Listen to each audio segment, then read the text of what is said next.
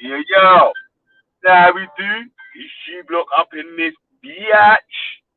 You hear me? You know we come through like fuck the police. Yeah. Jeez. Lord have his mercy. You hear me? Oh Lord have mercy, mercy, mercy. G blocking at the party, party, party. They can never watch me, watch me, watch me. Jeez. Lord. Yeah, man. Come on. We got all my Jamaican gang. Happy Independence Day. Yo, listen, yeah. I got a Jamaican Independence Day barbecue after work, B. Come on. You hear me? Pound of rice and pound of chicken, man. Yeah, I'm eating that. Yeah. Outside, man, like King H in the building, mate. Yeah, man. You know how we do. Outside my Jamaican gang, you know how we do. Yeah, man. But we gotta talk about this independence, man. We need to talk about it, man. Car. Yeah. It looks independent from the outside, but when you really look into it, boy, it's a bit of a different thing.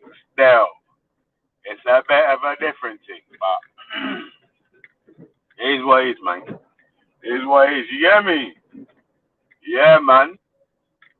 So you saw that little clip of Spice in a Jamaica gal. That, not YouTube Spicy, that was the dancehall artist, the queen of the dancehall. Yeah, queen of the dancehall. Yeah, that gal Spice. Yeah, man. Just me. Yeah, man. With J Block today, yeah? Jamaica Block. You hear me? Oh, man. One sec. Let me slide over and see what the chat say. You! Oh, man. Outside LB, yeah? Jeez. Cameron. Cameron. You know my Jamaican gang. Where's the Jamaican gang go at, man? You get me? Yeah, where's my Jamaican gang at, man? Uh, you know, like, we need to talk about this independence thing, man. Man,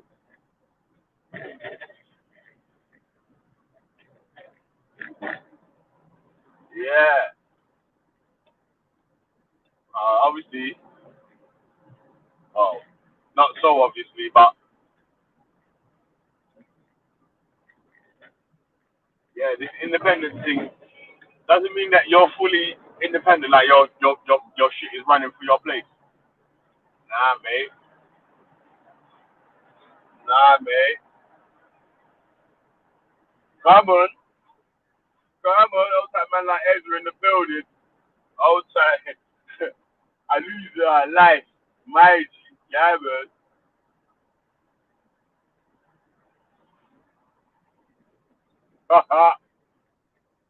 Yeah, man. Yeah, man. But, yo, what I'm saying though, yeah, I noticed a lot of don't do this same thing, yeah. Ah, shit, you the Agent Ned, yeah. Hello, Yo, hello. I just nipped on for 2 minutes. Uh, I'm there's a beef going on at the moment. It's not of my making. I don't mean to, but one of your mods is constantly timing me out. He's constantly calling me a racist. If if I respond in any way whatsoever, he times me out. James Jones. He's threatened to carve my face up. I have a screenshot of that, and I take that as a very serious threat. Um, I'm just letting you know that that's happening. And I know that James Jones is probably a really good friend of yours, and I'm sure that you're going to side with him. But I'm just letting you know that that is happening, and I've got screenshots to show that as well. That whenever I go onto chat, I can't go onto chat on your stream now because he will just bombard me with racist, racist, racist, racist. He doesn't provide any evidence. Okay. If I respond in any way, and I've actually been advised following his threat to carve my face up, right, that not to actually communicate with him because that's actually a very serious thing to actually. He may just think that that's banter, but that is actually a physical threat of violence to another human being, and we're adults, we're not children, right? And What? So, yeah, put the screenshot in the back so I can see it. Right, I'll tell you what. I can get that to you. The thing is it's on my that's on my laptop. Hold up. Alright, when you get your laptop, send me the screenshot so I can see it. Yeah. Well, right. I'll go away and I'll come back and I'll get it. But look, I know that he's a good friend of yours and he will side with you. But I'm just letting you know that is happening on your stream. And it's okay for a bit. It's okay for a bit of banter. It's okay for a bit of fun. But when you're actually making physical threats against somebody, that's a very different thing. I'll go away and I'll come back. All right. Yeah, man. So, yeah, big up my YG though, yeah. I would. I like Jimmy Jones. You hear me? The jailers. Yo, all right. Yeah, man. So, you hear me? You said Jamaica, land we love. Gee. Oh, man. Yeah. So I want to see that still.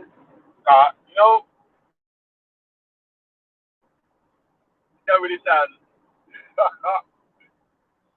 don't sound too right, man. Don't sound too right, man. You hear me? What's going on, All right, man. man? Going on, man? You hear me? Jamaican Independence Day today, biatch. Big up Jamaica. Really? Yeah, man. Come on. You made the world a better place, man. You hear me? Yeah, man. Yeah, big up yourself, brothers, man. Big up, Freddie. Come on. Come on, man. Another beautiful morning, innit? And it?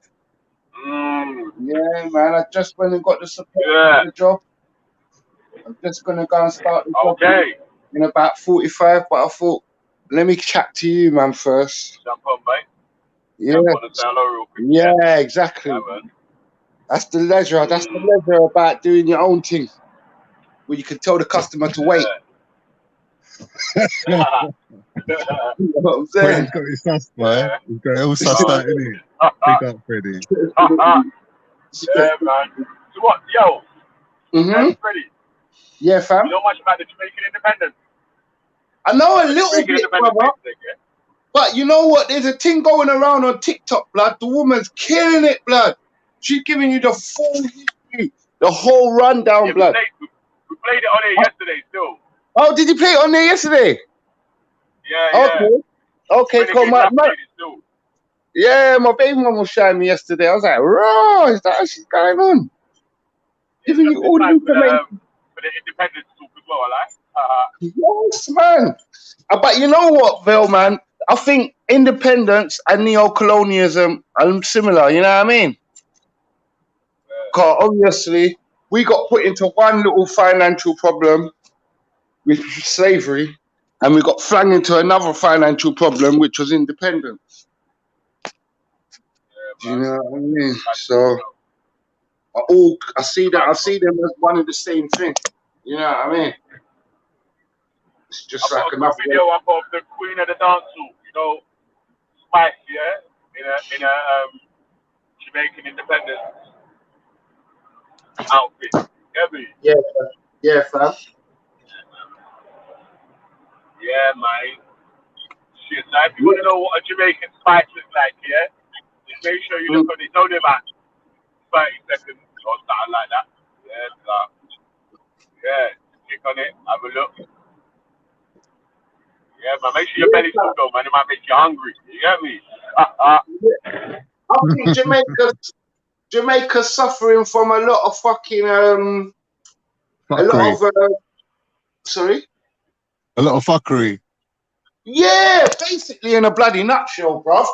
Because they're not allowed to. They don't own nothing. Like Jamaicans don't own nothing at the present. Do you know what I'm saying? No different from the English. Then they don't own nothing either.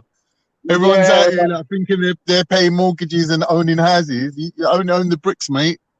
Yeah, they done a right number on the Jamaicans though, because most of their natural mineral resources, like they've got the best coffee in the world, Blue Mountain coffee, and none of it belongs to is them. that what you meant? You meant they don't own their things, like, yeah, their resources. I didn't know that. They got the raw materials for aluminium, which is bauxite, innit? They got tons and tons and tons of it, but they don't own shit. What they got in Jamaica? They got fucking aloe vera. They got fucking coffee. They got I swear they got a lot of, was it tin deposits or whatever? There's a lot of metals and minerals and that. Yeah, bauxite, man. But between us and India, we got the best tasting mangoes and fruit and veg, bro. Yeah, you can't fuck with them mangoes. Jamaica farm rice as well. They used to sell bananas before the fair trade come in. Which ones are the Jamaican ones? Banana industry, man. Is it which is the Jamaican brand? Is it Jiffy? Which one is it? I don't know more. Because there ain't no Jamaican owned brands. Even when you look at Tropical Sun and all that, I'm afraid an Asian person owns it. You know what I'm saying? No, that's not true, man. What are you talking about, man? What are you talking about? Tropical Sun is owned by nonsense, mate. Who's that Super King? Who's that Super Cat? Who's that Super Cat? Are you gonna keep saying that? Are you gonna keep saying that? It's the Wild Apache. It's Wild Apache. Calling the Wild Apache, man. Yeah, come on, man. But like, yo, that Tropical Sun is not a Jamaican company, though. It is an Indian company. Yeah. I used to work for them, Vel, so nice Indian company. You know what I'm saying? You work everywhere, boy. Hey, family, I've had every job under the sun. That's why I work for myself, fam. I've had every single job under the sun, fam. Kebabs up, mate. Yo, I'm going to make kebabs and West Indian food. I'm going to be the only one to do it. You know what? I'm going to be the only one to do kebabs. Make curry khichdi. Make curry khichdi. You don't know what curry khichdi is, bro. 1 minute, Shahid. 1 minute. Done a kebab, with jerk seasoning. That's what we need in the UK. Some fusion kebab. Hey, listen, Khan, my thing's different. You ain't tasted curry kebab and rice and peas. Big up that. I want that. I need that in my life. Yeah, but you never tasted curry Me and you khichdi, need man, to so open get that. out of here, man. Yeah. Coffee and dumpling. Coffee and dumpling. Coffee and dumpling. I'm ready. Different class, you know. We can do it, you know. We can do it, Khan. But yo, what I'm saying though, man. You know where Peckham Police Station is, yeah? Go on. You know where Peckham Police Station is? The East Street one. The East Street one. The one at East Street. Not the East Street one. The one before Peckham High Street, opposite the bus. No, I ain't never been arrested in that one yet. Yeah. Alright, so there's Peckham Police Station this day, yeah, but there's a Jamaican cap and a Jamaican and English tap on the corner, man. So what fusion? Nah, it's called Daphne's or something like that. I'm saying, do they mix the styles together to make like different food? Yeah. So they do that. Yeah. English breakfast and Jamaican style food as well. So what do they do there? What's good there? I know the spot you're talking about, man. Yeah. We do that. Yeah, man. Big up I the know place. the spot you're talking about, Biggs. Yeah. Hey, big up man like Ezra in the building, man. Yeah, man. Yeah, man. Every time. No, we got. Man. What you saying? You heard a man talking smack about Tropical Sun, yeah, and you thought, right, I want a blood clot.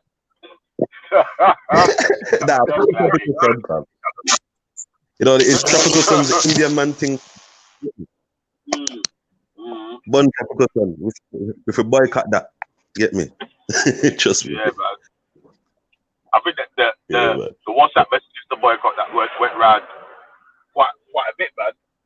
Right. When they told Ezra, When they told Ezra about Black Pound Day, it was like, it's Black Pound Day every fucking day. I lie. You gotta try. Isn't it? You gotta try, man. You know what it is? Like the more black pound days we have, yeah, the more black businesses all do better. Then we can compete with other like communities. When you know what I'm saying? Because like you have to have money to compete with the Asian man who's gonna be being food. You know what I'm saying? Like in Dudley Road, for example, in Smethwick, yeah, like all the Caribbean shops. If you want to go buy okra, yam, whatever, yeah. You get me? You can go to the black man, but it's things small, you get me, fam? Like, and it's expensive. So, like, he can't compete with them big boys there, you get me? We've got to make Black Pound Day. If everybody went and spent their money with my man, yeah, he wouldn't be able to compete the next month. You know what I'm saying? Big buy bear stock. Maybe play. Hey, family. Hey, Ez, you know the thing what I've always, you know the thing what I've always rated about fucking the Asian community, blood? Is how they feed themselves, blood. I've always respected that, blood. Because when you go into their not West Indian, when you go into their Indian shop, you can get something for 50p. You can get something for under £1. Like, when you go into the West Indian shop, there's nothing under £1 apart from salad.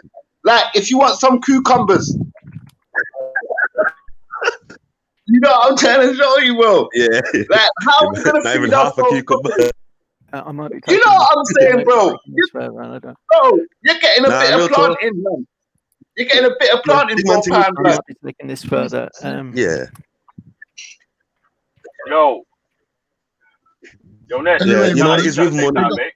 I've noticed Big with them up. Go on. Right. Come on, big up. Hold on a sec, man. Let me just quickly chat to Ned. Yo, Ned, what was you trying to say, mate? You got the screenshots for me, yeah? Yeah, I have. The thing is I don't want to discuss this in open chat in this forum here like this. It's not a game show. The thing is there a way for me to send this to you privately? Is there like a Google email address or something that I could send? Because I'm not going to make this a topic of sort of conversation for the delectation of your viewers. Ned, what's the problem today? No. I'm sorry, Fred. I'm not going to get. I'm talking with Veli. I'm not going to get involved in any conversation with other people. Yo, send me an email. Why you want it? Why you want it? Sorry. If there's going to be, why you want it? Look, I'm sorry. If it's going to be. Listen. Hold on a sec, Freddie. Let me tell me the email to send it to you. I want to see this. This paperwork. So, yeah. So send it to Velivision 5150@gmail.com. Sorry, just a second. I'm sorry. Belly Vision. Okay. Yep. 5150. Yep. @gmail.com. Yeah, and yo, anyone that's got any ideas for a question of the day or anything like that, yeah, email them to that email address as well, yeah. Can I just go through that again, Veli? It's velivision5150@gmail.com, yeah? That's right, mate. Yeah, thanks very much for that. I'm not going to get involved in a conversation. Thanks very much. Thanks for letting me on your show, man. What about your blood clot business, man? That man's a bit OCD, innit? I swear he's OCD. What? OCD. What's that? Obsessive compulsive. Oh, OCD. Yeah. I thought it was RCB. I was like, what's RCB?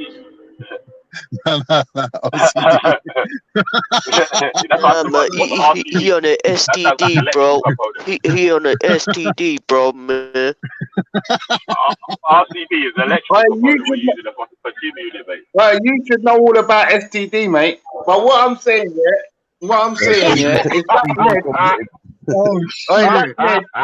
what you saying, bruv? You gave your wife STD, man. Shut up, man. Shut up. Hey, put this out. Go and look at wife first before you talk about females. Yeah. Shut up, man. You give your wife chocolate, man. You give your wife chocolate, man. Uncle Sui. You're not Uncle Sui. You're Uncle Sui. You're not Uncle Sui. You're not Uncle Sui. You're not Uncle Sui. You're not Uncle Sui. You're not Uncle Sui. You're the Cat Uncle man. Sui. You're the Uncle Sui. You're the Uncle Sui. You're the Uncle Sui. You're the Uncle Sui. You're the Uncle Sui. You're the Uncle Sui. You're the Uncle Sui. You're the Uncle Sui. You're the Uncle Sui.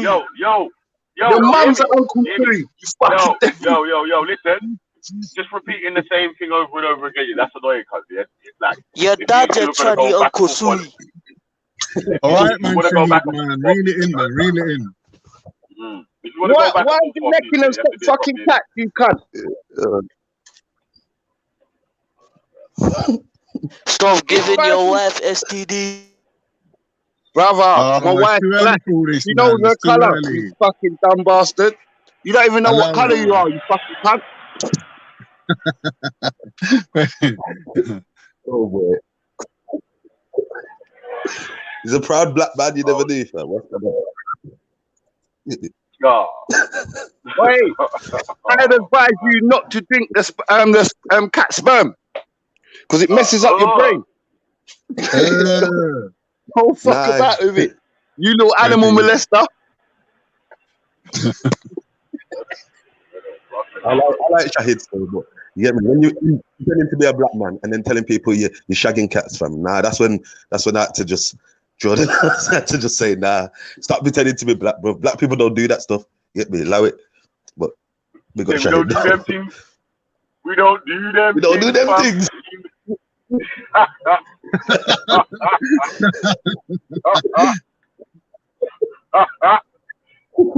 Bad thing.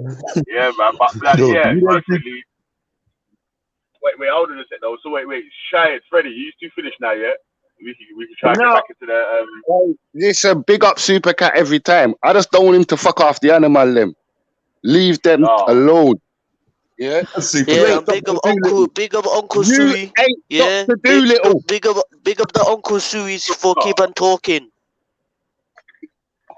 Big up your stinking mum. Come on, man. Come on. Call it a day now. That's enough now. Big up your dead grandmas. Oh, lit, man. All right. We're doing a line underneath it now, yeah. But you know, it's just gonna go fucking everyone. Now we're gonna start just crossing lines and lines and lines and lines in it, man. So, yeah. All right. Everyone's had a little bit of fun now. Man, but, yo, we're talking about the Jamaican Independence Day, yeah. How's Jamaica really independent? We spoke about this a little piece yesterday. Yes, Israel. What go on, Terry? Family. What go on? What's the big? Yeah, I did a show a couple weeks ago with the researcher Veron Shepherd from Jamaica. Yeah, and she broke all that down. So what was the breakdown of the independence thing that because majority of if you understand, even though they gave the independence, the Queen still owns that land. Yeah, so the Queen owns the Bank of Jamaica as well. Yeah, she owns the Bank of Jamaica, so it still has to correspond back to her. Go on, so it's owned by the Crown, isn't it? Yeah. The Crown. Yeah, Jamaica's still in debt. Yeah, even though it's supposed to be given independence, yeah, they still had us in economic flipping slavery. You know what I'm saying? Yeah. So like the biggest debt, bigger than anyone's debt. Independent. Yeah. Mad. Yeah, man. Like that. Like really and truly, like Jamaica should be. Britain's in debt to Jamaica, like Corbyn said. You get me? It was the jewel in the British crown. It's the crown jewel of the British crown. You know what I'm saying? And like, still no reparations, still in debt, still robbing us to this day. You get me? Did lady talk about the farming? How the farming industry got fucked over in Jamaica? Yeah, she even spoke about she spoke about the what's it called as well. She talked about the Tainos that were originally there that got wiped out completely. And this is why the British were able to have full control. in the fact of the land itself.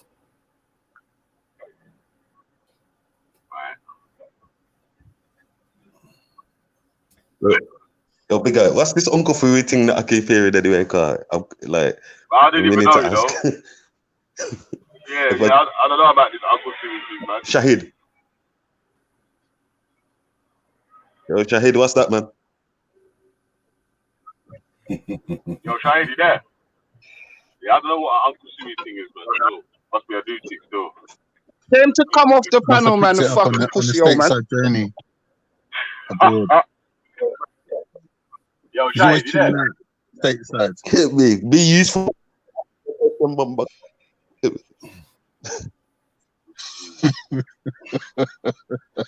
think it's a racist thing, you know. I got a black man. Get me. Do something constructive.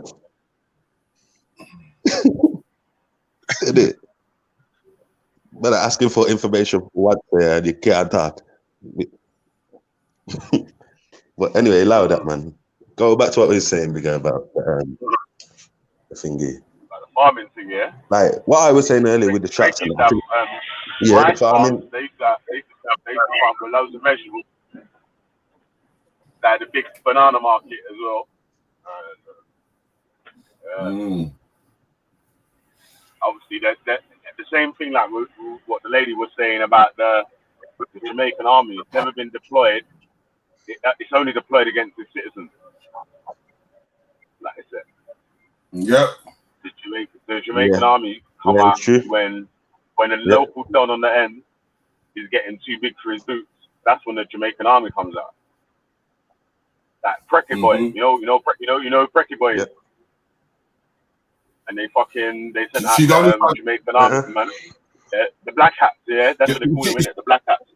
Yeah, the black hat come true. Yeah. But wait, hold on, yeah.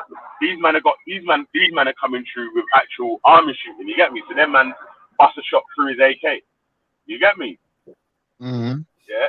So yeah. See, the only time Jamaica's army actually come out is when they fight when they fight with the British. Say that again, sorry? I said the only time Jamaican army comes out is when Britain asks for allegiance. Yeah. Nah, I think it has to get. I think the Jamaican army, before it gets deployed, it has to get permission from the Queen, Ezra. You have to get before they went to do any of the missions, they have to get permission from the UK. It's part of the training. Yeah, I hear you, but what I'm saying is, in an unruly stage, we like aligned ourselves with Cuba and Fidel, you get me? And Fidel propped up the army. You know how much schools in Jamaica Castro built for? You get me? Like, when we was with them, man, you know what I'm saying? And like, our army, when Fidel sending armies around the world, because when Castro sending armies around the world to Angola, to Blood Clot, what do you call it now? Bolivia and all them places, So when he's sending these army guys, he's bringing people from Jamaica and the islands as well. You know, we weren't just Cubans. Get me? We was with him. You know what I'm saying. See, when the British went to Afghanistan, a few of my brethren went through the British Army. Okay. Yeah. Because it's a form of training. Like Jamaicans join the British Army. Huh? Yeah. Yeah, they're not actually with the definitely. It's like army for hire kind of thing. For training. Yeah. Mm-hmm. It's true still. Right. I know one big man that was in the British Army. I went in a Turkish shop one time and there was this Kurdish man in there. Obviously it's a Kurdish shop. But anyway, long story short, he's getting that when he was younger, he was with the PKK and the terrorists and that. He goes, he got trained up in South America by the IRA. I was like, what? Yeah, it was telling me that they got training camps in South America and they got IRA man in there, ex-IRA man in there that was training them. So these international kind of like militias. It's a massive industry. Mm-hmm. And a lot of them were caught in when the Turks were going into Syria as well, and they told them, listen, you better withdraw your Americans, otherwise they're gonna get gunshot. They were like, wait, we've got a lot of British people amongst the Kurdish thingy, the terrorists, like the YPG and the PKK and that. So, you know, like, you don't know who you're fighting really. But they give him 2 weeks in it. There was that clear out your boys in it. We're coming in. So they give him 2 weeks, and America withdrew. They took out the British infiltrators as well, and then the Turks went in. So, you know, it's a dark world. I can say Jamaica. The only thing they do good for their people. Some secret thing. Some Jason Bourne's running around. You see, the only thing they do good for their people is tourism. Everything else, and then that's. I wouldn't be surprised if Fidel and them was doing that as well. That's like the flux. Who controls? Yeah, that's what I'm saying. Spanish people. Hey, that's like the flux room. Because they got the most. The hotels in Jamaica are built with illegal money. Yeah, Spanish people built them. That's what I'm saying. By fucking multinational gangsters. Yeah, definitely, man.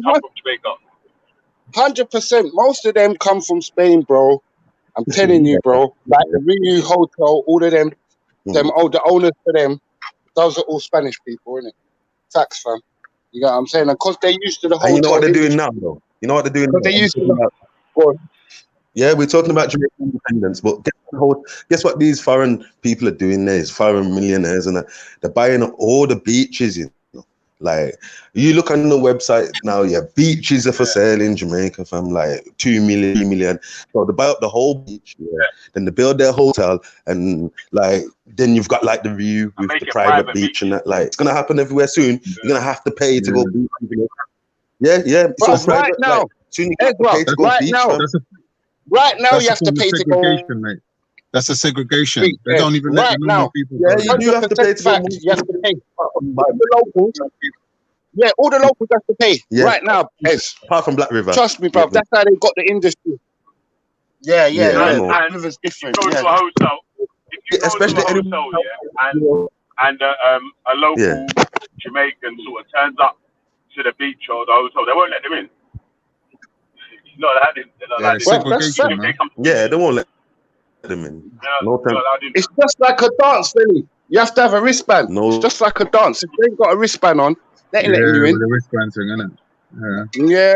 I went to hotel, my cousins come to link me, and I was like, come from the guy on the beach or whatever in the pool and all that, already went to row. They was like, you can't bring visitors in. Like, what? You can't bring visitors in. Brother, I was giving the hotel staff their tips, innit? So any visitors I brought in Rasta men that were hungry. They're like hungry Rasta men. I was like, don't bring your drum though, because it's gonna look hot. But just walking, normal. You got don't bring your drum. You want. Grab everything you want and cut. You can buy a spliff on the beach with me, anything you want to do. I gotta show you, that was happening, man. Big and serious, bro. You're going for people on the road and bring them in, or with teeth in the hotel drinks, and just issuing them out on the road. I listen, man was doing the thing. When my sister got married, like one sec, fam. When my sister got married, she had to pay. Go on. Now go on, fam. Now go on. I was gonna say something. Yo, Biggs. Yeah, go. I was just saying, Now, say my sister got married. Okay. And I saw it. I'm saying, in my sister got married in Negril, innit? And all the family that wanted to come to the wedding, she had to pay £50 a head for. You know what I'm saying? Like £50 for each person, you know.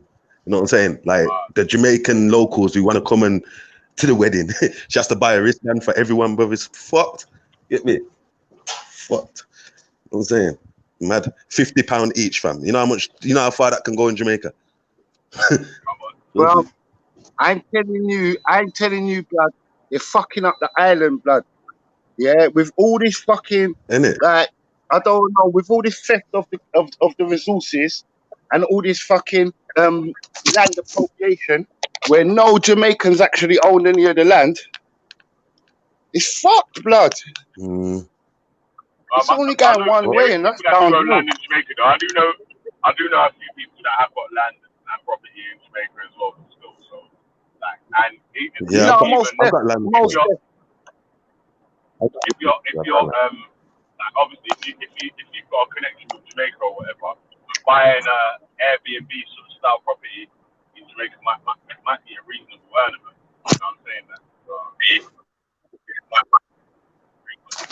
Well, don't get me wrong. There's some people with money in it, but I'm saying it's outnumbered. In it, there should be many more black business owners, many more hotel franchise people. There should be like a black hotel that franchise, and we all know about it in Jamaica. You know what I'm saying? And we know that that's black owned. And every time, you know what I'm saying? When you go there, you're gonna see Buju in the lobby, and you know what I'm saying? Like basic shit. Like, we ain't got none of that. Yeah. Like, you know what I mean? Them man? Why do the people like Buju, people like fucking Capleton, all the bigger man them?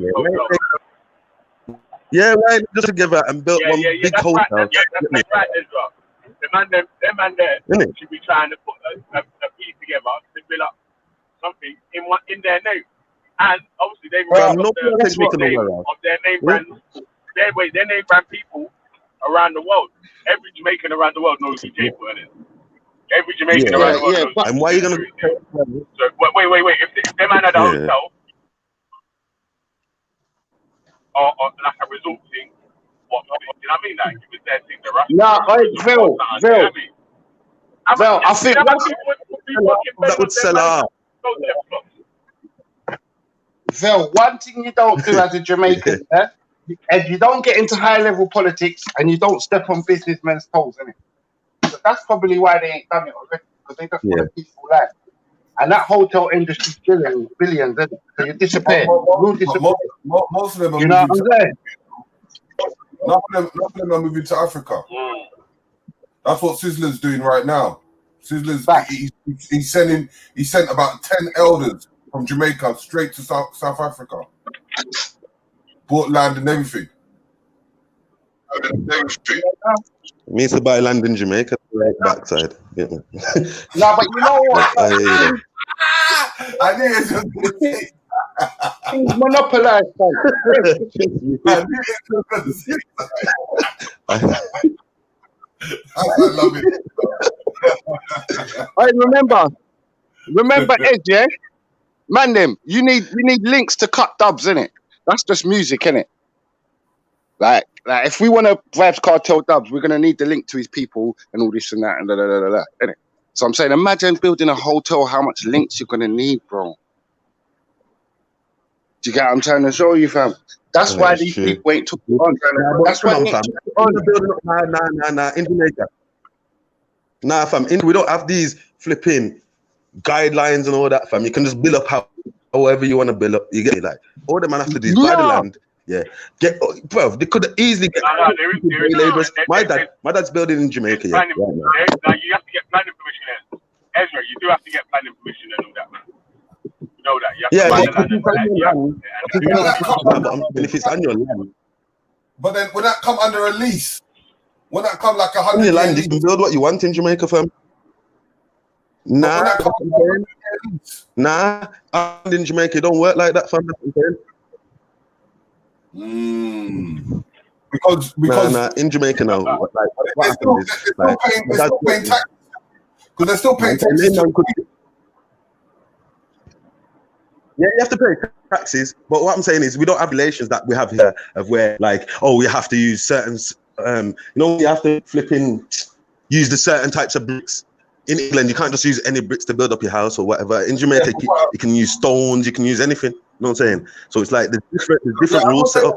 All them man have to do, basically, all I'm saying is, if them big all come together now, and put our money together, they could get day labourers for change. I'm talking like change £8 a day, UK. That's a good day wage for, you know what I'm saying? That's a good day wage for Jamaican. Yeah. So think of it, they could build up some foundations, build up walls, or they could even ask for investment if they ain't got enough money. Like But they could do it, fam. And if who's gonna go to the roof if you're gonna? Yeah, it's up, but they'll still have to go to the bank. Yeah, man. No one ain't going roof if Sizzler's open. Why? But there's a few people that have guest house. Why? Like, they might not have the big name brand hotels, but local people own guest houses and stuff like that. You know what I'm saying? Yeah. Like, so they might have like a 7-bedroom house loads of them where they rent out different rooms and do breakfast, and it's obviously doing quite well because it's like an internal industry where someone from Kingston might want to go to Montego Bay, and then they'll go to a guest house because obviously the hotels will be expensive or whatever, innit? Yeah, they don't stay in hotels over there. And then the Airbnb thing. Exactly. And look, if normal people. You can buy a property in Jamaica. See, you can buy a property in Algeria or whatever, for about 50 grand UK, and Airbnb it, and probably like, you know what I'm saying? Obviously, the price of the property is going to go up, and it's constantly going to be paying itself off as well. Make money, exactly. Yeah, man, exactly. And look, normal people. One second. Yeah, I'm just saying, if normal people can buy these guest houses, like obviously they're not that rich, but like bigger knows there's some beautiful guest houses out there, beautiful mansion-looking places. You know what I'm saying? So if regular people can do that, imagine what the big influential people, the artists, this and that, if they came together, they could build a Ryu, fam. Easy. You know what I'm saying? You know what it is, and who would go anywhere else if there's a phone? Ed, listen, yeah? You see Barrett Hammond? Now how much shoes he's got. Like, he's broke. Like, he signed a bad contract on his record label. Enough of the artists signed bad contracts on their record labels. So enough of them man have got big names, but they're broke, bro. Yeah, you still got to pay a property tax. Yeah. So, but it's true, but it's not that much though. No. But that property. See, once you got the property tax, you can do whatever you like, and because they said that you could have you can as a foreigner will have the same rights as someone that as a citizen in buying real estate. Yep. Get me, and that's the thing. It's like, but it's not gonna work out for long. Like, trust me, somebody will just come into power. Yeah, the Jamaican people are having enough. And then someone into power, and then that's it. All this gets shut down, bro. So I ain't watching nothing, man. When people have enough, they have had enough of it, and it's not gonna be no joke thing. The Chinese trying to do their thing. That's not gonna work in Jamaica. Look already. You get me? They started to have enough. People are starting to know already. This Jamaica ain't the place for this shit. Trust me, allow it. There was a bit of a beef going on there, in Jamaica about the Chinese people fucking eating donkeys and shit, man. Man are licking down donkeys. Couple local man was having beef with man and shit, bro. Trust me. You know, in Cyprus, the donkeys is a protected species, isn't it? Like, no one's allowed to kill them or touch them. In where? In Cyprus, the donkeys are a protected species because they're, I think they're originally Egyptian donkeys, long leg ones. So they're protected.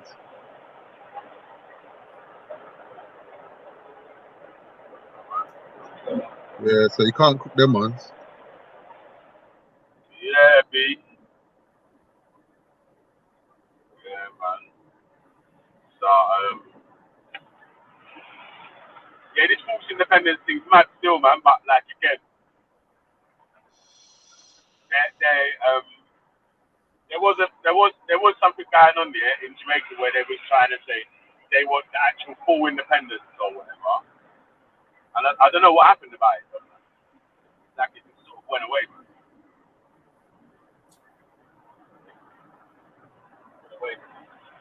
Right now, Jamaica's spending twice the amount on its IMF debt than it is on its education.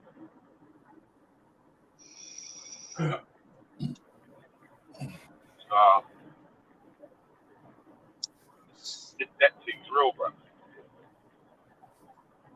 So Chinese are chefing up the Jamaican donkeys. That's fuckery, bro. That's the national thing, isn't it? The national resources, and they're just chopping them up. That's crazy. They can't be allowed to do that. What's gonna happen when you run out of donkeys? Then you're fucked. That's mad. That's like coming to England and trying to fucking kebab up a swan. They won't let you do that. Chinese will eat anything, bro. I used to have a mate, yeah, he used to catch fish in the River Lee and he used to sell it to the Chinese shop. And they used to sell it in the takeaway. One it's a double-edged sword with the Chinese in Jamaica, yeah, because they built good highways in Jamaica. But again, the local Jamaican engineers ain't learning off the people that's coming to do the foreign. They should make it a scheme where if you're gonna have foreign investors build structural buildings in your country, you should make sure that there's an obligation to train up the population. Yeah, engineers, local engineers, and local labour being used so they can maintain the building and then do further work after. You get me? Yeah. Chinese are smart though. They won't do that. They always send their own workers, innit? They do that everywhere. Yeah, but it's up to the country that's making the deal with the foreign investors, innit? Like they need to make that as part of what they're doing, innit? Like, right, yeah. If we're gonna do that deal, we want this included in it, because really and truly, you shouldn't be having to get people from quite across the world coming to build your roads and government buildings and everything. That's mad. It's true. And your own people are there unemployed. That's fucked up. But that's why the Chinese give so much money to make you in debt that you have no choice. Yeah. Yeah, but you do have a choice, though. There is a choice. You know, yeah, but if a government's looking at and they're desperate and they need money, then it goes into the Chinese clause that if we're coming over here, we're coming with 5,000 workers. Yeah, they got to stop all that. But at the same time, yeah, it's up to you to say, stand strong. You need to stand firm on your deal and say, nah. Obviously, if we're gonna accept so and so, wait, let me finish here. But if we're gonna accept so and so loan fees for building so and so roads or whatever, we want local people learning the skills of how to maintain the road. So we want them to work with you as well. You get me? Like you have to we want it at least 50-50, like so, or at least 60-50. So we've got we got people working underneath the skilled workers, learning the materials that's actually used to maintain good roads, the techniques used to lay straight roads or roads that can be maintained for a long time. You know what I'm saying? Yeah, to make it sustainable. Because if you're making roads, there's roads with massive potholes in Jamaica. Terry, yeah, there's roads. Massive potholes in Jamaica, and it's something that local Jamaicans complain about, yeah. Wait, yeah. It's something that local Jamaicans complain about, yeah. And then when they repave the road, the same hole comes back up and then gets bigger. So it's like whatever material they're using and the fucking techniques they're using is already shit. So if someone else is coming in to have to do it, you need to learn the fucking good way. So you can drop out the shit technique and install the good. Yeah, but you see, Veli. Yeah, definitely. So say I'm doing plumbing work, yeah, and it's taking me 3 weeks to install a fucking tap, yeah, and it's taking someone 20 minutes, yeah, to fucking install a tap, yeah. I need to learn off the guy that's taking 20 minutes, bro. Yeah, but Veli. And the shit's still leaking. Veli, if you're paying for it, yes, fair enough. But if you're not paying for it, they're giving you money to come into your lands and bribing your MPs and telling you that we're going to give you this amount of money. Are you going to take it or not? It's the bribery, isn't it? That's what it is. It's the bribery. Yo. Man, are making it too. Listen, we always do this with our people, yeah? We give them easy excuses, yeah, to get out of the fuckery. That's fuckery, but what you saying that man can come over and say, yo, hear what I'm saying, yeah? We're going to put people in to do this thing, yeah? But we're going to pay you a side money, yeah? So the rest of the people on the island are still fucked up, yeah? And you're going to say, yeah, all right, that's cool. But Benny, they're paying you. Yeah, but Benny, they're paying you. This is the corruption. They're paying you. Yeah, if you was paying them for the job, if you was paying them for the job, then you can get your own people to do the job. But because they don't have no money, these Chinese will come along with their big pocket and bribe. And then a man in the government's going to look. What? Nah, but you know what it is, Terry? Huh? Nah, but Terry, you know what it is? Like, this is where Bigger would write, yeah, where he says, really, if Jamaica and other black nations were smart, yeah, what they would do is say, look, yeah, okay, then you can build the road, yeah. You can bring half of the workforce can be yours, but you're gonna have to train the other half of our people, yeah, and then that's it. You know what I'm saying? So Jamaica is getting a road out of it, and they're getting trained on road building. Ezra, that's never going to happen. Why the fuck would you turn your best customer into your business partner? That don't add up. If I got a customer, you stay as a customer forever. What I'm saying is, it's about Jamaica. No, but what I'm saying is Jamaica has to be smart and strong and say, look, yes, you can come here, you can make your money. As I said to you, Ezra, I get all that, yeah, right? No, all I was just saying is I understand all that. You know, the issue is if Jamaica had the money to pay for people to come in, yeah, it would be fine. But when a man is offering you a massive loan, yeah, he becomes the dictator. Yeah. But that's why I'm saying we have to stop that. We have to negotiate smarter. We have to negotiate smarter and tell them, look, we're not having that's it. That's right, Ezra. You need to negotiate the deals better, or the loan terms better, so at least your local people are able to maintain the blood clot shit what they're installing. How are you gonna? But wait. How can we not blame the people that's taking the deals? Yeah, if they're offering bad deals, what? Okay, but then Benny, if they turn around and say, listen, yeah. If I offer you, £1 million, to fucking just take the piss on your end, yeah, you're gonna be alright. I'm gonna give you £1 million, yeah, but the rest of your end is gonna be fucked, yeah, or whatever, or still be broke, or no one's gonna be able to get no jobs, or they're still gonna be in the same position, but there's gonna be a nice new road going through the middle of your end, yeah. It's like, whose fault is it whether they fucking take the deal or not?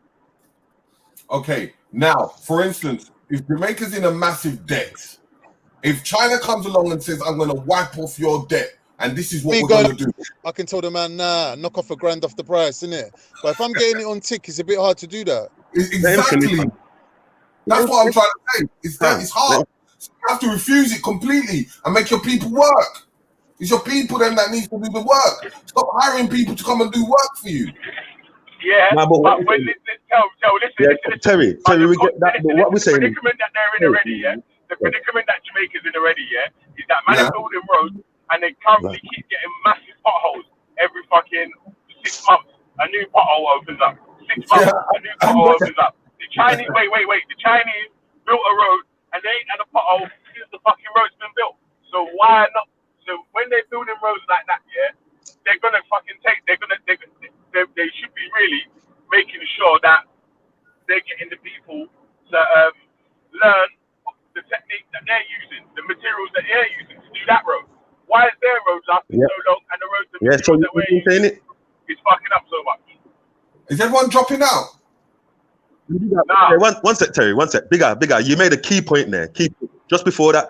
Yeah, and it's the maintenance thing. If we're not getting trained on, if we're not gonna get trained on how to build the road, like with them, if they're not gonna come and train the locals on how they're doing it, how the hell are we gonna maintain it? That means that we're gonna have to keep them there, and keep bringing them back to maintain the roads because we don't know how to do it. It's dead. It don't make sense. Like if you're gonna negotiate smart, you're gonna tell them you're gonna have to train our people, just like okay then, just like the thingies do, like the Arabs and that, when America comes into their country to fight, they'll say, no, you train us and we'll go fight in it. That's what I'm saying. That's what we should be doing. Look, train, you can build the road in Jamaica, you can make money from the toll road, that's fine. But you're gonna train our people, and we can go and build our own roads, and that's that. You get me? Like that's what just gotta be smarter. But that's what I'm trying to say is that they should create a fund in sending certain people, because it's not like we don't have people from Jamaica that does builds properties and roads and things over here. So it would make sense to train some people to train the trainer. So instead of getting these loans from these Chinese, we don't need their help, because all they're gonna do is bring money and then bring a population to reside in that island. That's all they do. Big man thing, Jamaican road building. Now, you know what it is though?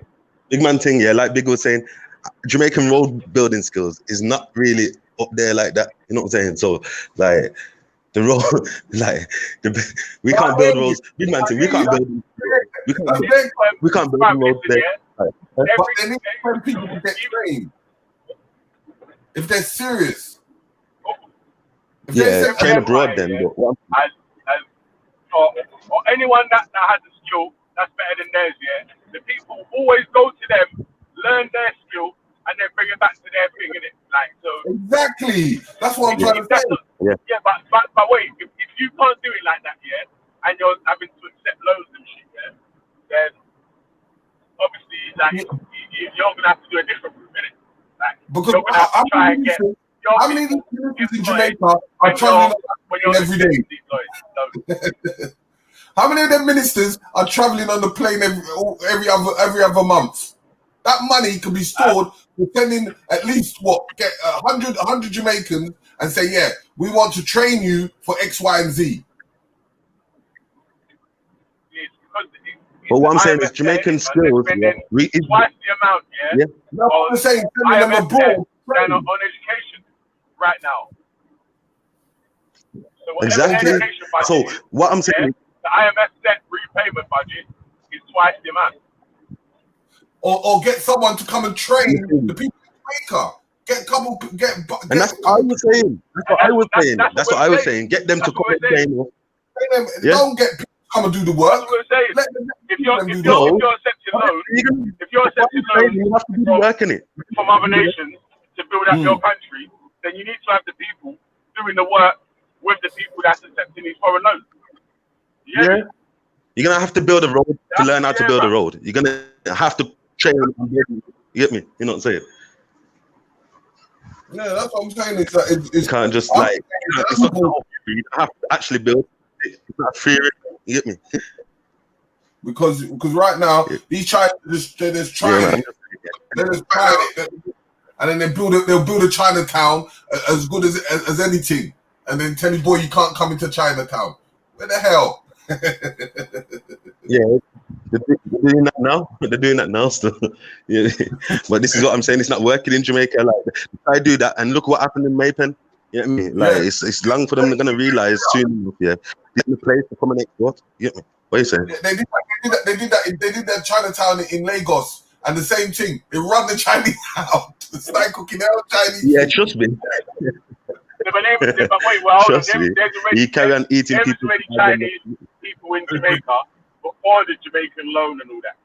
Before the Chinese roads were getting built and whatever.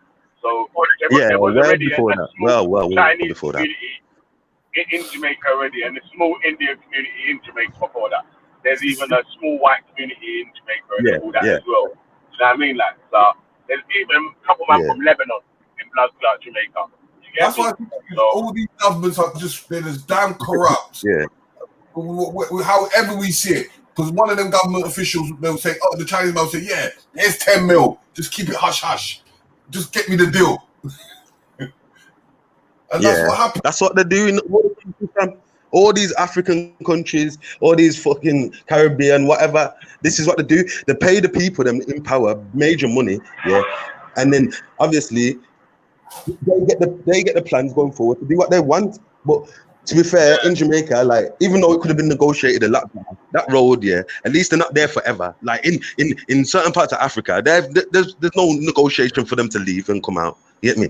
Like at least now with this road, this toll road that they've built, I think it's like 15 years. They make money from it, and after that, it's dead. It's done for you. That's our money now. You know what I'm saying? So like, them kind of negotiations just have to be more solid. You get me? And have to make sure it's going to benefit the people, them. And then cool, that's fine because they've got money to spend in it. They've got money. We don't have money. We're major debt.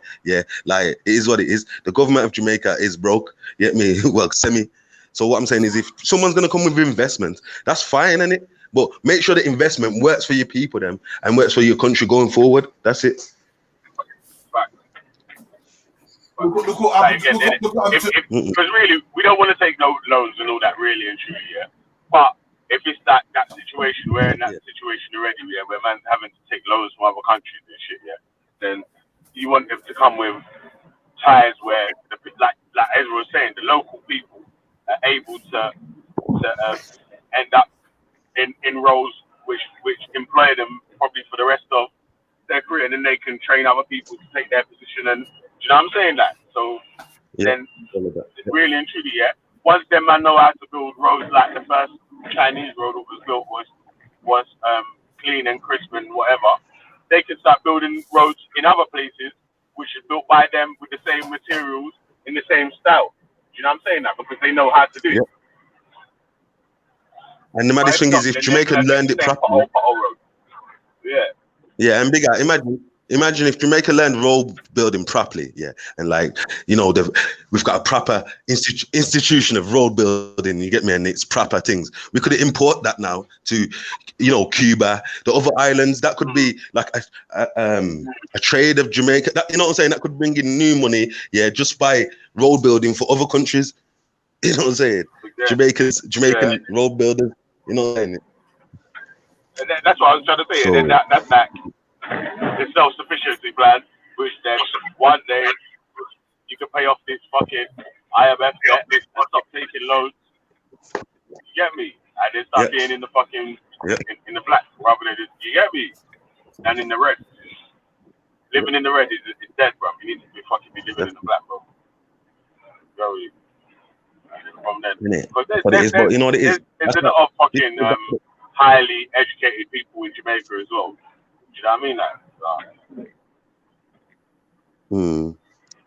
Once you get to that level, that's the thing I've noticed, and it's there. Like, I feel like enough black people have got the right intentions, and they start off with, you get the right ideas, and they get to that certain level, and it's like, get me? The rubbing shoulders now with different people. You know what I'm saying? Not the ghetto people that they used to. Now they start rubbing shoulders with Nixon and this and that, and like things always change, man. Their mentality always changes. Is it, bro? I understand that though, bro, because you can't stay the same. You think you're the same, but you can't stay the same forever. You know what I'm saying? You're not the same fucking 10-year-old Ezra. True. When you know what I'm saying? So things do change, isn't it? Like, but your principles and your morals or whatever, and sort of still heading in the same sort of direction. Like, not just that man's able to buy you off. Yeah.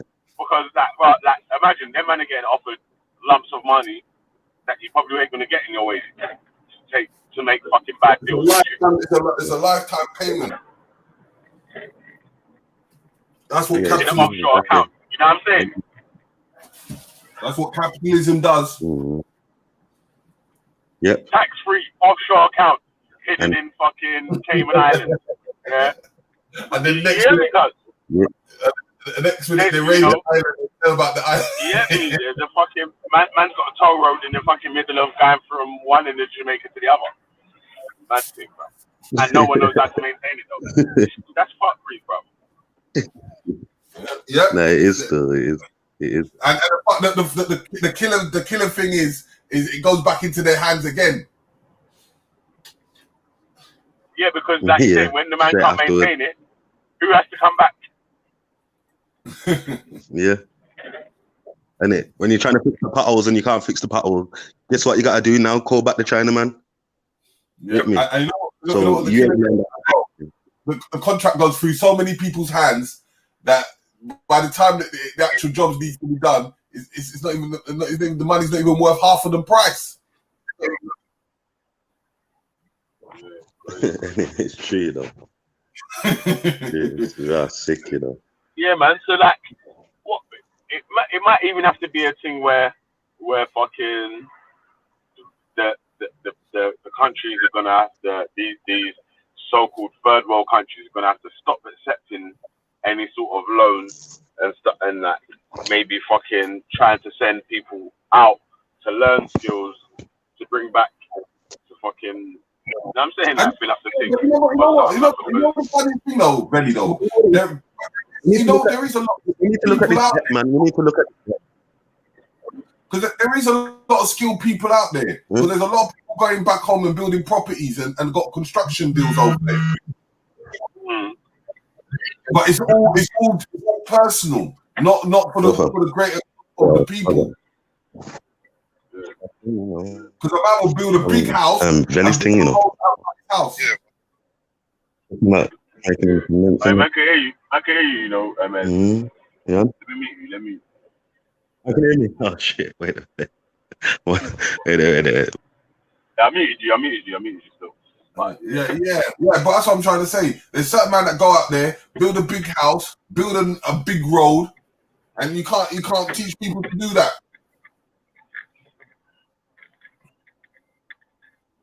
Yeah, it's mad, man. It's the morals. The morals is so mixed. I got two guys. The reparations, the head of reparations, and the assistant coming on next week Saturday. Not this weekend. Next weekend after. So during that event, I'm gonna ask them the questions because you know there's certain things that needs to be opened up.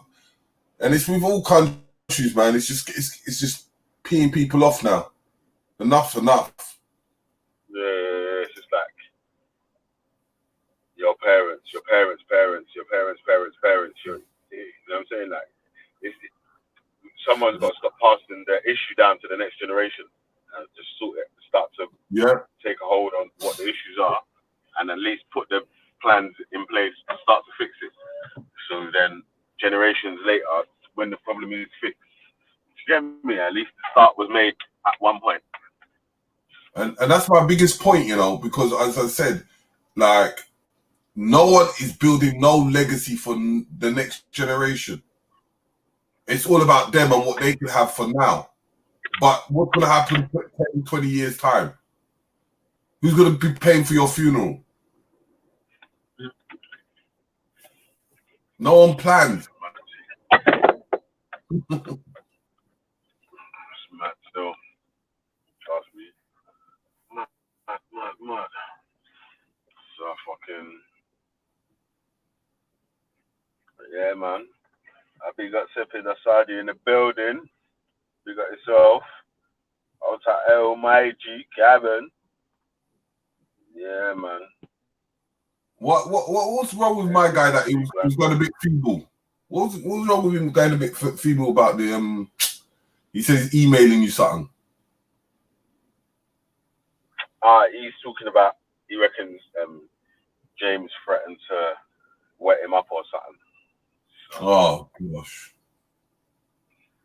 What Jones? What Jones here has that. Why is all this? Yeah, that was sound right, black man. Like James Jones telling man he's gonna wet them up and I don't get it. You know, it's too much. They say they're gonna kill him rather than him say he's gonna kill people. Hello? This thing is going too far. You know, trust me. Sometimes I just wonder if there's infiltrators now. Yeah, says he's gonna kill anyone. So I ain't even say he's gonna bang out anyone. Flying around. You know what I mean? We're gonna have to start asking for credentials. Bad take. If you haven't seen them, they're not allowed on panel. Oh, I didn't even see Buddha in the back chat, man. Huh? I didn't even see Buddha in the back chat, man. Fucking, he was in the back chat a little while ago, man. Yeah, man. So I might think there's still, you know what I mean? Around that Jamaica Independence Day. Because you know what it is? I just start to see a lot of things, like the way people are attacking, and it's like it's personal, and just to discredit you or to divert you, it's too much.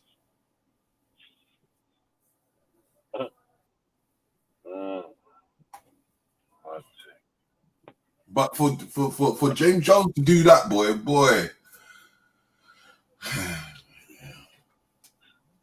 I'll just start getting people to come in there and start interrogating.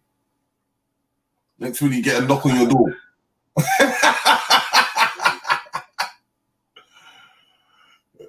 Your name, Mr. Jones.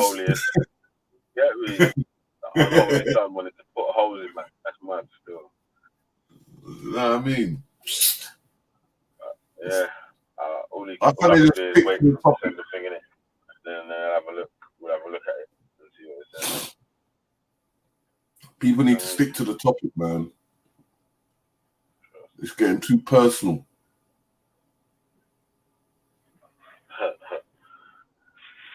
Yeah, man. That's how it goes, though, cars, man. You know how it goes, man. Like,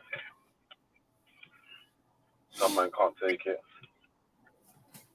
You know, and pure negative thing for that Forever Family thing, you know. I haven't seen so much negativity. It's that's good though, man. That's good because if people that are hating on the thing really was like, oh, look how that's so nice, that Forever Family, then like, you get me, like, right, you might have been doing something wrong, man. You know that you're doing something right. Then if people that didn't rate the thing anyway are talking about how much it's just air quotes scared or whatever. I'm just laughing because it's like having an outdoor event, yeah, and having stewards. What's the difference? Well, you got scared because they were marching down.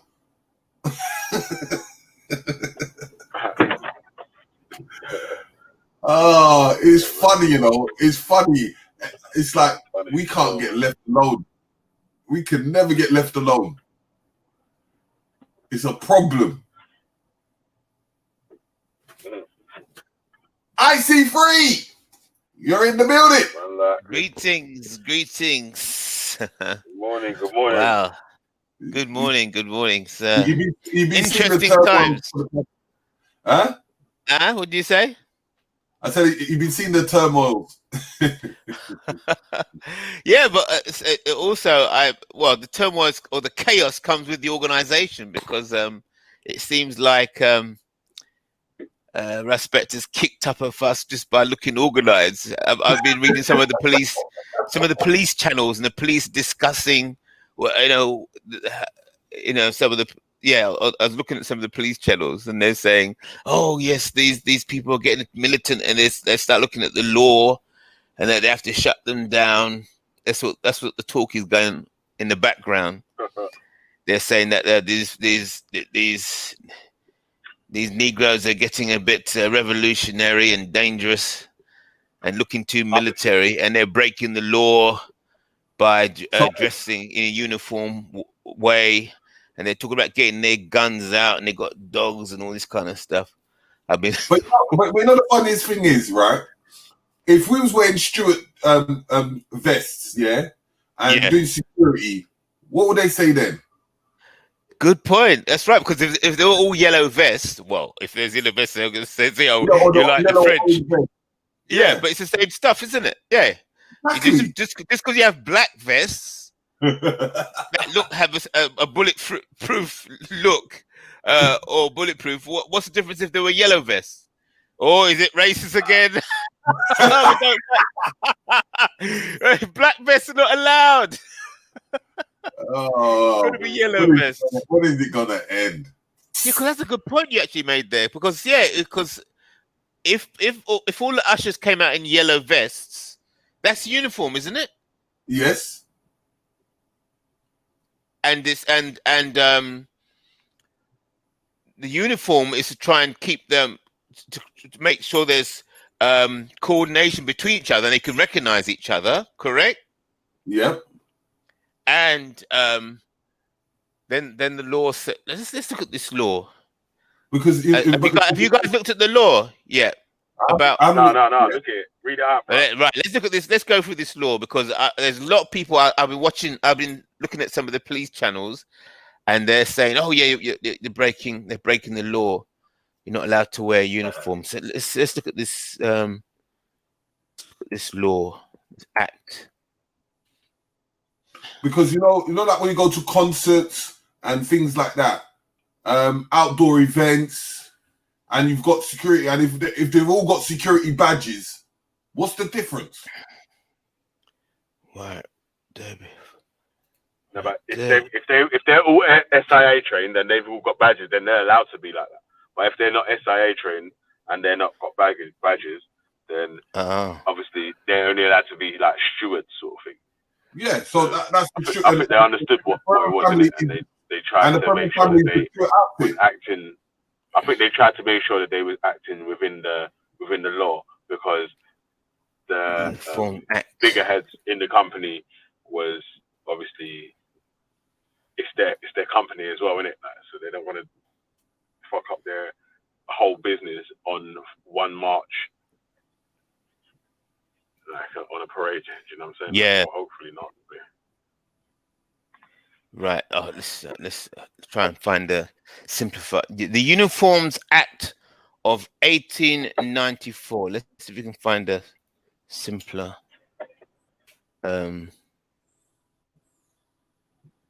Uniform Act.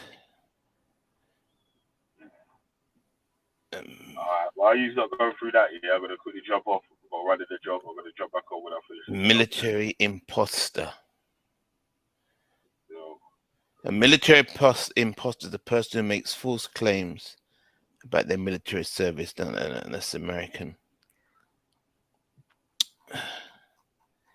The Uniform Act of 1884.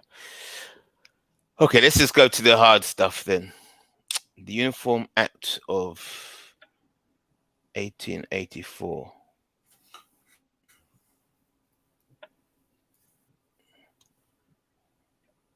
You know what would be good is to look at the Uniform Act for security for a security firm. What is this? Oh, right. But if you're go on. Yeah, if you're a security firm, then there'll be regulations for a security firm. But I don't think respects from putting together a security firm. He's just because half of the guys I knew that were with him are security. They work on doors. Right. But I was looking at the Respects company. He's not registered as a security firm because all this information has been dug up by the Times and so on, and that they're saying that this Forever Family Force, is it legal and so on. So they've just been digging in. So I've just been following what they've been saying, and it's the same format as when you're doing security as Nation of Islam. Oh, right. But when Nation of Islam does security, are all of the people qualified security and licensed security people? Let me just search. Let me see, Forever Family. There's enough written about Forever Family to enough stuff's been kicked up. So let's start with the Have you been reading the news? What they've been saying about them? I haven't really dug into it, but I've just been seeing the visuals, and it's just crazy. No, you want to get into the stuff now. Whoa. Look at this. The Times. I don't know if they'll let me. Black Lives Matter. Brixton protesters in fatigues mark end of slavery. This is the Times now. Very serious newspaper. Mm-hmm. So they've got a picture of Respect there with a lot of these people. And the title is Black Lives Matter. Brixton protesters in fatigues mark end of slavery. Right, so that's the heading. This is the Times now. The Forever Family protest in South London passed peacefully, said police. Carrie Mackenzie, right, I think it must be Respect, a director of the movement, called for a happy event. It's the Times I'm reading now. Protesters in combat vests labelled FF Force staged a peaceful event in South London organised by an anti-violent campaigner and rapper.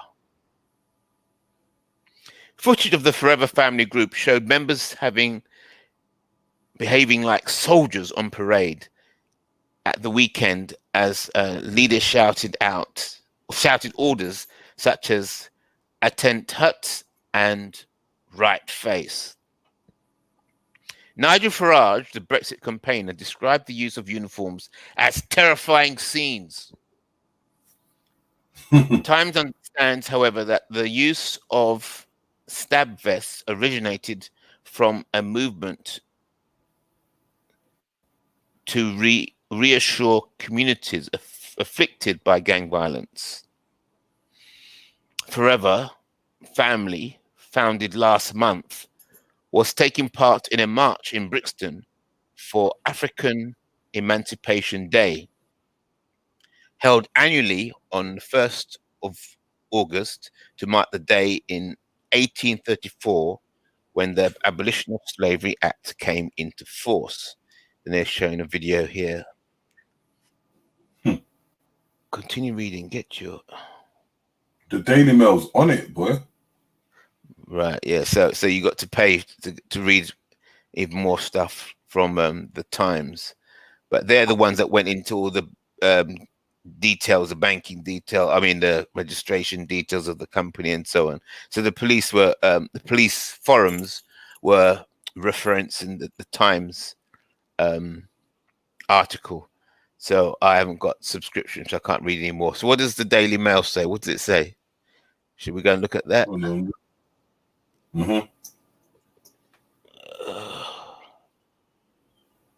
Forever Family.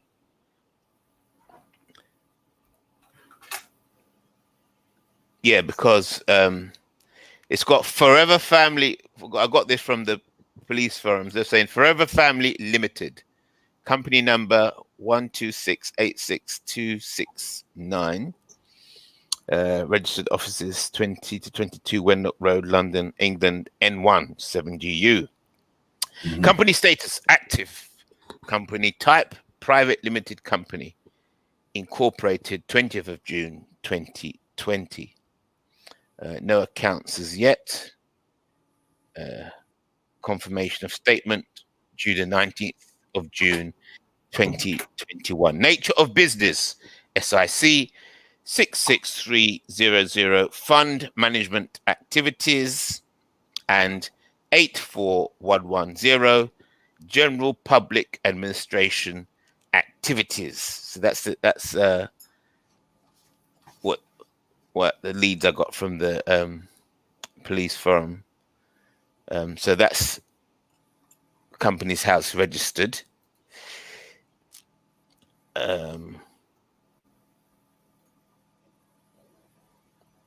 Then so it's interesting to see what people are saying in the background. It's the Daily Mail. Can you read Daily Mails, or should I try and read it here? I don't know if, yeah. Who are Forever Family? Good question. Okay. 1 minute, So, 1 minute. We're just reading something. Yeah. Daily Mail Online. Who are Forever Family, the secretive British protest group with uniforms, body armor, walkie-talkies, and military-style drills who resemble the Black Panther movement in the battle against racism? So that's the heading. Organization Forever Family aims to support and centralize community groups. 2. Members resembled the Black Panther revolutionary activists of the 1960s America. 3. Videos showed groups stood in rows and following orders in military-style drill. 4. March marked 186th anniversary of Day Abolition of Slavery Act came into force. Right. The article. Wearing what appeared to be stab vests and military-style black uniforms, demonstrators marched through London yesterday demanding Britain make amends for generations of African slavery. The peaceful protests saw a number of small action groups coming together to bring Brixton to a standstill, but it was the little-known Forever Family group that made the most striking impact. The organization, whose social media accounts are mostly set to private, aims to centralize community groups in a bid to support like-minded organizations. A promotional video shared by the group, whose members resembled the Black Panther revolutionary activists of the 1960s America in yesterday's protests, states that they are united in the battle against racism, inequality, and injustice. At least one marcher wore a balaclava, while others carried black flags and walkie-talkies. It is unclear how the group are funded, but they have been described as a black-owned business and accepts donations from the public. Their company values are listed as integrity, transparency, and accountability, suggesting they have a business or military approach to their work. And it's got a picture wearing so many contradictions in the article. Wearing I know it's strange. Wearing what appeared to be stab vests with military-style black uniforms, demonstrators marched through London yesterday, demanding Britain make amends for generations of African slavery. Hey, One of the protesters was wearing a balaclava. He was marching. Let me see. Yeah, that would be helpful. I think Veli has to prove that, doesn't he? Yeah, I think so. I think, yeah, it's all no, but it's all full of. There's so many pictures and stuff popping up and adverts and stuff. It's just like it's like a mess. You need an ad blocker. I'm trying to. Yeah, that's right. It's just too much going on. So I'm just trying to read the little bit of text between all the pictures and the adverts and all this stuff. Grassroots organizations, Forever Family aims to centralize community groups in a bid to support like-minded organizations according to its promotional material. Forever Family members resembled the Black Panther revolutionary activists of 1960s America. Right, where's more detailed? Yeah, multiple videos show the group assembled in rows and following orders in a military-style drill. The demonstrators can be seen raising their fists in the air, an action synonymous with the Black Lives Matter movement. Another clip shows rows of male group members shouting "Lionesses" before saluting. It's interesting.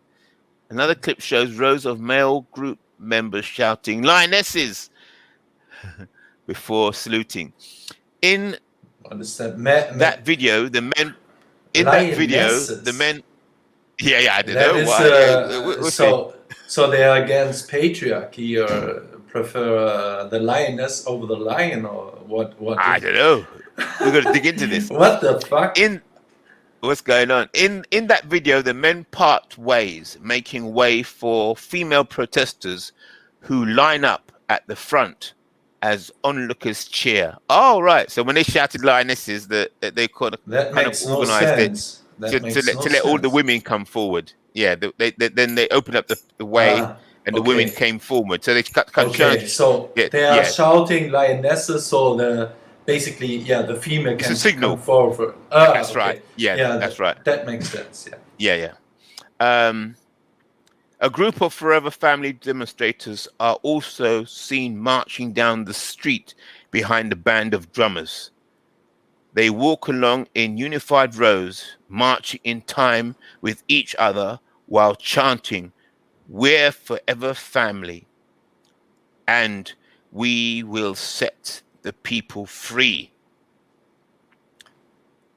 A woman with a megaphone yells, "I don't know what you've been told, and family is taking back our turf,"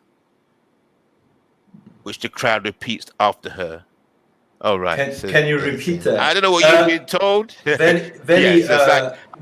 don't know what you've been told. And family is taking back our turf. Yeah, that's kind of a chant, according to this article. Other clips show demonstrators wearing their vests branded with Forever Family Force and chanting, "We are Forever Family." The march marked African Emancipation Day, 186th anniversary of the day the Abolition of Slavery Act came into force. In a video shared to social media, the group said their purpose was to mobilize, organize, and centralize community initiatives to empower and support organizations with similar objectives. Another social media announcement said Forever Family are united in building a self-sufficient and stable community, and will create a hub and avenues for funding business startups, grants, and investing. But really, I want to dig into what other people have been saying about this, whether they're breaking the law or not. But let's finish this. They said, "We believe in putting back in using all our experience and resources to deliver results. We value the safety of our senior and junior generation. Their voices will be the motivation in what we stand for." End quote. A video shared to their Facebook pages states, quote, "We are Forever Family, united in building a self-sufficient and stable community," end quote. It states its purpose is, quote, "creating a hub and avenues for funding business startups, grants, and investing," end quote. Quote again, "We believe in putting back in using all our experience and resources to deliver results," end quote. The video adds further company value, stating, quote, "We value the safety of our senior and junior generation. Their voices will be the motivation in what we stand for." Right. Right. So Solid Crew, an early UK garage collective, regularly posts about family forever. So Solid Crew was a UK garage music collective, regularly posts about Forever Family. Ahead of Black Pound Day, an initiative designed to encourage Britons to buy from Black-owned businesses, the group wrote, "Black Pound Day, BPD, is a solution to supporting the long-term economic growth of UK Black-owned businesses." Quote, "Forever Family are proud to connect with Black business owners and support them over the long term," end quote. The group's own Instagram page reads, quote, the spending power of the UK Black community has been valued at 300 billion, end quote. It's time to quote again, it's time to invest the wealth and circulate within the community, within the community by supporting Black-owned businesses. Black Pound Day currently happens one day per month. The post says that aims to support the long-term economic growth of UK Black-owned businesses. Forever Family support this initiative, it adds. As the march made its way through London, So Solly Crew's Instagram account shared videos of participants winding their way along the road. Former MP Nigel Farage blasted the march as divisive. He said, "Terrifying scenes in Brixton today. A military-style force marching in the streets." End quote. Yeah, this is a civic nationalist speaking. Yeah. This is quote. This is the BLM movement. This is what the BLM movement wanted from the start, and it will divide our society like never before. I think that's still Nigel Farage. However, co-leader of the Green Party, Jonathan Bartley, responded to Mr. Farage's intervention. He tweeted, quote, "You are just trying to create division. But these people in Brixton today know that love and justice will conquer the fear and hate that you peddle. Hope is what people need right now, and they are showing the pathway toward it." End quote. Yeah. Double standard left. Yeah, okay. The Metropolitan Police said 3 people were arrested during this afternoon's demonstration. Scotland Yard said 1 man was arrested on suspicion of affray, another on suspicion of assault on an emergency worker, and a woman was arrested on suspicion of racially aggravated assault.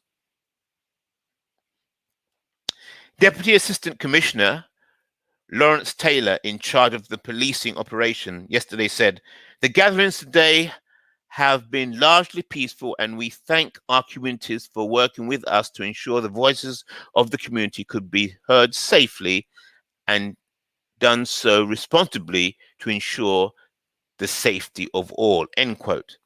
According to Scotland Yard, officers have been present throughout the day working with the community organisers and speaking to those attending to allow for a successful day without antisocial behaviour or violence, resulting in just 3 arrests made. Quote, "Conditions had been imposed on the demonstrations.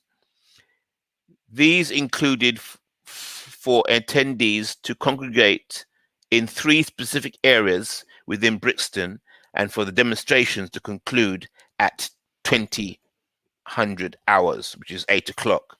Quote, "These conditions were authorized following the intelligence that some attendees had intended to block the A23, a primary road running through Brixton.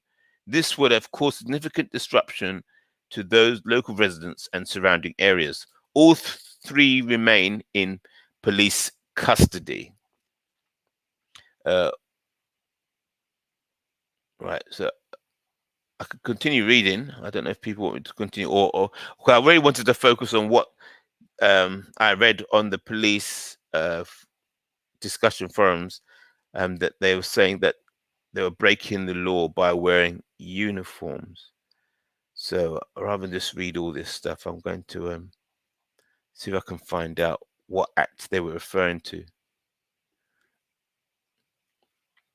Does somebody know the act? Let's have a look in the chat. Does somebody know the act? Wait. I have to Google that. Yeah, or else I'm going to go back to the police forums and try and find out what law they thought they were breaking. Because rather than me just reading through all this articles, I think the discussion point would be whether they broke the law or not. Is it from 1894, that law? Yeah, but it's been updated, you see. So I'm trying to get the latest Forever Family Force. But that's what they were saying. That lots of people they're working behind the scenes to come and deal with the situation.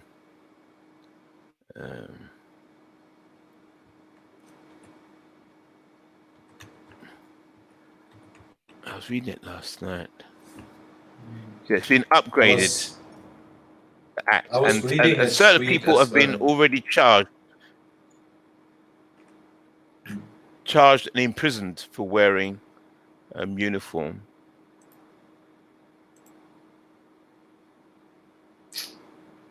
Let's see, for a family uniform.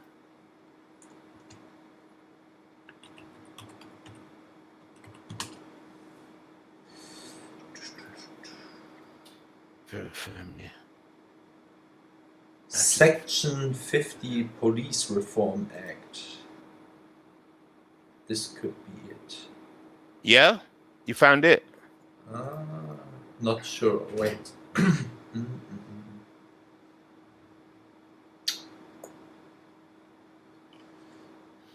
I think I've... Wait, let's see if this is it.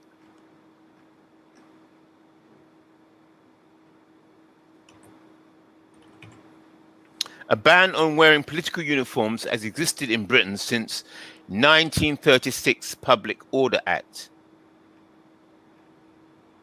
The 1936 Public Order Act. It looks like it appears to me that people are planning to hit Forever Family with this law. So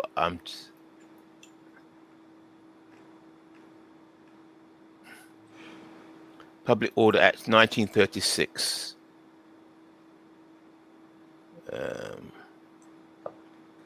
1936. Right. I think it's Political Order Act 1936.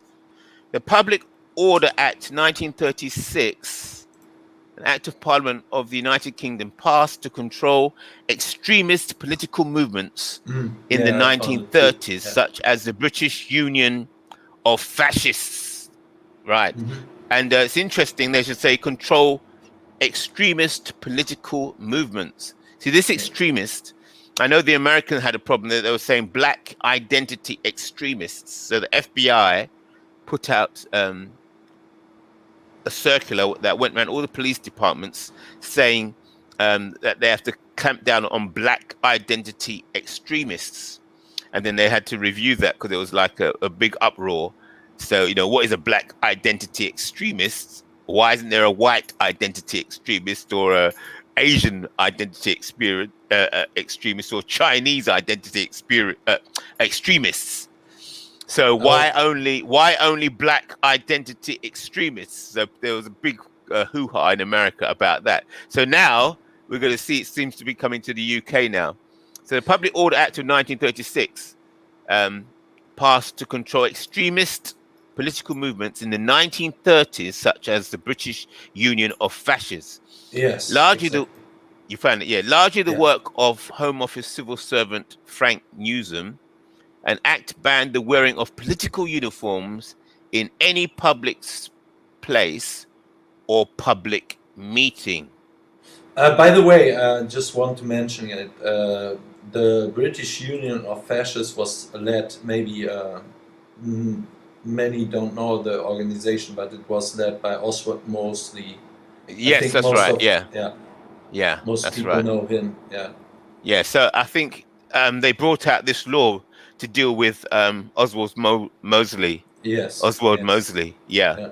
And to clamp down because they were marching in uniform and they're in harmony, more or less, or they're perceived to be in harmony with Hitler and all these people as well. Because also mostly was standing against the war.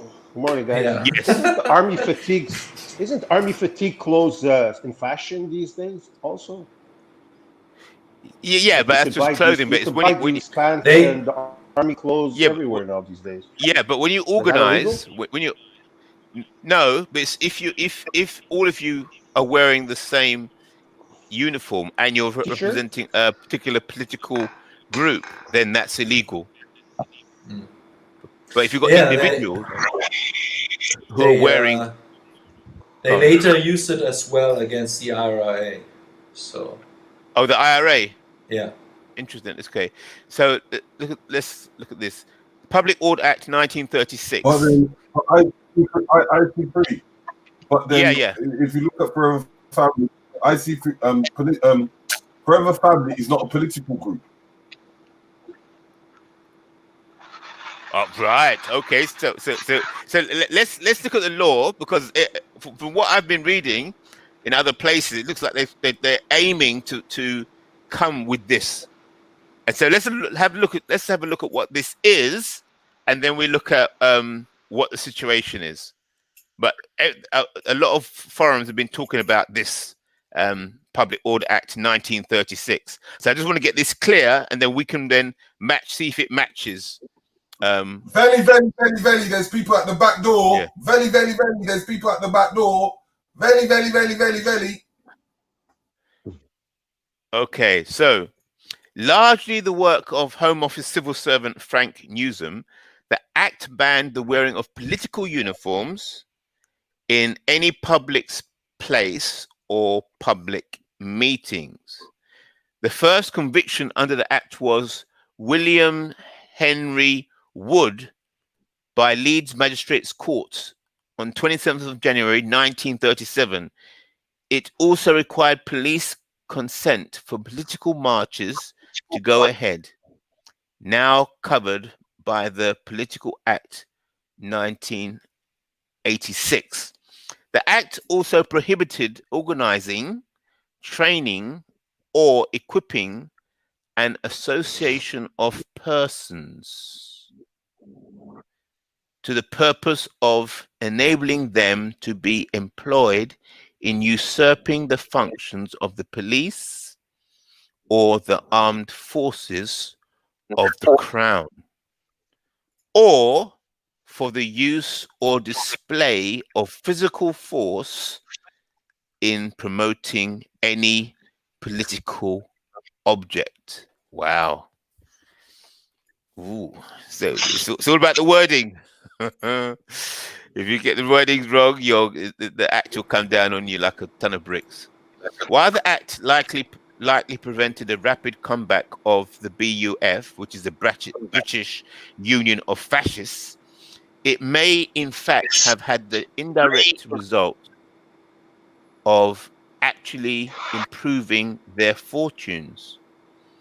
The party's forced abandonment of paramilitary and armed tactics improved their relationships with the police, and by making it more respectable, increased the British Union of Fascists' appeal among traditionally conservative middle-class citizens, who became the party's main base in the years after the Public Order Act 1936 was passed. The Act was used extensively against IRA and Sinn Féin demonstrations in the 1970s, though the Act does not extend to Northern Ireland. In November 1974, 12 people were each fined with maximum £50 under the Act for wearing black berets at Speaker's Corner during a Sinn Féin anti-internment rally. Oh, wearing black berets at Speaker's Corner. The Public Act 1930, the Public Order Act 1936 was also used extensively against the flying pickets during the 1985 miners' strike. The police used it on the grounds of preventing a breach of peace. in 2015 and 2016. This act has also been used against Paul Golding and Jada Franzen of the far-right political movement Britain First. Yeah. Yeah, that should be enough. So yeah, the definition is so broad. Basically, they can use it against any political or non-political, meta-political movement that they don't like. yes, because it says here, association of persons. Yeah. Yeah, so that doesn't mean you have to be a political movement. It means if you're an association of persons for the purpose of enabling them to be employed in usurping the functions of the police or the armed forces of the crown, or for the use of display of physical force in promotion of a political object. Yeah. Go on then. So in that format, if you look at in the other alternative as a stewardess or security firm or security people, if they have security badges, number one, and they have security uniform, and if there is no political stances on it, how would you associate that with that law? Well, I think you said it. Indeed. You said it. If it's a security uniform, but then again, it seems it can be caught out here because it says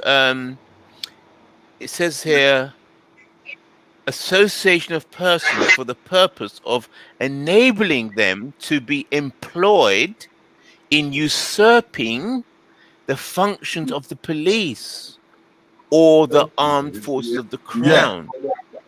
So a security force, right? So strictly speaking, there should be no security companies. The police should take control. So what I'm saying is, in forms of stewarding, or I've got a festival going on. Yes. And I employ security. I'm allowed to employ security within the environment of the event. Then it shouldn't be. Nothing can be implicated unless we're doing something outside the event in forms of political stances. Right. So this is quite dangerous. Actually, you have to look at this. Yeah. This is quite serious. So if you have an enclosed area that's fenced off and you're paying security staff within that fenced off area, then it is no longer public, correct? Exactly. Because they've given remember they said they gave 3 places, they've given 3 places for the reparations. Right, for them to have their protest and activity. So wherever the activities and the places are, they have them within their facilities. They have security. Right. Okay. Here, do you really have the? So I have the link here. It's not on the Wikipedia article, the actual text. You have it here. I put it in the back chat. Okay. This would be the law. All right. You know what it is for me, yeah? I've been listening for a minute, so before you do that, I just want to say, I've been listening for a minute, and to be honest, all I'm saying is, I just see racism, Black people trying to do something for themselves, you get me? Black people trying to help themselves, educate kids, get kids jobs and that. Like, what is it, man? Like, why are you complaining? No matter what Black people do, get me? You just want us to sit down and be at the bottom, and that's that. You're happy then, innit? You're happy that as soon as we're trying to do something, they're complaining. White people popping up from like trying to compare the thing to IRA, like it's some paramilitary. You're taking the piss. So disrespect even comparing it to paramilitary. Because what? Because they're wearing black. Shut up. Okay. The IRA, you have a point there if you compare these groups who have not yet done any terrorism Okay, what's this? To this organization, but they also were doing it against Britain first. So don't play the victim here. They are doing it against other organizations, which you would call white movements, white patriotic movements, civic nationalist movements as well. No, the difference is it's not even an organization. It's not even political. Isn't it? Yeah, they're political party for what? Hold it. Let's get the facts. Yeah. Let's get the facts first, and then go into it. Can't compare it. Don't compare it. You get me? Yeah, let's get the Obviously, facts I'm because. not to do with it. I'm just saying. Yeah, but I understand. But let's get the facts first, and then we can then zoom in because it's if it ever heads to court, it's going to be these facts. So let's get these facts clear because this is how the machine works. So this is what Arondo, the link you found. It says prohibition of quasi-military organizations. Prohibition of quasi-military organizations. Point 1. If the members or adherents of any association of persons, whether incorporated or not, are A, organized or trained or equipped for the purpose of enabling them to be employed in usurping the functions of the police or of the armed forces of the crown. This thing would not appear to that organization, I would say. Okay. Let's say B. Or organized and trained or organized and equipped either for the purpose of enabling them to be employed for the use or display of physical force in promoting any political object or in such manner as to arouse reasonable apprehension that they are organized and either trained or equipped for that purpose. Oh, do you hear that one? In B, this one, that's the killer. Yeah, that's the killer. Yeah, you need a political purpose, trained or equipped for an political purpose. That is not what's going on. So allow it. It is.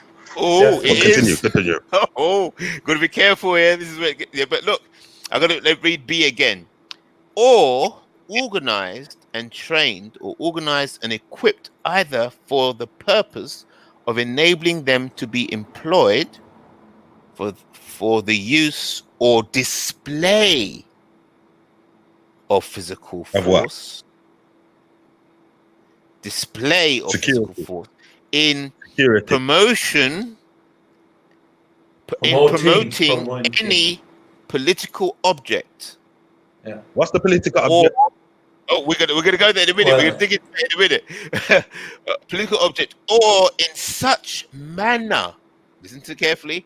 Or in such manner as to arouse reasonable apprehension that they are organized and either trained or equipped for that purpose.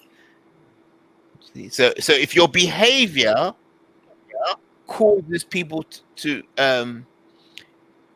be aroused or have reasonable apprehension, every time a black man walks down the street, there's someone aroused and someone has reasonable apprehension. So allow it. This is a broad definition, and it is a broad definition on purpose. Yes. They can say they feel so, and then they have and they come down on you. Yeah, right. That's right. So because there was only 3 arrests, and it was perceived as being relatively a peaceful demonstration, I suppose that's why this didn't kick in, because the police said it was peaceful. If the police say it's peaceful, it's peaceful. And especially when you read further, then they say, then any person who takes part in control or management of that association, that means the leaders, or in so organizing or training as aforesaid, I don't know what aforesaid, that means. yeah. Aforesaid. Yeah. Any members or adherents thereof shall be guilty of an offense under this section. So basically, under this, they can only imprison the leading people. And you have a problem with that, especially in the optics of where there were leaders giving orders to people that they then followed. Right. So if you just had maybe uniforms there, and no one was giving orders to wear that uniforms, that would be another case then, right? Right. Okay, then. So as a security company, wait there. So any security company. So what you're saying is any security company, that has security guards, and there's somebody who designates those security guards somewhere. Now that becomes terrorism or whatever bullshit you're trying. What are you saying? Yeah, but understand as well. This security team does not take away the function of the crown, which would be type A.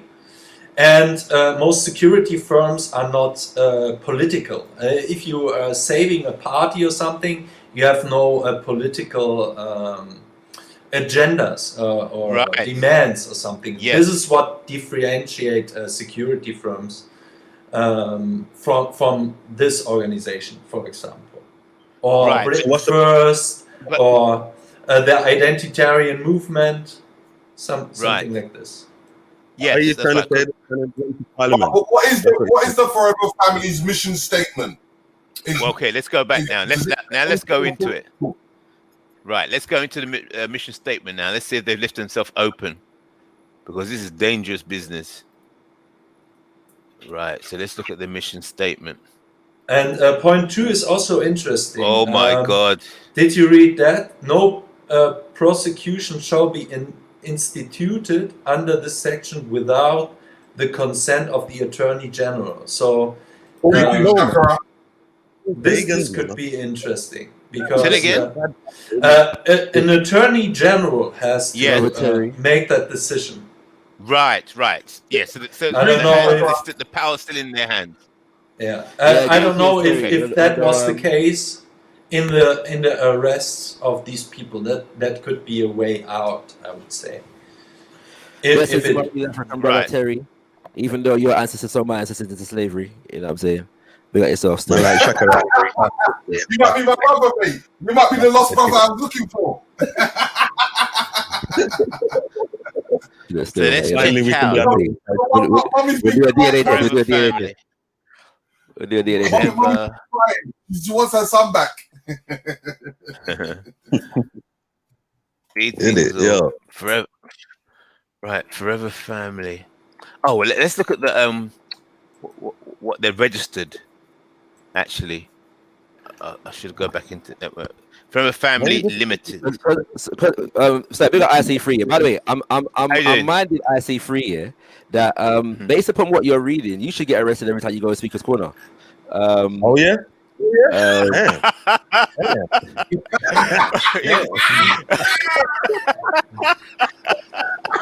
No, I'm an individual. There's only one. I'm not wearing a uniform. I'm wearing a unique uniform. You're wearing uniform. You speak political stances. But IC3 is not giving orders or something like this. Yes, I'm not giving orders. He's always saying order. Okay, but like you know, them identity politics you might come on the fire there with them identity circles that you're keeping IC3. You know what I'm saying? That uniform, that's right. You have to watch out, man. You have to watch out. But he's the only one who has the guts to wear this uniform. So. One second. Chaka, I know you've heard this saying, I know you've heard this one too, because my dad does it all the time. If you dig a pit for someone, dig a next one for yourself. You get me? And look now. You get me? No, most def. But you know what it is here? Man's trying to dig a pit for the thing and then realize, all that's happening, all that's happening is that there's been a rise in the right and the far right all over Europe, innit? Yeah. And so they've been trying to organize themselves a certain way. And a couple of them in this country, because we went through this the other day, like everything that IC3 just read a while ago on Wikipedia was referred to. And these people are trying to direct the machinery of the state against Forever Family. That's all that they're doing. They're trying to drum up political public sanctioning for moving against Forever Family. Right now, the reality is I was there on Saturday. The people then came down here in jeans and crepes, mostly. All right. Couple of little man them had done some cycling shorts and them thing there. You get me? Yeah. Right. And t-shirts, Right. The only thing that distinguished them from everybody else, was the fact that they were wearing the vest, which is which, like, if you've ever been to a dance, you know that security often wear stab-proof vests. It's not unusual for security to wear stab-proof vests. There are security firms all over the country that wear uniforms. It's not unusual. So from G4S to more independent, smaller security firms, they have uniforms. They have badges that represent their company, so on and so forth. It's entirely not unusual. And bearing in mind that security, like being a qualified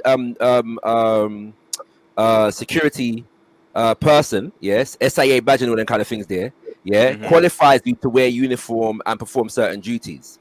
That is why when they had the Olympics, they were giving away security training because you are now qualified to act on the public behalf.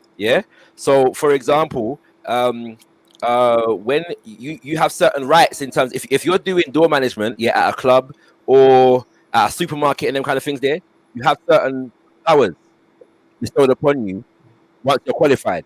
You know what I'm saying? It's then state approved on the part of the Olympic thing. Most def. And so they'll go down, whoever's investigating this stuff will go down those channels, innit? You know what I'm saying? Right. So it's very, but the major point that I'm making is that all they try to do is justify heavy-handed state machinery against Forever Family for a march, basically, right? You see what I'm saying? And that's it, that is actually it. You know what I'm saying? Nothing more Nagwan, but because Britain first, a couple of them have been, detained under this act. They're basically trying to do tit for tat. You know what I'm saying? Because they haven't developed the political capital to go around Britain and round up so-called immigrants and march them to Heathrow Airport and King's Cross International. They're vexed, and that's what's taking place at the moment. That is what's taking place at the moment. Britain first is very stupid. So if they were not civic nationalists but ethno-nationalists, they would encourage movements like this. It's great for us to see black people marching on the street with uniforms, because that will resonate white people to do identity politics on their part as well. So I'm pro that movement. Marching on the street to do identity politics. That's a nonsense statement. White people have been doing identity politics for at least the last 500 years, consistently, persistently, and globally. So this idea that white people are going to be inspired to react to these black folks. Britain first existed long before Forever Family, as has the EDO, as has the Footballers Association, as has what's the they were fought by the state under the same section. Sorry, Nigel Farage's political party. What was it before the political party? We were just reading the article that UKIP, United Kingdom Independent Party. UKIP, but we were reading that this law was also being implemented against Britain first. So they were under the same. Point that I'm making is that white people have been playing identity politics for centuries. When they went to when they went to Berlin in 1884, 1 second. When they went to Berlin in 1884 and 1885 and sat around the table and carved out Africa, as Europeans, they were playing identity politics. When they sat down at the table and worked out this doctrine of I can't remember what they called it, but it was like basically that no power in Europe should be able to subjugate another power in Europe. That's identity politics. When they colonized at least a third of the planet in the name of whiteness, that was identity politics. Yeah, so this idea that white people are now reacting to seeing a couple hundred black people in Brixton marching is nonsense. Like it's absolute crap. Yeah, but they were also not a unifying force. Even if you mention the 1884 Act, they were fighting wars over global power and hegemony. This is what caused the First World War, I would say, is that Britain was threatened in their global hegemony over their imperium by the Germans. That caused World War I. So they were not in line with what they want. No, you had the British people with a certain agenda, you had the French people with a certain agenda. They were not a unifying bloc. They were fighting over dominance. I have to disagree with you. You're not completely incorrect, but you're missing the point. When we're talking about Europe and their wars between each other, that is a fact. Yeah, as was revealed to some people yesterday, the European Union has presided over by the British government's own admission the longest period of peace in European history, which is the last 50 to 70 years. Yeah, under the European Union. Okay, before that, Europeans were constantly at war with each other, brutalizing each other, enslaving each other, and so on and so forth. We understand that, right? However, when we're talking about the Berlin Conference, von Bismarck, what he was trying to do, and they were trying to do was develop a situation in which they were not warring with each other. This was considered to be a diplomatic solution, because they were all going on the continent for colonization. Their shared goal was that Europe is going to own and control Africa and African people. Europe is going to control and own the Caribbean and the black people and everybody that was shipped there for enslavement, and Europe was going to own and control significant parts of Asia and them kind of things there. But the Berlin Conference was specifically in relation to Africa, so this was a diplomatic solution to it because it was considered that they were better off cooperating than warring with each other. Obviously not all of the problems were solved, hence World War I, hence World War II. But after both of those, you have the League of Nations and you also have the United Nations. So you have periods of cooperation and periods of discontent and discord. It happens. Okay, but their shared goal is colonization and the supremacy of white people and the white race to very different degrees. That's a fact. So the fact that white people war with each other has never meant that they're not playing identity politics in relation to the rest of the world. Yeah, but I would more see it as empire kind of thing, and also as economic power and basically protection of plutocrats, of the plutocrat hierarchy. More of, how can I explain it?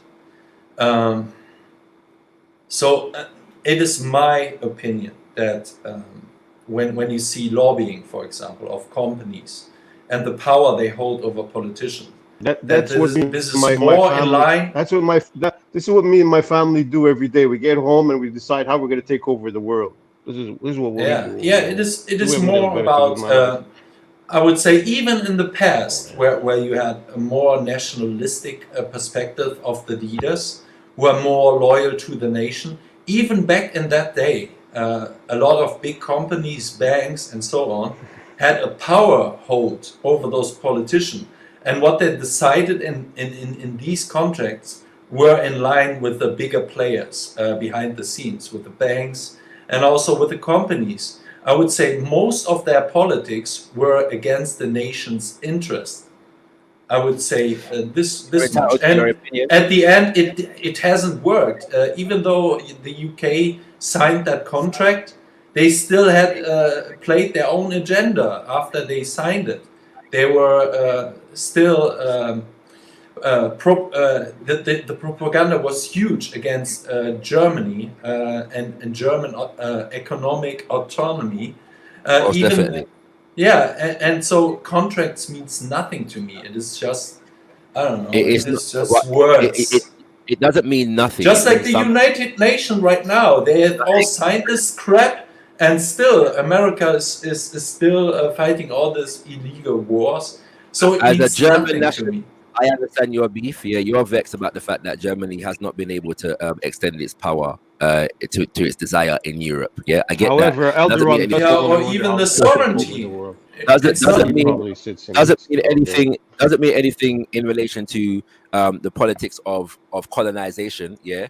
And white power in the world. Yeah, the reality is that whether it was companies, banks, militaries, governments, and wherever, everybody was clear about European supremacy. Yes, they may have had beef about which European would be supreme among Europeans, but they were always clear that Europeans would be supreme among the rest of the world. That is the problem. I would say so. Yeah. When it comes to a situation like this, what we're seeing is a desire to squash the smallest manifestation of organization among other groups of people. In order to maintain white power, one must dismantle the organized forces of other people in the world, and that's all that's taking place. So you must criminalize them. And the funnily enough, this act that they tried to target against Forever Family at the moment was actually designed to target other groups of white people, specifically as relating to Britain, yeah, because of the way in which the so-called union came together,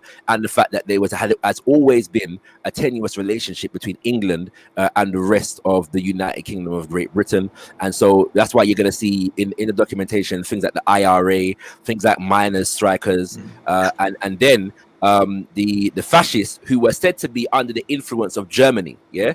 And so Britain doesn't necessarily have a big issue with fascism, so to speak, which is why the EDL has never been, come under this particular targeted with this particular law.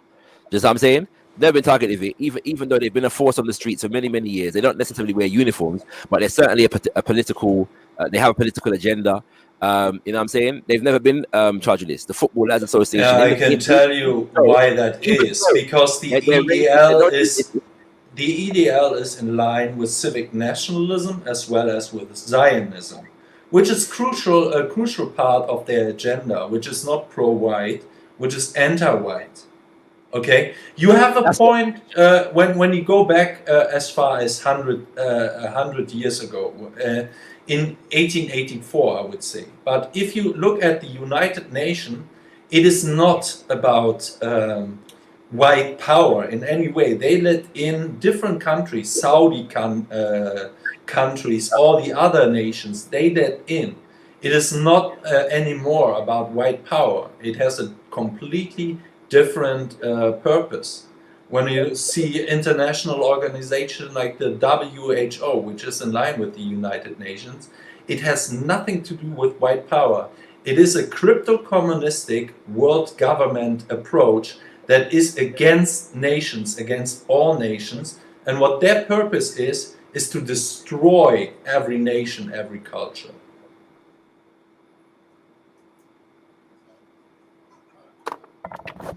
Yeah, all that's well and good, yeah. All of this takes place within the context of solidifying and fortifying white power. Yeah, so I accept that among the axis of white power, there are different schools of thought. Yeah, you got civ-nats, you got ethno-nats, you got white liberals, you got neoliberals. Yeah, you got all the, but not what is common among all of them is the need to fortify, solidify, and maintain white power. Yeah, so all this the banking people are against the nationalism of certain nations and whatever is neither here nor there as it relates to the rest of the world, because what they're clear about is that whether it's the white bank, the white government, the white military, or whatever it is, they're going to control things, they're going to run things. That's all it is. Yeah, and so when you see organization among majority black people, yeah, because I mean Forever Family never claimed to be a black organization, yeah, in that sense, yeah, even though most of its members are black, all right, and it has been said to be a black-owned business. Yeah, in the psychology of white people, fear is going to be generated, and I believe that they should be scared whenever they see organizations of black people.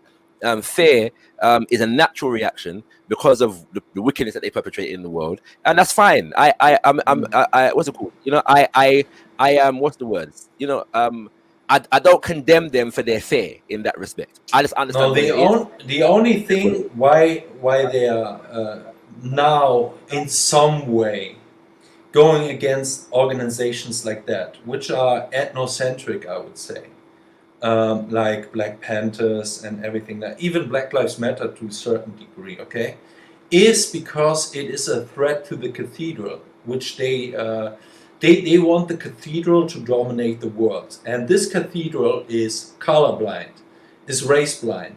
And everyone that is ethnocentric is a threat to the cathedral, whether it's white ethno-nationalists or black ethno-nationalists.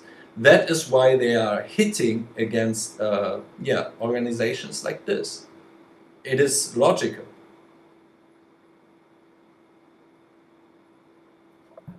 This colorblind doesn't make any sense if we consider the fact that the world elite is overwhelmingly and almost exclusively white. There are no non-white people that have. Yeah, they're enforcing their world vision via Western power. Yes, because we are the world dominant power in the case of military. It will be very hard for these people to start their new world order from Africa because they are not strong enough.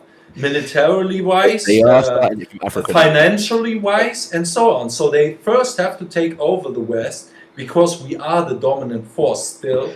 The West and then expand this world model from the West to everywhere else in the world.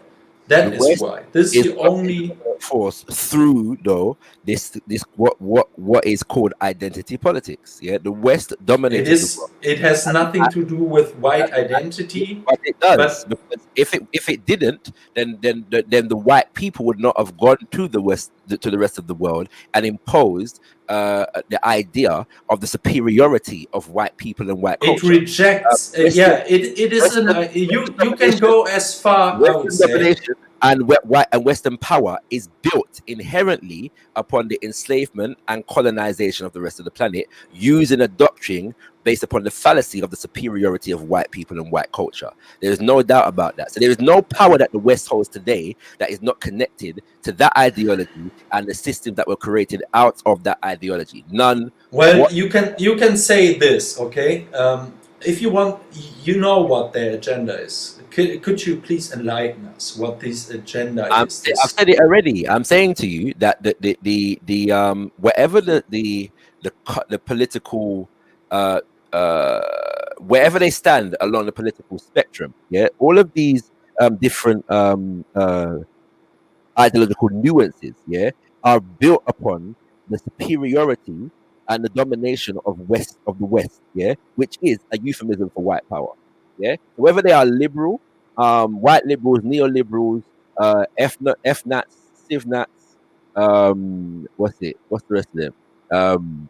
Fascists, yeah. Wherever they lie on the political spectrum, yeah, the maintenance, or whether they're governments who control militaries or whether they are multinational corporations, they all seem to be able to unify along the lines of domination. Yeah.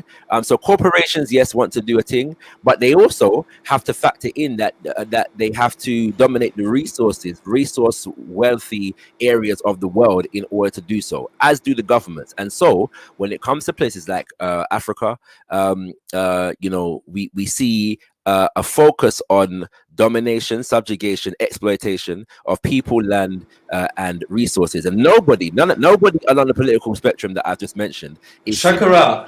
Let me ask you this. Nobody along this political spectrum. You would say the United Nations is a tool for these people, right? I'm nearly finished. All right. Nobody along the political spectrum that I've just mentioned is seeking to enact justice, yeah, and just policies in relation to the world as it stands right about now. None. You would say that United Nations is one arm of how they enforce these laws upon other nations, right? Yes, the United Nations was born out of World War II, and it comes in the line with other organizations such as the World Trade Organization, the World Health Organization, the World Health Organization, the IMF, the International Monetary Fund, the World Bank, and all of these were institutions that were designed to assist Europe after World War II to rebuild itself after World War II. Yes. All right. And then they were, and once they had got certain. Veli, I make a screen share here, okay? If you allow me to. Go on. Yeah, I'm waiting for Veli. You waiting for Veli for what? Sorry. I'm waiting for Veli to allow me to make a screen share here. All right. Okay. Yeah. So all of these institutions were directed against maintaining, transforming colonial power into neo-colonial power. Yeah. So the UN is just one such institution. All right. Yeah, I'm still waiting for Veli because I want to show you who are the current leaders of the United Nations and the WHO.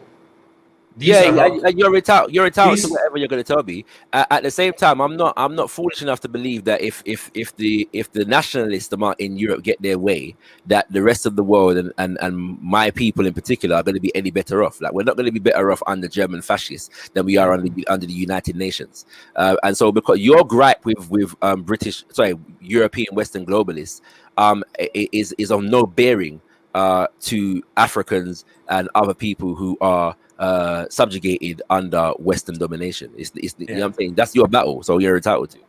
So, for example, Kofi Annan, maybe this is someone you know. He is one of the leaders of the United Nations. He was a former leader of the United Nations in the 90s to the early 2000s, if I remember correctly.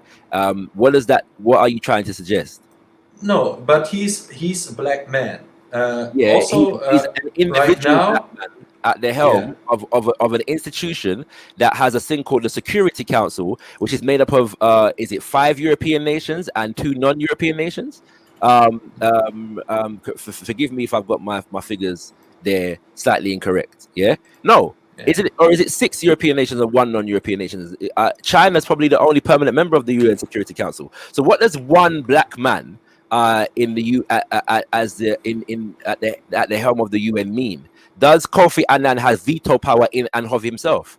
Kofi Annan comes from Ghana. What is the standing of Ghana in the United Nations? Does Ghana, when Kofi Annan became the head of the United Nations, did that give the AU or Ghana or any group of African nations veto power? Yeah. And here also, look, UN Secretary General Ban Ki-moon. This is an Asian person. These people are internationalists. They are not in any way white supremacists or something like this. It has nothing to do with that. Okay. And you have to be, and let's go check with the WHO leaders. So does this guy look to you like a white man? He's the current leader of the WHO. Well, now you can say, okay, but also Bill Gates has a lot of power. Yes, indeed. There's white people as well as non-white people. They are all in line with an not ethnocentric. These people are internationalists, and it is important for you to understand that these are internationalists, and they are everything they are against is ethnocentric. That is why they are going against black ethno-nationalists to some degree, and go even harder against people like Mark Colette or someone like this. Okay, does this individual have any form of power?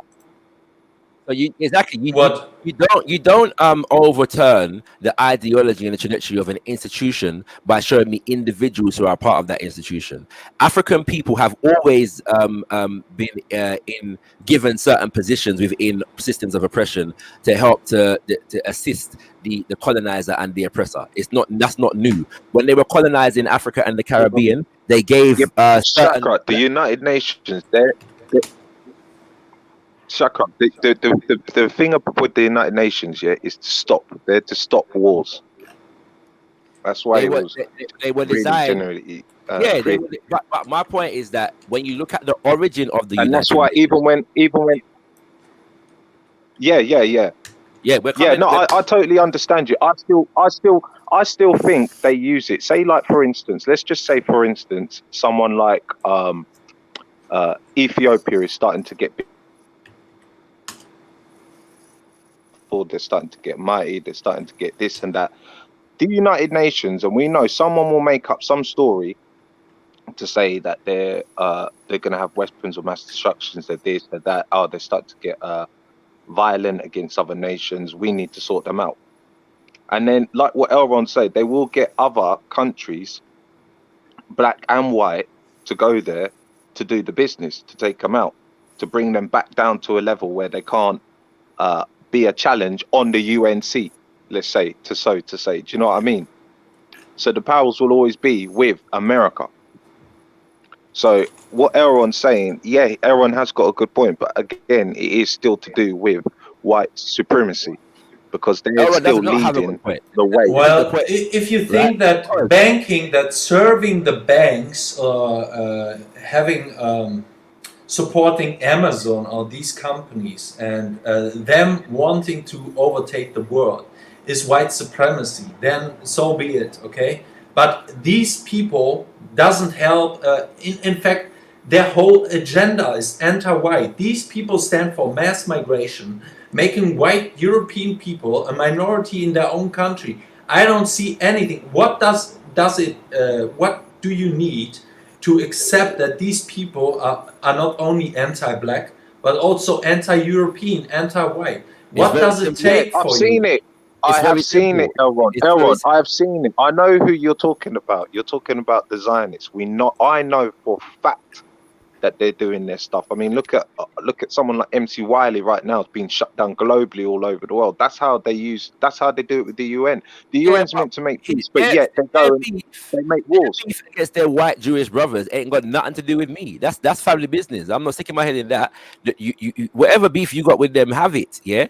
The reality is, however, that when we're talking about these institutions, yeah, to act as though one or two non-black individuals in prominent positions recently in history, yeah, within an institution that has a history of fortifying Europe and acting in the interest of Europe specifically, is nonsense. Individuals don't change institutions, yeah. Collectives of people or institutionalized forces in opposition to institutions change institutions. That's it. Yeah. So because you find some non-black individuals that are willing to forward the agenda of European cultural supremacy, doesn't mean that the institution itself is not based upon European cultural supremacy.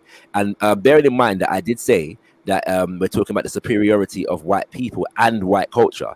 White culture includes governments, economic systems, political systems, trade networks, and all kinds of institutions that are, and then for the purpose of sustaining and maintaining European and Western and white power. So when you look at the actions of the United Nations and them kind of things there throughout history, they've consistently done this. Yes, consistently. Which is why people like Tony Blair and George Bush and the like have never been brought to court for war crimes, but even though they are certified war criminals, including Barack Obama, including Gordon Brown and everybody that came after him, yeah, the whole of them, they're bloody well war criminals, right? But they're not going to be brought to no international courts in relation to that. Why? Because Western domination runs the world, and so the fascist in the West is only vexed that his version of Western domination is not the dominant version of Western domination. That's what it is, and that's your contestant to fight with your brothers and sisters. But as the rest of the world, no, the only thing why the Americans, for example, not getting punished, not only because they are military-wise the most strongest one, right? It is also because everything that America does is in line with these internationalists. The America is the armed force of making sure that the banking system, for example, the banking system interest is being enforced on the world. Indeed. Because it's protecting. It is, however, not benefiting the white people overall, because the same banking system is enslaving white Americans in America. So they are enslaving not only other countries, non-white countries, they're also enslaving white people. White people have always. Can I say this? Can I say something? Just one quick point, yeah. By the way, just to clarify, the UN Security Council is made up of United States, United Kingdom, Russia, France, and China. China is the only non-white nation in the permanent structure of the UN, and so it is the only non-white nation that has what is called veto power, which means any one of these nations, any policy that is brought to the United Nations, any one of these 5 nations has the ability and the power within that structure to veto, as in render ineffective and null and void any policy brought to the United Nations. So this is an institution of overwhelming white power in that regard. And Kofi Annan, as an individual, doesn't have the wherewithal or even the intention to change that reality. Well, how many leaders do you need? Can I say something, Rondo? Can I say something? Yeah. I think Shakara's made a good point, which I think is quite fundamental, which I think needs to be considered. You see, this argument and this issue over whiteness, yes, I think we can all understand that there's a battle going on over whiteness between certain forces. Okay, so from what I understand, Chakara's saying, okay, whether you lose as a white nationalist or not, right, the result will still be the same for black people. Yeah, so I understand he's saying, well, this is your fight. Your fight there. So to say that there's a few black faces here and there, we look at the big picture. It's like, well, those who are classified as white are fighting amongst each other about who's going to have, like Neely Fuller says, who's going to have control over the Africa and the black people and darkies, basically. So when a person who's classified as white, who is fighting for his life amongst the gangster circle, starts trying to speak to the black people, say, look, you know, they're trying to kill me as well. You know, the black people can't hear that. It's not going to hear that because, if they kill you or not, what difference is it going to make? Because the whole entire structure is just a white gang family fighting amongst each other. Especially coming from a white fascist, I see free. Sorry? Especially coming from a German white fascist. Like, it'll be ridiculous for me to think that there's going to be... It's not. I know. We were... Wait. With the white fascists, as though they're going to be any kinder to black people. Right. Yeah, but can you understand that, Rondo? Can you understand this point? Yeah. But what he doesn't understand, for example, he would argue that, for example, that America and Britain and all the powers that beat Germany in World War II were the good guys, right? So what was Germany fighting for in World War II? Were they fighting against these global forces or not? You said I would argue that who was the good guys? Were they fighting against the... When you look at German literature and German speeches during that time, they were arguing against the financial sector. They were talking against Federal Reserve banks, the banking system, everything in line with you. Everything in line with you, okay? But since they're... because that's how the Zionists were able to control Europe. That was Africans in Namibia to the tune of thousands, tens of thousands, in concentration, hundreds of thousands, in fact, in concentration camps. What? Can you repeat that? You're not familiar with what Germany was doing in Namibia during World War II? World War One. World War One. I mean, you're not familiar with it? Okay. No. Was it a big field? Probably I'm not aware of that because the concentration camps that were kept by Germany in Namibia and off the coast of East Africa, and the fact that they had hundreds of heads that they had chopped off of Africans during this time, that they had parading around museums and these kinds of things, and doing scientific experiments on the heads of African people while they were gassing other African people and raping women and pillaging cities. And you're not familiar with that? No, I'm not. It was Jews. Hold on a minute. Weren't it Jews? Hold on a minute. Shaka, wasn't it Jews in Libya that he was doing that to? Namibia. Wasn't it the Jews? Libya. We're talking about Namibia. Can you, Shakira? Can you please link me some source, because I hear about this for the first time. I'm very shocked. Concentration camps are concentration. You're correct, because I seem to recall having a conversation on the G Block once with you before where this was brought up, and I think you and probably Banksy were on the panel, and this came up. What the Germans were doing in Africa. The Germans were brutal in Africa. What I can remember what makes Germany after World War I is that their African colonial quote-unquote possessions were taken away from them from the rest of Europe.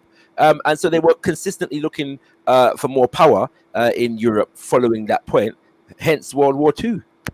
What I can remember speaking about Africa and Germany is we were once having a talk about the Bismarck era, where Germany had a small portion of colonies in Africa, very little in fact, and we were talking about that. So the genocide of the Herreros, I think it was. But only this. That's what I'm talking about. But what's it called? Okay, but this is way before World War II. What you're talking? No, I said World War One. Yeah, so during World War One, this is what the Germans. But you were talking about World War II and Hitler.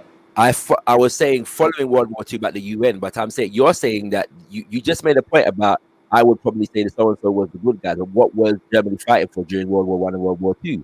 And you're saying that they were against banking this and the where, and I'm saying, but they were also Freemasonry, but they were also subjecting Africans on the continent to concentration camps and mass murder, genocide.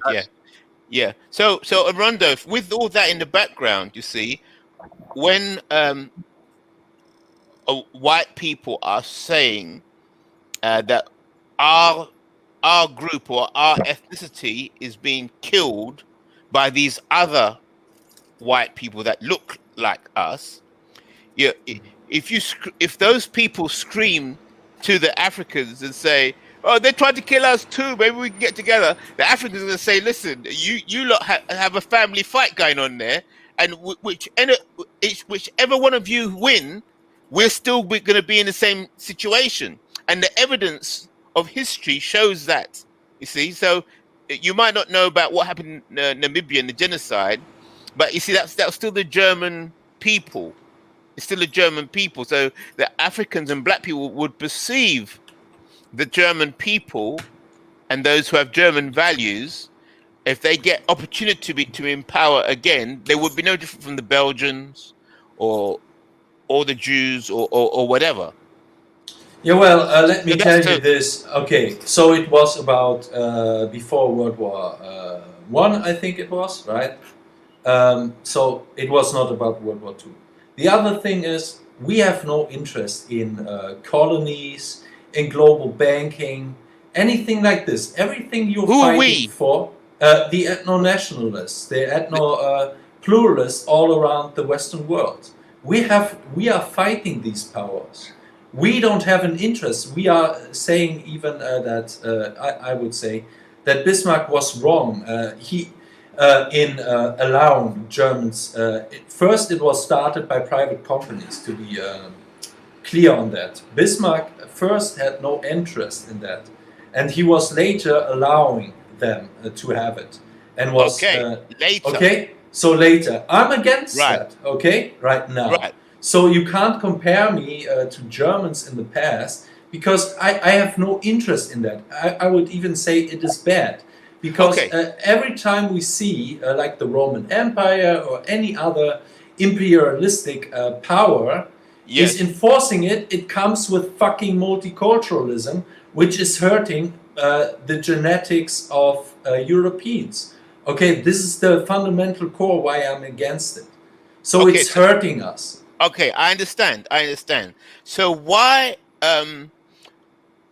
would you think the darkies would trust you in what you're saying? What evidence or no, not even evidence? Why should they trust you? And so you could get into power and then be taken over by the same private companies that you were talking about earlier. So it's happened before, you see. So why would the darkies trust you as a white person with a good outlook, so called? Yeah, because at least you can't. Maybe you don't believe in what we are saying, but our worldview is a ethno-pluralistic worldview, free of imperialism and everything like this. It is more about sovereignty. Okay, this is what we want. We want sovereignty, and if we want sovereignty for our own, not only for white people overall, we go much farther. We are saying we want sovereignty for the German people. We want the German people to be a free nation, free of influence from the UK, from America, from the French people, and the French one. Yeah, and also it goes even further than this.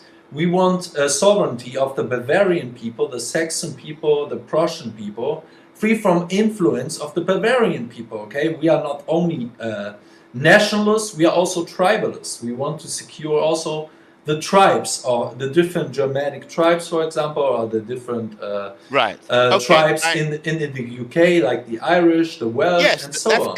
That's clear. That's not a problem. That we can understand that. But the question goes back down to trust. Yeah. Why should the darkies trust that you, with that vision, will be able to withstand the other white members of the gang and sustain that vision without the black people suffering? See, it all boils back to trust. What is the tactic you're going to use? I understand your position. That's good and clear. Sounds good. But what is the strategy now? What are the tactics to demonstrate?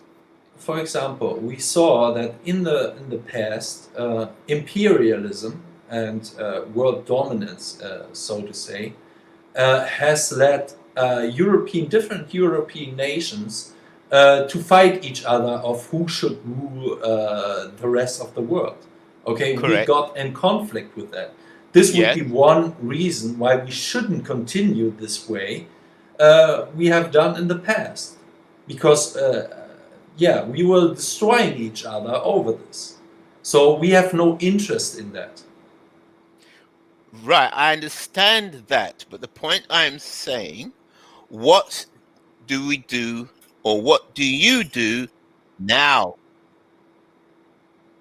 We understand your position, understand it, but it could be just marketing. It could just be propaganda, or it could be that you're the nice white guy that they put in ahead, in front, and then all the baddies are going to come in the background. You see, so it could be. The problem we have here is that we are not in power, and we can't definitely prove it to you, right? But you know the people who are in power right now. So what do you have to lose? That's my question. Trump said the same thing. That's right. It's very interesting because Trump said the same thing. He says, I think it was his first campaign. It's an interesting observation. Yeah, he did. He says, what do you blacks have to lose? You might as well vote for me. Any given historical analysis here shows that when white people get fascist, they have very little to gain we have very little to gain except for from a position of power. Yeah, the white fascist is no more loving and whatever towards black people than the white liberal. Well, a lot of black leaders, the one that is that are most prominent among the black nationalists, aligned with the white fascists. No. I wouldn't say aligned with, but I said there's nothing to be gained from white fascists except for from a position of power. If black people are weak, then white fascists will attack black people to astronomical levels and go to serious means to address black people.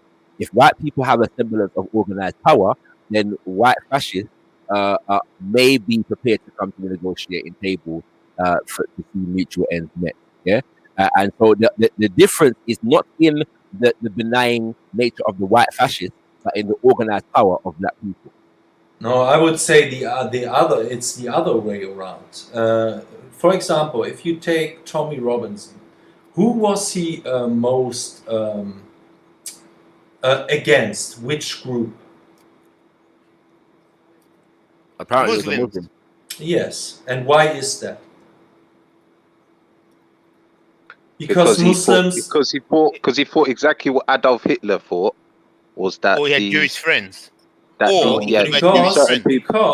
the Muslims are a strong force that threatens his ideas of how the society should work.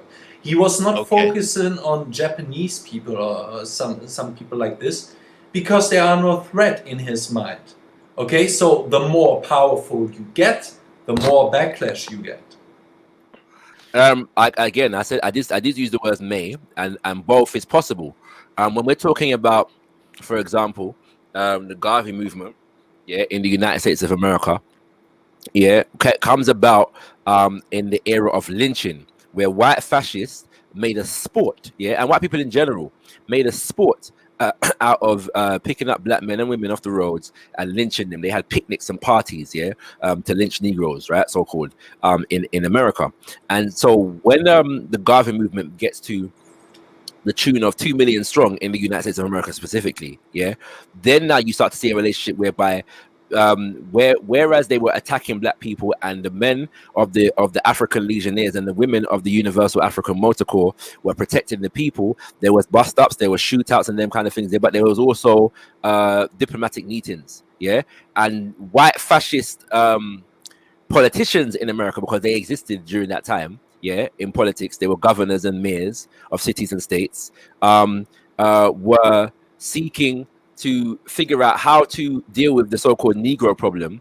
And because Africans were looking to a significant degree, were organized towards returning and building up Africa, the white fascists saw that maybe there could be some mutual benefit in supporting that campaign. So you got one or two white fascists who supported repatriating black people to Africa. It doesn't mean, but they did not. Once again, it did not mean that black people were any less lynched, whilst they were in America. That black women were any less raped, whilst they were in America. That black businesses and cities and towns were any less razed to the ground and bombed, And so during that time, the white fascists actually aligned, with the government of the United States and the various different institutions and arms of the government of the United States to aggress black people for simply doing for themselves. So no, we don't have any faith in the white nationalists. And again, your answer to the question kind of betrays the point, because you're saying it's the other way around, as though the fortunes of black people we should leave to the intentions or the hearts of the white fascists, but not organize our own power, just align with the white fascists. You know what I'm saying? Because in the hope that they will treat us better than the white liberal. It's absolute nonsense. I would say to this, the KKK was highly infiltrated by Freemasons, okay? And that is one reason why David Duke has left the KKK, okay? This would be one thing.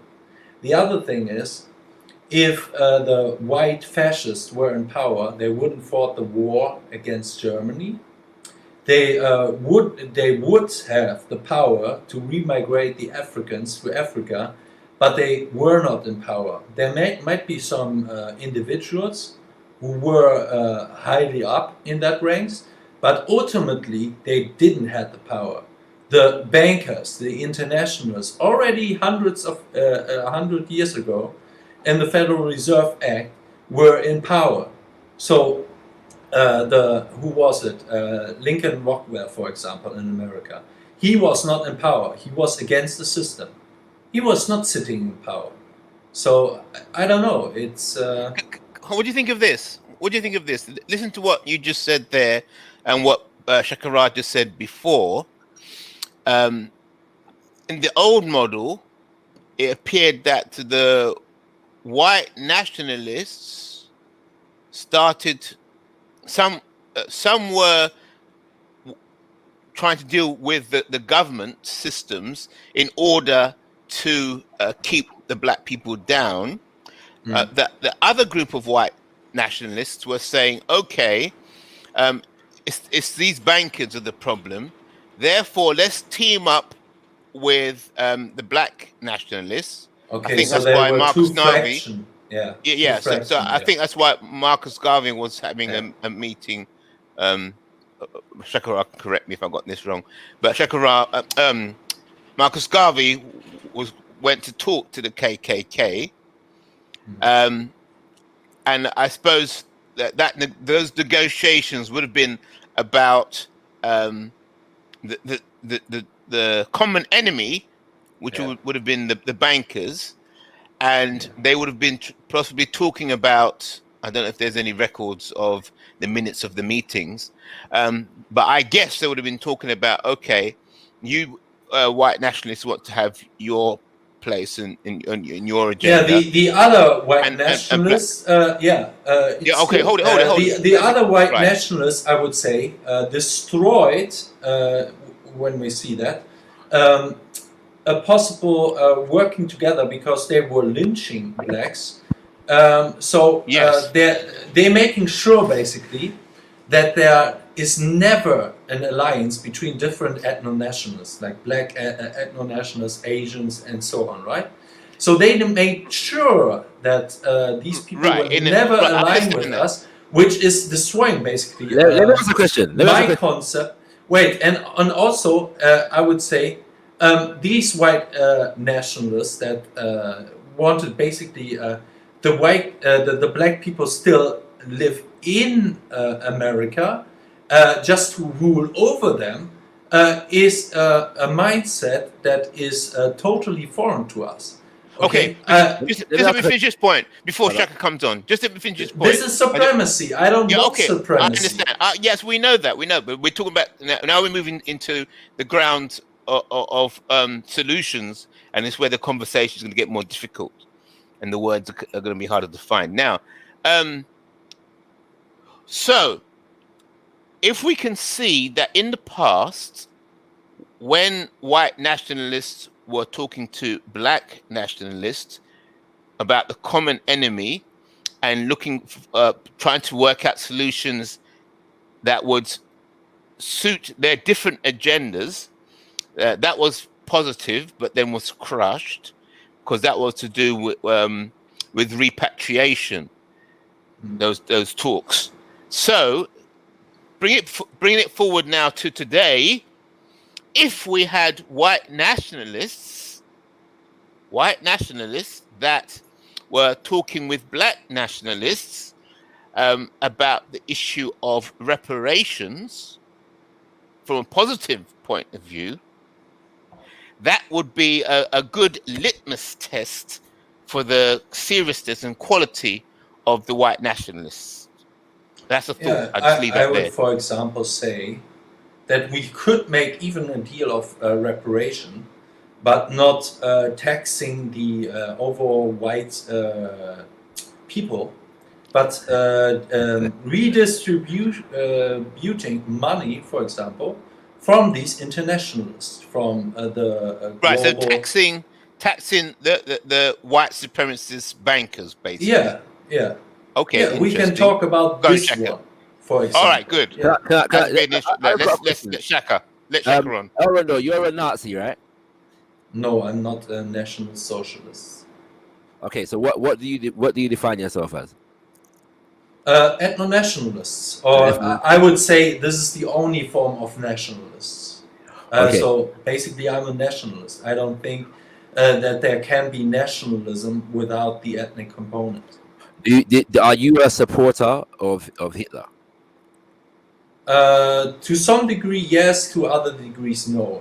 For example, I wouldn't have concentration camps of gassing Jews or other politics like the understanding of races, of different European races, by saying the Slavic people are like second-class white people or something like this. These are fundamental disagreements I have with Hitler. Okay, but in general, his stance on basically whiteness, you'd agree with. On Germanness. Germanness. Yeah. Okay. Yeah. So what was the condition of black people in Germany under Hitler? Good question. I would say just like any other race, they were not allowed to marry or having kids. Not only not marrying, but not having kids with Germans. And yeah, there were a strong insensitives of putting Germans first, putting Germans in power positions in Germany, and so on. Yeah, that. But what was the condition of the black people, though? How did the Hitler government? There were not many black people. Yeah, no, there were not so much of concern of Hitler. It was more about the Jewish danger. I agree that the Jews were his primary concern, but my understanding, is that there was a small but present population of Africans, and some of them were half Africans because they were the children of Germans and men and African women who were subjugated and taken advantage of. Yeah, and some of these mixed children were living in Germany. And they were subject to discrimination and forced sterilization in some instances. Yeah, I'm also against that. So my question is, you're an individual and them kind of things there, but the question then still becomes, why would we allow the illusion of fairness to be the case? Yeah, when it comes to people, you get no fairness when I am in power in Germany. But you will have fairness in your own country. Just like I don't expect the Nigerians to treat the German people like equals in Nigeria. They shouldn't have. They should say, of course, Nigerians should dominate the culture and the power positions in Nigeria. If you demand of me that I grant Jamaicans or whatever else ethnicity, black ethnicities or Arab ethnicities, the same rights in Germany when I come to power, I can't promise you that, and I'm very open about that. Well, and the point that is being made, however, is that black people don't get anything, yeah, with regards to the white fascist, yeah. Without, why should you? Black power means that you believe. Let me finish, please. Okay, I'll let you finish. Except for from a position of power, this idea that the black people should align themselves with the white fascists over the white globalists is nonsense. The difference in black attainment and development is in the power of black people, not the benevolence of white people of any political stripe. Yeah, that is the point that is being made, right? Because if one is going to sit on the panel and discuss World War I and World War II and present Germany as more aligned with the aspirations of black people without factoring in the fact that at that time Germany either was a colonial power in Africa or seeking to be a colonial power in Africa, is complete nonsense. If we are not considering the fact that of the crimes against humanity that that Germany committed against Africans on the continent, yeah, and these kinds of things, it's absolute nonsense. So the point is that black people only get anything from a position of power, and anybody who relates to us from a position of power will have to contend with our power if they treat us negatively. It's that simple. Okay, can I say something? Yeah. Okay, can I say something here? Right. Okay, so what? So tell me. Let's all give me your feedback on this idea. I'm saying the litmus test of people. I'll put it this way: of the litmus test for white people, because don't forget we already discussed that so Western powers and the concept of whiteness it seems to be where the problem is, and all the darkness are suffering underneath that. Right? Okay, so the litmus test for white people who are genuinely interested in their own sovereignty, preservation of their own sovereignty, and also respect the preservation of the sovereignty of other non-white entities and nations. The litmus test would be that white people such as yourself, Enrondo, whilst not in power,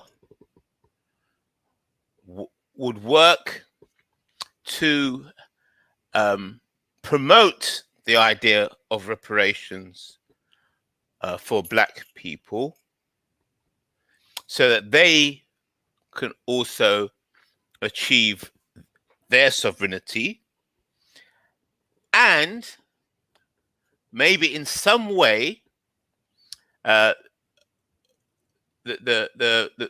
return gift, as it were, would be the black people having confidence as a result of your action in helping them to achieve reparations, would then what's the word, certify or would see that you have passed the litmus test for white sovereignty, which could be just enough for you and your kind who share your values to get into power.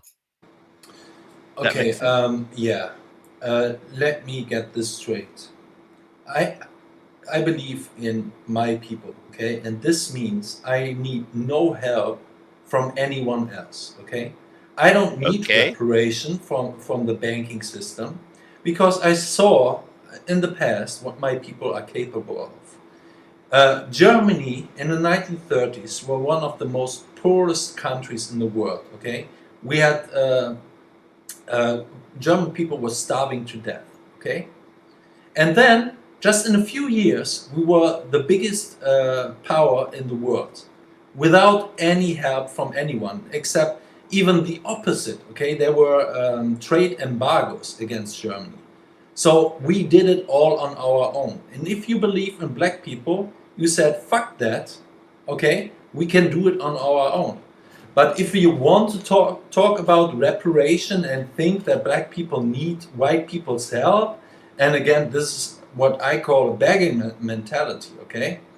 Then, okay, we can talk also about reparation, but only in that form of saying, yeah, these globalist structures have enslaved and we basically worked for them all the time.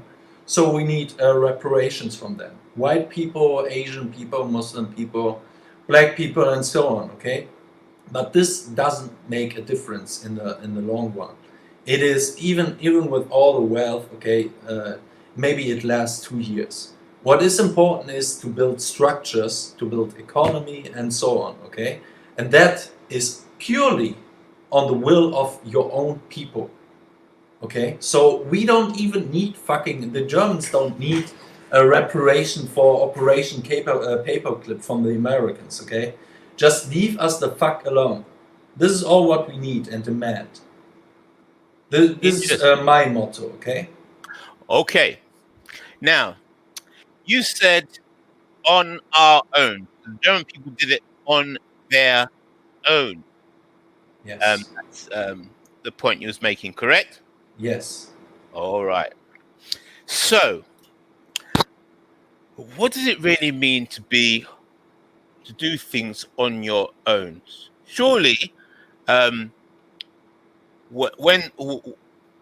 that period that you're referring to is when the German people were making it on their own. Would you say that they were still negotiating with other entities? Yes. Right. And if those negotiations fell through, then the German people will still be starving. See, so it's still about building relationships. Nobody does things on their own, correct? Yes, the German people back in that day, for example, wouldn't have the capabilities of, because they were such a tiny country and overpopulated during that time, to be able to, for example, to feed themselves, okay? Yes, so we produce goods, for example, and then get something in return. But it benefited, with different countries. Okay. Well, there so you go. they get something from us. We got something from them. Right now, the technology, I would say, is even so far ahead that a country can deal on their own. Even Germany, with not many resources, can at least survive on their own. I'm not what do you mean on their own? How do you mean on their own? Surviving, basically. Surviving. Oh, without dealing with hold it. So you're saying the German people can feed themselves without having to trade with any other nation? Yes, I think so. But that doesn't mean that maybe on oil exports we're still dependent, right? Something like this. Exports or imports? Imports. Right. Okay. Yeah. Hold it there. Slow down.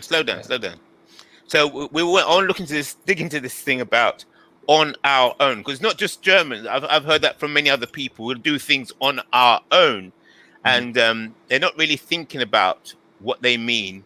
It's not just you. Other people talk about we can do things on our own. I did it myself. I didn't get any permission from anybody else. You know, all that kind of talk. I've heard that before. So so this on our own, I would say not on your own, but as a sovereign people or entity. Yeah, slightly different. You see, so as a sovereign people, you will be able to make deals with other people, other sovereign nations. Yes. And you can take responsibility for those decisions as a sovereign nation. So that's what I understand the on our own means. It means that we as a people can deal effectively with other people as a sovereign entity. Yes. Without other forces being go-betweens. Exactly, yeah. Okay, so that's what we mean by on our own. Yeah. Right, good. But the Germans hadn't had to exploit other people, but they worked to achieve something, right? Some good, let's say, okay? Okay. And this good, which was achieved by the sweat and tears of the German people, of the German Arbeitskraft, or working power, right? They traded other people's working power. That they want to trade with other people's. Right? Good. Okay, so I just want to throw this, because a lot of people get confused about this on our own, or I did it myself, or we did it ourselves, kind of terminology. So I just wanted to clear it up. So really, it's about sovereignty. Then we're talking, is that a people. Yeah, for example, if we were living, if the German people were living in Australia, okay, we can, or America, we can completely survive on our own without trading with any other nation. Okay, but in Germany, unfortunately, we don't have the resources. Some resources, for example, to make computers, right? I don't know what the resources is, but it's mostly found. Some things are found in Africa, but also in other nations. Yes. So Okay. yes. All right. So here's the next point then. Let's see what feedback we get from anybody else. Right. So the promotion of sovereignty is the goal. Yeah. Mm-hmm. That's what we all understand as being good. African sovereignty, black sovereignty, white sovereignty, national sovereignty. So that word being sovereign, yes, seems to be the magic word. Right. So therefore, if a group of people who are not in power want to achieve power, they can make themselves, maybe through their shared identity, even though they're not in power, through their shared identity into a sovereign identity, and then beginning trading with other sovereign identities. Yes. In order to achieve power for themselves, and then the other sovereignties with which they're trading, who may not be in power yet, may see that the trade is mutually beneficial, so that they can achieve power where they need to as a result of their sovereignty. So it becomes trade between sovereignties in order to promote the idea of sovereignty. Mm-hmm.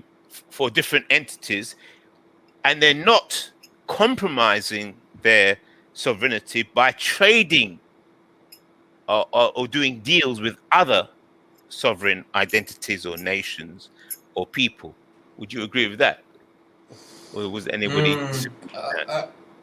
I would say let's go, because we are talking about black and white, right?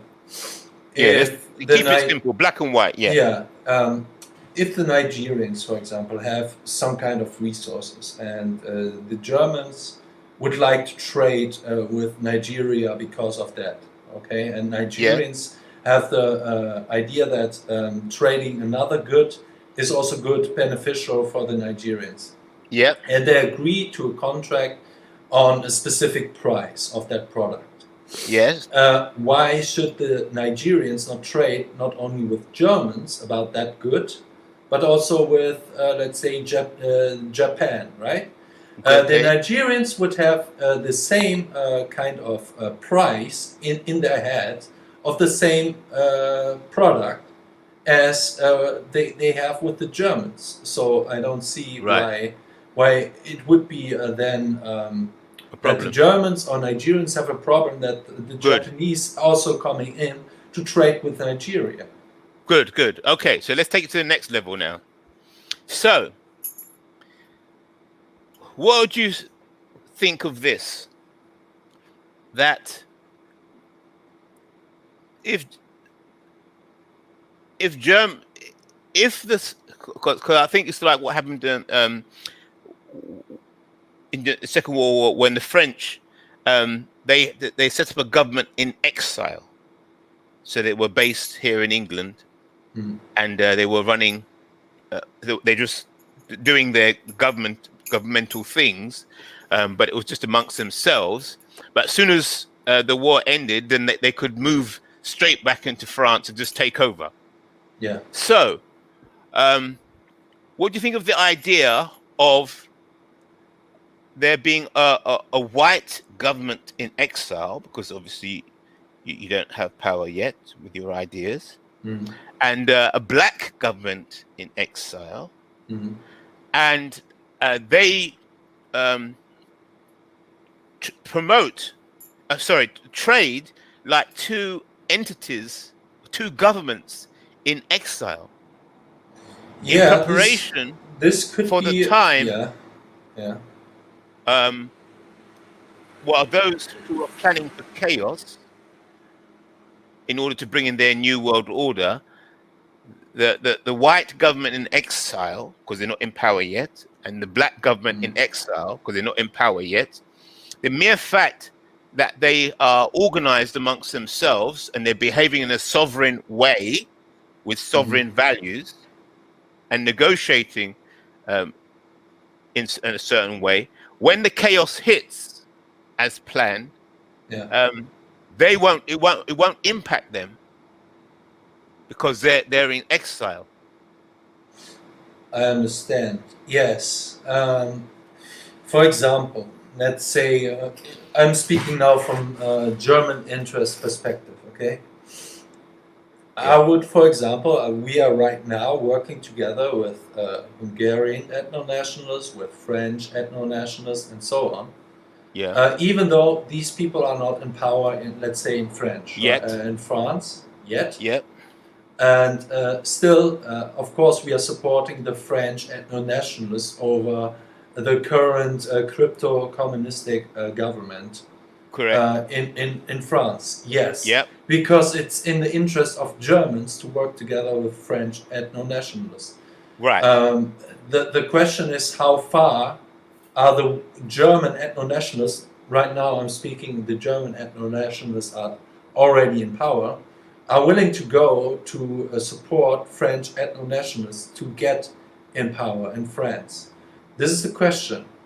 And I always say, is it beneficial to the German people or not? So are we willing to sacrifice even lives, German lives, to achieve the French ethno-nationalist goal? That's the question. And the same thing would be with, for example, Nigerian ethno-nationalists that are standing up against the global powers in Nigeria that are proxy state, for example, for America, right? Are we willing to support Nigerian ethno-nationalists so far as to probably get in the war with our white brothers in America, who are in power in America, to support our goals? That's a big always question. The question. That's right. always the question. But I would say, answered. Yeah, it needs to be answered, but it's also a case study, right? What situation do we find ourselves in? So it is a specific, basically, situation part, which I can't answer you because I need a specific situation where I can tell you we would support you on this issue or not. I can't answer you if I don't have a specific situation. Right. So let me say this then. The specific situation will only come about because I would say that there are no true ethno-nationalists in power. Yeah. You're saying that there's some. I'm saying that there's none. Yeah, even in Hungary, I would say Viktor Orban is probably the closest you get. Close, yes, but not. Yeah, but not really. Yeah, exactly. Right, right. So if we take it that there are no ethno-nationalists, in other words, there are no people that hold, no groups that hold sovereign values in power at the moment, and therefore, the only thing that would solve the question would be that the German sovereignty group, I should say, rather than ethno-national. Let's say the very nice wording. Yes, Yeah. I like that. Yeah, the German sovereignty group, if they start to organize themselves and behave like a government in exile, so they're not actually trying to take power, they're just organizing for power, just like the French. Yeah. When during the war, the French came over to England and they had their government in exile. So they weren't trying to take over England. They weren't trying to take over Britain. For example, let me give you an example. There are some ethno-nationalists who are following this strategy in Hungary, for example, right now. This would be a great example for the UK. Would be who is this guy? A very famous ethno-nationalist. Was a big politician in the UK in the past. Nick Griffin. Okay. Nick Griffin is following this strategy. I don't think it is a successful strategy. He's basically already in Hungary because they are more nationalistic and so on. And he's promoting basically UK ethno-nationalism in Hungary. Okay. Right. Okay. So watch this. I understand that. Very good. But what I'm trying to say here is a twist. Here's a difference. I'm saying, this could be wrong, could be challenged. I'm saying for government in exile to function effectively and to build itself, it must not be trying to achieve power at the same time. Mm.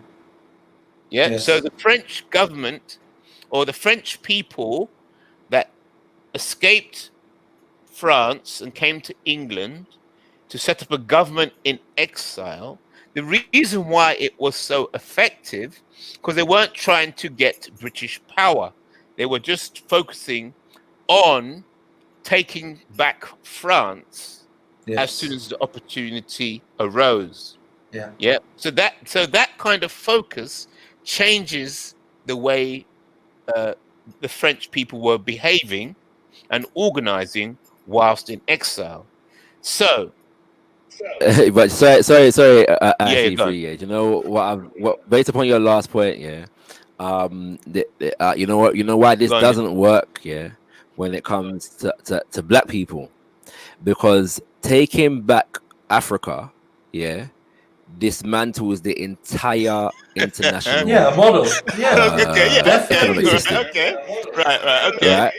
Just what I'm saying, which is so because what you're saying, because is similar to what Marcus Garvey was actually dealing with, especially after a certain point when he actually tried to move and do certain things, and he saw the colonial backlash.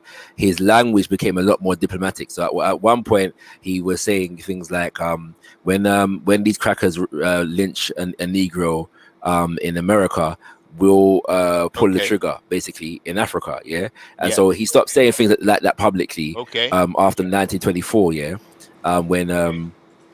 when he tried to make the move in Libya and the colonial governments and America, Liberia. Basically dismantled. So Liberia, sorry, when dismantled the program. So I'm saying that, like, so saying now, we just want to take back Africa, whilst living in Britain. Like Britain knows, like, you get me. Like it relies upon the resources, and them kind of things, and control over the resources, to exist. And so while a European in Europe might be able to do that, but if your belief is that Africa on itself, for example, or a nation in Africa on itself, isn't able to achieve sovereignty, because you have to first break basically the Western power hold over here, right? Then you are dependent on other people. So if you believe that, of course there's no negotiation with the current power. So you need another power in the West to be implemented. You can't go with the current power, no matter what power, because they are internationalists. So you don't have allies in that sense. Right now, there's no power in the Western world that would grant you what you wish for. So you have to focus on bringing in another power in the West that supports also your goals. Correct. And who could these power be? That's the question. Only I would say, and I would say, only powers that think like you in ethnic terms. No other power would support your goal because it's contradicting their worldview. So no internationalist communists who don't think in ethnic terms will ever align with your ethnic sovereignty, because it's fundamentally going against their concept of thinking. Yes. Yeah. So the reality is that I never said what the comment that you just made was based upon a premise that I never spoke on. The issue. Sorry, and it's necessary to point out that again, for different groups of European people, the capacity to Africa to do for itself and African people to do for ourselves is reliant upon which European school of thought is going to give us the best chance. Yeah.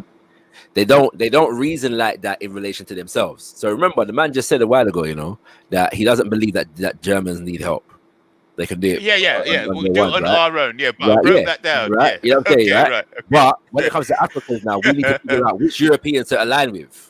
Yeah, in order to forward our own agenda. Yeah. So again, it's this idea of European domination, because basically our own self-reliance is dependent upon which European will allow us to do this and allow us to do that. Right? That's the trick. That's right. That's the problem. It's a consistent thing. Yeah. It is, and you're right in that analysis. You are not strong enough right now, at least, to be able to be sovereign, because you're not strong enough militarily wise, economically wise, and so on. You first have to establish that. For example, and the same goes for you. The same goes for you. And so ethno-nationalist. As an ethno-nationalist, yes. Germany is, and we have proven that in World War I and World War II, Germany was not strong enough against other fucking white people to achieve their sovereignty, because they were standing against that. So we need partners within the European family, of course, to achieve hold that point there. National sovereignty. Hold that point there. You just said you understand Germany was not strong enough. That's what you just said. Yeah. And then you said we need partners. Okay. Yes. But then you said within the European community, which then goes back to what Shakara was saying. It could also be with China. If, for example, if we align ourselves with China now for some reason, I don't think this is but why not allow? Possible. For example, if we have a partner like China, for example, the UK or America would be much more unlikely to fight a war against Germany if we align ourselves with China. So because they are a global power, okay? So yeah, the possibilities of other nations going to war with Germany will then shrink it, of course. So it could not only be a European partner or a different European partners. Hold that point. It could also be the Chinese people, for example. Oh, but okay, hold that point there. How about that? What if I was to say to you, you need, or it could possibly be that German nationalists, or in order to achieve German sovereignty, the Germans need Africans. Yeah, maybe. Yeah, I don't see them as strong enough. But if they become powerful enough in the future for some reason, yeah, we could make the same deal with African nations. No. You're missing the point. You're missing the point. I see. Notice the answer to that question, though. Yeah, while I was trying to convince man that the white fascists here is our best hope. Right? That's right. That's right. I noticed. Listen It's stupid to try to lie with these powerless people in the pursuit of man's goals. Right? Yeah. Right now, Africa isn't strong enough. Hold it. Or African nations are not strong enough. Let's slow this down. The other thing is that man has said that whatever black people get is going to be based upon the organized power of black people, not whatever white people that they want to allow us to get or give us. Yes. It's going to be about the organized power of black people, and they will negotiate from a position of power rather than weakness. Right. Hold that point there. Right. Hold that point there, Shakara. So the issue seems to be focusing now on you, Orlando, because see, you're twisting, you're jumping from one to the other. You see, you have to. The problem is would be for you to accept. This is a challenge. It would be the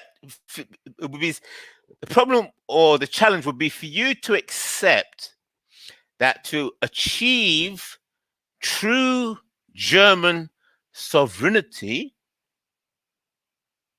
or sovereignty for the German people, you need help, right? Right. So that's the first stage. You now said not on your own, but you need help because the sovereignty is not with the German people. You're not in power. Yeah. So you need help, correct? So then you said the help would have to come from another power, and then you said you started to look east, to Far East, to China. Yeah. But I'm saying, or what I want you to consider, is that China is not a sovereign state. It's not a sovereign state. Okay, so it may may appear to be, but it's not sovereign. And I think they are. If you hold it. So the first point, you need help, right? Yeah, I understand. You need help. You're not going to achieve sovereignty without help.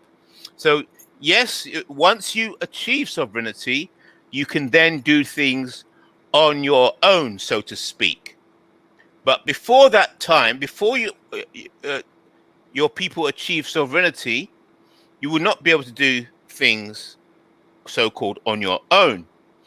The issue is how to achieve sovereignty. Yeah. So to achieve sovereignty, we accept that we need help.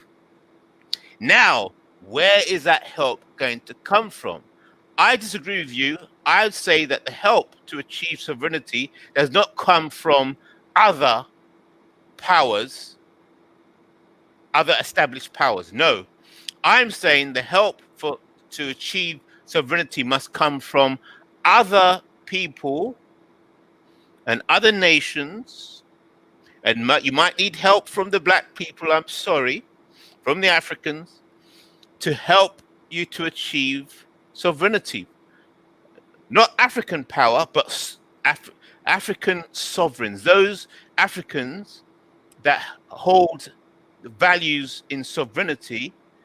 You'll be able to negotiate a deal that will help you get your people's sovereignty, and the Africans will, in that same deal, will be able to find a way to achieve sovereignty for themselves. So it's all about those who are not in power at the moment working together to prepare, like a government in exile, to prepare for a time which is coming soon, to override the chaos. So basically, I'm saying, just finishing off this point, that sovereignty, people organized like a government in exile, are like building a ship or a vessel. Yes? And you're not in power. You're just building the ship like Noah's Ark. Yes, you're just building that ship. And then when the chaos comes, which is planned by those that want to bring in their new globalist system, they need that chaos. Those ships that are in exile will then float. They will float that chaos.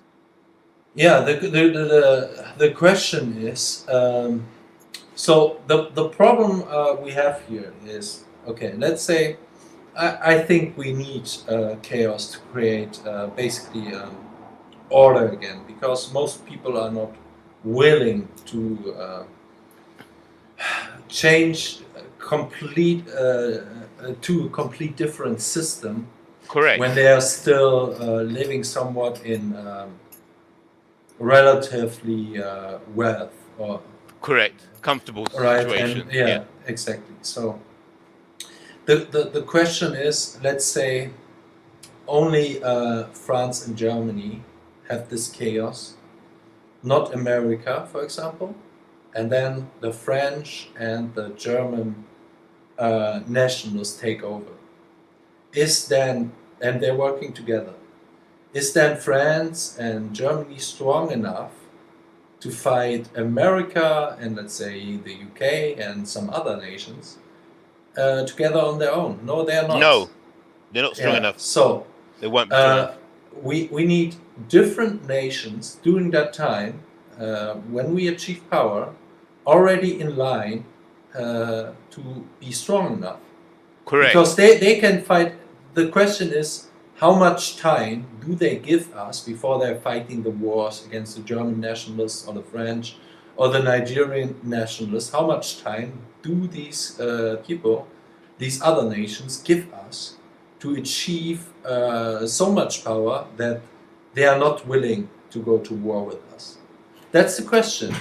And that is why I'm right now looking, of course, to America and trying to convince other ethno-nationalists to work together with German ethno-nationalists. Because, I'm hoping, and let's be clear, in my opinion, we only need to take over America. That's all. Hold it there. How about black and Asian ethno-nationalists? Yeah, same. Yeah, if, for example, if we find Chinese ethno-nationalists, China is a global power already. There's Chinese ethno-nationalists. I know them. Yeah. Yes, I'm more than happy to work together with them as well to achieve power. Right. So I'm hoping for a Chinese revolution. So the ethno-nationalist Chinese will take power and align themselves with German ethno-nationalists. How about the African nationalists? Yeah, unfortunately, I'm still working together with them, even though I don't see them as a global power. The more allies we have, the better. But hold that point there. Even though you don't see them as a global power, the point I'm trying to make here, that ethno-nationalism, I think the better word is sovereignty. Let's say this. Hold it. I'm about to get it out. I'm about to get it out. You're saying you don't see them as a global power. I'm saying that global powers currently in existence are irrelevant. Irrelevant. Why? See, those who are starting from trying to build, those who are building a government in exile. It's like when France, when during the war, when the French run over to London and set up their government in exile here, they got nothing to do with the British government. The British government said, "Hey, you can have that building there." You know, they can't tell the British government what to do. They're not a power. Yeah. There's a separate entity preparing themselves for power. They'd already lost the war. Yeah, but so the British people in power were already in power, where the French exile government operated. So they were already in power, and they had the army. Yes, of course. Hold it, because the war has not finished yet. So, but nobody's really in power in the war. Anything could happen. Yeah, of course, but they at least were strong, very, very strong with the allegiance with America. They were strong enough so they can do such a thing. I would say, for example, that if we achieve, for example, in whole Africa uniting under ethno-nationalism, this could be a power force, okay? If we are getting all African nations together, or Arab nations together, supporting ethno-nationalists, that would basically mean some similar thing as taking over power in America. When we have so many different nations on their own, very weak, but together are a strong force. Okay. Correct. Yes, of course. Right, but here's the logistics. Here's the issue. I am saying, it's not that the sovereignties will work together and get power. It doesn't work like that. I'm disagreeing with that model. I'm saying that the sovereignties or the sovereign entities are like boats, and all they need to do is organize themselves like a government in exile. They're not governing over any territory yet. They're just organizing amongst themselves. Yes, and appointing their leaders. Hold it. Let's not hold it. Yeah, but let's make sure it's clear for everybody, because it's a different view. Yeah. And it's like they're building a boat, and there's no water yet. Yes. There's no chaos yet. Yes. So there's no power. They've got no power. There's nothing. They're just sitting there, organizing, and maybe some people will laugh at them and say, "What are you doing? You're just organizing amongst yourselves." But you're organizing. You're building your ship for when the flood or the tsunami arrives. You know, when the chaos of the tsunami, of the flood arrives, then that order will float. Yes. Yeah, we are doing it or trying to achieve it right now. For example, we were talking in the past before about having conferences together with Chinese, black ethno-nationalists and so on in the UK, for example. That would be an example of this exile. You will then be, of course, an exile black ethno-nationalist, right, in the UK. And Mark Collette, for example, is not an exile, but he is basically he's ethno-nationalist in his own country. He's still in exile. No, he's in exile. He's exiled, yeah. Okay. Even though he's here in Britain or in England, he's an outsider. He's a dissident. Exactly. He's a dissident. Yes. The question is, if these powers then, how much do these international powers let us operate in our exile policies, meta politics, and so on? This is the question. Are they willing to? Policies wouldn't be operating. If you try to operate the policies before the time, then the present system will come down on you. Yes. So you basically, don't operate policies. You don't operate policies. We don't have the power, so we can't. Exactly. But I would say this. I think that changing the zeitgeist is way more powerful than having than sitting in power right now. So these powers will see that changing ideas, for example, if you throw around some words they don't like, right, and it becomes mainstream, they see that as a threat, and rightfully so.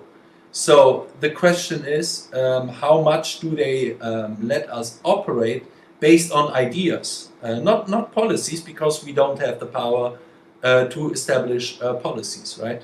Correct. But our ideas could have, for example, the power to change the zeitgeist, and therefore having politicians already in power to decide maybe not to do the one thing because they think, even though we are in power, if we go against the current zeitgeist, well, they might slaughter us on the streets or something like this when it comes to the extreme, right? Hold that point there. Beautiful point you made there about the language and words. very interesting. You said the authorities might not allow certain words. Yeah. Right. And So ideas. so imagine if you have sovereign entities or sovereign governments in exile. Basically, we're just floating, just talking, coming together to have a conference. So you have the black section, you'll have the Asian section, Chinese section, and so on and so on, white section. In this conference, that is composed of sovereign governments in exile that don't exist yet, the mere fact that you have such a conference would mean that new terms and new language would develop, and new forms of codification. You understand? Yes. And then which got nothing to do with the present. So there's no issue. You know, they can't take us to court because you're saying this and saying this, and you're trying to inspire. Let me quote a famous person. I have a dream, right? This famous quote. It would be something like this because it's not already established, right? Correct. To that point, it's a dream, maybe even more than a dream. Yes. Because but this would be a vision, okay? It's a vision. Correct. Yes. And that vision, can become reality in the future. Correct. So the vision can become reality in the future because in the conferences where there's people who share that same vision of sovereignty, they will develop new language, new terms, new terminology, new codes of behavior, and all kinds of things that are strange to the current world system and are not relevant to the current world system. It would be even going as far, I would say, as us discussing there a new kind of new world order. Okay? Correct. That's right. That's where we're going. That's what I'm talking about. That's right. It's an alternative world order. Let those who are planning a new world order, rather than screaming, bitching, and whining about what they're doing, let them plan their plans, and then we just have an alternative plan. And then we'll see. And I think that the term you used, it's the first time I hear about that, and I think it's a great meme. Alternative world order. I think this we should use this wording we should use more often, because when it comes to that, using that word, alternative world order, people are asking themselves, so what's the current world order, right? Oh yes, I like that. Yeah, I didn't realize it. True. Yeah. Yes. Alternative world order. The AWO. Yes, the AWO. Exactly. Right. Yeah. So they have their new world order. They can plan ahead. We're not arguing about them. Leave them alone. Yes. And we're discussing a AWO, an alternative world order. And we're going to have a conference, and there'll be IC1, IC2s, IC3s, IC4s, all discussing sovereignty and developing language and systems, not for application or implementation now, but for the future. Yes. As a way to handle the future chaos that is certainly coming. Yes, and I would say then we can talk about fundamentals where everyone can unite under, and basically even let's say a fictionary, not law, I would call it manifesto of the alternative world order, which we can all have an umbrella under, right? That's right. And not going into too much specifics of, let's say, okay, should that alternative world order be more free markets or something like this? No, we should, for example, say sovereignty, the word sovereignty, I love that, right? Yes. sovereignty should be in it, and some other thing. Yes. I think the 14 words even as Yep. an ethno-pluralistic worldview is perfect Correct. for that. Yep, that's good. Something like this, right? Yes, that's right. Yeah. And then that would be a really interesting conference. I'd love to go to that. Oh yeah, I too. Yeah, that would be interesting. And I think nothing, even the hardcore like Shakara, he'll appear. At least in the audience, he would listen to that. Yeah. And imagine he'll be there.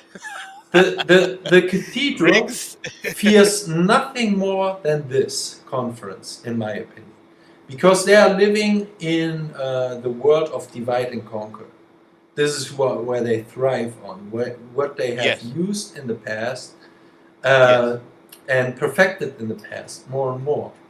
Yes. The divide and conquer. They hate that, for example, a different ethno-nationalists coming together, because what they try is to say to us, your ethno-nationalism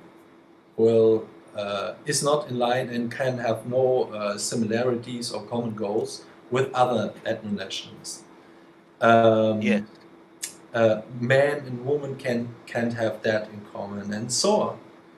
And that is why what they hate so much. And they are also, of course, they hate when we pointed out that they have all these contradictory ideologies, for example, that the feminists are working together with the Muslims and so on, right? They have all these contradictions, and pointing out that is also very helpful.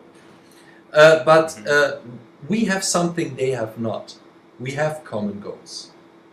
Yes, they don't have any common goals, in my opinion. Correct. Very good point as well. And also, by focusing on an alternative world order, it will stop the bitching and the whining about the current plan. You're just criticizing is always good, right? Criticizing is always good, but providing an alternative where people have a look at, this is what they proposing, is something different. If you're just criticizing, you will not go anywhere. Exactly. You have to provide a goal. Yes. You have to provide an alternative. That's right. Because otherwise, you just get tired of this whinging, going round and round in circles. And when you try and talk about a solution, because the mind has been so occupied with whinging, that they lose the ability to actually think and create new ideas. Because they're so depressed, and you listen to yourself complaining, and you're hearing your own voice, and you're hearing the other voices, and so on. And it's a continual cycle. And they just I think themselves the down to banking system could also be in that manifesto, for example. Of course, that's right. Right? And an alternative banking system. Yes. So we can start talking about banking sovereignty, banking and nation building. What is a bank? So there's lots of stuff to discuss in this conference. I think I'll start writing some stuff up. I think I agree with you. We can go with the temporary heading of an alternative world order. So what speech we can start to think about? Well, what speech would you give at such a conference? What would be your presentation? If I would be invited, I will not choose myself as a speaker because I'm not good enough for that. I would choose someone different. I know what I want. I know it in my head, but my verbal IQ is not good enough to provide that. There's many others that people will come out of the woodwork, I think. Anyway, a much better job. We already have these even people. better than me. We already have these leaders in different nations. In Germany or Austria, I would choose, for example, Martin Sellner for Austria. Right. Yeah. In the UK, you have different kind of leaders. You have Morgoth. You have Mark Collett, for example, someone like that. In Ireland, you have James Woods. I think that's his right. name is. I'm fair. So we already, in the white ethno-national sphere, we already have them. I don't know if you have leaders in the black atmosphere, because I see that's the problem with black nationalists. You have so many different fractions. Yeah, I hope so. You have so many different fractions, and this is what I hate so much. To see the black people disunited. Properly, the black people will not disappoint you with their division on the table with their position. Good. Yeah, I'm sure we'll find black people will come forward and they'll be able to speak on the issue of sovereignty and so on and so on. Or it might be a group. So just that you have many, I'm sure maybe it won't even take long. on that conference find together the black nationalists find together the different factions like Black Hebrew Israelite, Black Panthers, Nation of Islam, right? On a conference like this, maybe they can even form something like patriotic alternative, which is speaking for every fucking ethno-nationalist. Only, I would say in the UK, for example, only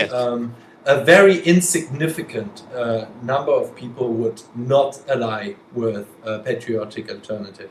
Correct. These people are insignificant, okay? So they have no power either on YouTube, not IRL. These people are not there in any way, okay? But not even on YouTube they have a following. So these people are insignificant, but there's different, very strong black ethno-nationalists I see in Nation of Islam, Black Hebrew Israelites, and so on. And maybe they can form really a community that allies themselves under. Don't worry, leave that to us. Together. Yeah, of course we have to. We'll sort ourselves out. We'll sure we're well represented at such a conference. And also, I would even invite Jewish ethno-nationalists. I only knew one. I'm the moderator of that channel as well. What is his name again? Let me. I always forget about his name. But yeah. Anyway, I will search for him later. But he's the only. Put into work, wouldn't it? Yeah, he's the only a Jewish ethno-nationalist coming to the conference. Like, whoa! Yes, that would really do good. That would be really good because they wouldn't be able to say, "Oh, it's anti-Semitic," or "It's this," or "That," "It's that." You won't be able to do it. He's criticizing the banking system just as much as white ethno-nationalists because he understands. And he's criticizing Jews as well. Okay. So does I criticize white people, okay? I have no problem of pointing out or pointing my finger at white people, and no black nationalists should be fearing pointing out black degenerates or black people who are not working to better black people. I'm pointing out white trash all the time, white trash people. I'm pointing out these other people, white people in power, who are working against white people, okay? I'm pointing out to, and these are our biggest enemies, even before the Jews, okay? So let's let that be clear. And this is all I would say to that. But, I think I've got to go now. So, is Shakara still around? You want to say anything, or Mr. Riggs? Want to say anything before? Want to add any food for thought? Nah, I'm not myself. Okay. Dude. But yeah, man, just wants to say big up to Raspek and Mega, and the man them for organizing. I think it's necessary to note that after the Battle of Trafalgar, as it's been called, people were critical of the lack of organization, and they have responded with a display of organization, and I think that it's right to recognize. And respect that, and see how it grows, and it develops, and just to be mindful, black people, of the propaganda that is being put out there. Yeah, because this country has an inherent fear of seeing organized black people. That's all it is. And so because like they don't see Black Lives Matter out there with uniform and them kind of things there, whatever. But because they were, there seemed to be some level of organization where it wasn't under the term Black Lives Matter. Whether people were actually part of the organization itself or not, people were responding to the slogan. Yeah, you know what I'm saying? So people were responding to the slogan, so they had to attack it, and they tried to, they're making it. They're using propaganda. You know what I'm saying? To characterize it in a certain particular kind of way, and that's why they're associating Forever Family with Black Lives Matter as well, because they've already developed enough propaganda around that terminology to use it. Yeah, so we just got to be mindful of terms like militia, and them kind of things there. You know what I'm saying? No, when they say militia, I say they're a security force. Yeah, you get me? You know what I mean? When they say paramilitary, say they're just organized. Yeah, you know what I'm saying? You know, all institutions are organized, and if they're doing drilling, the cadets and the what's the Army the cadets, various different scouts. That's scouts, right. That's right. Yeah, Yes, organizations do brownies, drills. To inspire discipline. Yeah, all that kind of stuff. They all do drills. Yeah, to inspire discipline and order and organized shared working together and them kind of things. We just got to be careful of the propaganda. Should I make something surprising today? I still got at 9 o'clock this evening, UK time. There's a battle between Laura Tara and the Civic Nationalists of the Tommy crowd. But until then, I have still open time. And what I've seen the black people they are marching. It reminded me of the Hell March. Should I make a tribute to that? Because do you know do you know the Hell March videos? No. By the way, maybe wait a minute. Oh yes, maybe Valley can play that. It got cut off, didn't it? It got cut off. I remember I was watching, I think, and they got banned or something. Yeah, just imagine, for example, a white ethno-nationalist. Okay, put on his channel. I make a video maybe once every 2 months or something. But right. Well, even while the Civic Nationalists are basically fighting those black. Oh yes, you put that on. That's right. I put that on, okay, because I want to see something like this. Okay? But here it is. What it is, you do a mix. You do some IC1s marching, some IC3s marching. Good idea. Some Chinese marching. Yeah, some Russians. That's right. Do all the codes. Okay, and I will call that video "Alternative World Order." You got it. This could be great. That'll smash it. That's right. Yeah, I got it. I got you. That would be brilliant. Yes. These men are going to do some madness and then say that Don't worry, I'll deal with them. I'll deal with them. The black man told us to do it. No, but this is great. This is a concept I want to go to. Yeah, I understand. Yeah. Anyway, quick thing. Before I got around here, I want to address the question of the day. I'm assuming it's inspired by the fact that today is supposed to be Jamaica Independence Day. Yeah, and the reality is that, you know, as most of us will know, when it comes to Africa and the Caribbean, we never really got no independence. Yeah, there was really no independence. Yeah, I know. Yeah, but the fact of the matter is, the thing that the reason why we know there's no independence is because the Queen of England is actually still the head of state, officially the head of state in Jamaica. And so when we talk about state stability, we watched a video briefly yesterday whereby a sister was talking about the resources in Jamaica, particularly bauxite, and how the bauxite trade was destabilized. They did the same for garment manufacture, because the Jamaica had a thriving garment manufacturing industry in the 1970s, which was taken over by the Americans, and these kinds of things.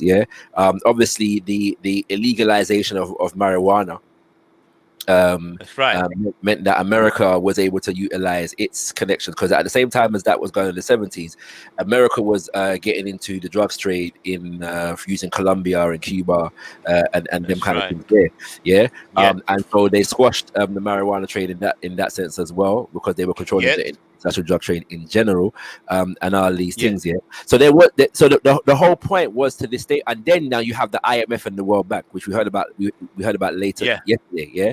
Which when you take those loans, you are forced into a position whereby you are not unable to build schools, unable to build hospitals, and you therefore have to open up your market, for provision from foreign nations to cater for these demands, and this was the stipulation. And so because Jamaica is a neo-colonial nation, it's a neo-colonized nation, it is possible for foreign powers to have control over Jamaica's economic policy, and so the intention is to create destabilization in Jamaica for the sake of facilitating stabilization in America, in particular, and Europe in general. And so no, there was no provisions to put in place or ensure long-term stability in Jamaica, because long-term stability would have been detrimental to European interests. It's also worth noting that the political institution in Jamaica has been infiltrated for decades, and in the 1970s, Marcus Mosiah Garvey, in fact, is famous for saying that anybody in Jamaica, among Rastafari, for saying that those who make it through the 70s will make it through anything. And the 70s in Jamaican history is a time period of serious political turmoil. It's when the governments, the political parties in Jamaica, namely JLP and PDP, presided over what's the word? Yeah, we can hear you, Tara. Presided over the development of garrisons, which were basically areas to facilitate gangsterism and loyalty to political parties in Jamaica. And so destabilization was created now on the social level, because whereas and this is why we have to have an international perspective. In America, when the Black Panthers and the Black Power movement was strong, they destroyed it by infiltrating it with guns and drugs. COINTELPRO and so on and so forth. This was deliberately done. The same thing actually happened in Jamaica. I remember my uncle saying when he was in Jamaica in the 70s, one time he heard on the radio that there's going to be a direct flight, with some American company. I think it was going to start doing a direct flight between Colombia and Jamaica or something like that. And he was wondering why does Jamaica need a direct flight to and from Colombia? It is now Edward Seaga, who's a prominent Jamaican politician who passed away last year or the year before that, I can't remember, is actually born in Boston, America, becomes head of one of the political parties, right? And so these people are instrumental in the fostering development of the so-called gang culture in Jamaica, because if you know anything about 70s gang culture, it was fought along political lines. It allegiance to parties, and so the ordinary people were armed for the sake of preserving and developing voter blocks within certain areas of Jamaica. And thousands have been killed. As a result of these political wars that have taken place in Jamaica, and the Rastafari movement, which was very strong in the 70s, was licking out against all of it. And so they had to try and destroy the Rastafari movement as well. Finally, I'm going to say that we should note, that the first actual independent political party, however, in Jamaica was actually developed by Marcus Mosiah Garvey in the 1930s, and it was called the People's Political. All right. You know what I'm saying, and so that, but then the fight was really getting rid of colonialism, and so he was trying to get into office for the sake of getting more and more independence for Jamaica and working on behalf of the ordinary people that were there. If we have more time later on, we'll go into a little bit more details of what Marcus Garvey was trying to do in the 1930s. Definitely. But suffice to say that what Jamaica was able to say, what America was able to do in America towards black people in America and towards black people in Jamaica in the 1970s, it assisted Britain in doing towards black people in the UK during the 1980s. Yeah. So after the so-called uprisings in the 1980s, Britain sought for advice from America in terms of how to deal with these uprising black people. And so if America did that in America and Jamaica, what do you think they told the Brits? Yeah. And you know what I'm saying? Exactly. So that's the point at which you see a drug culture and a gun culture developing among black people in the UK. So yeah, we have to beautiful. They did exactly nice summary. the same with a white nationalist movement. If you look, if you compare, for example, we were talking about the specifics of what was that movement again? That was now because of the uniforms. Was what was it again? This. What was it called again? Family. That movement. Family Forever, right? Yeah. Forever Family. Yeah, Forever Family. Yeah. So when you compare, and then it was mentioned that they first come up with this act of uniformity, wearing uniforms against the against the fascists, fascists of Britain. If you compare these people and look at these people, how they dress, how they articulate in that time, as well as Lincoln Rockwell in America, right? And you see the changes after that, I would say in the 60s and so on, and you look at white nationalists then, this is where they were successful in implementing the Hollywood narrative of white nationalists, right? Then you have the skinheads coming up for some reason. These skinheads, under Hitler, under Rockwell, under Mussolini, they will be shot probably on the wall if they dress this way, okay? Because people like Mussolini, they will see them as white trash degenerates, okay? So they were also successful in basically making, first, the looks are very evil, if you look at them. They were behaving like total degenerates, drinking alcohol all the time and so on, having no current worldview, were not philosophical, philosophical knowledge, not well spoken and so on. This is exactly what they want to have. And I would say to the current example, the Nordic resistance movement has a very similar optics to the black nationalists marching on. I would say this is Forever bad. Family. That's similar to Forever Family. Okay. Yeah, Forever Family. The Forever Family are not black nationalists. Yeah, they've never described themselves as black nationalists, black nationalist organization. So we have to get that clear. But I would say a lot of labels have been put on them that they never claimed to be. In fact, I've heard at least one of its members say that they're not political. They have no politics. Yeah. So good. But I would say to this, even though I would allow them to march like this, and especially when it comes to looks and optics, this in a normal people's head looks very dangerous, right? So of course it would be good for white people to make them aware of a threat, just like when you have a Muslim dressed like a Salafist with their clothing or so on, or the burqa. It's a threat, okay? White people, Europeans see this as a threat, okay? While when a Muslim dressed like everyone else, it doesn't appear like a threat, right? So we ethno-nationalists, most of all, we are dressing just like normal people, okay? We don't want white people to fear us or something like this. We don't dress in military clothing. Okay, because we want to say we are just normal people, and we are. If you dress this way, people will see this as a threat, and you will never succeed if you address this way, in my opinion, in the current time. Well, was it Respect paid to do that? I think. Like somebody actually called him to actually wear those suits and do that. I think. Good question. Good question. Yeah, he said it was a Somalian girl or something. Yeah, you have to have a look. I'm not really going to dignify that nonsense. But I can say it can be said that Forever Family is a company. They're publicly a company. Yeah.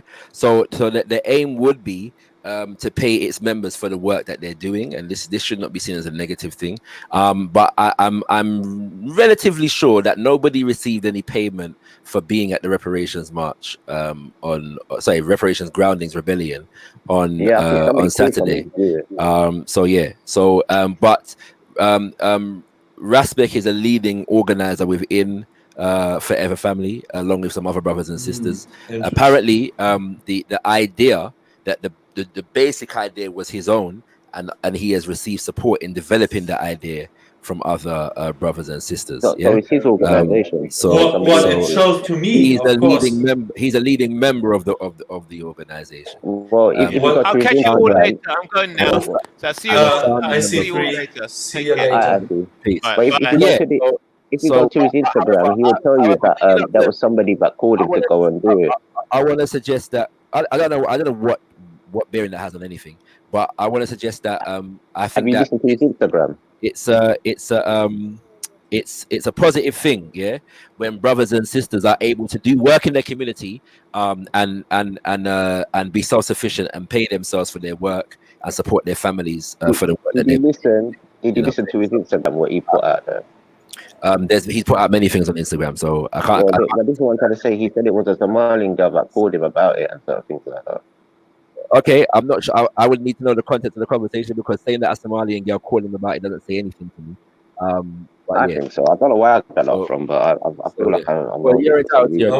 What positive is about this? I would say, for example, from the optics debate, right?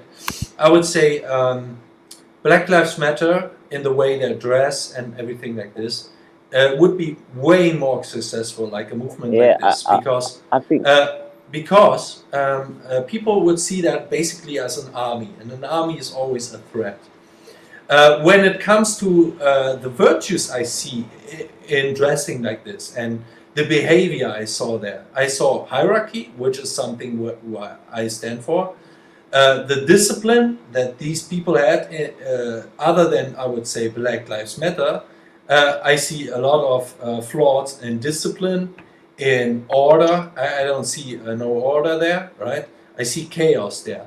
This is something different at what I saw on that march. This is something positive. But if you dress this way, this is where it is negative overall. So I would say don't dress like this. Just an advice, okay, if you want to have that movement. Have some suits on or something like this, yeah, something normal. And then simply have the same values. This is what I would change to that. All I'm a bit thingy about is that the older people that was put on these events, but they're not really highlighted in the news and things like that. That's the only thing what I find a bit disgruntled about, really, to be honest. Yeah, because probably also because they're not controlled by cultural Marxists. So the news at the moment is utilizing the image of an organized group of black people, and these kinds of things. That's all that's happening.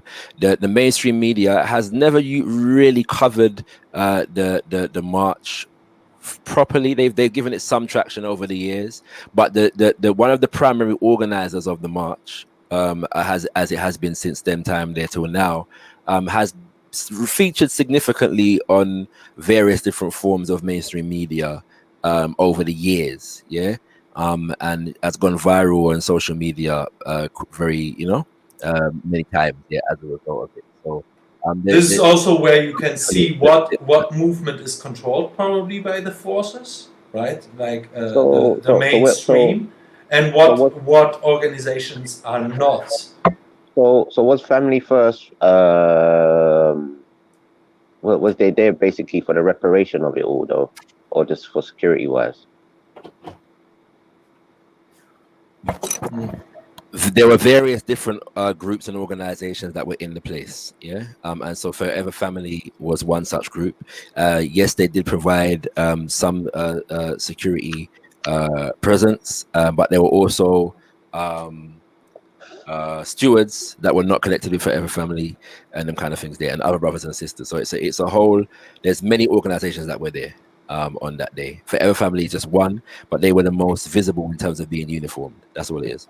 But it's not that organization here where I put the link in the chat. It's not that organization, right?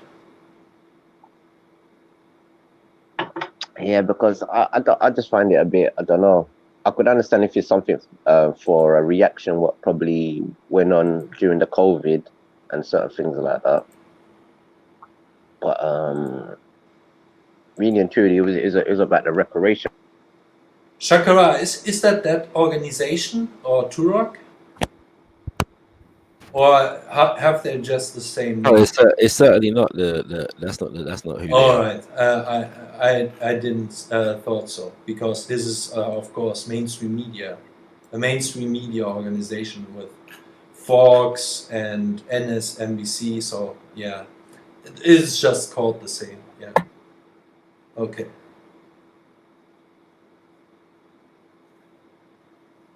Good to know. Because I was confused if this is the same organization. But yeah, various Pan-African organizations were there on Saturday, you know what I'm saying? Global African. Because who does the normal... The Kebalan Revivalist Movement, Got Kush TV were there as media, Galaxy Radio were there as media. Who else? I don't think they were there as media. That's what I'm trying to say, because it wasn't really even broadcast over the radio. They were there as media. No, they were there as the people that's been organizing it, talking about it for years, even probably hours before I was born. Dr. Abu was there, Chief Pakumbra Baye was there, and they were covering. It wasn't broadcast on Galaxy Radio as but they're not come there as media. They come there as people want in the emancipation and things like that. Been covered under the it's been covered on Galaxy Radio, and Galaxy Radio features on the promotion for the event. Yeah. So they have a media. It's their event though, isn't it? It's mostly those people organizing the event, talking about. It's not Galaxy Radio's event. I'm saying they organize it. The event is organized by the Emancipation Day. So the African Emancipation Day Reparations March Committee and the Stop the Maangamizi campaign, yeah, exactly. Those two bodies that come together to put on the march, yeah. And this year it was not a march; it was what they call a groundings. All right. So so the members of that committee and that campaign come together to put on the march, and they collaborate with other organizations in the community. Galaxy Radio being one. Of said organizations, in relation to media and covering the event. The event is heavily promoted through Galaxy Radio, and those who are at the helm of the campaign and the committee feature on Galaxy Radio pretty regularly. Exactly.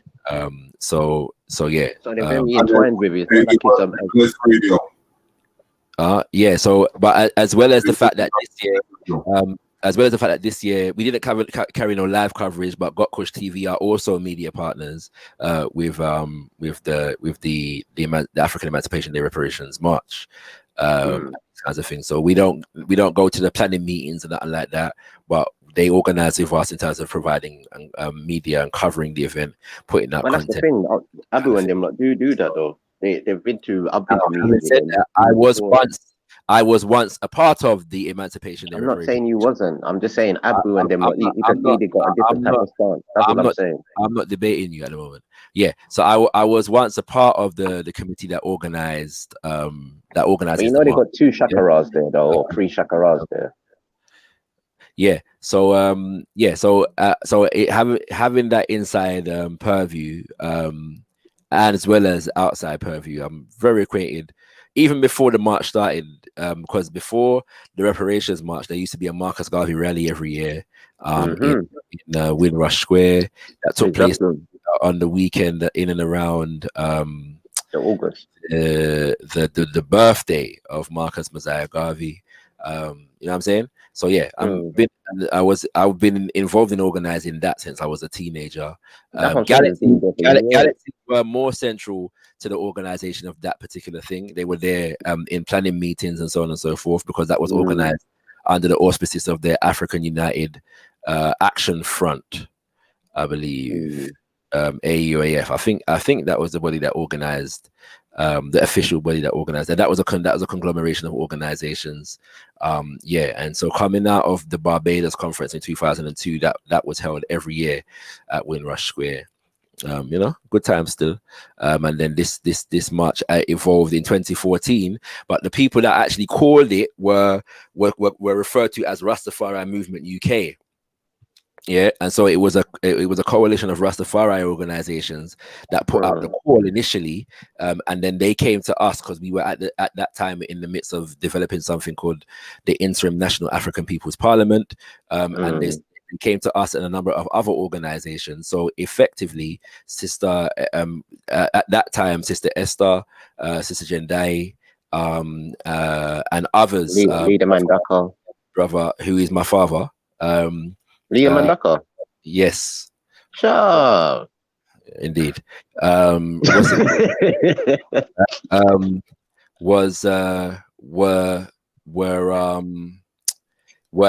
developing the International African People's Parliament. So the International African People's Parliament, of which I was a member of its internal committee, like its central committee.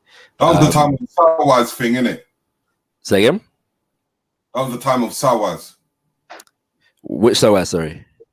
The university, when they did their first opening for the party. Don't recall. What's the sister's name that went to Ethiopia? Keep forgetting her name. But yeah, you had a congregation in Sawaz. Oh, it's possible because there was a few different things that went on. Where they were trying to when they were recruiting members. It's possible. Yeah, you know what I mean. But yeah, so the Ethiopian World Federation. They were involved as well, but they were involved as part of Rastafari Movement UK, right at that time. Yeah, so this was in 2014. So obviously we all came together to organize a team. Obviously, Sister Esther being one of the leading reparationists in this country were central, and so there was a split after that year, and so then out of that, the Emancipation Day Reparations March Organizing Committee was formed, and these kinds of things. So the people that have been at the helm of it have always been properly represented as at the helm of it. But obviously, when you get hundreds of younger organizers coming through, that obviously gets attention for many different reasons. For many people, Forever Family were the highlight of the day, for those who were there, because they were inspired by such an organized showing of young Black people in that kind of way. And so obviously the media is going to take that up and try to frame it another way, and then there's going to be detractors among Black people who want to slander and take away from the works of other Black people that are doing things in their community. But they were received very well on the day. I'm saying, as a result of their of what they demonstrated, they were received. So we give thanks. You know what I Yo, mean? big up the man on the panel. Big up the people in the chat. Afternoon. What are you saying, Shakara? You cool, Shakara? Yeah, what's good, Tara? Give him thanks, and I'll give him. Yeah, good man, good. Yeah, I just want to say happy Independence Day to Jamaican people all around the world. Obviously, I say that with a bit of a caveat, because we know obviously Jamaica's still going through the neo-colonialism that Africa is going through right now. But yeah, I just wanted to make a point in relation to the reparation thing, because obviously Elron must have mentioned earlier that if Black people are asking for reparations from the so-called white man, it's basically called begging. So I just wanted to know if Elron knew about the reparations that were given to the Jews after the Second World War with Germany. What Nah, do you but think, Elron man? wouldn't know that. yeah. No, he knows that. But does he know what the reparations, what kind of settlements that they came to between obviously the German Elron government knows what's and Jewish and what's not Jewish. With the reparations, the Jews got basically half of Israel is owned by Germany, by German money. That's how far okay, this goes. Yes, I no, know but all about it. look Yes. no. Israel today is a nuclear nation, as we all know. Yeah, even though they don't like to declare it. Yeah, they don't like to declare it. But at that time when the It reparations provided, was, I think, two how do you call it? The ships that go on underwater. submarines. Submarines, But yeah, atomic yes, submarines for them. Yeah, let so me no, but let me finish though. Yeah. After the 1950s, Israel obviously was a new country. The economy was fledgling, and off the back of that reparations money, as we all know, they built like a lot of their industries with it. So if we want to talk about so let me just read a quick thing, yeah, just a quick paragraph, yeah. Despite the protests, the agreement was signed in 1952 September. West Germany paid Israel a sum of 3 billion marks over the next 14 years. 450 million marks were paid to the World Jewish Congress. The payment were made to the state of Israel as the heir to those victims who had no surviving family. The money was invested in the country's infrastructure and played an important role in establishing the economy of the new state. Israel at the time faced a deep economic crisis and was heavily dependent on donations by foreign Jews, and the reparations, along with these donations, would help turn Israel into an economically viable country. The reparations were paid directly to the headquarters of the Israeli Purchase Delegation in Cologne, which received the money from the German government in annual installments. The delegation then bought goods, shipped them to Israel, receiving its orders from a Tel Aviv based company that had been set up to decide what to purchase and from who. A great part of the reparations money went into purchasing equipment and raw material for companies that were owned by the government, the Jewish Agency, and the Hizdarot labor union. Notably, much of that money went into purchasing equipment for about 1,300 industrial plants. Two-thirds of this money was given to 36 factories, most of them owned by the Hizdarut. At the same time, hundreds of other plants, most privately owned ones, received minimal assistance of reparations money. From 1953 to 63, the reparations money funded around one-third of the investment in Israel's electronical system, helping it to triple its capacity, and nearly half of the total investment in Israel railways, which obtained German-made rolling stock, tracks, and signaling equipment with the reparations money. The reparations money were also used to purchase German-made machinery for developing the water supplies, oil drilling, mining equipment for use in extracting copper from the Timmermans Valley, and heavy equipments, agriculture and construction, such as combines tractors and trucks. Another 30%, I'm nearly finished. Another 30% of the money went into buying fuel, while 17% was used to purchase ships. Obviously, that's what he was talking about. I think the submarines or whatever. Some 50 ships and all sorts. So my whole point of reading this here was to show you that black people are not asking the government for a handout, or yeah, I want some money. I'll put £10,000 in my account.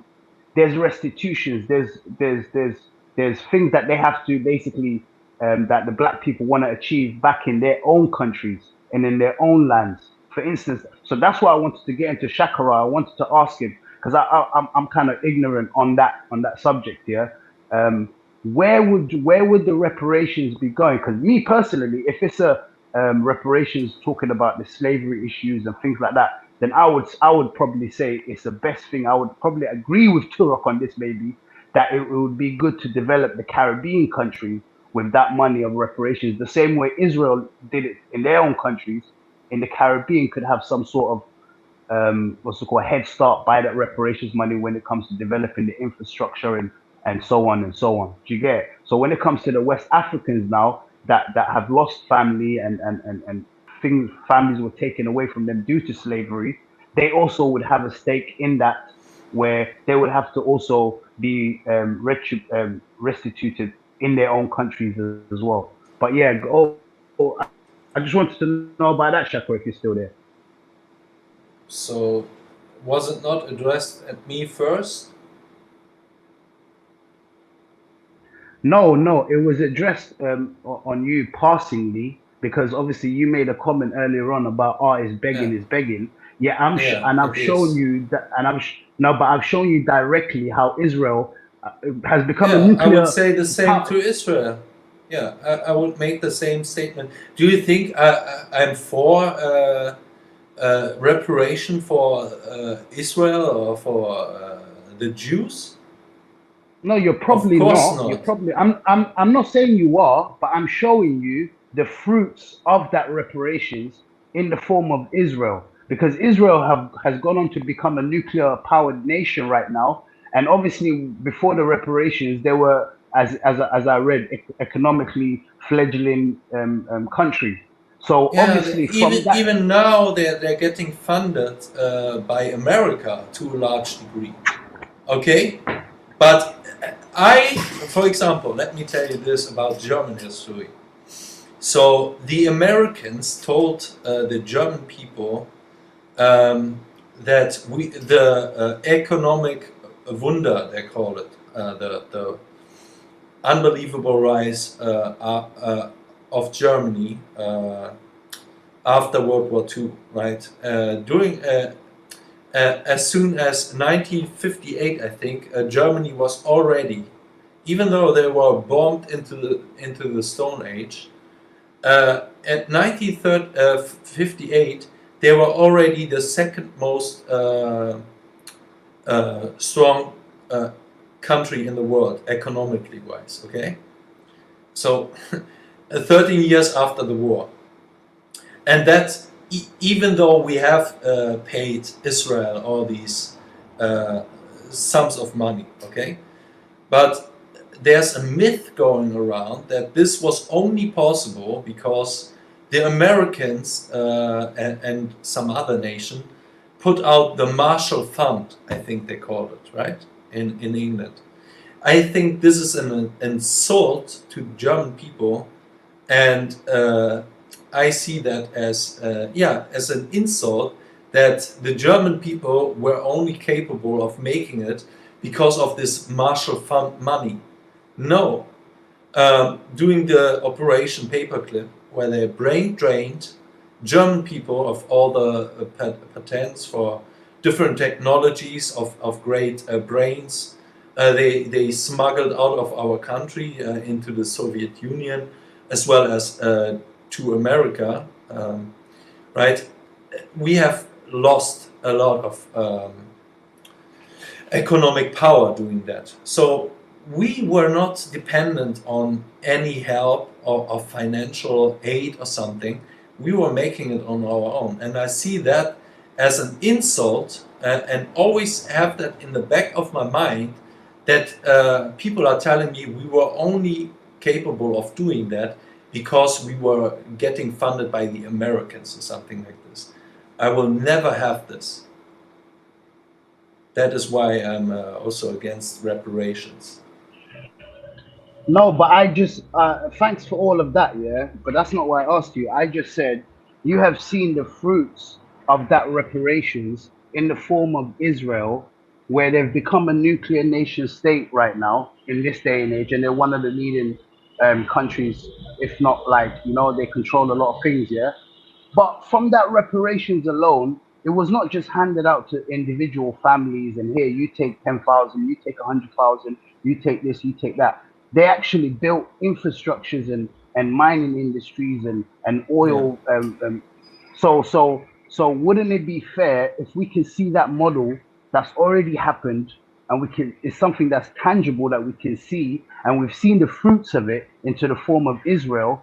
Why is it so far fetched for you to say that black people are begging because of reparations. And bear in mind, black people went through similar to what happened to the Jews in Germany as well, where at least the Jews in Germany were still kept in Germany, maybe transported, but the people who's asking for reparations due to slavery were taken out from their homeland. So it's a big difference in comparison, and the numbers were much more huge as well. So, like, I don't understand how you can come out with black people are begging when it's totally the opposite. It's actually asking for what they're basically what they deserve. See, and okay. Let me explain it also from different points of views. So, if we go back hundreds of years, okay, this is another problem. The Jews get their reparation, which I'm not for, and which opens the doors for other reparations, right? This is also something why I'm against that. Is they get that straight after the war. Slavery is back hundreds of years. Also, when you compare the number of the Jews, how many Jews are there in the world? Probably 90 million or something right now. So in a small state of Israel, that money might achieve something. But if you're talking about Africa, how many? 1.2 billion you already are. So it doesn't affect anything. Okay. No, I was talking about specifically. No, but Elron, I was talking about specifically the slavery part, where obviously people in Caribbeans right now are still under neo-colonialism. So it's not like they're free to do whatever they want. And I'm not talking about Africa as a whole. 1.2 billion need to get reparated, and that's a different conversation. We can have that as well, because obviously Africa is still going through neo-colonialism. So I'm talking about just neo-colonialism is also right now happening in Europe. We are under the same banking system as is Africa. So but you guys are benefiting. Would you say much more than Africa is? No, the German Germany's the biggest. German workers money they're getting paid is stagnating since 30 years. We are not benefiting from this. No, but would you say Germans have a higher living standard than a lot of African countries? Yes. So that would mean that you're benefiting more than the African countries. No. Okay. How do you work that out? Well, you can make the same statement about black leaders who are also multi-millionaires and so on. So they are benefiting from that system as well. But what I'm talking about is the overall... No, but the country. I said the higher living standards. I said higher living standards. I did not mention leaders or whatever. I'm not mentioning Angela Merkel when I say higher living. I'm talking about the German, normal, white-collar person that's living on the streets in Germany compared to the countries in Africa. I would say, even though there's some millionaires who are corrupt in Africa, the population at large compared to the population at large in Germany, like I can't even believe I'm having this. Remember, you were not African nations were not on the same living standards anyway, but the living standards rise since decades. It rises. Of course, it is not the same as in European countries. Okay, just like you have different the Chinese, right? They also they rise their living standard constantly. They are still not on the same level as European countries. But they are getting closer and closer to that. Are you not benefiting more then, would you say, because of what you just said and you admitted? Then of course you know that Europeans are benefiting more with this neo-colonialism that you claim that's happening within Europe. They're benefiting more than the Africans, because obviously we're talking about living standards and GDP and growth and things like that. Yeah, it is. The stronghold over our countries was not that great just a few decades back. It is getting stronger and stronger, and that is why you see basically more and more European people living in poor living standards. Why? Because they are wanting to equalize the world, okay? Just look at next year's World Economic Forum. They are now talking about world distribution. That just means simply when you first look at it, it seems something of goodwill. But what they're trying to do is getting everyone on the same low standing living standard. That is why, for example, the European people are paying huge sums of money, or let's go even with the only European example. So we have the euro, right, which is a cash system where different economy strong nations having the same currency. This could never work, okay?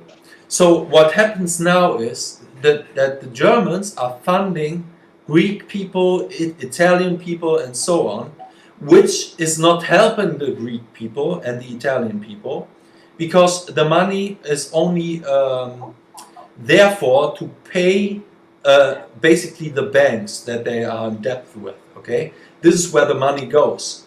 So they want to still destabilize Greek countries and so on. So they be dependent on these international structures like a World Economic Forum, like a World Banking System. So they want these countries to be more independent on these non-government organizations like banks and the United Nations funds and everything that comes to it. Same with Africa. This is why they are not investing in proper firms there, but more into things that basically to pay their debt. Okay, so European nations or European people, not the rich companies that benefit from all of this, are paying African nations as well as poorer European nations to pay the debt for the banking system. Okay, this is why you see more and more European people getting poorer and poorer, and the workers are not having. Aaron, I don't deny that. Yeah, because they've moved all their production to China. That's why. That's also another reason. Yes. So outsourcing. Realistically, when things were good and things were getting built on the land or at home, things were good. But because the people want it to be cheap now, what might leave the people on the ground poorer now. You cannot blame reparations. You cannot say it's because of Africa. Because when things were on the land with their factories, you could go anywhere in Europe or anywhere in where they would call the countryside and find an eligible wage to live on. Exactly. That's what, Elron, I'm not denying that we're all being effed in the arse, yeah, by these elitist globalists, yeah. I'm not saying that. But what I am saying is you guys are still benefiting off that, because in a sense, the globalists that you're fighting are actually ethno-nats like you, because they believe in keeping their race and and someone of their ethnicity obviously in charge and being dominant over the rest of the colored people. So you and the globalists actually share in this idea of ethno-nationalism, because you're benefiting off the globalists, even though you hate them so much. We are the ones, the people of color, who are at the bottom of the economic ladder, even in our own countries. So when you try to equivocate your suffering and the white poverty with Africans, I don't really. Okay, let's go to Greek now, because you mentioned Greece. Yeah, okay, they had a recession because of the banking system and all that. Okay, but did those Greek people jump on boats and go to Africa to escape the economic poverty that they're facing in Greece? No, that was caused by the euro. Yeah. No, but I'm asking him because as he's trying to make it like he's trying to literally equivocate the poverty of neo-colonialism of Europe and Africa, and he's trying to say our living standards is low, and he mentioned Greece and stuff like that. Yeah, for example, I tell you about the policy of the AFD, for example. Okay, one of the strongest. One of the strongest. It's a quick question. Aaron. Were the Greeks going on dinghy boats and fleeing Greece due to their economic standards, and where they flee into Africa? Just a quick question. No, of Yeah, but that's course because the not, euro. because it's even poorer. They are fleeing more to richer European countries. Yeah, because when they changed over to the euro, their money got a bit dodgy, and they didn't know how to work out things. And probably they had that. That's the thing. When you join into a euro now, some people are doing good, some people are doing bad. But you have Make to take them the bad with dependent the good. basically on the European Parliament, which decides who gets fucking euro money and who's not. And you either play by the rules of the European Union or not. That is why they create the fucking euro. Okay, Not really, because France had this own money, Spain and everywhere else, and even it hit them a little bit when they joined the euro. And this is also why there was talks in England whether or not they should. Yeah, because England, as well as Germany and some other northern countries, But the funny were thing is, economically. France isn't a powerhouse when it comes to it the is economy. actually, not to say it's the biggest powerhouse, but it has I think the Germany second or the is third powerhouse. biggest farms in Europe, in France, and also Germany. they've Germany. got loads of industries as well, and No, but oil. Germany is the biggest economy in Europe. And also, what's funny, Germany didn't really face so much of a recession because the banks are in Germany. Exactly. And look at this guy, the guy who bought the banks and is the biggest economy is trying to say, oh, yeah, we're suffering. Get the hell out of here, Elron, man. Don't try that shit with me, man. I don't know if you could try all this sophistry with other people, but you cannot Well, equate really and Germany. truly, Germany's got a good economy as well. It's just like Holland. Holland's got a good economy as well. Bro, they got the best Even doctors. Italy's got a decent economy. Bro, you know, when you join all of these things together and you got one that's bigger than the other, it's gonna have a bigger impact. Bro, you know when Somalis have an illness, yeah, in the UK that have British passports, yeah, if they got like a big illness, you think they're gonna go to NHS? No, they save up money and they fly over to Germany and they pay private in Germany because Germany's even got the best doctors and stuff. They got the biggest. To be honest, Europe has got a good even footballers. Sometimes they go to some of the medic professionals in England and they write them off, but they go to Spain and Spain would say, all right, then just pay a little bit of extra money and there's this surgery available, or we could do this and that. So a lot of footballers or even rich people, they will travel to certain places because it is a bit better. If you compare, for example, how many Germans own houses or something like this, we are on the bottom of the European people. We are working for hunger loans, okay? We our social for example, for the oldest people, Italy has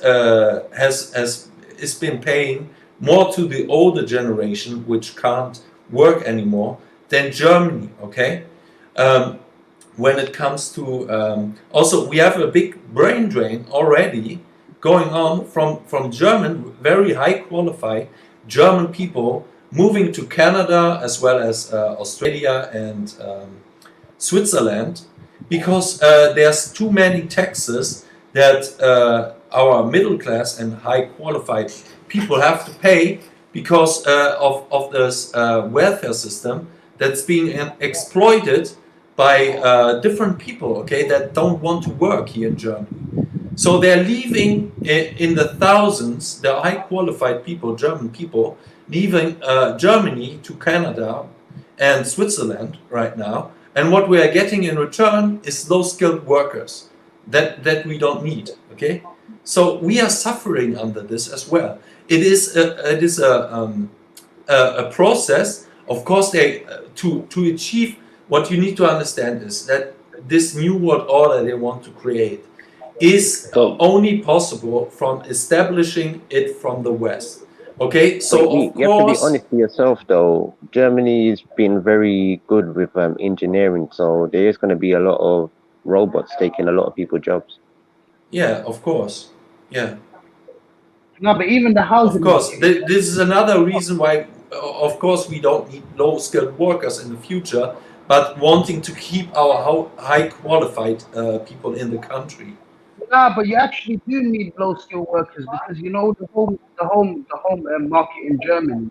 I agree, it is low. Yeah, I've heard about this as well. Yeah, it's low, but due to some family members that live in Germany, have told me that the German housing market is basically low because they're not building enough homes for the population, Yeah, and the prices are unbelievably high. Also, because we got millions of new people flooding in our country since 2015. Yeah, so why are you not putting them to use and build more houses for yourselves? Because the people who do own the houses, they're very reluctant to sell because then it's, the largest portion of the housing market is the actual rented sector in Germany. So obviously, if you got more people who wants to rent their house instead of selling their house to other people or and building other houses, then of course you're gonna have a low home ownership rate in Germany. It does not mean that it's due to some outside forces who are telling you, oh, you guys are under neo-colonialism and where you guys have to do certain things to pay back loans or whatever, and you have to give up certain economies or sectors within your own country. Like, for instance, now, the home, as I just mentioned in Germany, the home ownership is low due to something that they could fix with their own hands, that they could go out and hire immigrants or whatever they say, low skilled workers or whatever, and go and build these houses. Yet you want to not build the houses and look at the low immigrants workers who are actually ready to work and do things for you in your country and to build it up. You're blaming them for your windfall, for your shortfall. No, I'm not only blaming them. I'm saying, and if you say we are not influenced by outside forces, no, we have a hostile force in our government. That is what I mean. We have traitors in our own governments. We don't, and I would say we are still an occupied country. We have not yet have a peace contract with the winners of World War II. We are still an occupied country. In the United Nations, there's only 2 nations, I forgot the other nation, being classified as enemy states of the United Nations. And one of these nations is Germany. Yeah, but even so Germany don't tell me we are not we are not influenced by outside forces. The only forces you're influenced really by is America, because I think America's got the biggest most bases. They got the most bases and they got the biggest base in Europe and in Germany. So obviously, probably you need to be looking at the Americans. Do you know what I mean? Instead of looking at the immigrants, because I don't think the immigrants are the ones who. But didn't you say as well? So are you telling me the FNATs do not blame the immigrants for their downfall in their country? And they want what ethnics like me blaming the immigrants for is basically just that they are tools for the globalists to destroy European people. They are just tools, nothing more.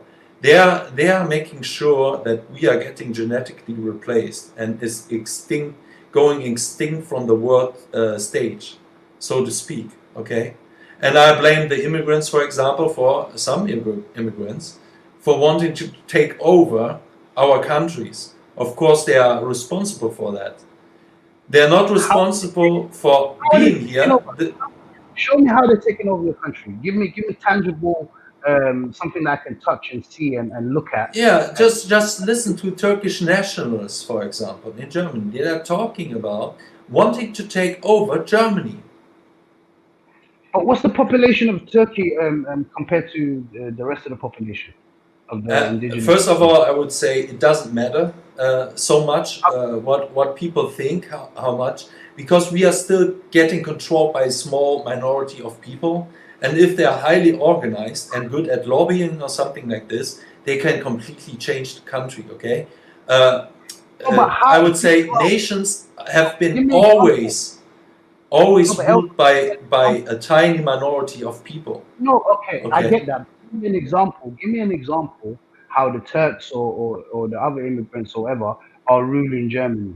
Can you give me an example? They are not ruling Germany, but they are already ruling some parts of German cities, for example.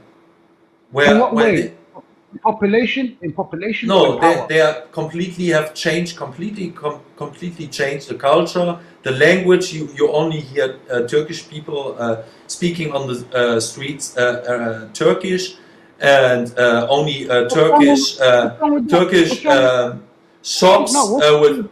So what's wrong with that? Would you say what's wrong with that? If I occupy an African country like Nigeria and completely change a city from its face and dominate the city, changing the face of the city?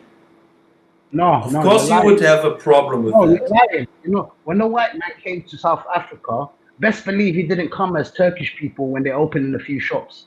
They came and instituted a whole law called apartheid and took all the big farms for themselves, and they took all the resources, and they kept the indigenous people second-class citizens. Now tell me, that's when power has been achieved. I'm not saying. Look, tell me how Turkey has done that. Tell me how Turkey. You make it. You frame it wrong. You make it as if I said that Turkish people are already ruling Germany, which is of course not the case. But there's many Turkish nationalists that already basically declared war on Germany by stating that they want to take over Germany, and yet nothing happens to them. Okay, they are not getting sent. Right. No, but that's you guys. Can you see the irony? The irony of what you're blaming the Turks for doing is what you guys are doing. That I say that German people should be ruling Germany, of course. Who else should rule Germany? So you're saying the fascists should rule Germany? That's what you're saying. No, I'm saying the German. It doesn't matter if they are fascist or some other thing. That we can discuss later on. What structure you want to have? If it should be democratically a more democratic system, more like a monarchy system. Why do you think it has to be fascist if German people should rule over Germany? Is it fascist system? What Japan has at the moment? Is it a fascist system? No, but you're fascist. That's what. Forget about Japan. No, I'm not a fascist. Of course you're fascist. What's the definition of fascist? Do you know the definition of fascist?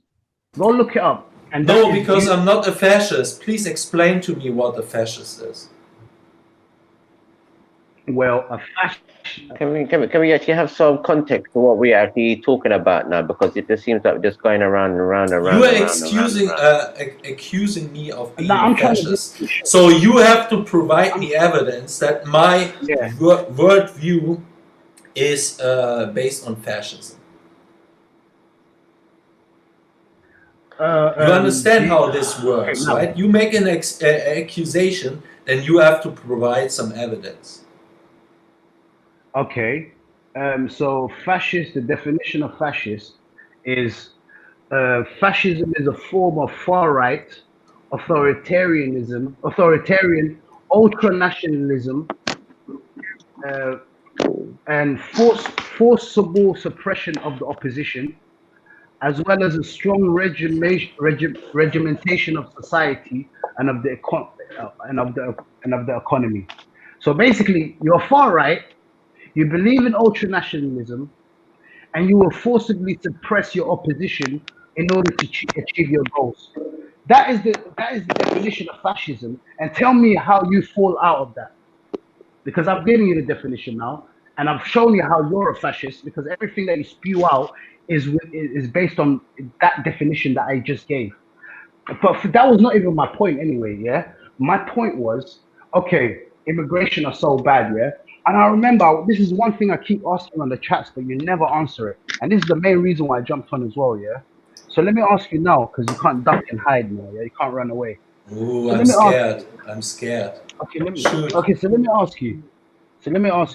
I don't know, a few weeks back that you said, basically the white women who are in Germany, who are living in Germany, who are for integration and the policies of immigration, of other nations.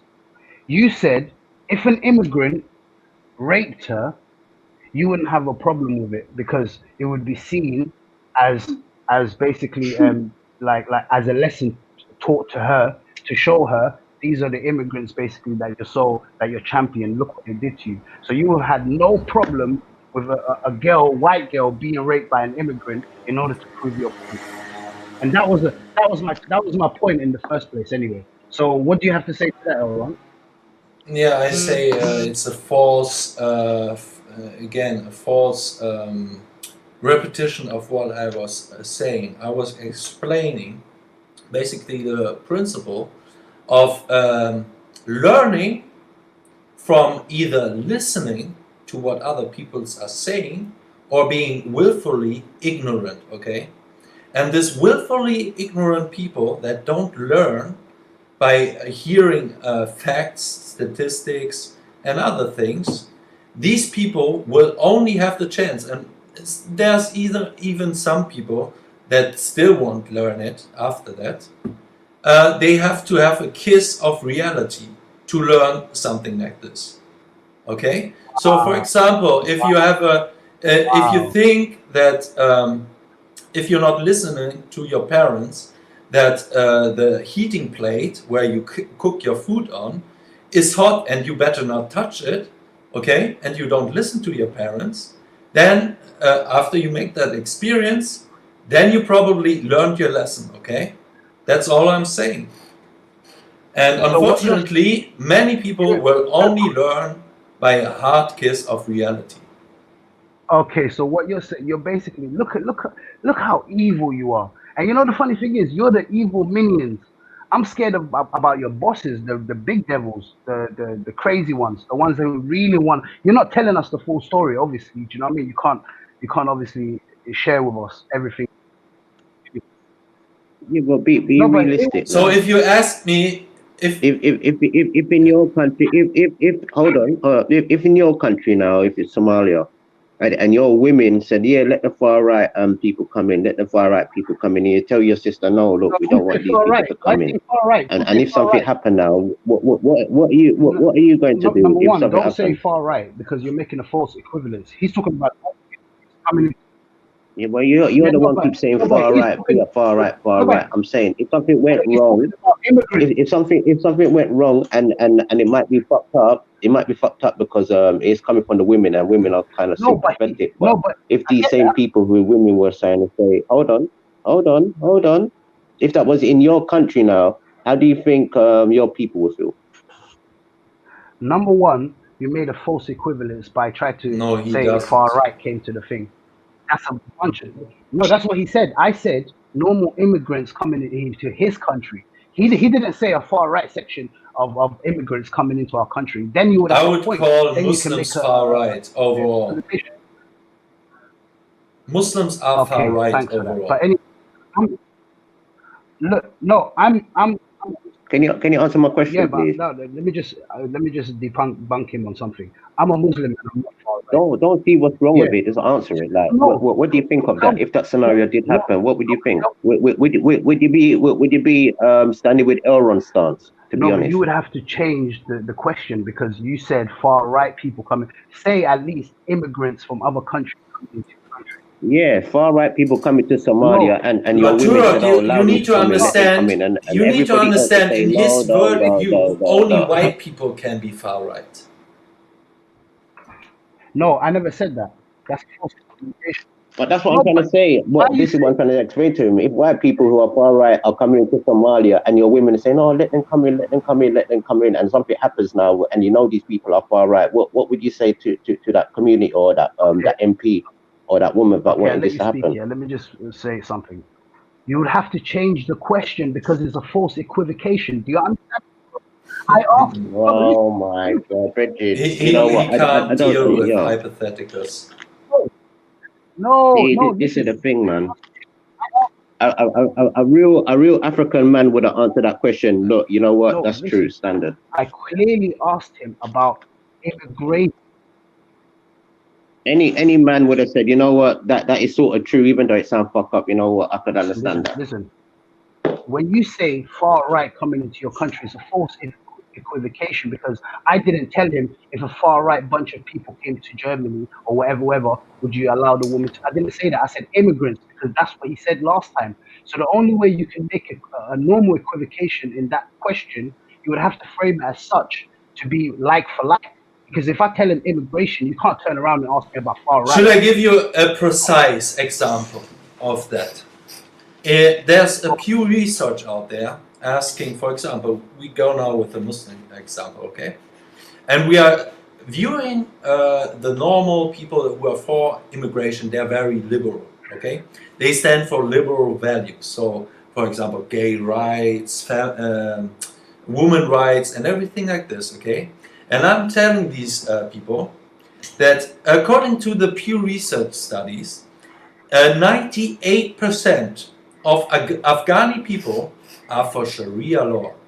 And Sharia law are against all of your liberal worldviews. And when they see women like you, they will see you as basically women who need to learn the lesson, okay? They will see you as sluts. So, and these people will fight me for trying to save them, okay?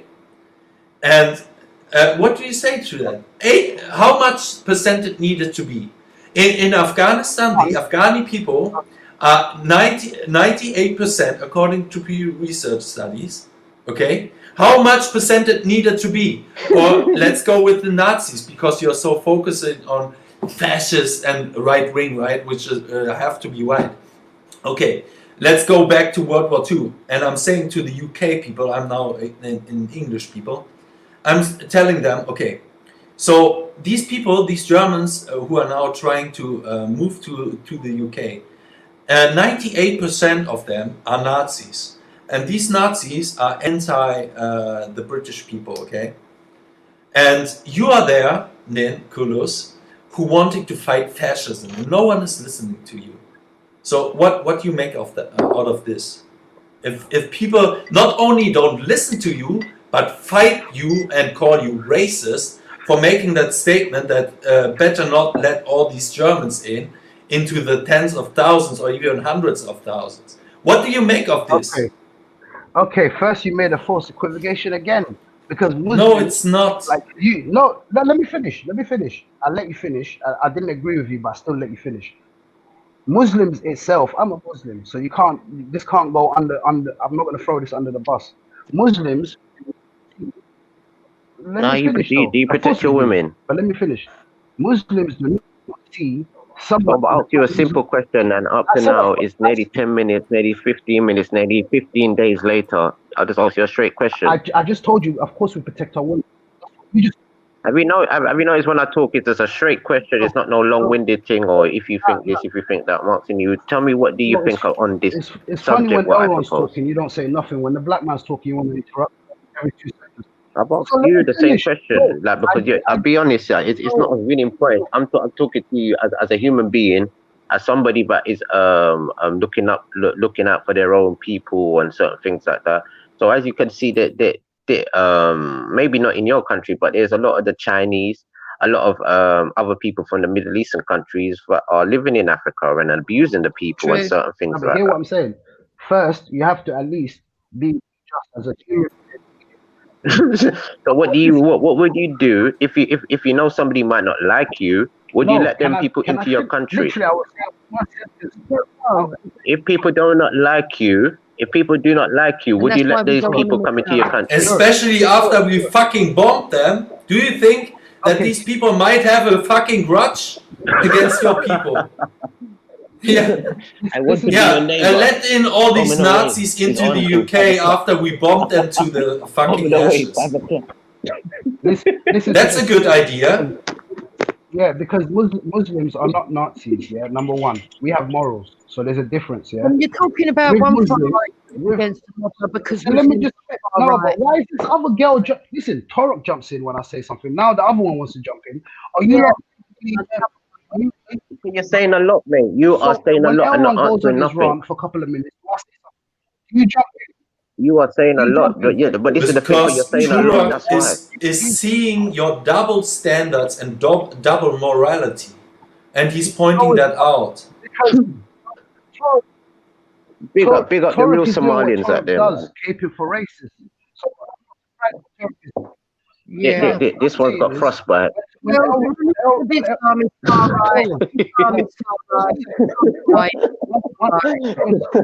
Not far right, frostbite. Okay, once Not far Elron right, basically frostbite. talks for a couple of minutes, no one wants to interject him. Torok don't want to interject him. I say one sentence, you want to jump in, Torok? Chill out, man. I don't want to shout.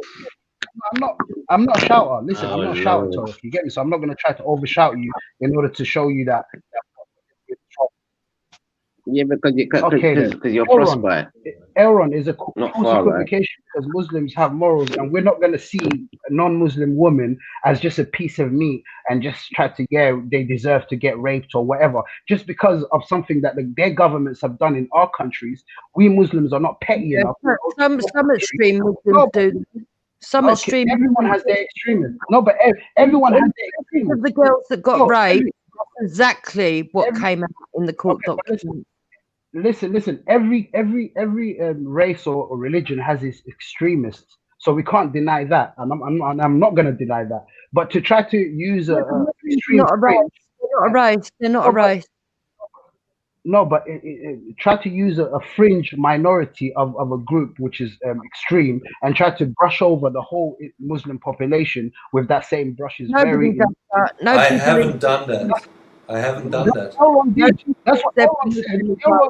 I have explicitly said, for example, I was mentioning the Afghani people, okay? I know there's fractions which are not that radical. Not fractions. There's only fractions which are radical. By you saying fractions are not radical, you're implying that the majority are radical. So get your language straight. It's only a fraction which is radical, and the majority of people are not. So how much percentage have that fraction to be? So I can say this is a threat, a national threat.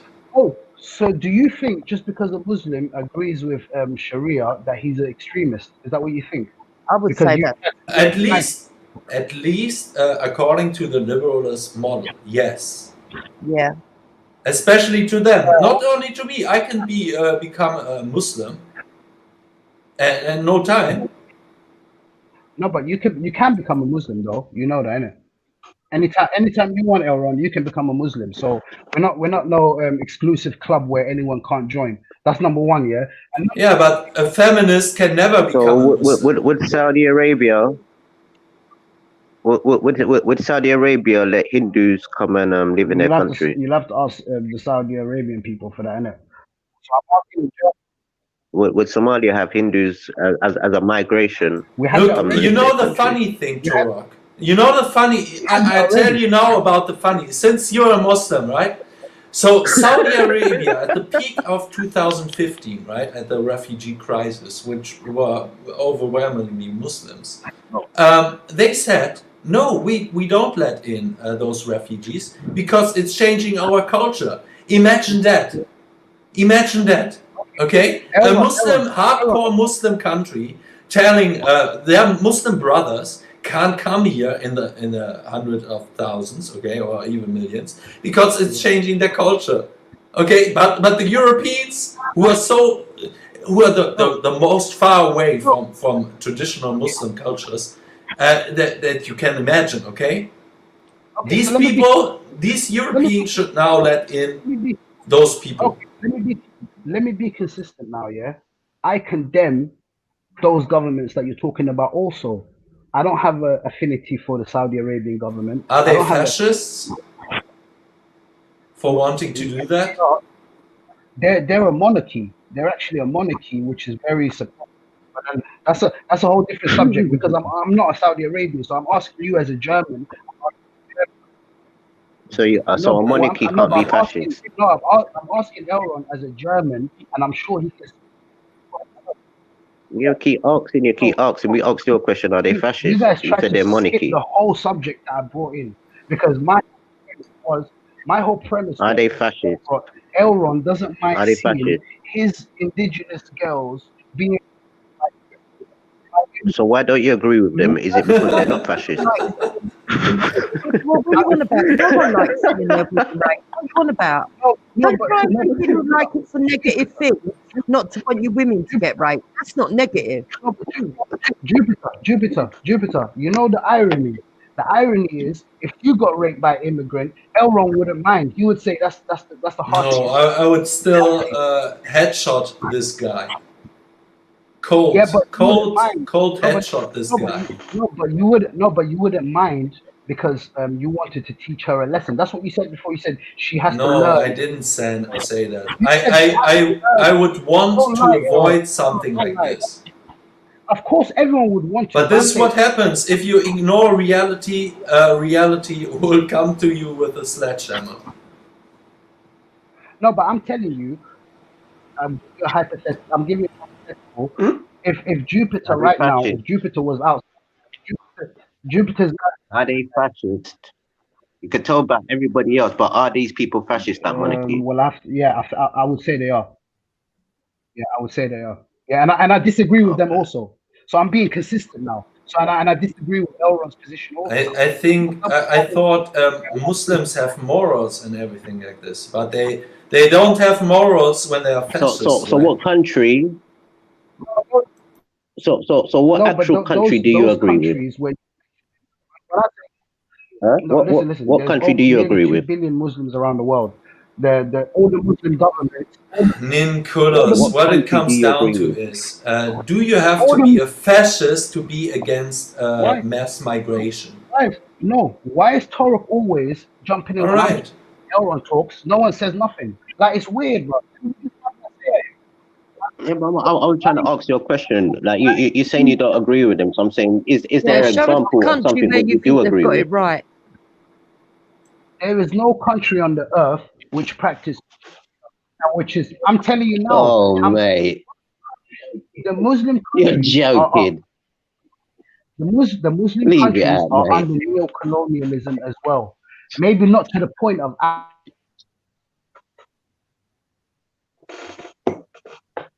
thought you liked Sweden. Ninkulas, I must say it was a nice try, but you failed. I thought you liked Sweden. Yeah, because it's liberal and lets you do whatever you want. It's all gone quiet over there, and it's all gone quiet, it's all gone quiet over there. No, oh shit! I had the mute on. Imagine all this time I had mute on, and I didn't even know I was just speaking. And I looked at it. I said, "You got quiet." I know. Okay. StreamYard. I want to ask Elron just a quick question. Yeah, if Jupiter right now, as she has her black husband, yeah, she's got her black husband. As you can see, she wasn't really against immigration to the point where she didn't marry one. Would you say if she was raped by an immigrant? Would you say that is something that you would say that she needs to learn on that issue? No.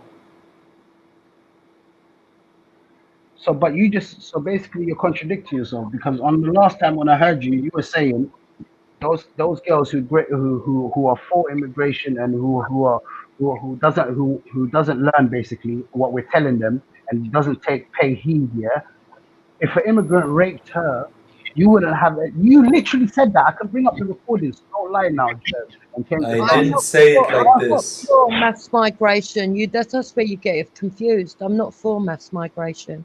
I don't agree with illegal immigrants, and I don't agree with any immigrants coming from the countries that are anti-Western. Jupiter is, to some degree, is acknowledging the danger of certain things that migration comes with. I say not to the degree I like her to, but yes. So how about someone who had a different stance to Jupiter, who was white also, that was for immigration in their country and didn't see it as a threat like you? Would you say if an immigrant raped her, would you say that's just a harsh reality? That's the way she has to learn. I want no harm, basically. But when we're talking about hypotheticals and what helps the overall health or to avoid pain in the future, I would say anything that leads to a rethinking of my people, even though, basically, let me go with an example. For example, if some terrorist goes out there, right, and kills people, let's say we had many Muslim terrorists doing that. This changed a lot of people's minds based on Islam overall. Okay, so I see that on a theoretical basis of something that is avoiding future pain more, even though it costs some lives. But it's being discussed. It's being discussed in a theoretical way, and I don't want that to happen. Okay. So you're saying basically, we can sacrifice a few young girls being raped in order for the great and to show our. No, we No, can't. I'm not saying that. One girl getting raped is a fucking travesty. And let me just tell you this, right? There's no way of trying to make it look like it's excusable. What's going on is a just fucking grace. That's what it is. Yeah, let me explain it otherwise. Maybe you then understand. What is far more dangerous than those terrorists? Wait, Ninkulos. What is far more dangerous than for example, Muslim terrorists are those who don't mind to kill people and just put out on a mass to achieve their goals via other methods. Okay, this is far more dangerous than some terrorists killing a few people, because in the future, when they gain power, they will kill a lot of more people. Oh, no, but me personally, I told you already that is fringe groups, fringe radical groups who believe just because certain countries of the West have invaded Muslim lands, that would go over to non-Muslim lands and start shooting innocent civilians randomly. Yeah, they're hurting the Muslim conquest cause. No, but let me tell you the percentage. So they're the ones that you should be blaming. No, they're the ones you should be blaming. You should be blaming the extremist Muslims. You shouldn't be blaming the West for reacting the way they do. No, but the West is the one who actually started the whole thing in the first place. But that's not. You're an apologist, then, aren't you? You're an apologist. So what you're saying is you can understand people coming in, killing and raping. Is that what you're saying? No. I'm saying I condemn that, and I'm telling you from statistics. Yeah, so you need to go to them. You need to go to them. No, but listen to my statistics. It's 0.0001% of the population who is actually. Yeah, that's probably not true, to be fair. So what is that then in a percentage, in a number? I can send that. No, I'm talking about a study that was done in UK. So that'd be what, I'm 1 million then? That was done in the UK. So yeah, if it's 0.00 something, that means 1 million. How many Muslims are in the UK? Do you know? You said there's only 0 something of radical ones, and if Islam is a look how many people wanted to. That can't be true. How many potential? Wait, Jupiter. What we had this debate about this Muslim terrorist woman coming back to the UK, and I think we also were discussing of how many of the British Secret Service are already watching potential terrorists. So, and I think that number was in the hundreds already. So it can't be 0 point something percent. No, but even if it is zero, it's going to be in the 100,000. You know why? Because it's a. And ISIS explicitly stated that they were smuggling refugees, terrorists. Hey, bro, let me finish, man. Why is people jumping in all the time, man? Why the hell am I allowing Elron all the time? As soon as I say one sentence, Torah wants to Elron. It's called white privilege. Why do you feel like you're attacked every minute, man? We're just talking. You're the one feeling attacked. What I'm saying is, I can't believe people are caping for someone who is advocating for against indigenous white girls in order to Yeah, but talk the answers. Don't what's going on. I don't agree with all of what Elron believes, but I do believe that the mass migration that comes into our country is a danger to the citizens. I also believe it was foolish of our government to allow any refugee to come from the country that it was responsible for bombing. It was reckless. It was reckless.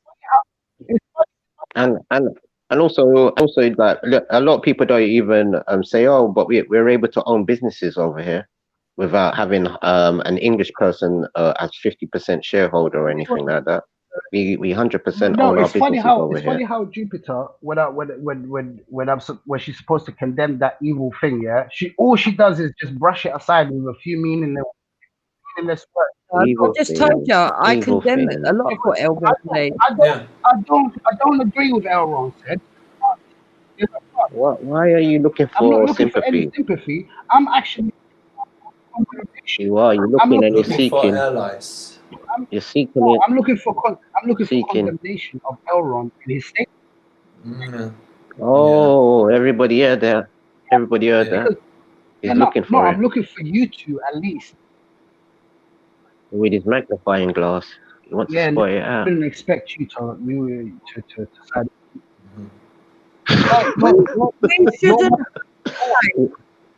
shouldn't have to take people that hate us and don't want to live in peace.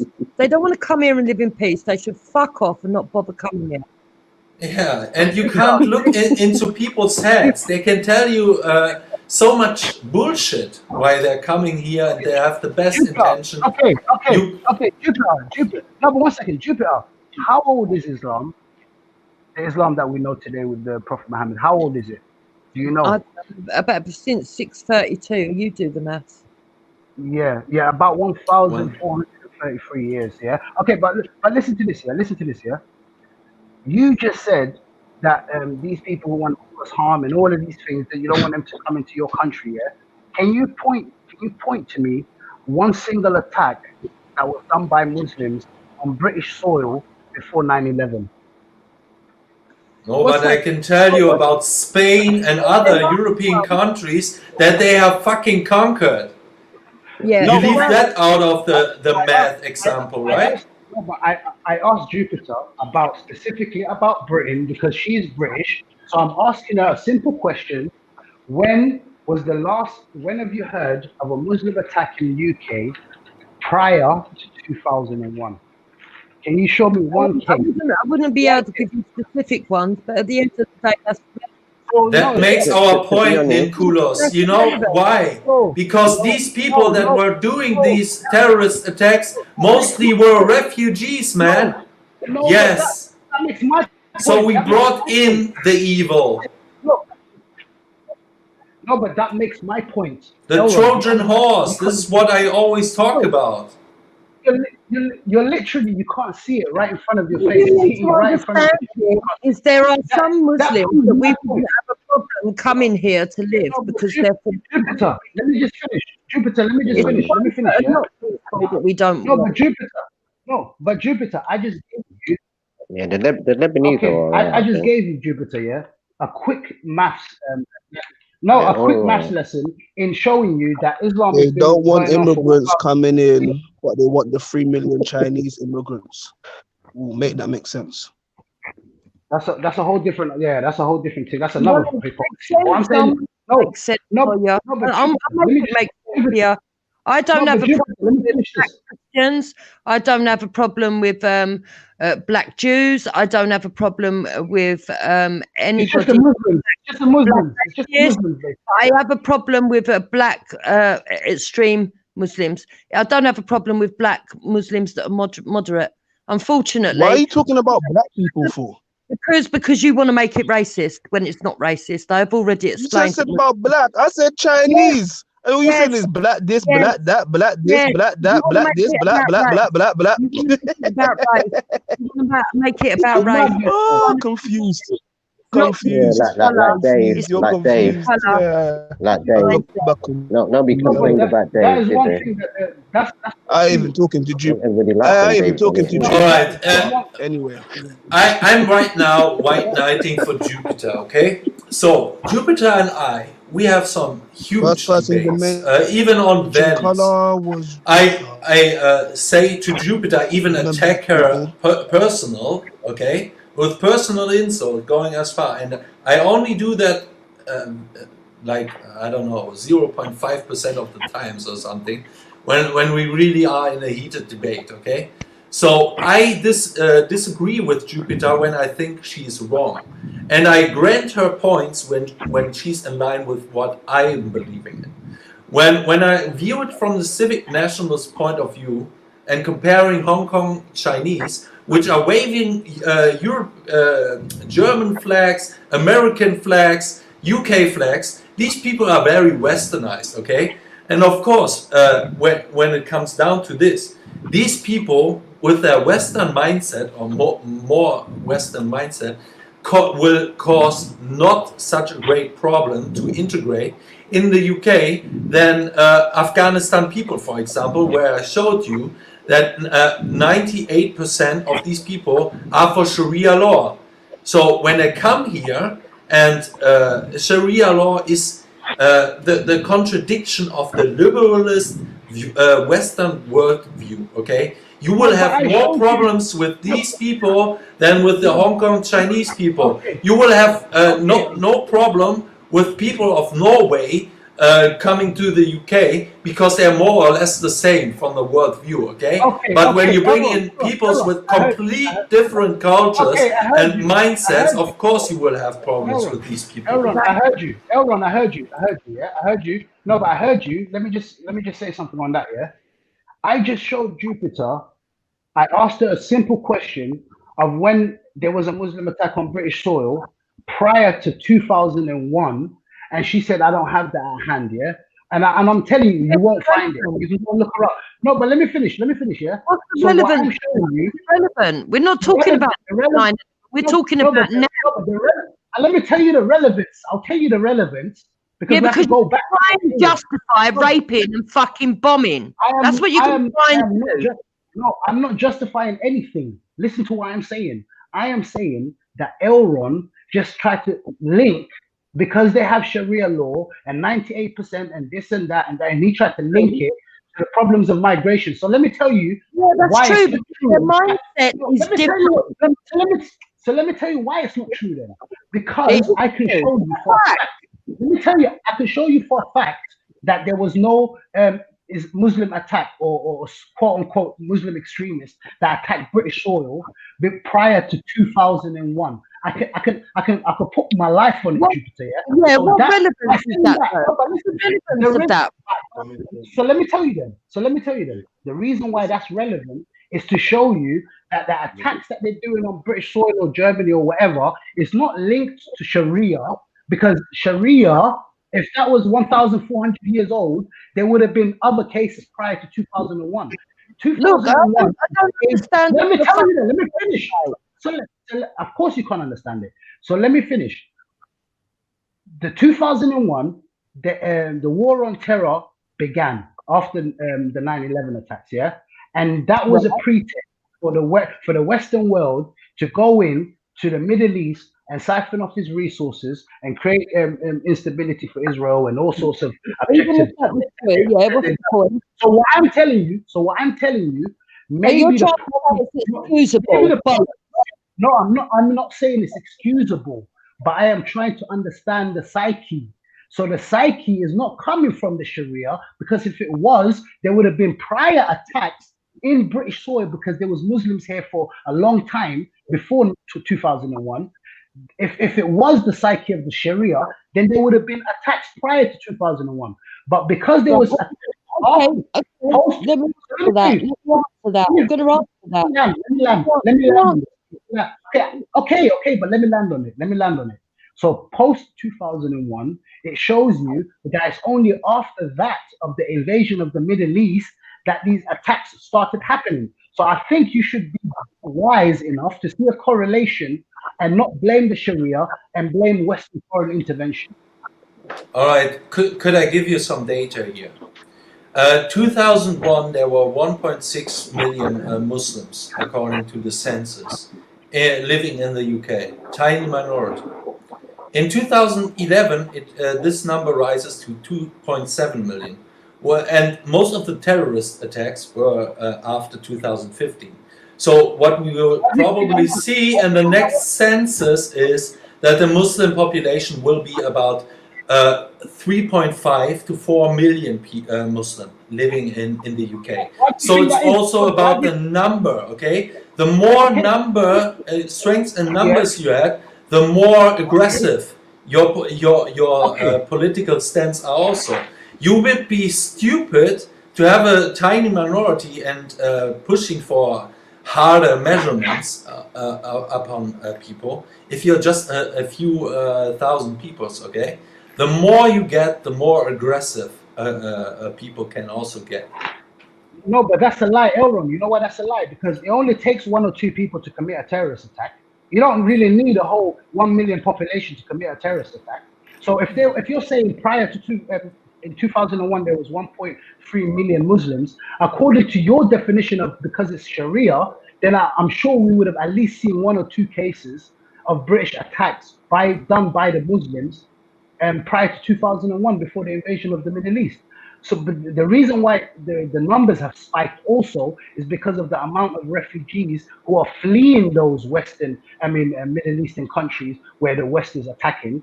And the reason why the increase of obviously, or even that we've seen for the first time after 2001 of attacks on Britain or whatever is directly linked to the invasion of Afghanistan and Iraq. But this is making my point. This is making my point. I call that dual loyalty, okay? So no, you have a population, you have a population in your country that behaves peaceful as long as everything is going their way, right?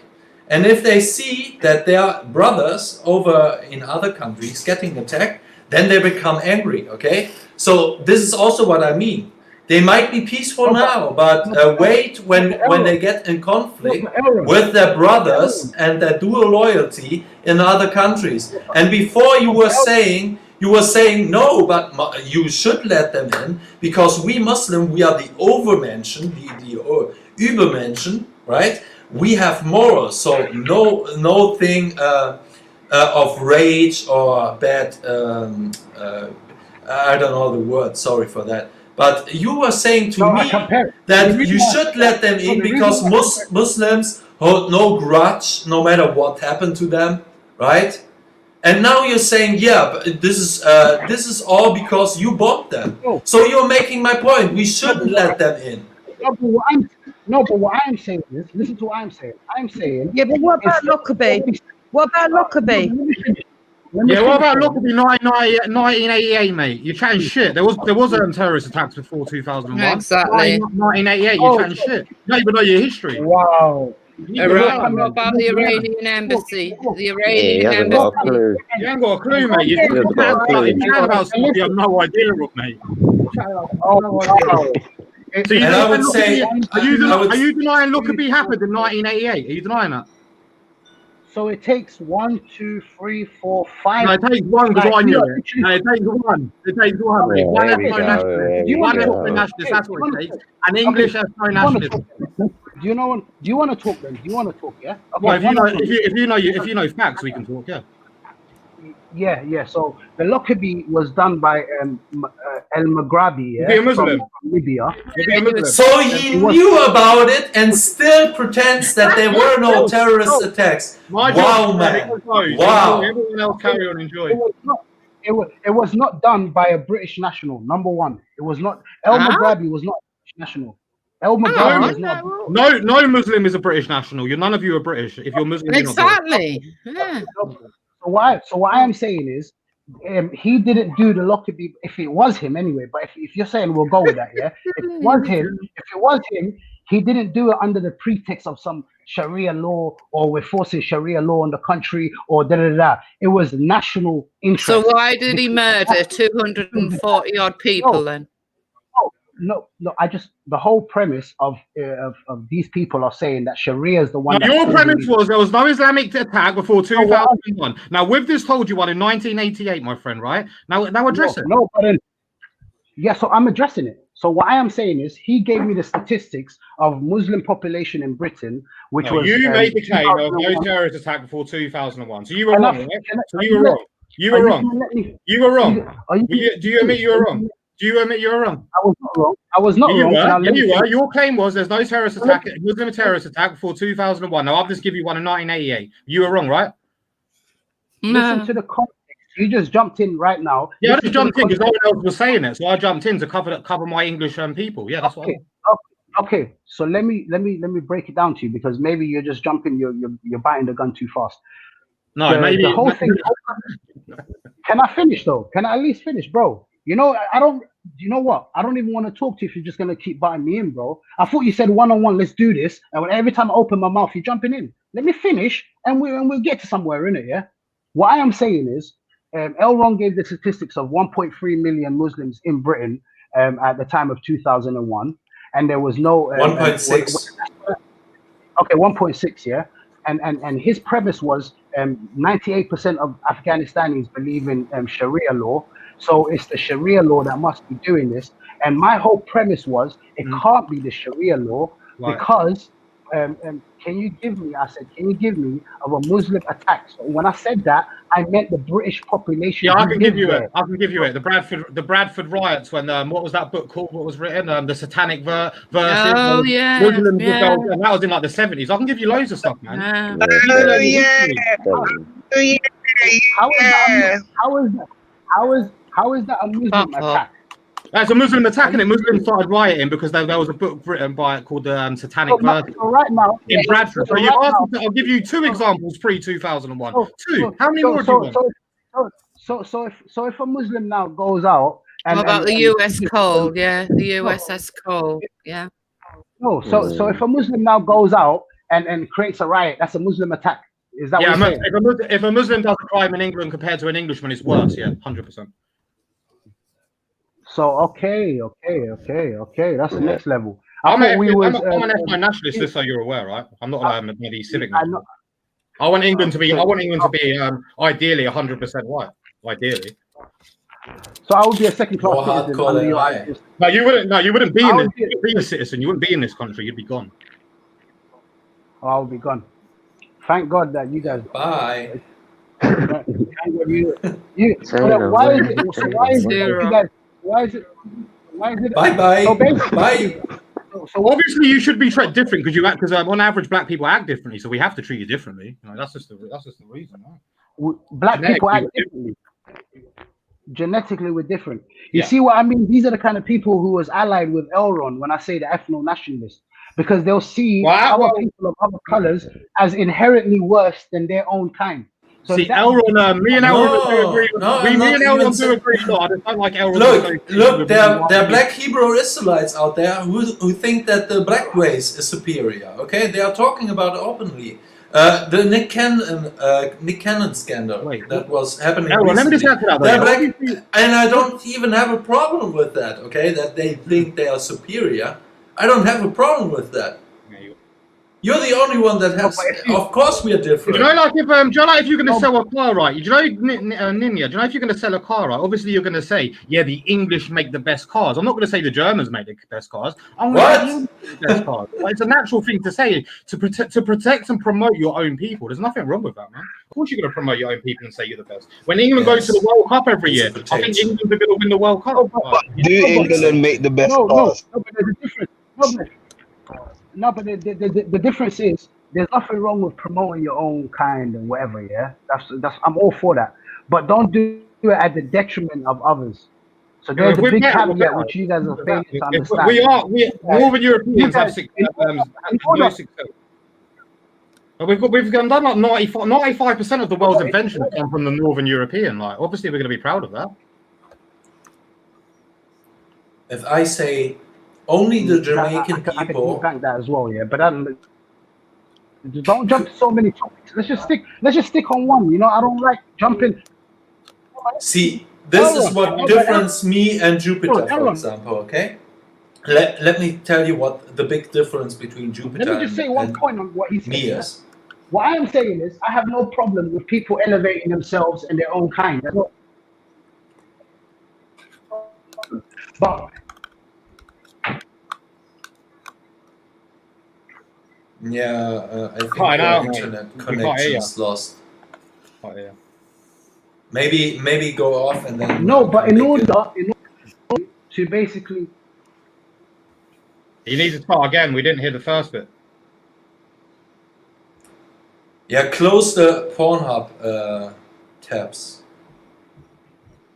I mean, Juba, have you seen? Did you see Ralph's tweet yesterday that apparently he's never been a spokesman for PA and he's never been in PA? Apparently, he's put a tweet out because Mark Collette's told him to distance himself. Check Ralph's Twitter, man, everyone, and laugh at him when he comes. When Ralph tells you he's going to deport any of you, tell him he's getting deported first because no white nationalists like him.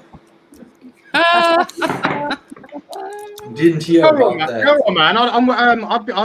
I'd be careful around that guy if I was you, Elron, man. Like you should maybe do a bit more research into Ralph. Yeah, Elron, you need to understand. There's a lot of us English nationalists who are not happy about this situation. So I'm just warning you. Yeah, I'm always careful. For example, I had some problems with him going out, and I told him that he's showing the Nazi salute. For example, I saw that as bad optics. He's told nationalists he's going to dox them as well. So make sure he's got none of your details because if you went against, wow, I see. We've got videos, all of this stuff. So just so you're aware. All I can say to you is whenever I talk to Ralph and I hear some speculation about it, and most is not being provided with evidence. I'll give you the evidence. Go to Brutus the Eternal Saxon. He's done a 37-minute on Ralph, and he's put all these videos into one confirmation. And I know Brutus. Me and Lacey Marie have also done a 2-hour show on Ralph yesterday as well when we went through. So there's two different shows out there. I went on the Unwashed stream on Monday. I was on Unwashed stream on Monday, and we done a bit on Ralph. Then. Interesting.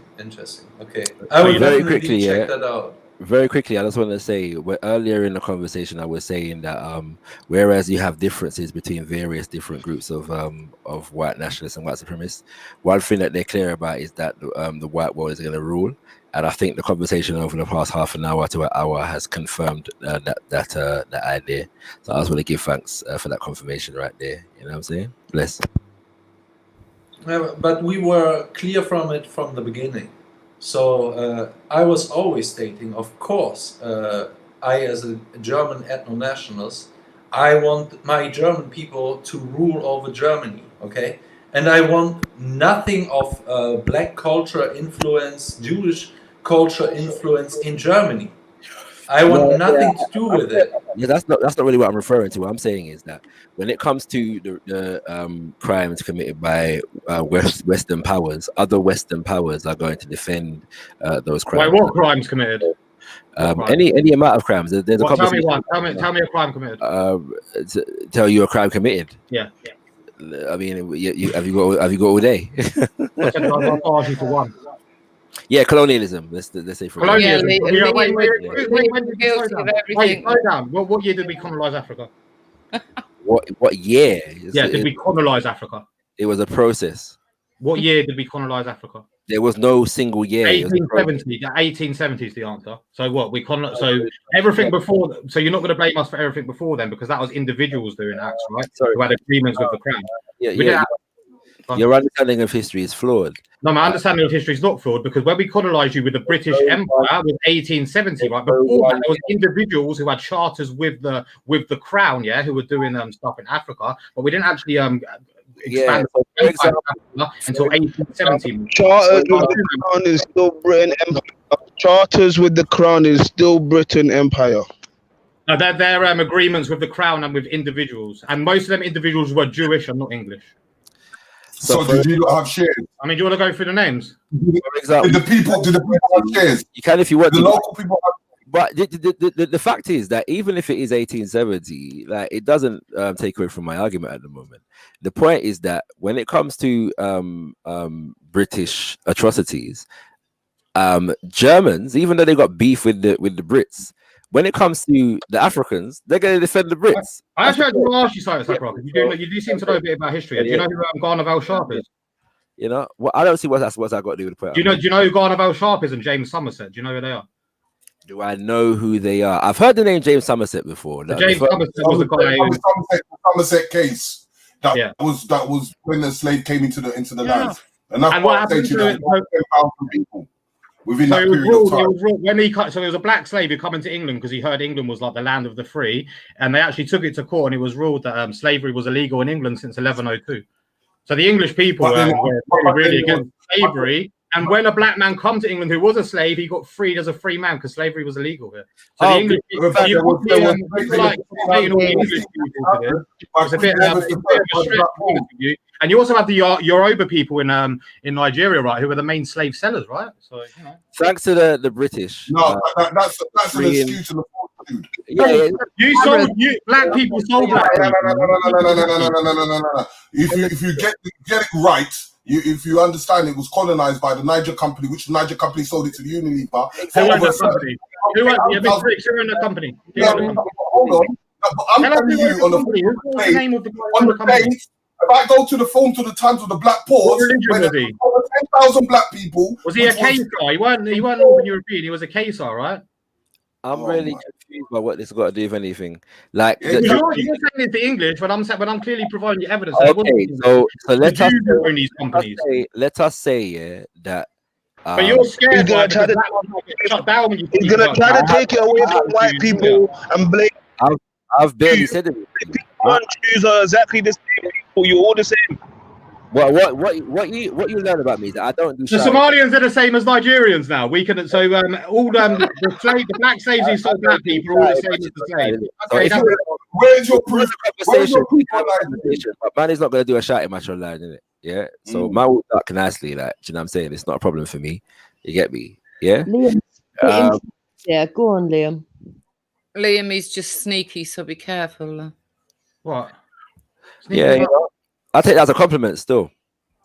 Yeah, so he seems to have a very biased one side of history. That's all he seems to do. Like he leaves important facts out. That's my problem. But you don't have no facts. This is the point I'm trying to make. I'm not sure how anything that you said counters the idea of colonialism being criminal. I mean, just might is right? So, like, if we need something and we're not getting it, we're going to take it. Like, it's as simple as that. Just because we're the best at ruling, they like mean. If you say so, that's the point. I'm saying, I'm going to confirm that is the mentality of criminals. Like, you know what I'm saying? Well, you should know. You should know. You should know. You're where you live. All you know, on average, more criminals live where you live. So you should know what criminals are. Indeed, I'll take your word for it. However, even though there are more criminals where I live, yeah, I'll take your word for it. Let's go with your statistics. Yeah, I'm 99.9% sure that they have a long way to go. Yeah, to match the British in terms of scale, not the Jewish impact. You know what I'm saying? The British Empire, so the English Empire is very different to the Jewish Empire. You need to. Oh, so you're saying that the British Empire or the Britain as we know it is a Jewish construct? Is that what you're saying? The English Empire is different. So when the Pilgrims went over to like America and stuff originally, that's very different to the British Empire. You mean when the English very different? I'm saying a lot of the people at the top of the British Empire were Jews, and obviously the people underneath went over there for good reason. The English. Okay, so when you talk about the English, yeah. So obviously, yeah, we're talking about and they sent people over to America. Are you referring to the criminal? In America had their civil war, right? And went against the English turned against the British. So the English turned against the Jews. The English turned so you're considering the American war for revolution an English revolt. Is that what you're saying? Against the Jew, British Crown. A very interesting version of history. So, but what? So so when the English sent people over to the Americas, was it not the criminals that they deported? No, we didn't send them over. We didn't send criminals. Originally, they were Dutch people first went over there, and originally these people were pilgrims trying to spread Christianity. Pilgrims trying to spread Christianity. Okay, and just Liam, he's getting mixed up with Australia. No, he's done. Yeah, that too.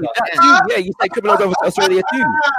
You get me? But the Americans too. I thought this was this was well known in history. But then again, yesterday we found out that the extent to which y'all didn't know that. Here we go. Your ancestors were saving each other. But yeah, but I'm still yet to be convinced that colonialism was not criminal. You know what I'm saying? But yeah, so I'm like I thought I was going to get a contest to that argument. So whether it began in 1870 or whenever else, is it any less criminal? What's so special about the year 1870? I don't know. I would say that with obviously as well. Like, did we not force the is it the Yoruba king with the Nigeria somewhere in Nigeria? I forget the name, and I always get these names, these tribe names. It wasn't we actually when we said to him when we said that slavery was going to stop, right? Yeah, he actually begged England. No, this is my greatest. Slavery, please.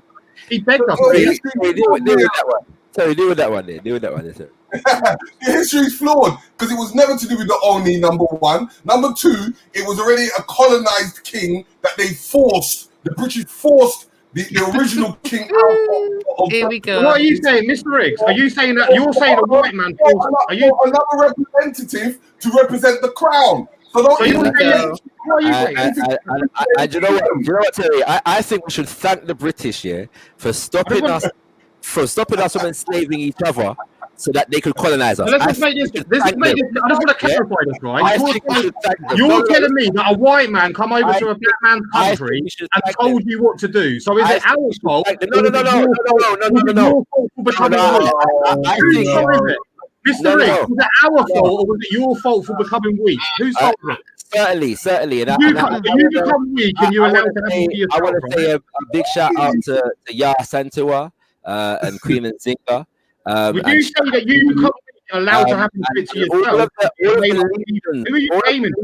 Who are you blaming? You blame others. All of the legions of Africans. You don't blame yourself. All of the legions of that you allowed white people to do that to you. I think that Africans should always take responsibility for. Well, you didn't. You haven't. You haven't. For withstanding oppression and fighting against oppression. Oh God! I think that should be the case always. And so, whenever Europeans come for the sake of colonization, we should take responsibility for fighting them. Yeah, I believe that. So why aren't you over there fighting the Chinese? And when we begin,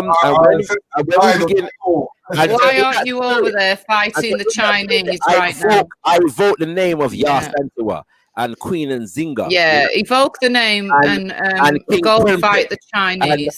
And Shaka Zulu and Ganda. Yeah, exactly. Wait, so Shakara, what you're saying is that black people become weak and you allow it to happen to yourself. And all these greats, who fought enslavement, I think that was a powerful thing. So you become weak. Is that what you're saying? You become weak. But the weak. The question, man. But I'm not sure though. However, that the weakness of Africans, or the supposed weakness of Africans, makes colonialism any less criminal. Like I'm not aware that a crime is a crime only if the victim is weak or strong. Depending on the strength of the victim. They must have been weak. You must have been weak. And it's possible. It's possible. But they become weak and they allowed it to happen to themselves. That's what we're saying, right? They allowed the white man to do it to them. The question really is, was it any less criminal? Are you a victim? Are you a victim? Are you a victim? I think that a victim. Are you a victim? I think that I'm an just answer yes or no. Are you a victim, Fred? I'm an African. That's what I am. Are you a victim?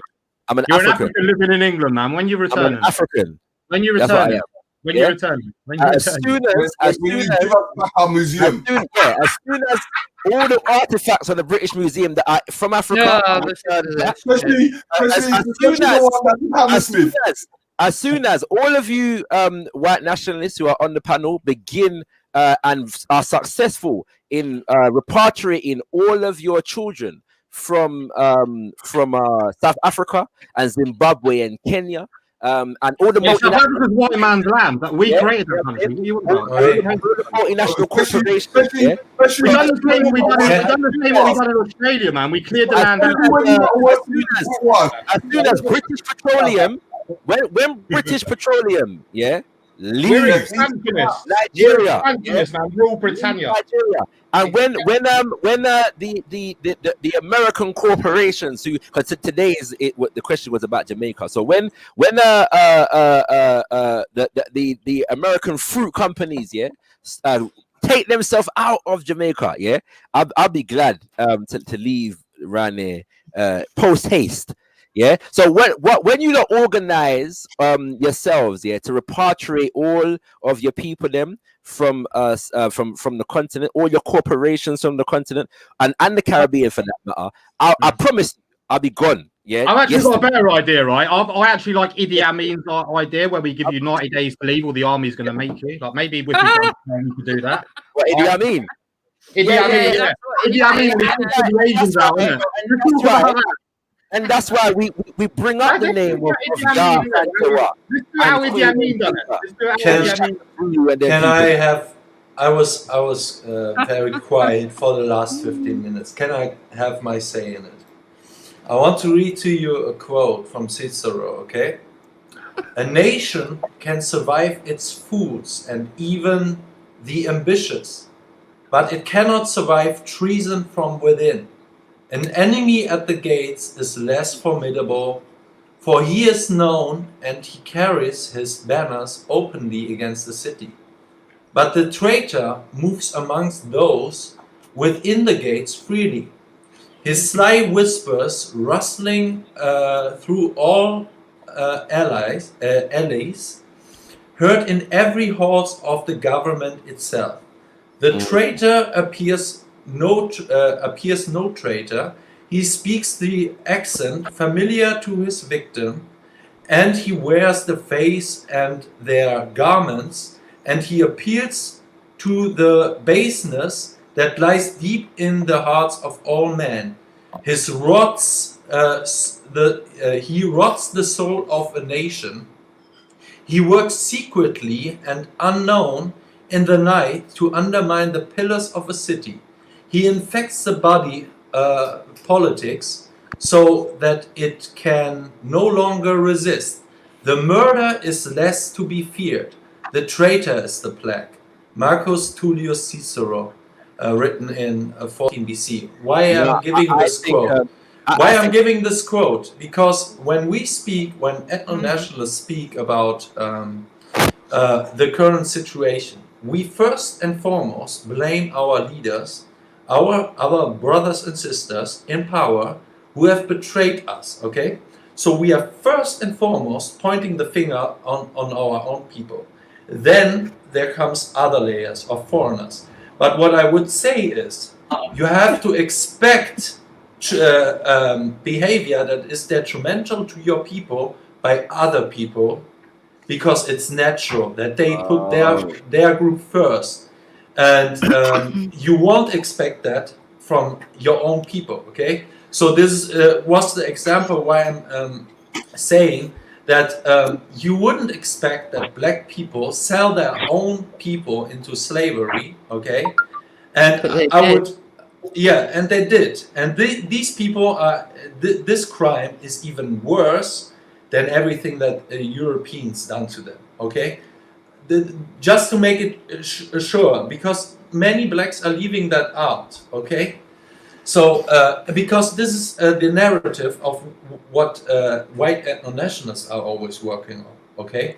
We first put our fingers to the white problem, to ourselves. It's a nice try. It's a nice try, except for the fact that living in the UK, we have whole movements over here that are built upon complaining about foreigners and immigrants and foreigners, and immigrants and foreigners and immigrants, and the immigrants are doing this. And we just had a whole conversation about Turkish people apparently trying to rape German women, and all kinds of different things. Yeah, and so when it comes to this victimhood, and nobody, it appears to me, complains about other people more than white supremacist ethno-nats and civ-nats. They're always complaining about something and someone. No, that's not true. So when it comes to victimhood, yeah, the victim status of white people is monumental, especially considering the fact that the Western world is currently where world economic and political power is concentrated. Yet they still find so much to complain about small groups of minorities. You're actually wrong about this, right? Ethno-nationalists actually, we actually blame ourselves, yeah, and realise that the only people who are gonna fix this are ourselves. We're not looking like the handouts are a minority of the country, and all these white people in Britain are up in arms about this small minority of Muslims in the country, and how they're being oppressed and rejected and neglected. As I just said to you, ethno-nationalists, we only blame ourselves. Sounds like victimhood to me.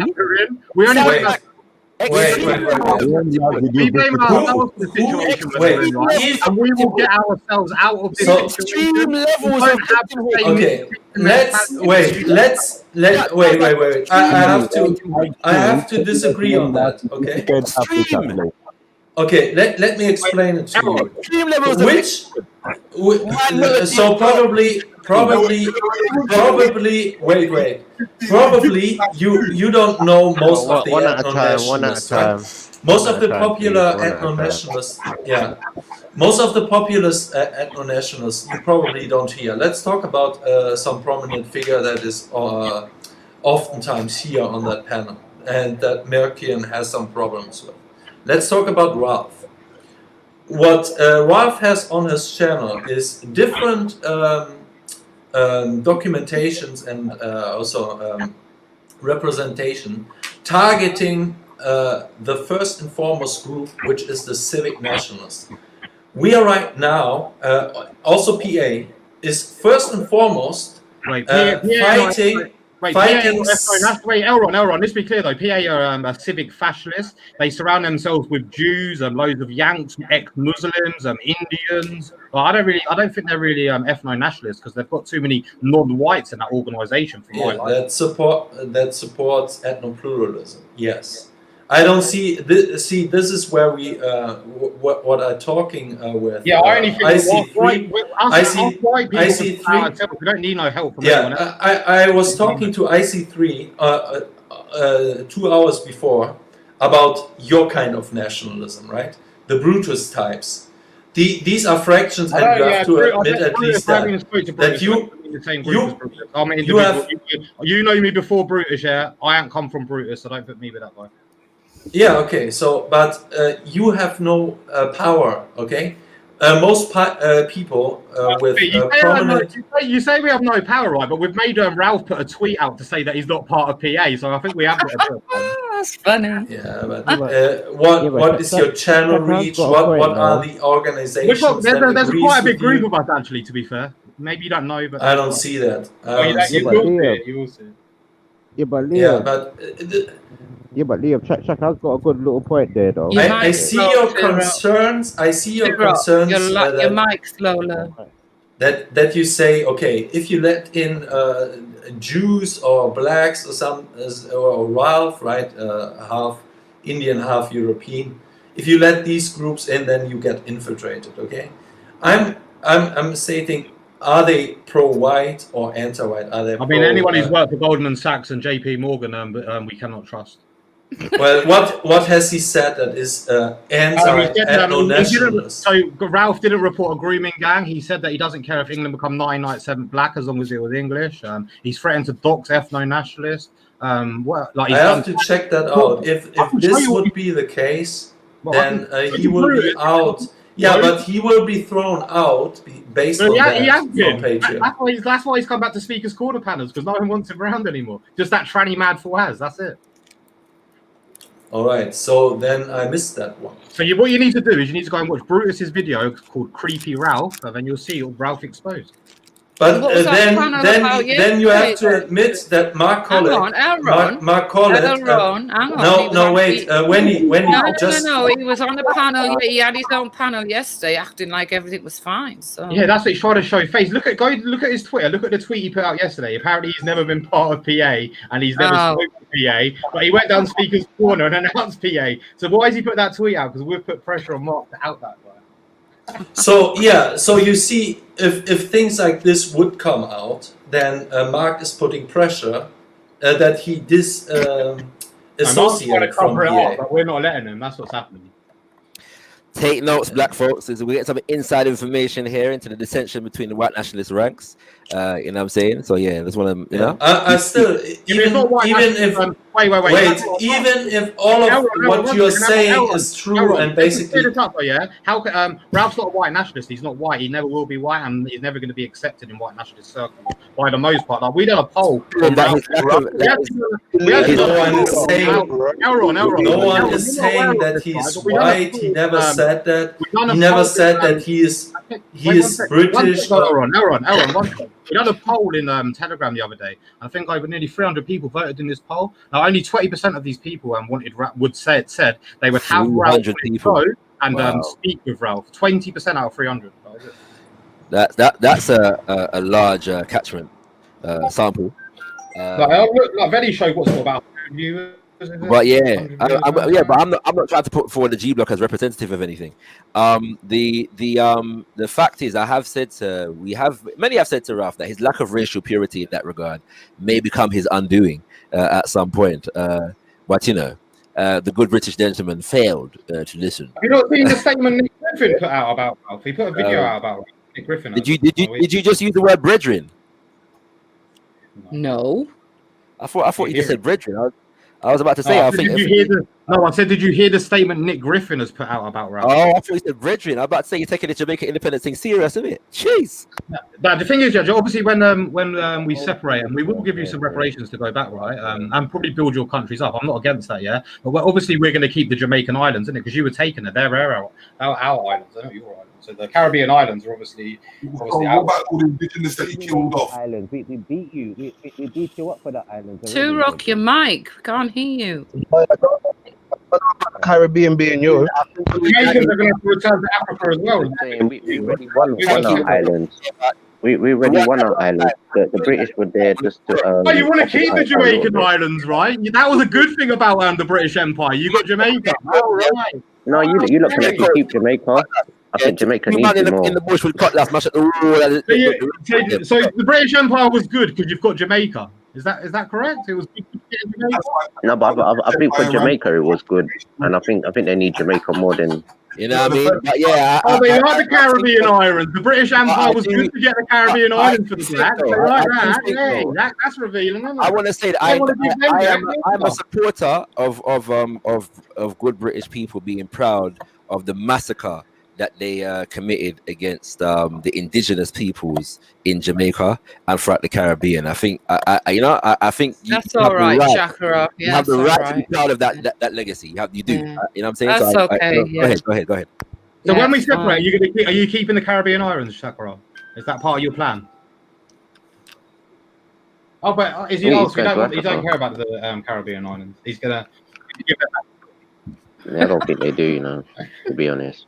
I bet Raspect and a few other Jamaicans who go on these speaker corner panels. I bet they'd be disagree with you about giving up Jamaica and the Caribbean islands. I know Lady Divine really. I have not made a statement about giving up anything. However, when it comes to, I haven't made a statement about giving up anything. However, when it comes to British domination of the Caribbean, I think you'll find that the Pan-African movement is no less adverse to African people fighting wherever we are, as well as. But you're expansionist as well, then. You want African empire, then. I mean, you're entitled to your opinion on what I am. I'm asking you. That was a question. I'm not really trying. You're an expansionist. You want Africa. You want Africa to be in Africa. You want it to be in the Caribbean. And you want places in America. So you're an expansionist as well, Shakara. You're entitled to your opinion. I believe that Africans, wherever we are, should be empowered according to our own culture and politics and economics. So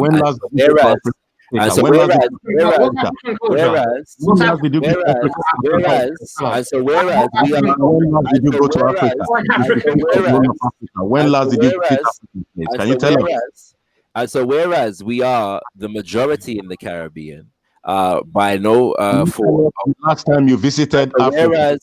Whereas we are the majority in the Caribbean, because as far as I know, you don't speak for the Caribbean, but not Africa. And so whereas when last did you visit Africa, please? And so whereas we are the majority, I'm going to finish. This is why I call you. This is why I call you. Please let Shakara speak. If you like, I'm asking him when last you visited Africa. It's a simple question. I'm going to finish my statement before I answer your question. It's very simple. So you can be patient. Grown man with no.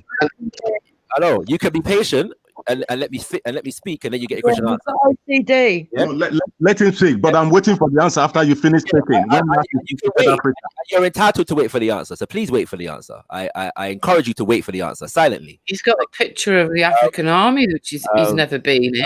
So where was I? Yeah, so in as much as Africans are the majority in the Caribbean, as it stands right about now, then it stands to reason that our cultural influence has been predominant.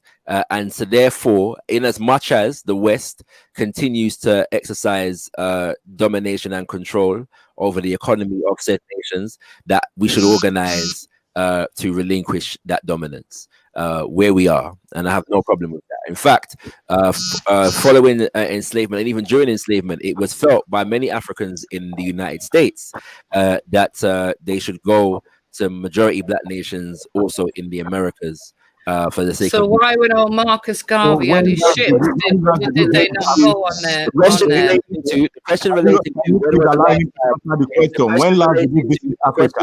to when was the last time I personally was in Africa? That was 2015. The last time I went to Africa. Yeah. No, that's a lie. That's a lie. Because okay, if you say so, you're entitled to your opinion. Hold on. You're entitled to your opinion. That 2016, I asked you the same question as at that particular point in time, and you told me you've never been. So I've never told you I've never been to Africa. That's a fabrication. But yeah, that's the fabrication. Yeah. So I've never told you that I've never been to Africa. Yes, you did.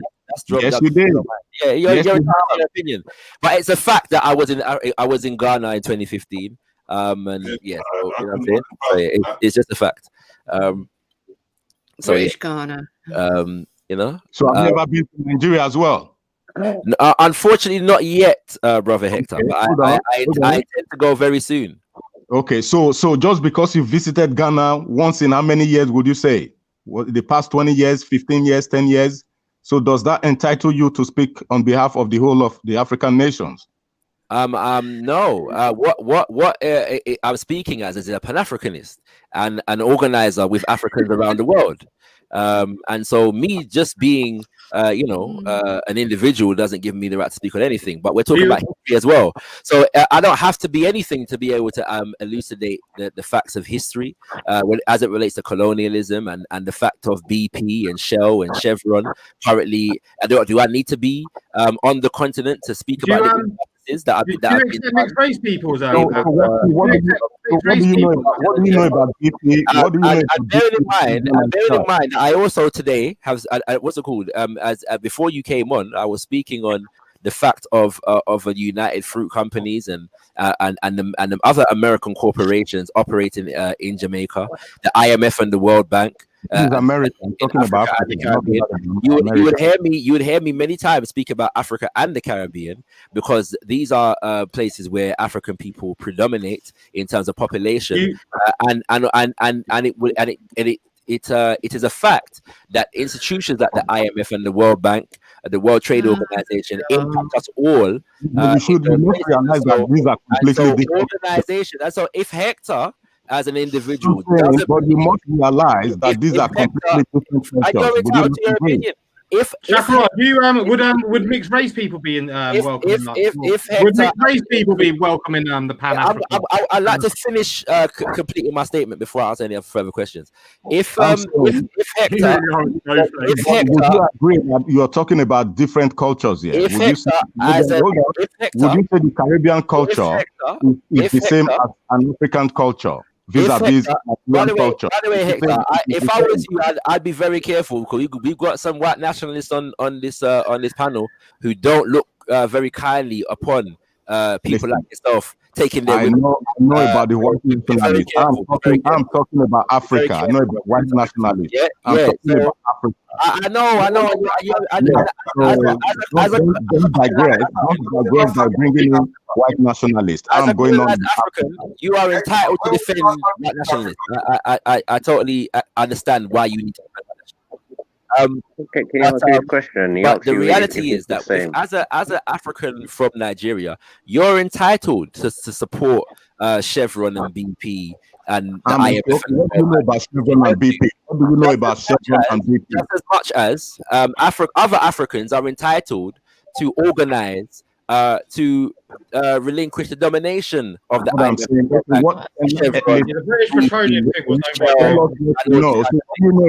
What do you know about Shell and BP as far as Nigeria is concerned?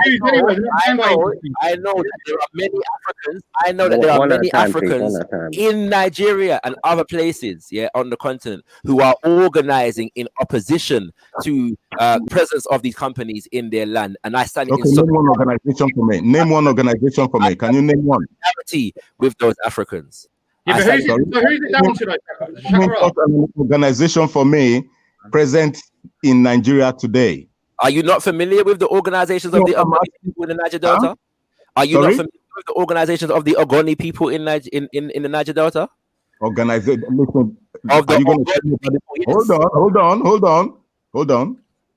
As far as I know, that organization was formed by Ken Saro-Wiwa. Am I right or wrong? He's one. That's one organization. Yes. Okay. Now you tell me the second one. There are many, but does it matter if we've confirmed that there's one? What's the? Hold on. I'm asking you now. Tell me the others. If we have confirmed that there is one, why do we need to? Because you don't know. That means you're not current. You are basically telling me now that you're not current. What you're saying is, panel. Are you arguing? And 100% as to what is happening in Nigeria presently today? Are you arguing that the organizations of the Ogoni people don't exist anymore? Is that what you're arguing? I am saying, aside from that organization, which, by the way, the reason why that organization was started up by Ken Saro-Wiwa was because of the way and manner in which the petroleum companies were degrading the soil of Nigeria. And when I mean petroleum companies, hold on, let me finish. It includes the Nigerian National Petroleum Corporation, the NNPC, not just Shell. Hold on, not just Shell, not just Mobil, not just Chevron. So every oil company. Oh, but it would appear that you're not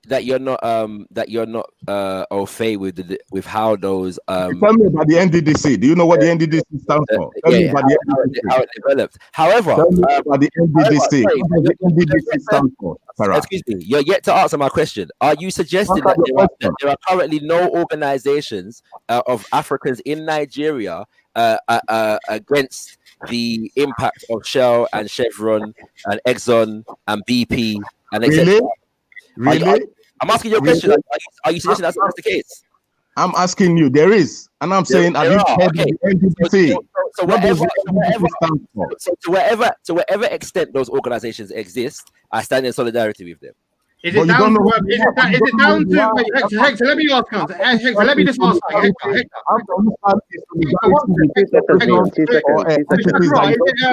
it down to black people? Isn't it? Is that not ridiculous? I didn't hear anything that was said. Valley, I'm sharing my screen here if you're there. Valley, I'm sharing my screen if you're there. I'm sharing my screen if you're there, yeah, Valley. I'm sharing my screen, all right? What I'm saying is, you claim to stand for such a... Is it down to black people to kick us out? Or is it now, what does the NDDC stand for? What is their aim? Right. What is the NDDC? As a point, this is a brother by the name of Lazarus Tamana, and this was last year at the reparations march. He's a representative of the movement for the survival of the Ogoni people. All right, that is it. I'm asking you 2020. Hold on. You asked me about other organizations. I'm giving you one. Yes, I've accepted your Ogoni. Listen, I've accepted your Ogoni. So there's no need for you to give me this video. But I said there's more than one. But I said there's more than one, and you asked me for another. Hector. Yes, I'm asking you for another. Yes. I said there was more than one, and it is more than one. It is more than one. Uncle Ruckus, man, chill, man, It is chill. more than one. So he's from Just chill, man, chill. Shut your mouth, Natty. He's from the I'm movement. saying more than one. You cannot come. You cannot bring the Ogoni, which I've already told you is a part and parcel of it. I'm saying can't keep my name out of her mouth every single time. Like I mentioned before, by the late Ken Saro-Wiwa. That I agree. So you bringing this what's it called? This video is irrelevant to me. Now next, what are the others? You showed me a video of the others, not the Ogoni people. Excuse me. Show me a video of the others. That's what I'm asking you. Excuse me. You suggested, that by mentioning the movement for the survival of the Ogoni people, that I was not up to date. Yeah. And I'm saying that is ancient. I'm saying that is ancient. Don't you understand the word ancient? I'm saying organization. Hector, let him bring you up to date in your own country. Hector, let him know. Hector, let him on let the you know other. what's going on in your own country. I'm very aware. Yeah, and so another one, by the way, another one that you can quickly Google it, can't you? Google it. Another one that we can actually speak. If you can put cast any aspersions on what I'm saying as you. This was last year at the reparations march, and so this African. I am not disagreeing with you. Don't you understand what I'm saying? This is why I call you the one acting. Now this is why I call you the one acting, because in a country of blind people, the one acting is the king. Now you're going on about the Ogonis. I must agree with you that yes, I think this is the Ogonis. You're still going on about reparation and Ogonis and what have you. I'm saying besides the Ogonis, there's other bodies as well. You refuse to name them. You asked me for an organization. I gave you an organization. Yeah, so I'm not sure. Organizations, I said with an S. Excuse me. You mentioned the Ogonis. I said no. Aside from the Ogonis, which other there exists? I would like to finish. Yeah, I'd like to finish. Thank you very much. Bro, you're confused. Yeah. So what's happening to you? At the reparations march, by the way, so at the reparations march, brother Lazarus, spoke, and he urged us as Africans around the diaspora to stand in solidarity with our brothers and sisters, not just the Ogoni people, but the Ijao, as well as the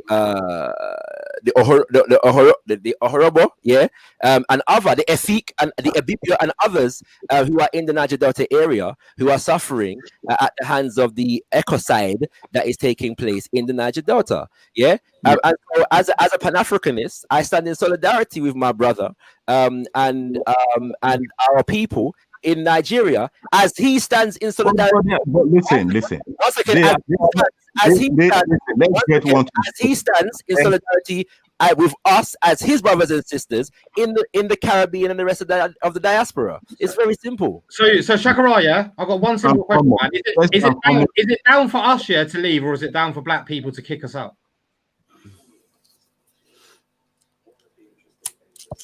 That's the one question I've got for any guy.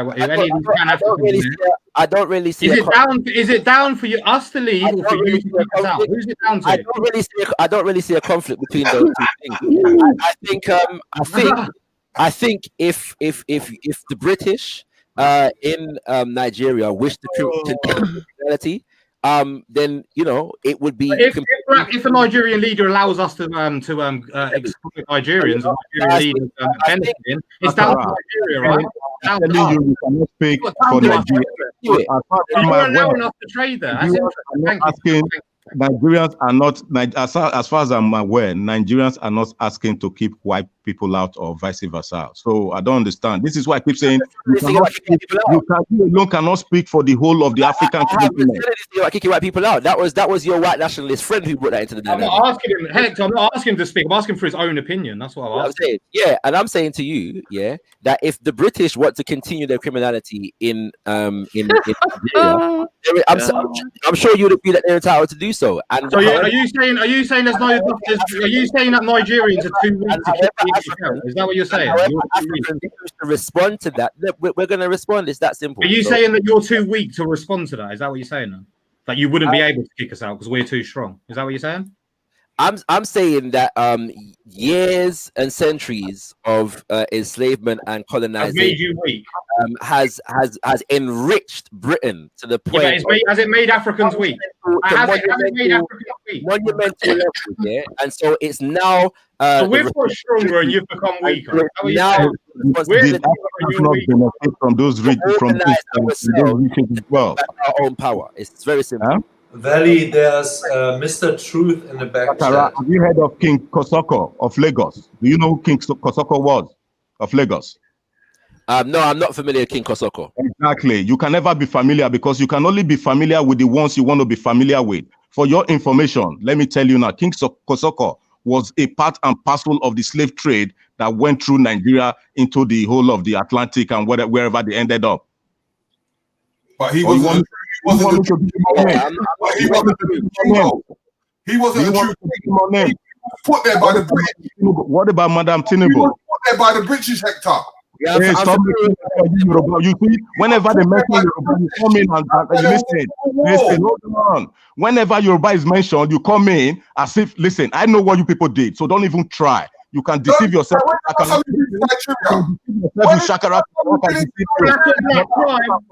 Like as I said, who showed King Kosoko of the slave trade. Your king.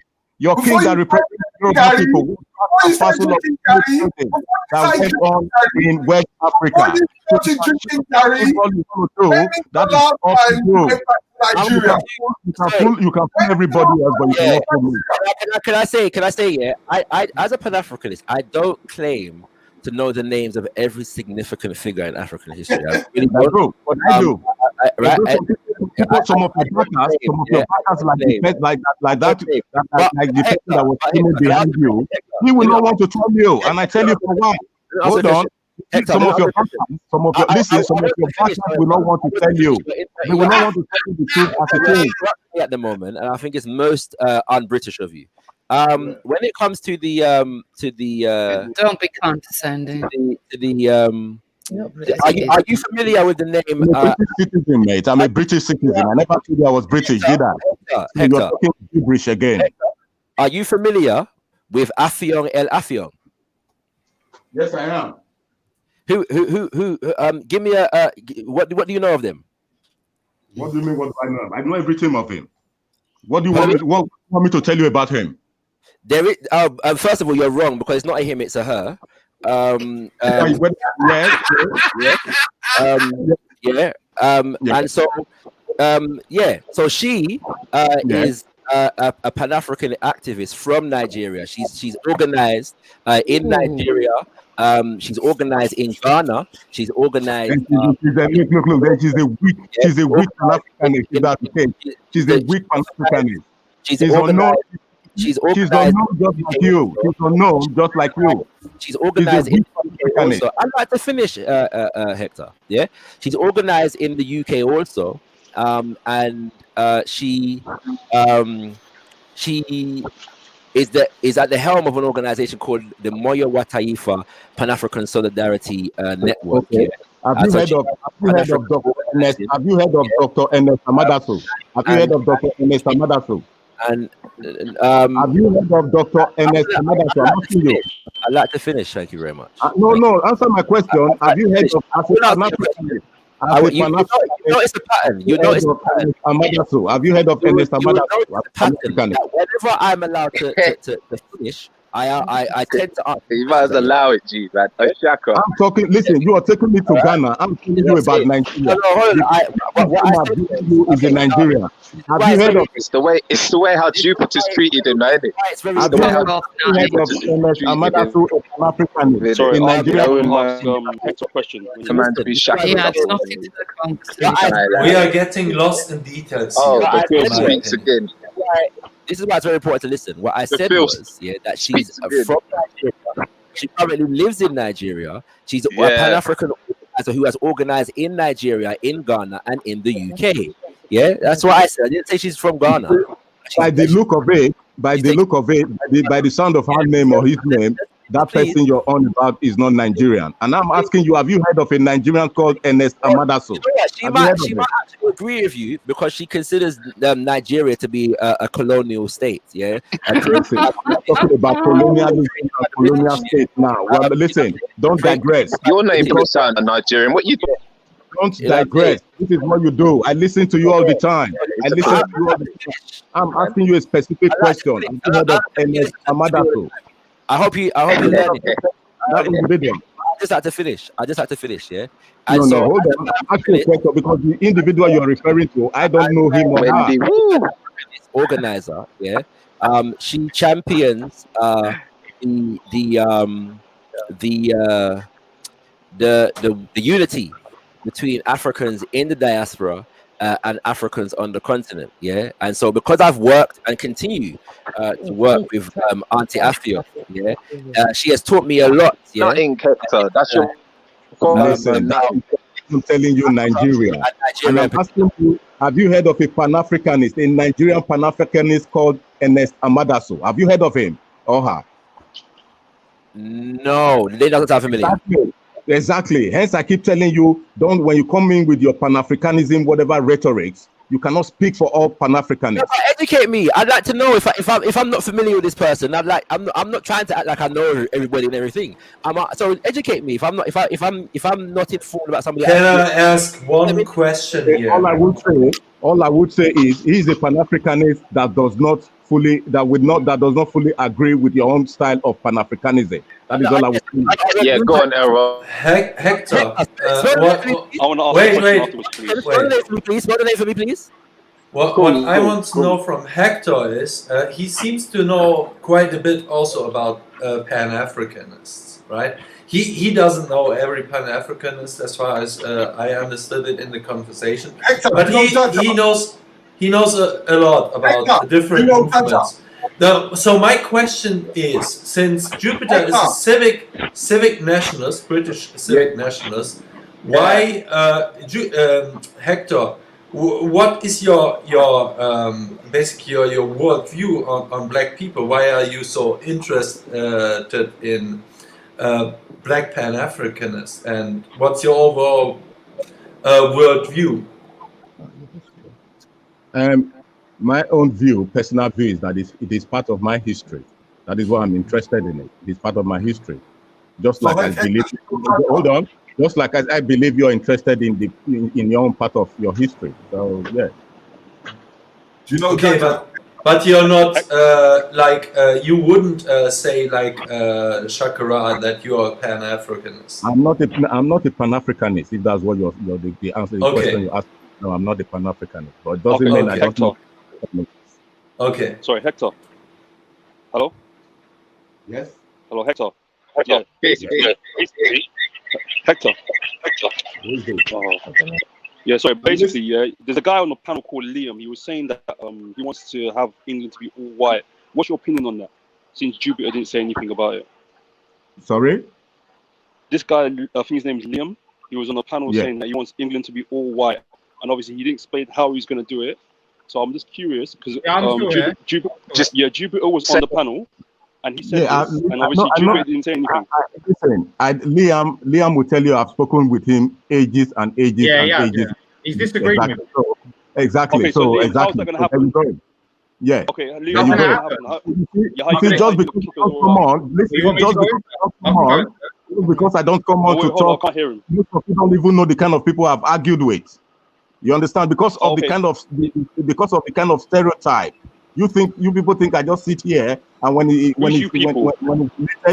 related to only African issues, black issues, and what have you, like anyway. No, let me I'm only asking you a question about what that guy said.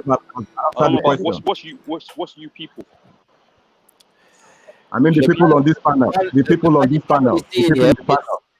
Professor Chia. Okay, so Liam, Congo, by the way. One second. Sorry, Shakara. Of the African Emancipation at the African Emancipation Day Reparations March last year, and he was speaking. Listen, Shakara. I will be the last person. I said Nigeria that you want to call Pan-Africanism to. Let me tell you, I will be the last person as a Nigerian heritage for you to sell Pan-Africanism to, because I know the ins and outs of Pan-Africanism, especially those. I'm not sure why I'm not able to speak. So you're not going to deceive me just like you deceive others. I'm telling you. I'm showing the people some of the Pan-African activism that is taking place and organizing that is taking place in the UK among Africans from the diaspora and from the continent. Okay. The number one Pan-Africanist that you all know, that we all know. What did he do for Africa? Marcus Garvey. I just think it's important hold on. Marcus Garvey, renowned Pan-Africanist. What was his contribution to the development of African He's of the Chiluba people. He's of the Chiluba people from the Congo. Marcus Garvey. I stand in solidarity with my brothers and sisters in the Congo. I'm asking you, Marcus Garvey, who was the chief pioneer of, or one of the chief pioneers of Pan-Africanism, what exactly did he do for the betterment of Africa? Nothing. I answer that. Nothing. I will ask you a question. I believe Natty is trying to speak. I'll ask you a question after Natty's spoken. He had a massive influence over. Hold on. Yeah, hold on for a sec, everyone, because all this cutting thing, we're never getting to the end of the question or getting to the answer. Remember that we're listening in YouTube as well, So, although you may know that the rest of the sentence, there's people that are listening that don't know. So I beg you, let each other finish sentences so we can hear as well. Yeah, I want to hear the answers. I want to hear the questions. You get me? So yeah, I beg you, take time and make each other finish. Yeah. Give thanks. Yeah, Natty, I'll answer his question after you speak, bro. I think you were trying to speak before.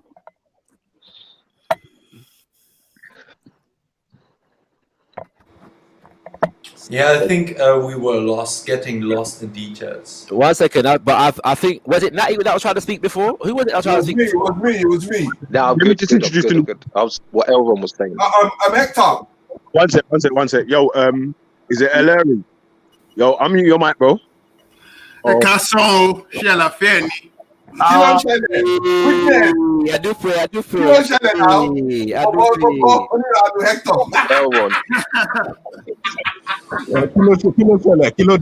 Kilo Shelle. Hector, answer me.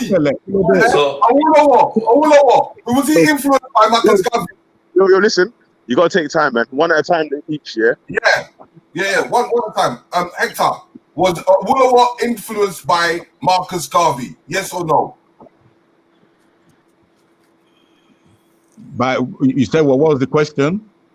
I said, was Awolowo influenced by Marcus Garvey? Yes or no? So what did Awolowo, Dr. Nambi, what did Awolowo do? Hold on. Yes, the answer is yes. He was influenced by Marcus Garvey, just like Shakara is influenced by Marcus Garvey. My question is, what did Marcus Garvey do for Africa? I did not say who did he influence. What did Marcus Garvey do for Africa and Africans? Not whoever he influenced. So that was my question. Would you say that? So you don't regard influence as doing something? You don't regard influence as doing something, yeah? So if somebody inspires somebody else to do something, you don't regard. I will answer you directly. No, that's my answer. No. Okay. No, you're entitled to your opinion in that regard.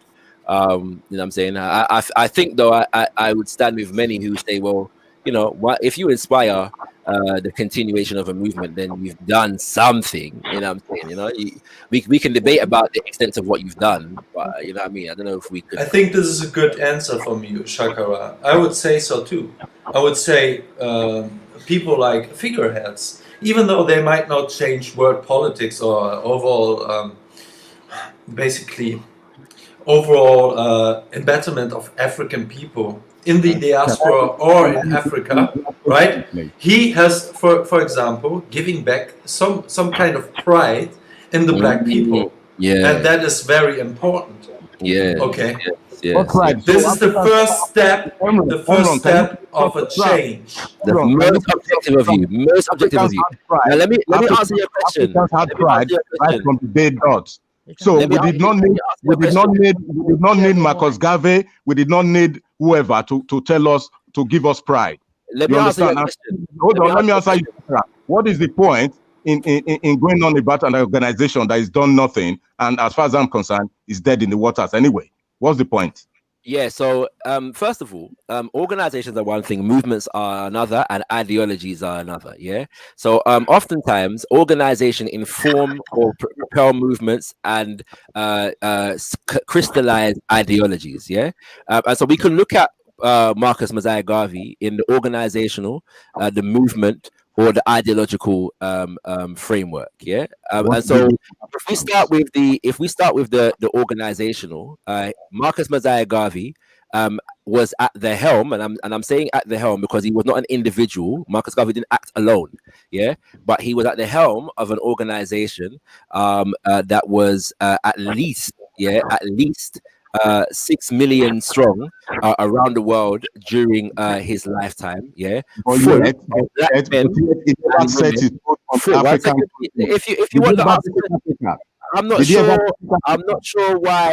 sure why you're asking me a question and then interrupting me. Like, it doesn't make any sense. Yeah. So I'm asking you, did you ever visit Africa, and how many times did you visit Africa?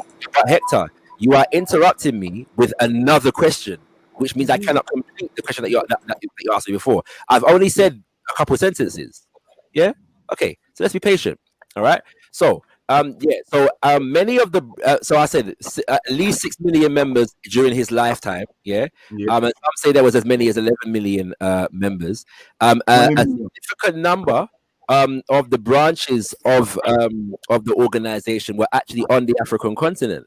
And in 1920, the UNIA-ACL, the Universal Negro Improvement Association, and African Communities League of the World, in 1920 held what was called the International Convention of the Negro Peoples of the World, at which at one point 25,000 black men, women, and children packed in and around Madison Square Garden. In fact, there was a parade whereby 100,000 actually attended the parade. And at the event, they elected a government in exile.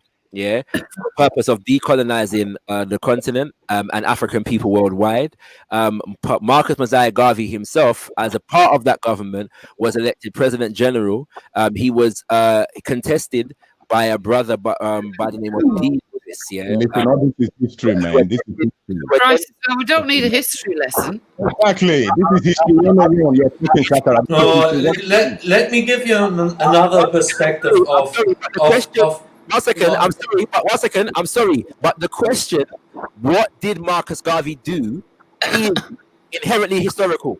Yeah, so I'm not sure why we're contesting history lessons right now. You asked me a question. It's a simple, straightforward question. Tell me, give me examples of what he did. One, and secondly, did he ever step his foot on the African soil? And if he did, how many times? Can you tell us that? I answer that, Hector. Not one.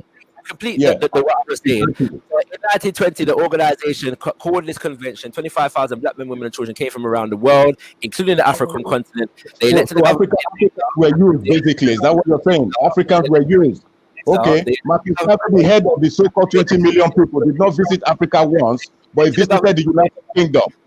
How about that, bro? Yeah, and they drew up the Declaration of Rights on African soil, and they drew up the Declaration of Rights of the Negro peoples of the world.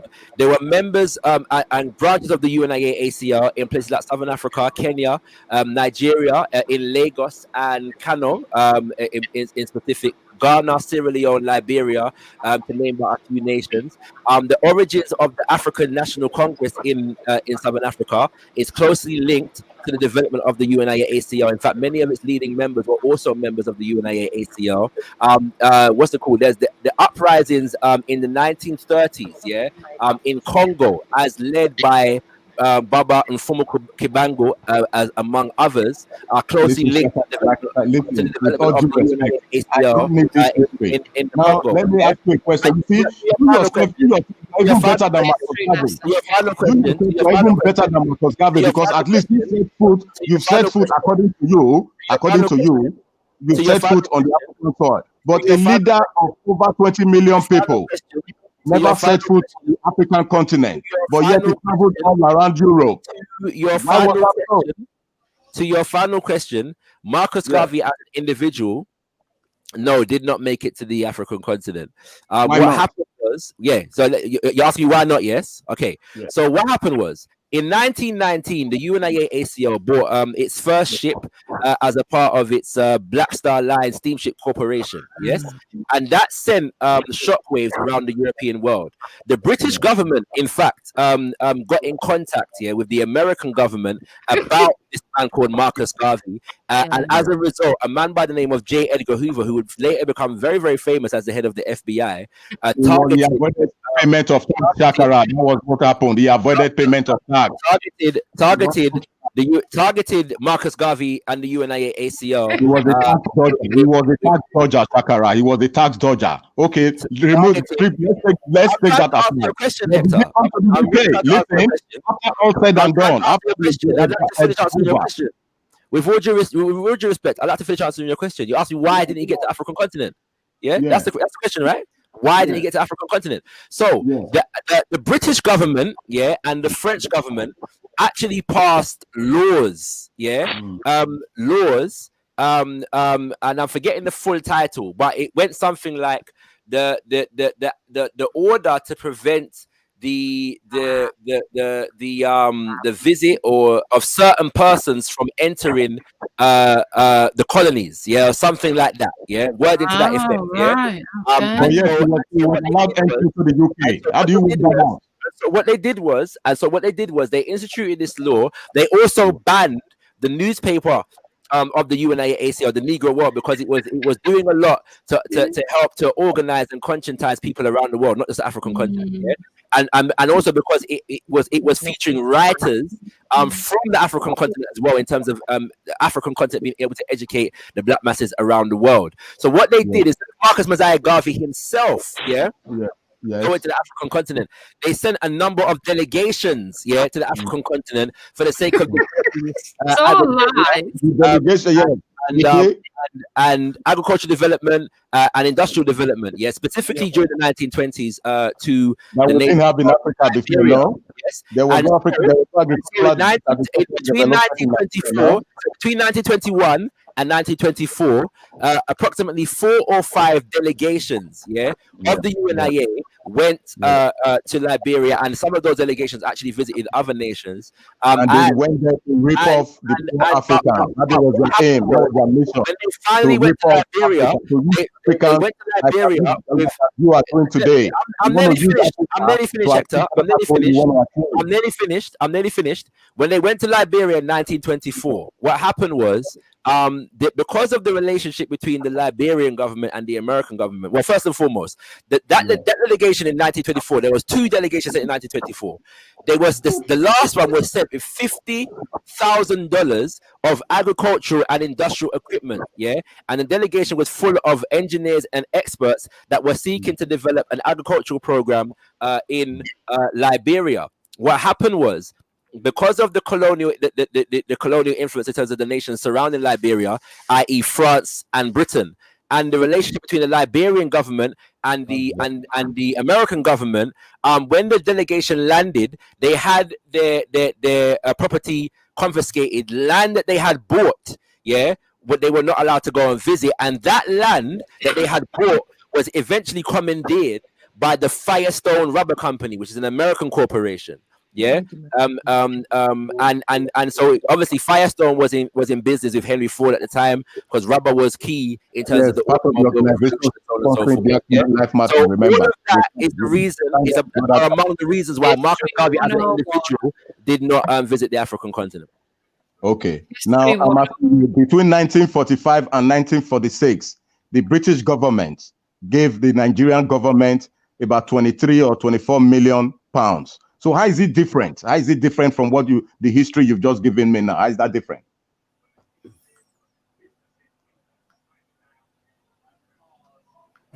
Hello? No reply. All right. You said that the British government gave the Nigerian government how much pounds? About 23 or 24 million pounds to upgrade the country for the hold on, for the upgrade of the country for machineries and what have you to kickstart. Yeah. In So what years? In what years? I said between 1945 and 46.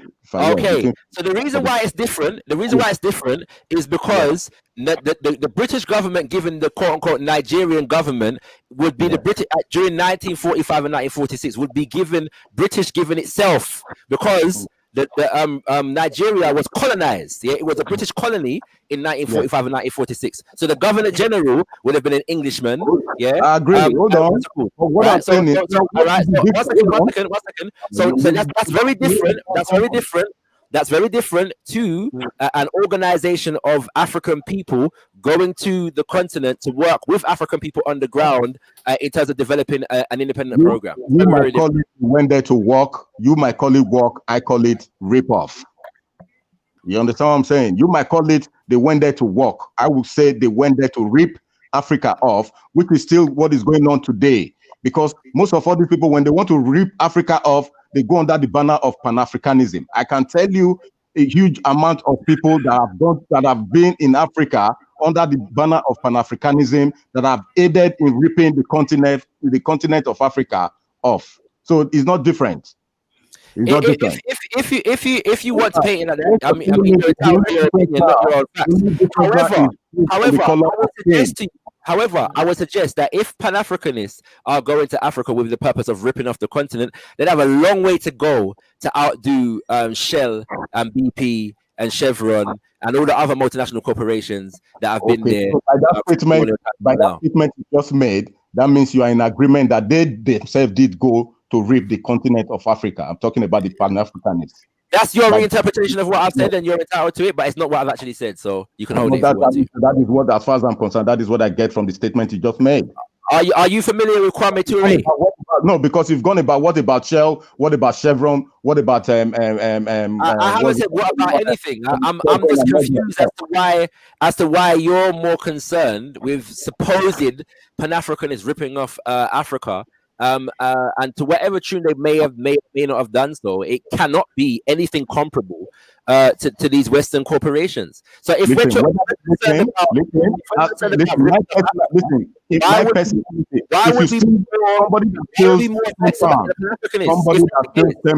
somebody that steals £1 million, they're all the same. It's stealing.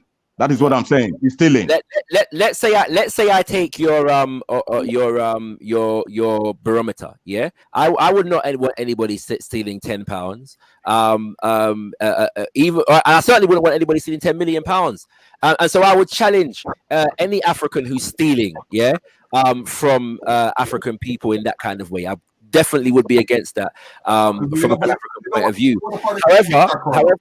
I'd like though to understand why, if that is the case, we're not hearing anything from you about the nature in which Chevron and Shell and BP and ExxonMobil are committing ecocide in. Well, let's just leave it to Nigeria. Yeah. Hold on. I want to tell you before we go. I want to tell you on that particular topic. In that particular topic, was it last week or 2 weeks ago?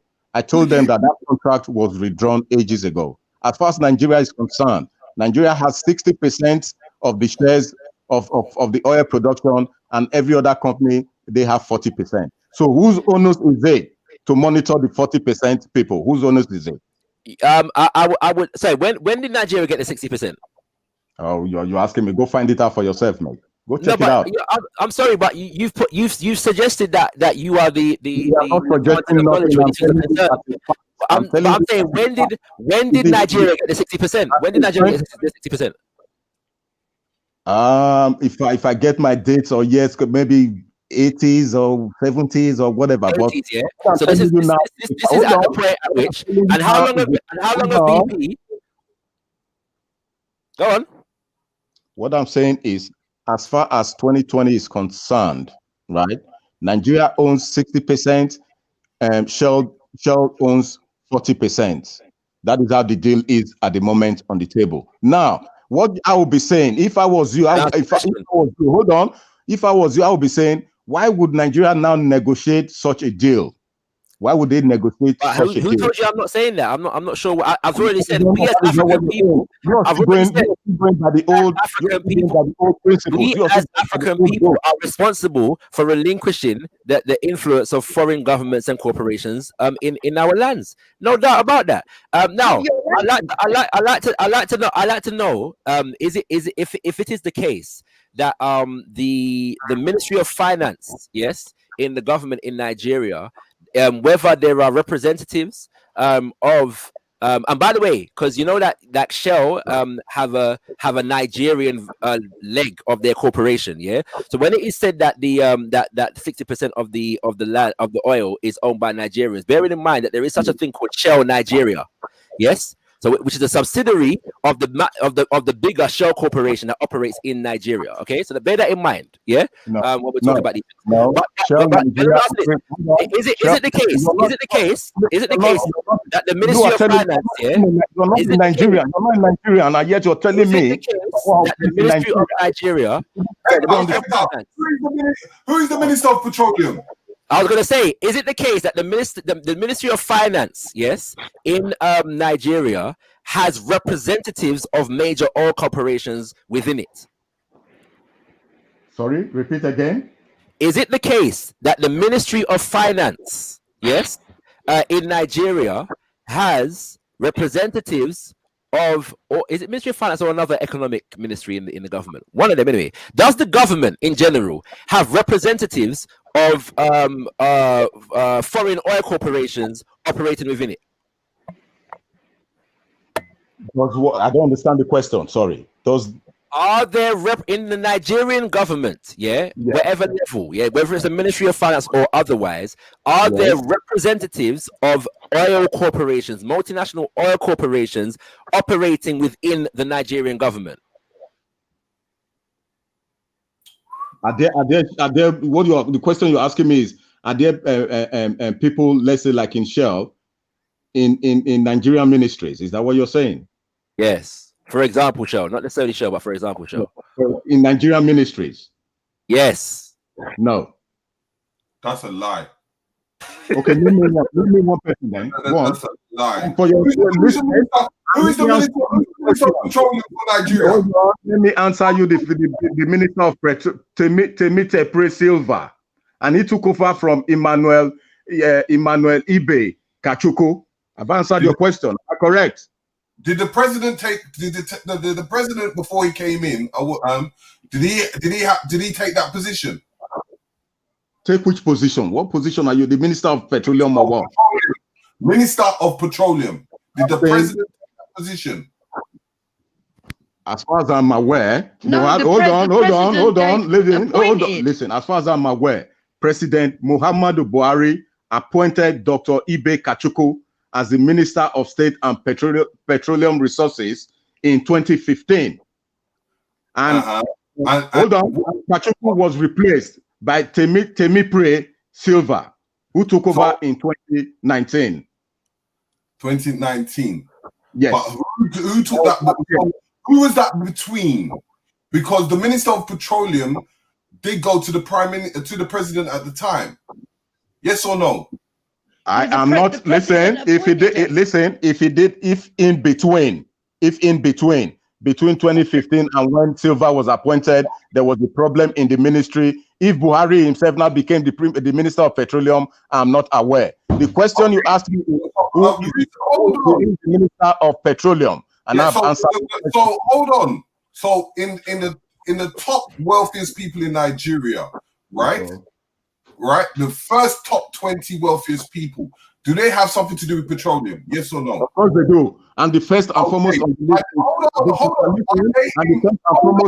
is Abubakar Atiku. Yeah, but wait, are they in politics? Yes or no? Abubakar Atiku is not a politician, boy. He is, when we want to talk of oil money, we want to, based on the statement you made, Abubakar Atiku is top on the list. He's not a politician. Abubakar Atiku, what's his name? No. Not, I mean Dangote, sorry. Aliko Dangote I'm talking about. No, Atiku. Atiku was Atiku was in politics. Dangote has ever been in politics. Maybe his relatives have never been in politics.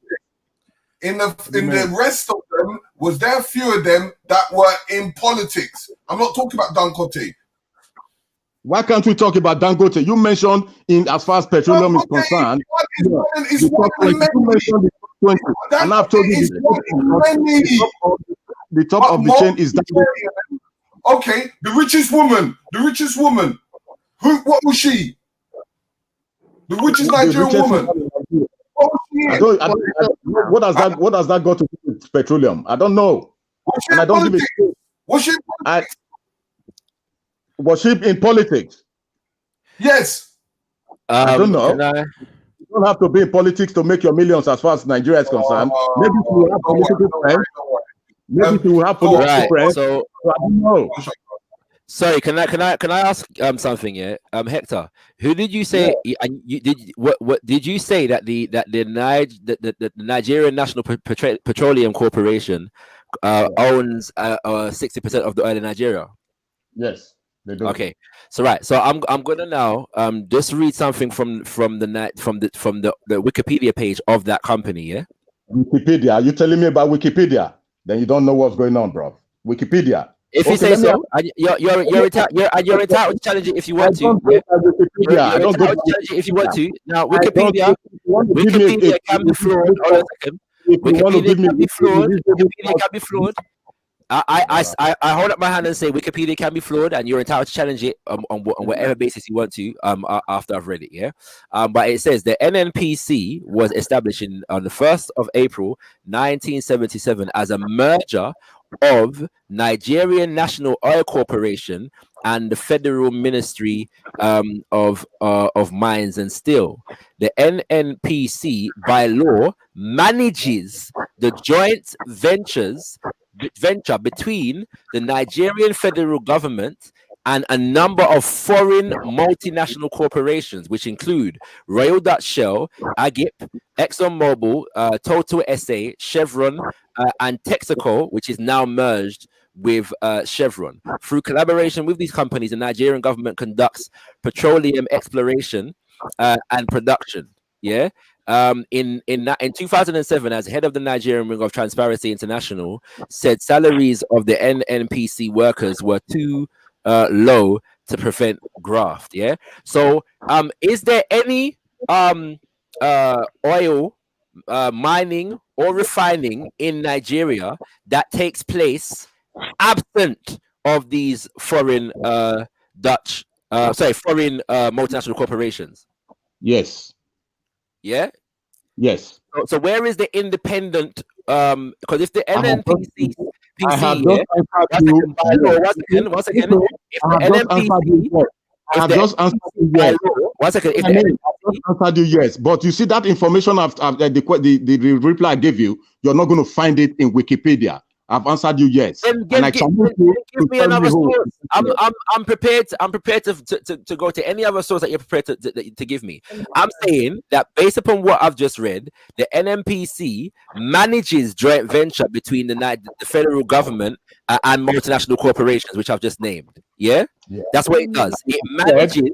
And I said, 60% of whatever venture, joint or separate, anyhow you want to put it. Right. Nigeria, so I'm saying to you now, provide a source for what you're putting forward. Question you asked me. You asked me just now, is there any other body apart from this shell? That's not why I asked you. That's not why I asked you. I asked you if and by the way, the source the sources for what I've just read you is actually a paper by a brother called Ugo. Sorry, forgive my pronunciation here. Onwakeji, yeah, entitled the Nigerian National Petroleum Corporation and the development of the Nigerian oil and gas industry, history, strategies, and current direction. Yeah, and so one can click on that and get the whole PDF, which is 146 pages. Yeah, so we've gone beyond Wikipedia now. Yeah, we've gone to this paper written by Ugo Onwakeji, yeah, who's obviously an Igbo brother. He was studying at the University of California in Berkeley, and yeah, you know what I'm saying? So if you're able to give me another source that demonstrates that the NNPC is an independent corporation that is engaged in its own mining, independent of all these other foreign corporations, I'd be glad to receive it. I have just told you Abubakar and what's his name, and Dangote himself now. Okay, let me ask you this question: how many barrels of refined oil does Nigeria produce per day as at 2020? I've studied this before, but I cannot remember the number, unfortunately. Okay. Sorry, I thought we were waiting for evidence from him. Yeah, he hasn't given me evidence. He's not guiding. You King Kosoko, whatever. The evidence. Don't even the evidence. Not interfere. I'm educating you. Now, based on what evidence. Aliko Dangote. Evidence. As far as I'm aware, and it's a fact. Yeah, it's something in the region of nearly or just over 2 million. I cannot remember the exact number. Whatever numbers you give. Now going back to your second question, that aside from Chevron and what have you, or them Shell, is there any other independent entity involved? No, that's not what I asked. That's not what I asked. I asked if the NNPC, yes, is engaging in oil mining and refining, yes, independent of the foreign corporations, multinational corporations. Yes, and I've said yes, and they are doing it by virtue of the fact that Aliko Dangote, as we're speaking now, is building refineries in Nigeria for that purpose. But is he part of the? Okay, all right, cool. I'll look into it. Look into it. So people like witness that come. Show the evidence. He doesn't even know his ass. Provide the evidence. I'm familiar with Dangote, but I'm saying that if he's building go and check it. Go and check it out. Go and check it out. Hold on. Witness, you are from Nigeria. You go and check it out. You go and check it out today as the license to produce in Nigeria. I will look into Dangote, but at the same time, if he's building the oil refineries now, it would suggest that they're not built yet, and so that's an example of the question I'm asking. I'm sorry. The refineries have not been completed yet. They're not built yet, so he can't be engaged in oil refinery if he hasn't completed the refinery. Okay. If it's not been built yet, how many refineries working today to full capacity has Nigeria got? You tell us. No, you tell me. No, you tell me. Because you don't know. You tell me. I'm not claiming to know everything. How many working refinery? How many working refinery? If you have the information, share it. It's very simple. Maximum today. You tell me. If you have the information, just share it. I'm not sure why. No, why would I? Because you people know more than me. Because you people know Africa more than me. You people know Nigeria more than me. Why should I? Huh? What? When's the last time you went to Nigeria? Fuck you. I went to Nigeria 3 years ago.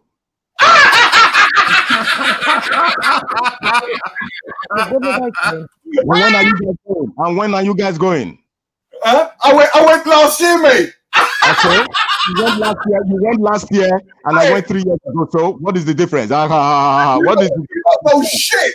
What is the difference? Oh. Okay, tell us what you know. You tell us what you know. You went last year. Let's not ask you a stupid question. What you tell us what you know? What do you know? Longer in a month. Yeah. How long were you there? How long were you there? How long were you there? I was in the Nigerian embassy this morning, bruv. Yeah. Oh no, you're up in night.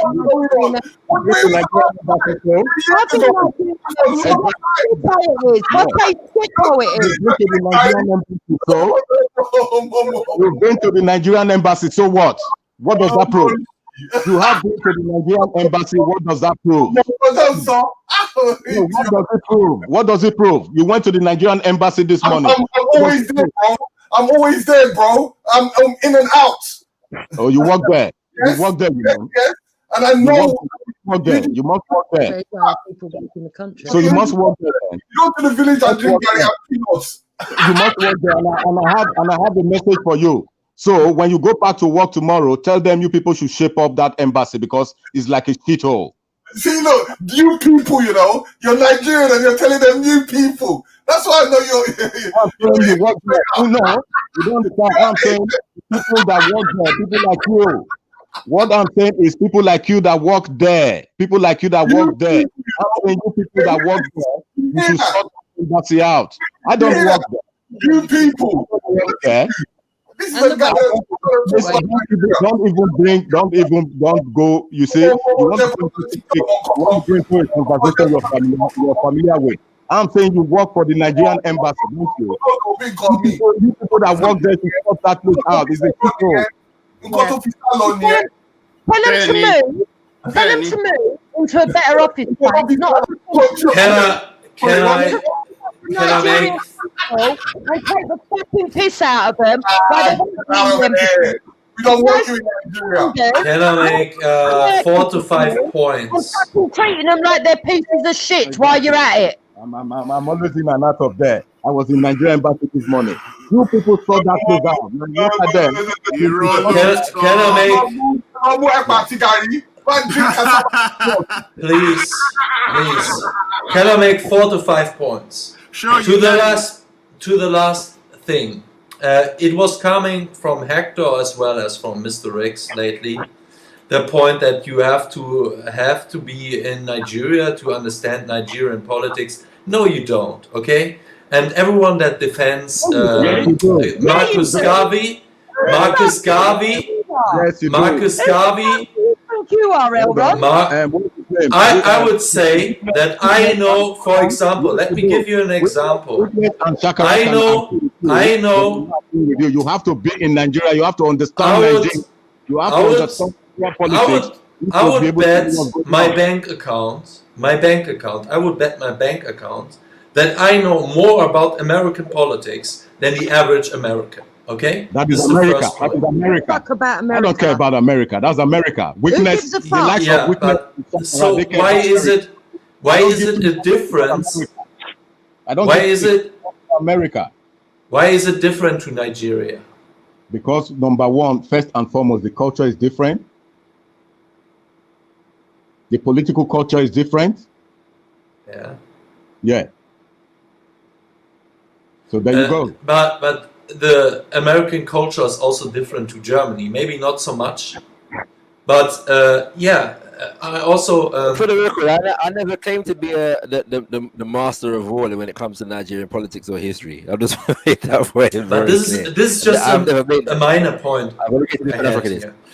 So the other point I want to make in Shaka Ra's defense, and I think he made a good case about Marcus Garvey, is he's still influenced, even though he's dead, his ideas are still well alive. And many black organizations are influenced by his ideas. Not so much that I like, because many people are perverting and talking about Marcus Garvey and have no real deeper knowledge of what Marcus Garvey really stands for.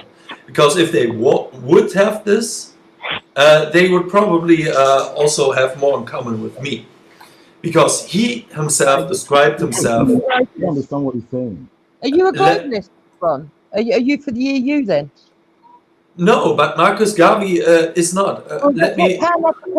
Pan-African is pretty much the EU, but without fucking moving out your country. It's networking with each other. It's exactly the same fucking bullshit as the New World Order. What? Pan-Africanism? I don't think so. I don't think that they want. I don't think so. Right. Let me because you don't think they want to network every single black person. You don't think that they want black supremacy, and you don't think that they want to take as much as they can from every country. But You're talking the New World Order denies race. Okay, this is what they deny. They are destroying race and nations and so on. So Marcus Garvey described himself as an authoritarian. Wait, let me get this straight. Pan-Africanism because it wants to unite them all under one umbrella. Yeah, so this would be basically a black empire, okay? But this is still not the New World Order. Clever boy. So it's the same as the EU, and it's the same as fucking New World Order. Yeah, but even if you compare the EU, and basically the EU later would go on the United Nations, it's just a step toward the New World Order, the EU, okay? And the EU, yes, okay, they want to destroy the nation, so you can say they are more about Europeans, European as one continent. It's basically the United States of Europe, and you can... Get used to it. But the only difference between you two is your fucking skin color. Your mindset's exactly the fucking same. No, I'm for example disagreeing with. I'm not a pan-Europeanist as much as I want to have sovereign nations. I don't want Europe. No, let me speak out and make my points here, Jupiter. You're comparing apples with I don't know a Kürbis or something, okay, or a banana or something, okay. First of all, I don't want a European superstate. I'm against that. The only white nationalist I know of who is for that model is Richard Spencer. This is the only one, okay. All others wanted basically a European. Of Liechtensteins, many Liechtensteins. So they go even farther than sovereign nation states. They also want the different, for example, the Germans, they will also want a sovereign Bavaria from the Germans, from the bigger German nation, okay? So this is a fundamental difference. The other difference, even when we're talking about Pan-Africanism, and yes, they many black Pan-Africans talking about a black superstate, basically destroying also the nations of different African nations. Yet their ideology compared to the European Union is still totally different because they want a black Africa. Okay, the European Union doesn't want that. Also. They are not for global homo. They are authoritarianists. They are for the patriarchy, and that is. These are huge differences. Let me just say what Marcus Garvey stands for. He was saying he's an authoritarian, an elitist, a collectivist, a racist, and a capitalist. This is what Marcus Garvey stands for. And I agree with you on that. When I hear black people, black nationalists in the future talking about black power and all of this, and telling on the other hand, this is what I hate so much, we can't have white nationalism, okay? This is something I don't want to hear from them when they support Marcus Garvey in the future, okay? Be straight with your ideology. What's good for you? You should also allow to other people's. This is my point on that. On the defense of Shakara, I would say, yes, Marcus Garvey still has huge influence. His ideas are still even though by many perverted, I would say to this point, has a huge influence. And even though he hasn't had real political success in the case of freeing Africa and so on, I would bring up the example of Theodor Herzl. Okay, Theodor Herzl was living in from 1896 to 1904. The Zionist state was only established after World War II, but his ideas were basically the groundwork of the Zionist state. Okay, and just because someone is dead, the ideas are still. Got to bring in the Jews, Chris. Obsessed. Hector just wants to ask you a question there, one. Yeah, please. The question is, what influence does Marcus Garvey have on Nigeria today?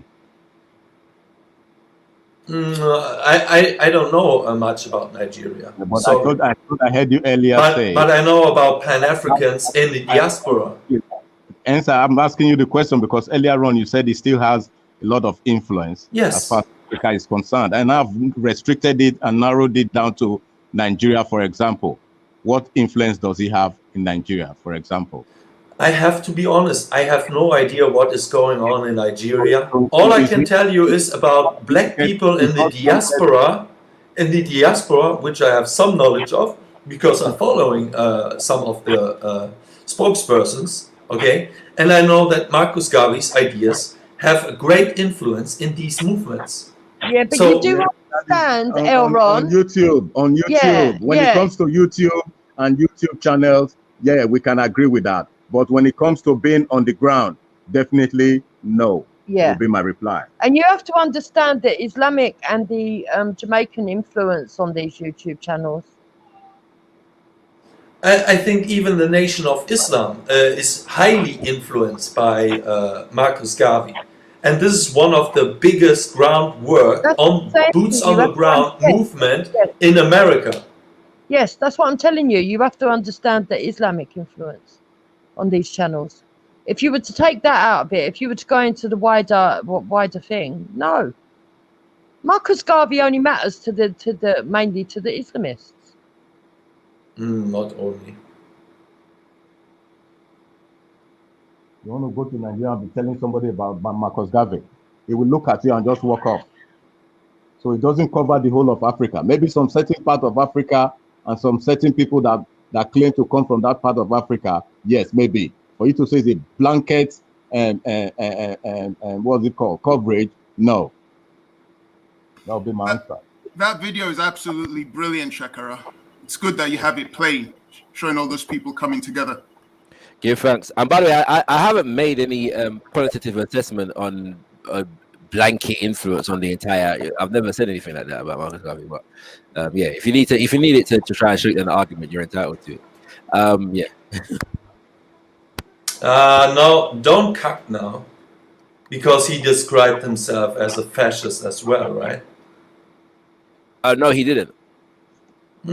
He said to the historian, at least. No, Marcus Garvey. The closest that you're going to get to that is the fact that he said words to the effect that Hitler and Mussolini were studying him. He said to the historian J.R. Rogers, and I can't confirm it at least, but he said that Mussolini basically stole his fascist ideology from him. Yeah, but that's not the same as calling himself a fascist. Marcus Garvey referred to himself as an African fundamentalist. Yeah. Yeah, you step foot on Africa. How do you work that out, though? How do you work it out, Shakara? Tell me. I don't understand. There is somebody that was beating the drum for the whole of Africa, beating the drum that even as far as I would say, okay, maybe. I'm not sure why are you so aggressive? No, I am. Hold on. Let me give you a simple analogy. I cannot say I'm using myself. I'm the king of, let's say, an A tribe in somewhere in Africa or in Nigeria, and I'm living abroad. I've never been to my tribe to see my tribe people, and yet I'm their king. How do you work it out? He never said he was the king of Africa. I'm not saying I never said he is a king. I'm saying for somebody that took Pan-Africanism to its heights, and you never step foot on this African soil. Come on. But I think I've already explained why that was. I'm not sure what the problem is. I know you've explained it. I know, but there are many leaders who did things for their home nations whilst they were in exile. Like earlier today we were speaking. Was he in exile? Was he in exile? Was Marcus Garvey living in exile? He wasn't living in exile. Earlier today, IC3 was speaking about the French, and they had a government in exile operating in Britain, ready to the French. Power. When they got back, I'm not seeing. Garvey was never in exile, was he? Was Marcus Garvey in exile? So once again, I've already explained what the situation with Marcus Garvey is concerned is. I'm not like I don't know what more to say to you. The colonial governments, were organized in trying to prevent him from getting onto the continent, and so they sent delegations to ensure that there was a power base. Then so how did they get into London? And it didn't quite manifest. All the programs and the plans that they had didn't quite work out. I'm not sure why there's still any confusion here.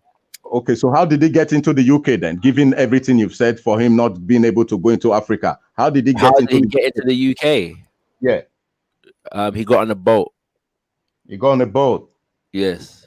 And he couldn't get on a boat to go and touch the African soil that he claims he represents. No. Again, there were laws in place to prevent him from going there. I'm not sure. Yeah, I agree with you. Yeah. Why? But you have to understand how colonialism works. He actually was causing agitation when he was in Jamaica, and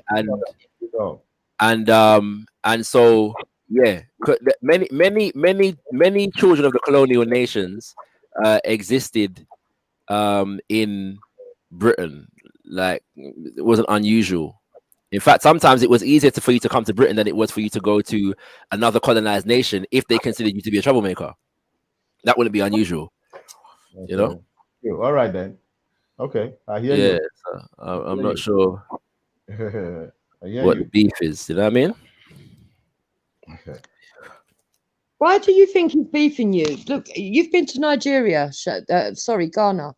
Do you know a lot of Nigerian, Shakara? Yeah, he knows weakness. Yeah. Okay, he knows weakness. If you know natural Nigerians, you know they all talk loud. What are you talking about? No, they don't. They do not all talk loud. You sound loud to me in my ears. I beg they don't talk loud. You sound loud to me, bro.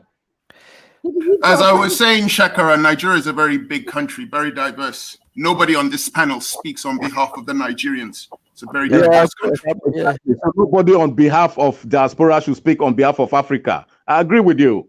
So am I making myself clear now? No, you're not. Because Africa is a diverse continent. So no one person can say they have the moral authority, whether Pan-Africanist or Africanist, Panist, or whatever you want to call it. They don't have that moral authority to speak on behalf of Africa because it's a diverse continent. I agree with you. Yeah, so well, I haven't made that claim. You have said that you're a Nigerian, therefore you can talk. I have not made any claim like that. I've only spoken as a nationalist Pan-Africanist. And in that respect, I know that there are other Africans who agree with me. That's the only claim I've made. I've not claimed that because I'm not even said because I'm from Jamaica, I alone can speak on Jamaican issues. I've not made that claim at all. So yeah, I think it is very tough to imagine a Pan-African, basically United States of Africa kind of model. We see how tough it is for the globalists to do that in Europe with the EU. Even though I would say the Europeans are not so tribalistic and so diverse as the different African nations and tribes. So, but they already have a model called the OAU, which is similar to the EU. It's not exactly like the EU. Yeah, I would say they should go with ethno-pluralism, like most ethno-nationalists do. So have a sense of the wider black race, okay, just like white nationalists, and also be ethno-nationalists, saying you are also when you're from Somalia or something else, that you also want to protect and self-governance of your nation. But when you're getting attacked from the outside, you stand together as black people. So this is our model. I don't know if this is the solution for African people as well, but this is the way we are going with this. So, but because we will never unite under basically telling the Polish people they now have to abandon their country and go into a European superstate model. This would never work, right? And I think this won't work in Africa as well as in most of Muslim countries. I agree with you, Enron, on that. I agree. It will never work in Africa. I mean, come on. Let's take country, for example. Somalia has their different tradition. Hold on. Yeah. Guinea, the same with country like Guinea-Bissau. Same with country like Burkina Faso. Same with country like even close to West Africa there, Republic of Benin, Togo, Liberia. They all have different culture, different way of different ways they live their life. And so tell me, how is it going to be possible? Yeah. In Africa, they have something called ECOWAS as well, where the West African countries come together to work out their differences economically and socially. And then you also have OAU. You can try checking them out as well. What benefit has ECOWAS done for that particular West African region? So I wanna. ECOWAS So yeah, you can try checking them out.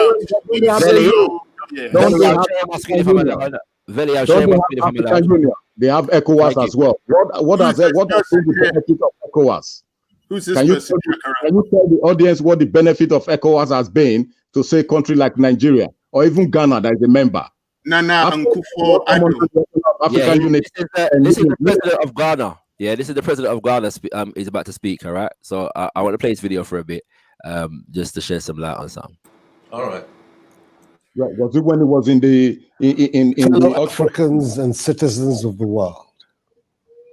If there is one country in Africa, and indeed in the entire world, which has been influenced by the life and work of Marcus Garvey, it must be Ghana.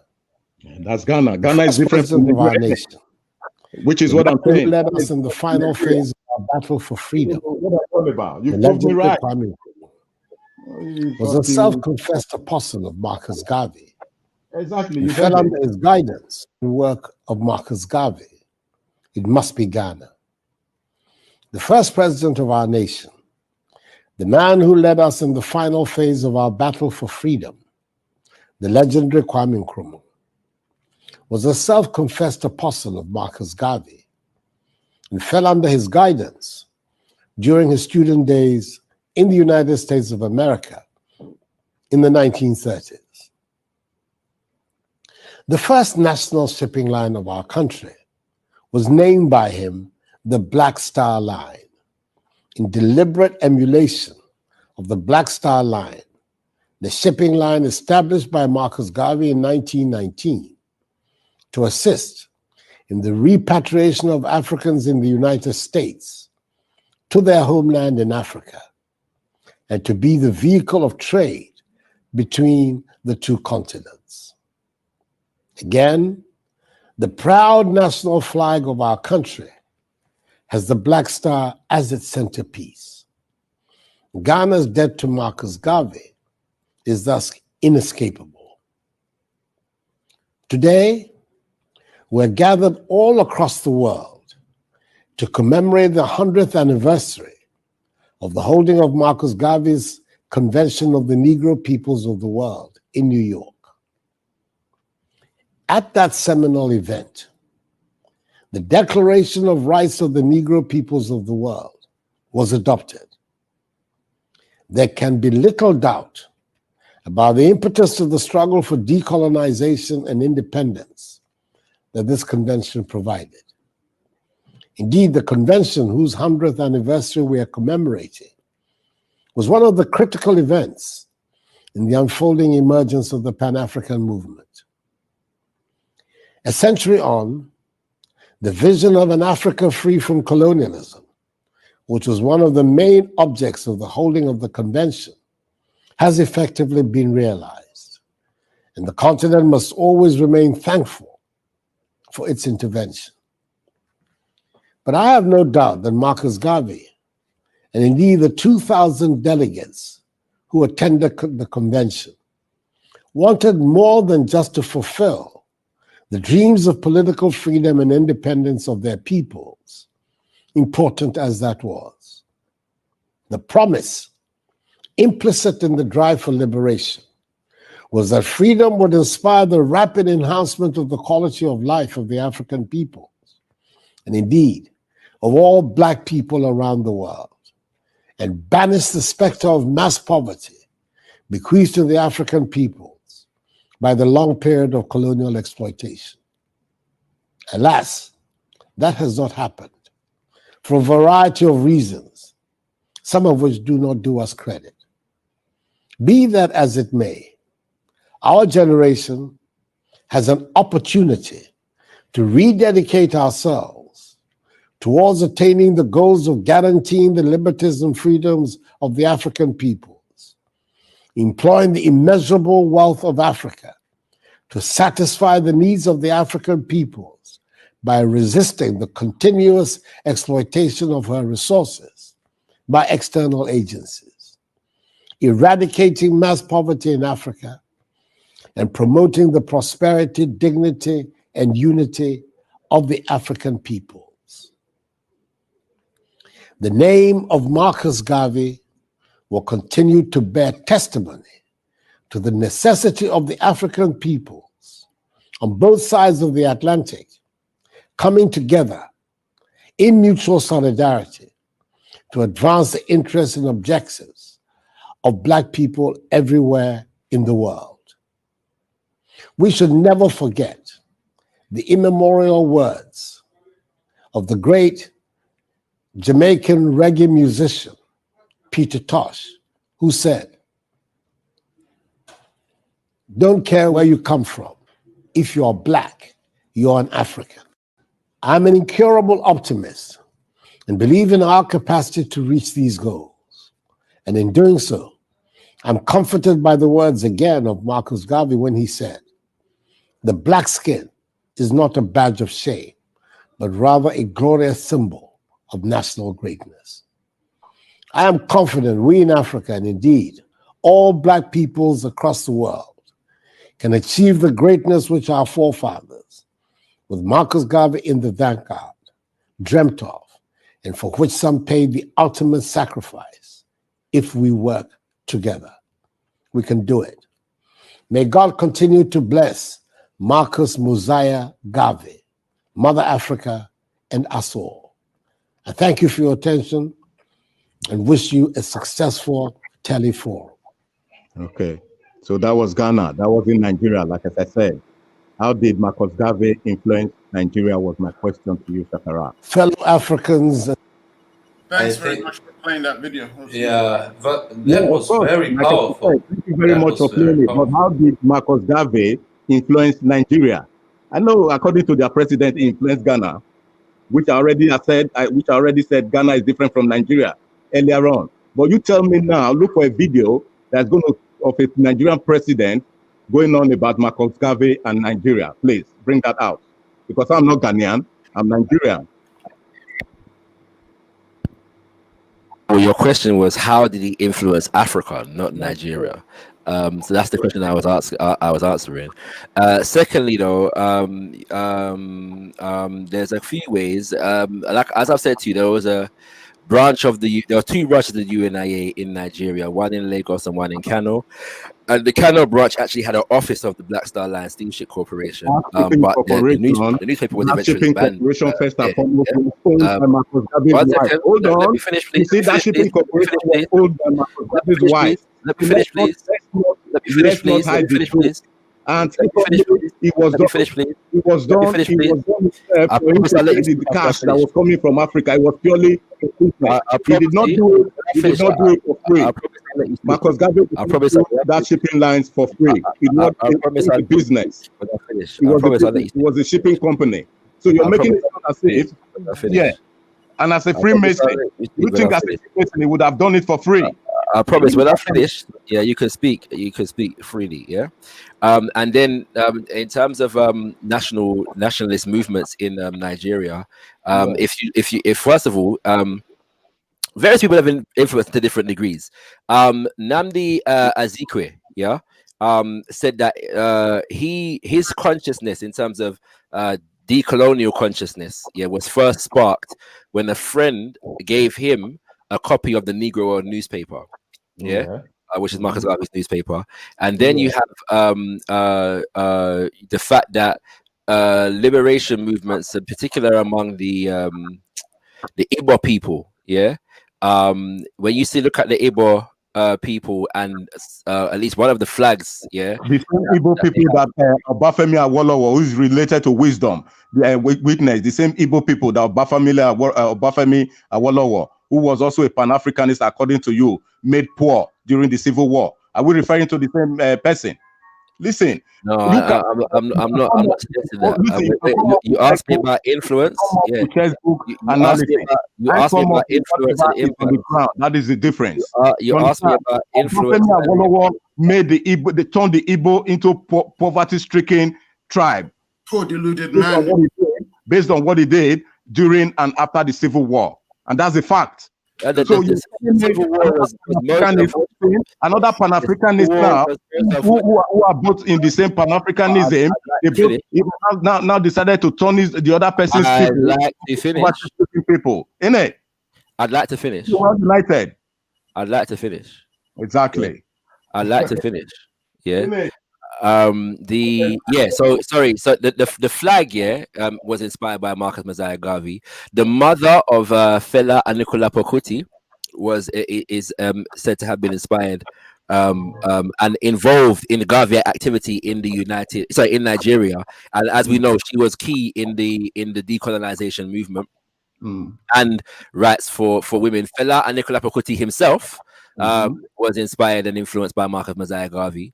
And so there are many Pan-African movements in Nigeria that were and continue to be influenced by Marcus Mosiah Garvey. Was Fela's mom bigger than Obafemi Awolowo when it comes to Pan-Africanism in Nigeria? Yes or no? Yes, I would consider her so. Awolowo obviously is a bigger figure in general, but not many people would consider him to be a hardcore Pan-Africanist. Why not? For various different reasons. Now, earlier on, what's his name? Witness mentioned Obafemi Awolowo, but now you are not telling Witness that as far as Pan-Africanism is concerned, Obafemi Awolowo was So from my remembrance, it was Terry that mentioned Awolowo. Yes, it was Terry. It was not me. So he's lying again. Okay. Yeah. So what you're saying now is, but no. What he said was, but my understanding is that he was suggesting that there was some influence on Awolowo. With regards to Marcus Mosiah Garvey, he should have known. He should have known because people seem to be a member of a Yoruba family. That can be a fact as well, but everybody that's influenced by Marcus Garvey doesn't necessarily act upon the philosophy of Marcus Garvey. Yeah, so we're talking about two different things. Okay, so in other words, what you're saying now is when you come online to preach about Marcus Garvey, some people don't have to act on that philosophy. If that is the case, then I didn't come online to preach about Marcus Garvey. About it. The reason why we're speaking about Marcus Garvey is because you asked me about Marcus Garvey. I didn't bring up Marcus Garvey. Yeah, no, what I'm saying is, based on just your last statement 2 minutes ago, if, according to you, not everybody aligns or agrees, or I don't know how you framed it now. No, that's not what I said. So basically, yeah. So let's say, yeah, I am in my youth, yeah. I'm inspired by Marcus Garvey. I read philosophy's opinions and so on and so forth. And later on in life, I act against that philosophy or those principles or whatever. I'm no longer acting upon that basis. Then it's possible to do that. People do that all the time. They're inspired by something at this stage of their development, and it might lead them, it might lead them to act in certain ways. But when they get to another point, they act in different ways, and so hold on. Now, when it does happen that way, now let's say now a lecturer. I had a lecturer that was into Pan-Africanism in the university, much more into Pan-Africanism. Then after a while, the man changed. Now, what do you think? What impact do you think it will have on those students who is taught Pan-Africanism during the course of his lectures and papers and what have you? What would not be the impact on them? Seeing somebody that was a staunch Pan-Africanist, all of a sudden now decide to go the other way around. What impact will it have? Some might be inclined to follow him going the other way around. Some might be inclined to say, well, he's betrayed the cause. And it depends. There's any number of responses that one would make. In terms, I'm saying in terms of the mindset now. What kind of some are going to be inspired to go deeper into Pan-Africanism, and some are going to be inspired to turn away from it. It all depends. There's no one answer to that question. Okay, so again, hence I'm saying there is no point every day all we hear is Pan-Africanism, because according to what you've said now, some people can decide to turn the other way and move away from the Pan-Africanism. Now, whereas any other idea, I'm not sure. Let's take, for example, now, if you that goes on about Pan-Africanism, if, for example, for whatever reason, you now decide to say, you know what, fuck the Pan-Africanism. What do you think is going to happen to your audience, to your audiences? Hold on. What do you think is going to happen to your audiences in terms of their mindset and the mental fallout that is going to come out of it? What do you think is going to happen? It depends. Some are going to say, well, Shakara, you're betraying the thing. And some are going to say, some like you are going to say, oh, welcome, Shakara, to neo-colonial Dre. I'm not going to say that. All I'm going to say is I'm not surprised, because that is what they do. Hector. Indeed. Hector. Indeed. Hector. Yes. Yo, Hector. I'm listening. Yeah. Can I ask a question? Why does it bother you what Shakara believes in, what thinks in? If it doesn't align with you, why do you take such umbrage unto his belief system? Who am I? Who is this? Who is this Raheem, talking? man. It's Raheem. Okay, good question. One, because the way I say it is, he cannot speak for the whole of Africa. Then secondly, you are asking me, why does it bother me? It bothers me because when I come online and say whatever it is I'm saying, it bothers a lot of people as well. So why does it bother those people when I come online and say whatever it is I'm saying? So what you're telling me is that he can't be a champion for Africa in his own beliefs, well, according to what you think, but you can be a champion for other people's beliefs. Isn't that a bit hypocritical? I'm a champion for Nigerian belief. That's but why I'm a you champion. don't represent the whole of Nigeria, as And he doesn't represent the whole of Africa. I thought we've passed this before. Even Witness pointed it out about 5-10 minutes ago. He doesn't represent. That's what I'm saying. He doesn't represent the whole of Africa. As is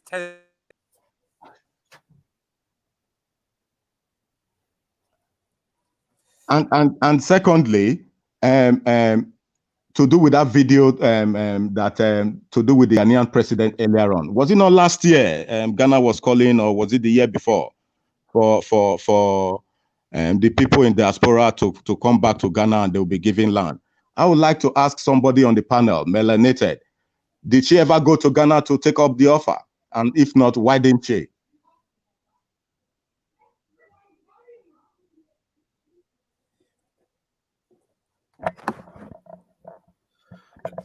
She's not on the panel, I don't think. Sorry, on the chat. Yeah, so we have to correct something there. The year of return was not about Africans in the diaspora just going home to get land. He did make. According to her,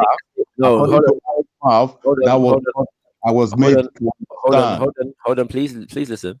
Yeah, so he did make the statement that there was a act in Parliament some time ago called the right of abode, yeah, which is designed to give Africans in the diaspora the right of abode in Ghana. So why have they not taken up the offer? That's the question. Why have they not taken up the offer? Why have people like you as well, Shakara? Why have they taken up the offer? The arbitrary handing out of land was not a part of the deal. There was supposedly policies and processes involved to give people the right of abode, and as a part of the right of abode, land would be one of the considerations. However, and I know many Africans from the continent, from the diaspora, who have gone to Ghana and have land in Ghana, have homes in Ghana, have businesses in Ghana. And big up to those people. So that is happening. That is happening every day. There are people exactly, and big up to those people that have done that. Why haven't you done it? Some of those people don't live in Ghana all of the time, so they're back and forth between UK and Ghana or USA and Ghana. So they may spend part of the year in Ghana, part of the year in the UK or America, and these kinds of things. So interestingly, my family at one point was running a clothes manufacturing business in Ghana, and were going back and forth between the UK and Ghana. The business no longer exists in the same way, so we're looking to revamp it at some point soon. But there are other plans afoot. That's just one story. Like there's any number of stories. Okay, I get you.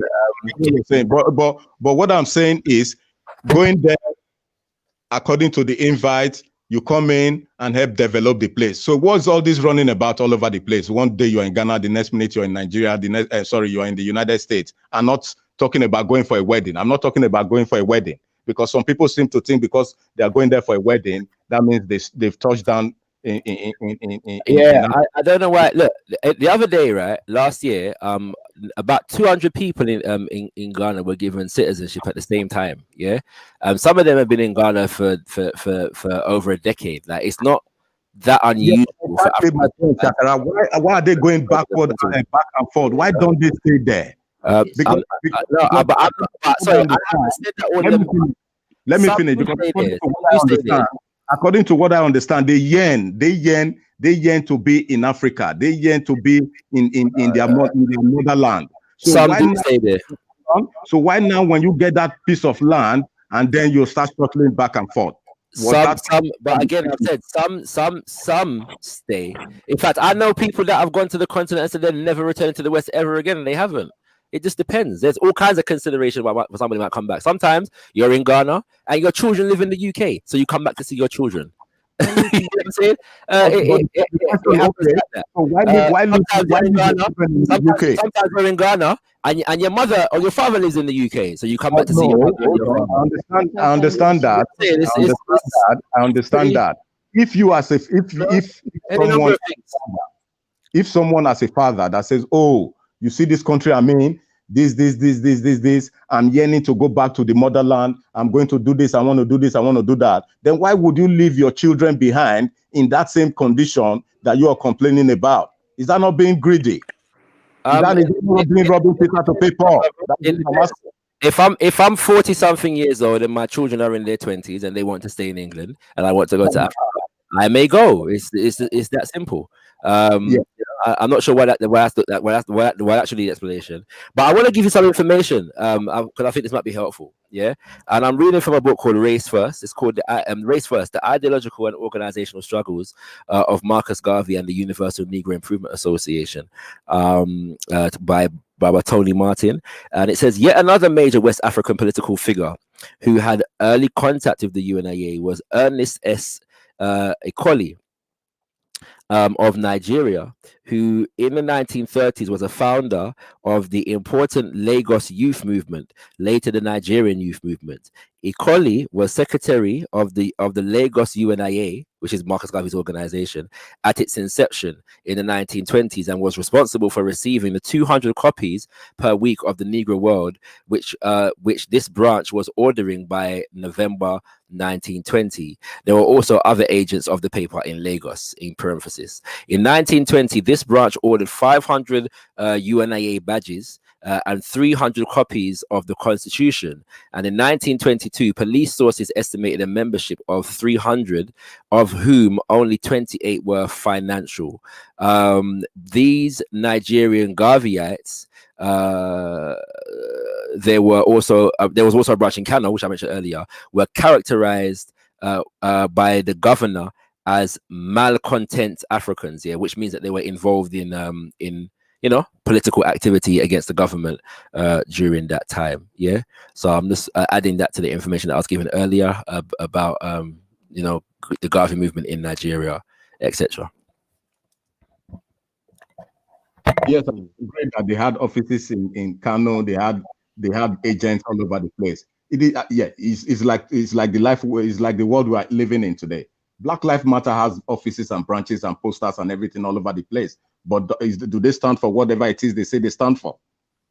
No. Exactly. My answer is no. So you telling me Marcus Garvey had offices in Nigeria, in Kano, they had newspapers, they had printing presses and all whatnot.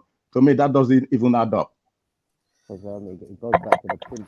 I think that comparing a modern economic movement in terms to someone actually having work and representation, and saying that because one doesn't do what you think it should do, the other's points are irrelevant, is just testament to the fact that you have a personal beef with Shakara for some reason. No, okay, you tell me the beef I have with Shakara since you know too much. I don't know. It's just like because he you has an in my opinion on head. Africa, You tell me the personal feel beef like I have with him. he shouldn't do. Shakara has never. Shakara has never said any offensive language against me. So you tell me why the hell? Hold on. Tell me why the hell? Hold on, because disagree with everything he says. If he said the I sky was blue, he'd say listen. I don't have. Oh, okay, all right. You carry on then. Carry on. Since you want an echo chamber, carry on. It's obvious that you disagree with everything he says, or find a reason why what he says does not fit with your ideology. I'm speaking to Hector. There was things he said. With everything he says. You fucking knob. Who do you think you're talking to? Okay. Anyways, calm down, love. Go fix calm down. What's with the ad hominems? There's no need for that. It's just apparent you have an issue with the fact that Shakara has his beliefs and that it's aligned with Marcus Garvey, and because you don't agree, therefore Shakara is wrong. Instead of trying to learn and understand, all you're saying is no, you're wrong, and then comparing it to Black Lives Matter. That argument doesn't make sense. I am not saying if you agree with him. I'm not saying if you want to agree with him, you cannot agree with him. It doesn't mean everybody, especially me, has to agree with him. That is what I'm saying. You disagree with everything he says, is my point. Yeah, you don't what I'm saying is, point of correction. That needs to happen, though. To be honest, it needs to be. It needs to happen more often. To be honest, there were some things he said much more earlier on that I agreed with him on. So you cannot say on everything I disagreed. You're being economical with the truth there. So I don't understand what you're saying. Hector Teuten told me in the chat I should tell you that. You keep looking that you don't cut other people's when they are speaking. I think it gotten better. Let me answer him. First and foremost, he cuts into people when they are speaking much more than I do, because I hardly ever come on panels. So you tell him that is my reply to him.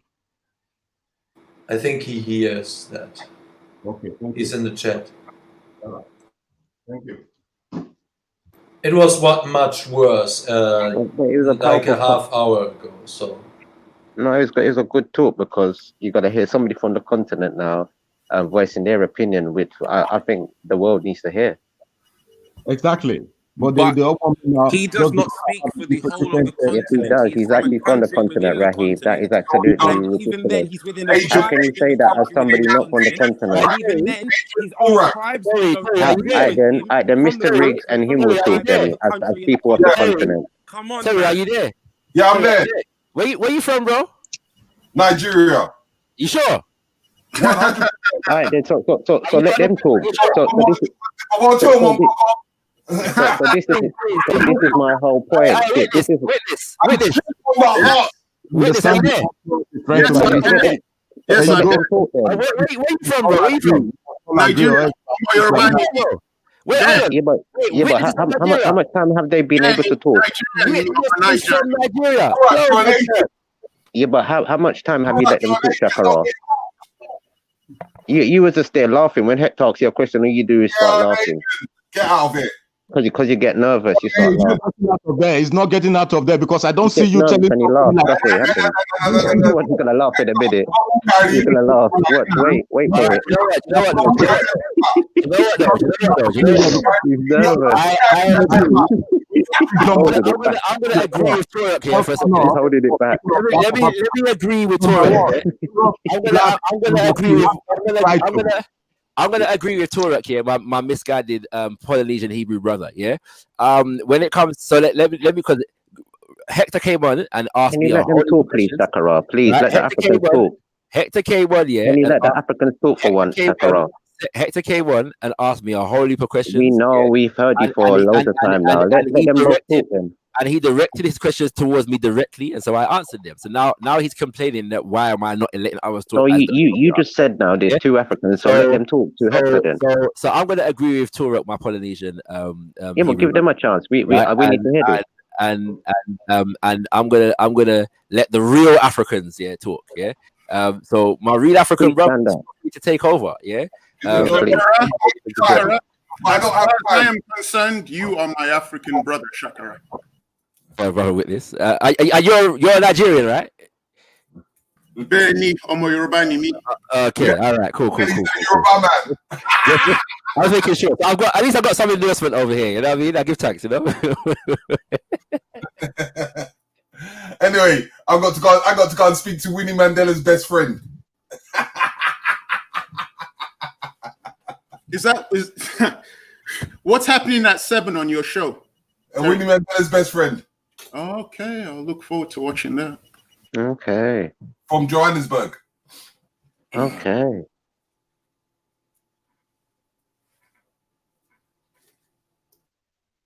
Raheem, are you there? You still there, Raheem? Yeah, bro, I'm here. Please, somebody talk for us. Raheem, are you there? Please talk for us. Shut up, Torok, man. Please talk for us. Where are you? Are you celebrating the independence? I am in my own little quiet way with my little family. Yeah, I am. I'm very, very happy. It is okay for Torok not to speak. It is okay for you guys to shut him down. But when somebody like what's his name can't come here and speak on behalf of black people, somebody that is not even remotely related to a black person, it is very all right. You give him the audience. This is the hypocrisy I'm talking about. I've shut calm down numerous amounts of times when he tries to speak on black issues. So that what you're saying doesn't. I just think it's very unfortunate that Mr. Riggs is trying to mix up the Nigerians and the South Africans. They're totally two different people, and they have nothing to do with each other. So why are you interviewing these South Africans on your show, Mr. Riggs? It's most sacrilegious of you. Unification. We're unifying. Because of the Look, he's laughing. Look, he's laughing. He's gonna laugh. You are so different. He's gonna laugh, everyone. Unify yourselves. Yep. I don't care. We're moving forward. We're not moving 10 steps back. You keep telling yourself that. What's going on? He doesn't even know what he's doing. I said they cannot unify. Some of them cannot even unify their own household, and they want to unify. They're best friends. Now they're down the pub with each other. In England, they're down the pub with each other. Shame it ain't in South Africa. It's a shame you're not in South Africa to join them, Mr. Rigg, for a pint or Foster's. Oh, Mr. Rigg. You should have went to South Africa for some Fosters and had that proper interview. Or Strongbow. Oh, you nice one to rock. Yeah, very nice and comfortable in England. Why don't you?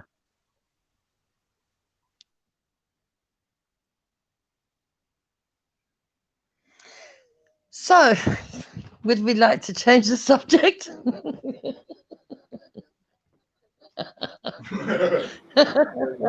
Yeah, it's a shame you're a witness Yeah, couldn't I make would it. go now back to Theodor Herzl, which Jupiter thought I was bringing up Theodor Herzl as someone who's bad or something. No, I was bringing up Theodor Herzl as an example of someone who died before his ideas were realized, right? So he's a figurehead, and especially I can see that with the state of Ghana, basically a place where I agree that there are so many different African nations which probably, in my opinion, will never come together as basically a United States of Africa, just like in America. But this could be a safe haven for black people from all around the world for a diaspora. And I think this could very well benefit Ghana, because many black people are highly educated in the Western world, and if Ghana would achieve to basically get the incentives that highly educated black people turn to Ghana, Ghana would probably be the powerhouse in Africa in the future. Yeah, Ghana will go, as Hector says. But yeah, so it's much harder. For example, if we have a remigration program to speak to every African nation about who they are willing to take and so on, then to have one state where they agree that they should be the safe haven for black Africans from the diaspora. This is great that we already have such a state. Now, Andrew, let me ask you a question. If at the end of the day such a state was to come up, what religion is it going to be based on? I don't know. That's up for the Ghanaian people to decide. Yeah, of course, because in Ghana, you have the Christians are more than you have the Christians that are more than the Muslims. So how are you going to work it out? I think the uniting factor, is that they can come together is race. This is why it probably will work. Because they are all black people. Yeah.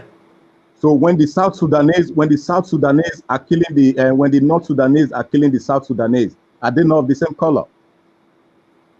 Yes, but they get rid of, at least the people who think like Marcus Garvey or Pan-Africans, they will put race above all.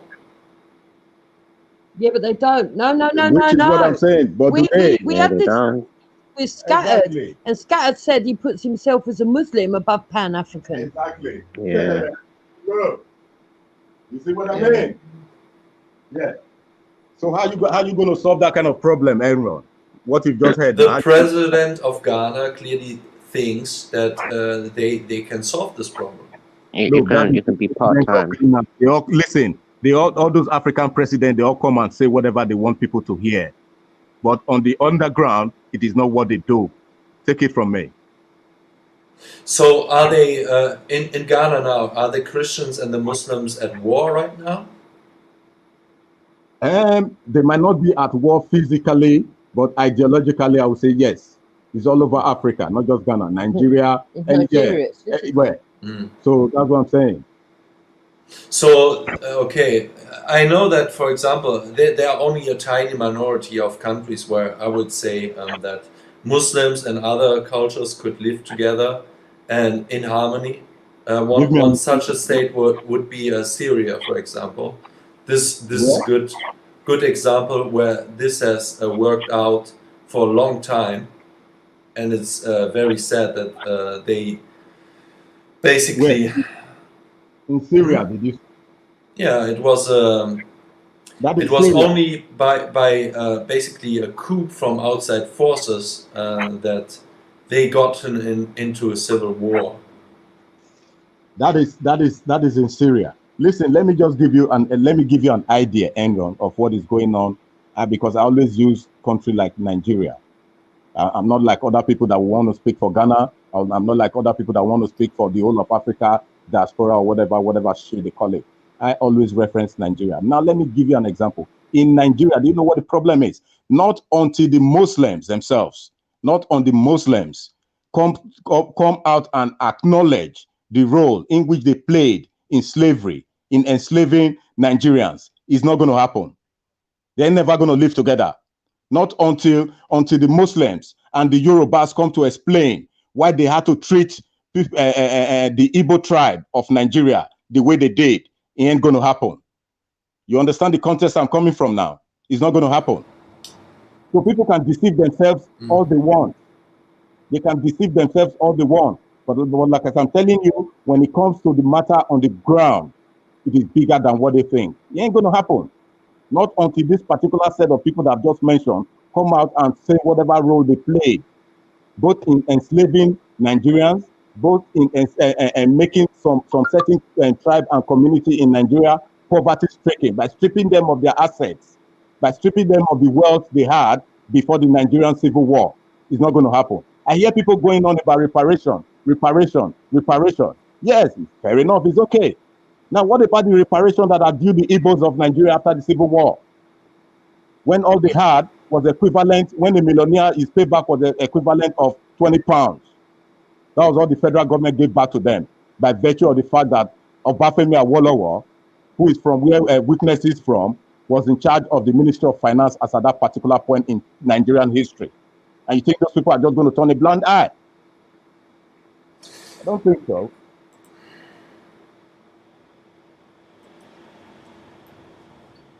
Anyway, big up guys, big up China.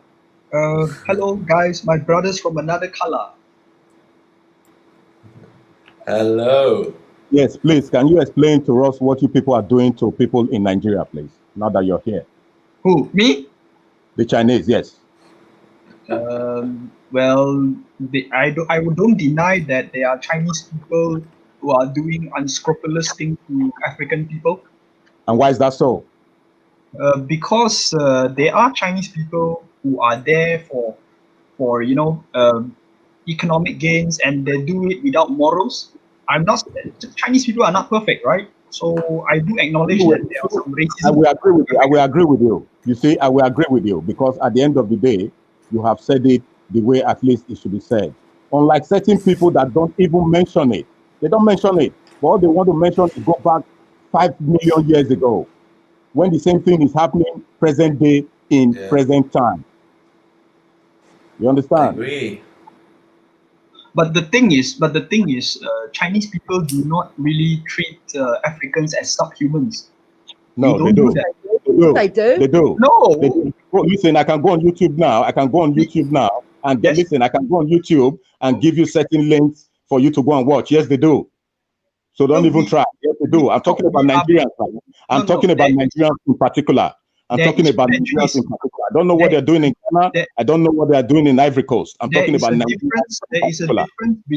There's a difference between showing prejudice and treating people like subhumans. I agree that Asians with yellow skin, they do have a tendency to show negative bias towards people with a darker skin. We do that to Indians too. So, but that doesn't mean we treat them as subhumans. Oh, shut up. Stop talking shit. They're not letting blacks go into their own fucking clubs and restaurants. They're telling them they can't swim in certain swimming pools. They're fucking going over there without even proper authority, going over there, pitching up on someone's land and fucking mining. I don't understand what you're saying, mate. They're being arrested all over fucking Nigeria at the moment. But yet some people will want to go on about whatever it is. Oh, you see, the hypocrisy is too much. Let me just put it that way. The hypocrisy is too much. No, I agree with Jupiter. There are bad people in my people. Okay, I agree. But I'm of the opinion that the British should take responsibility for the actions of the British. And I'm of the opinion that Nigerians should take actions for the whatever about Nigerians, e.g., the Chinese going into Nigeria and thinking they can do whatever it is they can do. Okay, Hector, sorry. If I may ask you, okay, if you don't like the Chinese, then who else do you want to come and do business with you? Listen, there's doing business and there's doing business. You understand me? I'm not talking. Of course, every country must trade with each other. I'm not saying they shouldn't. What I'm saying is, when you are doing that kind of a trade that is illegal, that is immoral, then it's no longer business. It is slavery. You are generalizing the entire agenda of the Chinese that are doing in China, in Africa. Oh, shut up. Like everybody generalised with the British. I never 98% of us were not fucking slaveholders. Only 2% were. I didn't say but that. Hector generalized the Yorubas, so why didn't you complain when he generalized them? Like as I Because said. I'm not fucking Yoruba. So there is hypocrisy in your way of. Who is this talking? Who is this talking? Witness. Okay. Now, can you, whatever I brought up, was it a lie? The Edos and the Igbos are also slave traders. Address your audience in the chat. Address your audience in the chat. Whatever I said with Awolowo to do with the Igbos, was it a lie or is it a lie? What you said was that when it came to slavery, you mentioned the Northerners, you mentioned the Yorubas, but you conveniently forgot about the Edos in the Kingdom of Benin, and you forgot about the Igbos as well. Can you name one person in the Benin Kingdom that was involved in slavery? Go on. Yeah, so very, very quickly, yeah, I just want to say that on your screen right about now, you're seeing a delegation from the Ovai Herero people of Namibia at the Emancipation, the Reparations Rebellion groundings on Saturday. On Saturday just gone, yeah. On Saturday just gone. So I just want to point that out. Yeah. And by the way, if you watch the video earlier, if you watch the video earlier, you would have seen. Why are they wearing Western clothing? Why that last year, they were there also, as well as a group, an organization, as well as a group and organization, The fucking blazer. As well as a group and an organization of the Igbo people. On in Africa. Look at it, Hector. So it just so happens. Look at being Western in Africa. That is not African traditional clothing. It just so happens. That's a liberty. That's cultural appropriation. It just so happens that that last year, both an organization of Igbo and Ogoni people were at the march. So yeah, I'm just pointing that out. But yeah, go ahead, brother Witness. No, I'm done. That's it. No, you're not done. I've asked you a question. Don't run away. Name me one person. Name me one person that was involved in slavery from the Benin Kingdom. I've asked you a question. Don't run up. Hello? Give me the name. Yeah, I beg you not to let each other finish their sentence, yeah? And try not to do the cutting thing. It's Veli, it's only Hector. Yeah, I beg you. Only me. I know. Listen. I'm just saying, I beg everyone to just stop doing the cutting in it. Yeah? So I've asked before, yeah, and I'm asking again in it, yeah. So I beg everyone to just stop doing the cutting. I'm gonna jump back off because I'm enjoying listening, yeah. So just go back and forth, man. Let each other speak, and everyone can hear. Remember, we're listening in YouTube as well, yeah. Can I come in first? Yeah. Hold on. How can it only be Hector, Dan? Let them say when whatever. Shaka cut in to talk about the video? Why are you lying? Let them say whatever they want to say. You think I'm bothered? Let them because they're lying anyway. So I care. When two Africans were talking, look what happened. Exactly. So I literally just jumped on to make sure that Shaka don't get cut and that Hector don't do what he's been doing for about 2 hours now. So that's the only reason I'm on it.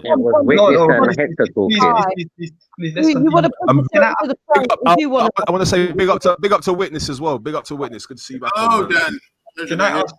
Can I ask Hector a follow-up question? Yeah, go on. Anyway, Chan, is that not his name? No, it's Yan. Oh, sorry, Yan. Oh my God.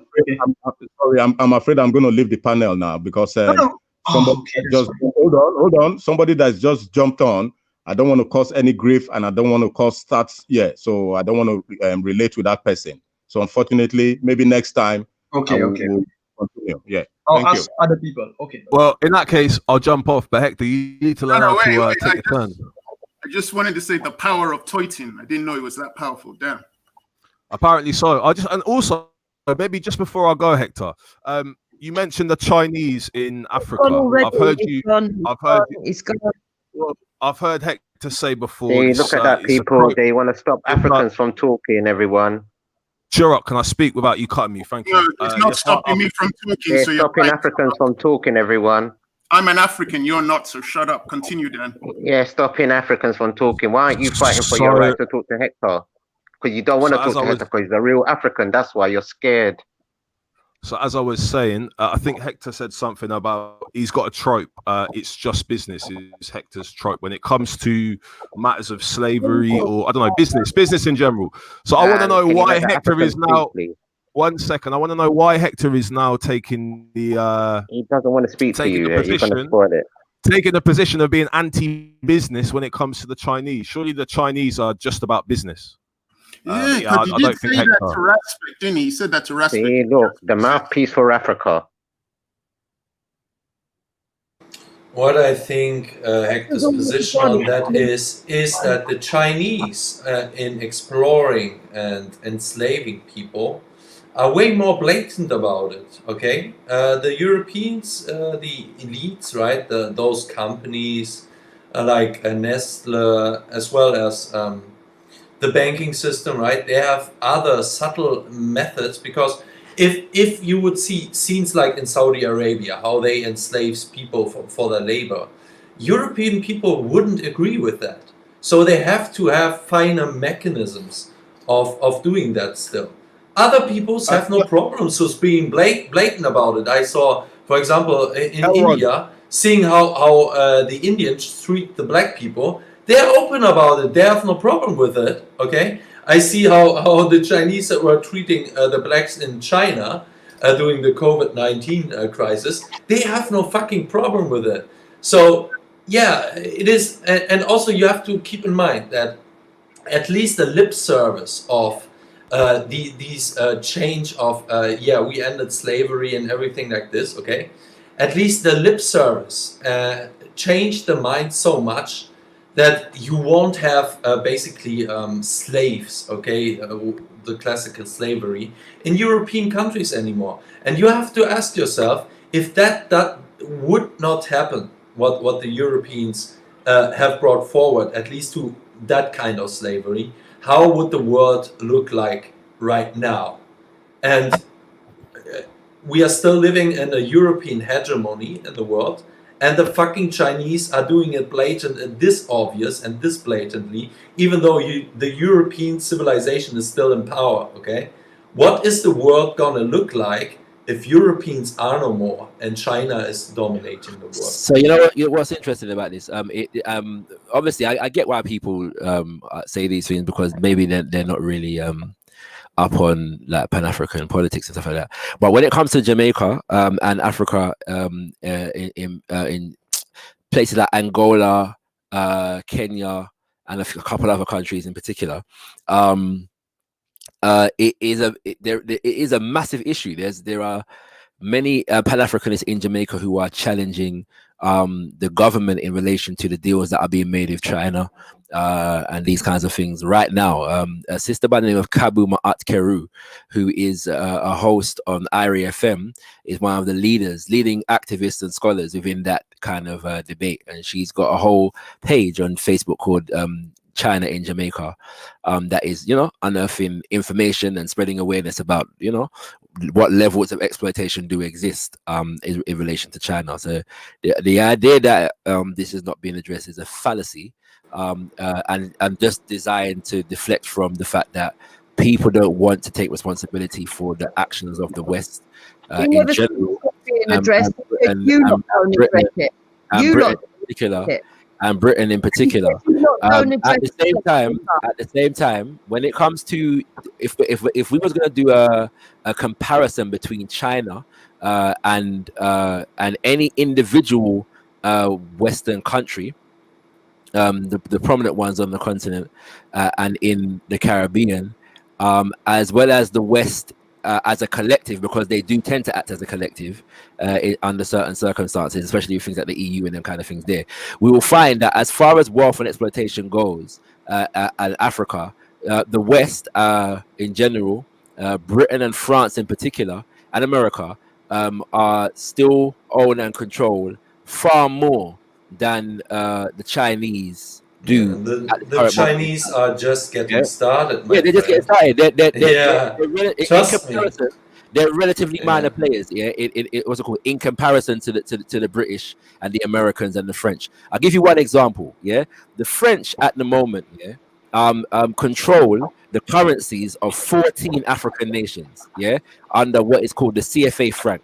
Yeah, and some 60%, and it used to be more. Yeah, of the foreign reserves of these 14 formerly colonized by France African nations have to pay 60% of their foreign reserves into the French central bank, and in order to get it back, they have to apply for a loan. Yeah, and so collectively, those 14 African nations deposit to the tune of over 500 billion annually.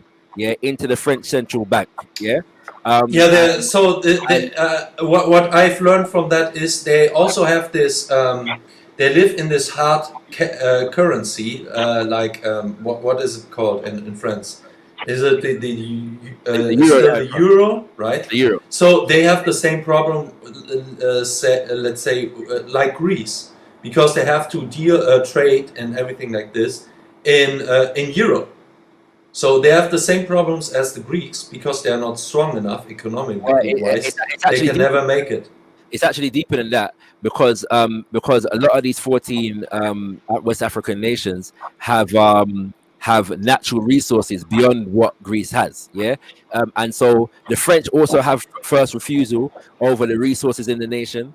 There are many of the governments in which French political officials have influence and what they call observer status. I mean, like there's been a few times recently where the French government just changes the head of state in a nation.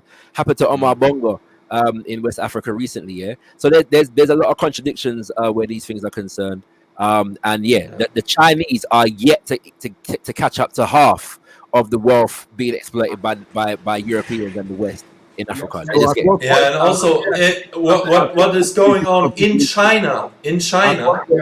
How can you expect that the Chinese, when you look at how they treat their own people, right? They're enslaving their own peoples in their factories. So how can you expect they do it with another race? Everybody is a slave to a certain extent. If you want to make money, you have to be a slave at some point.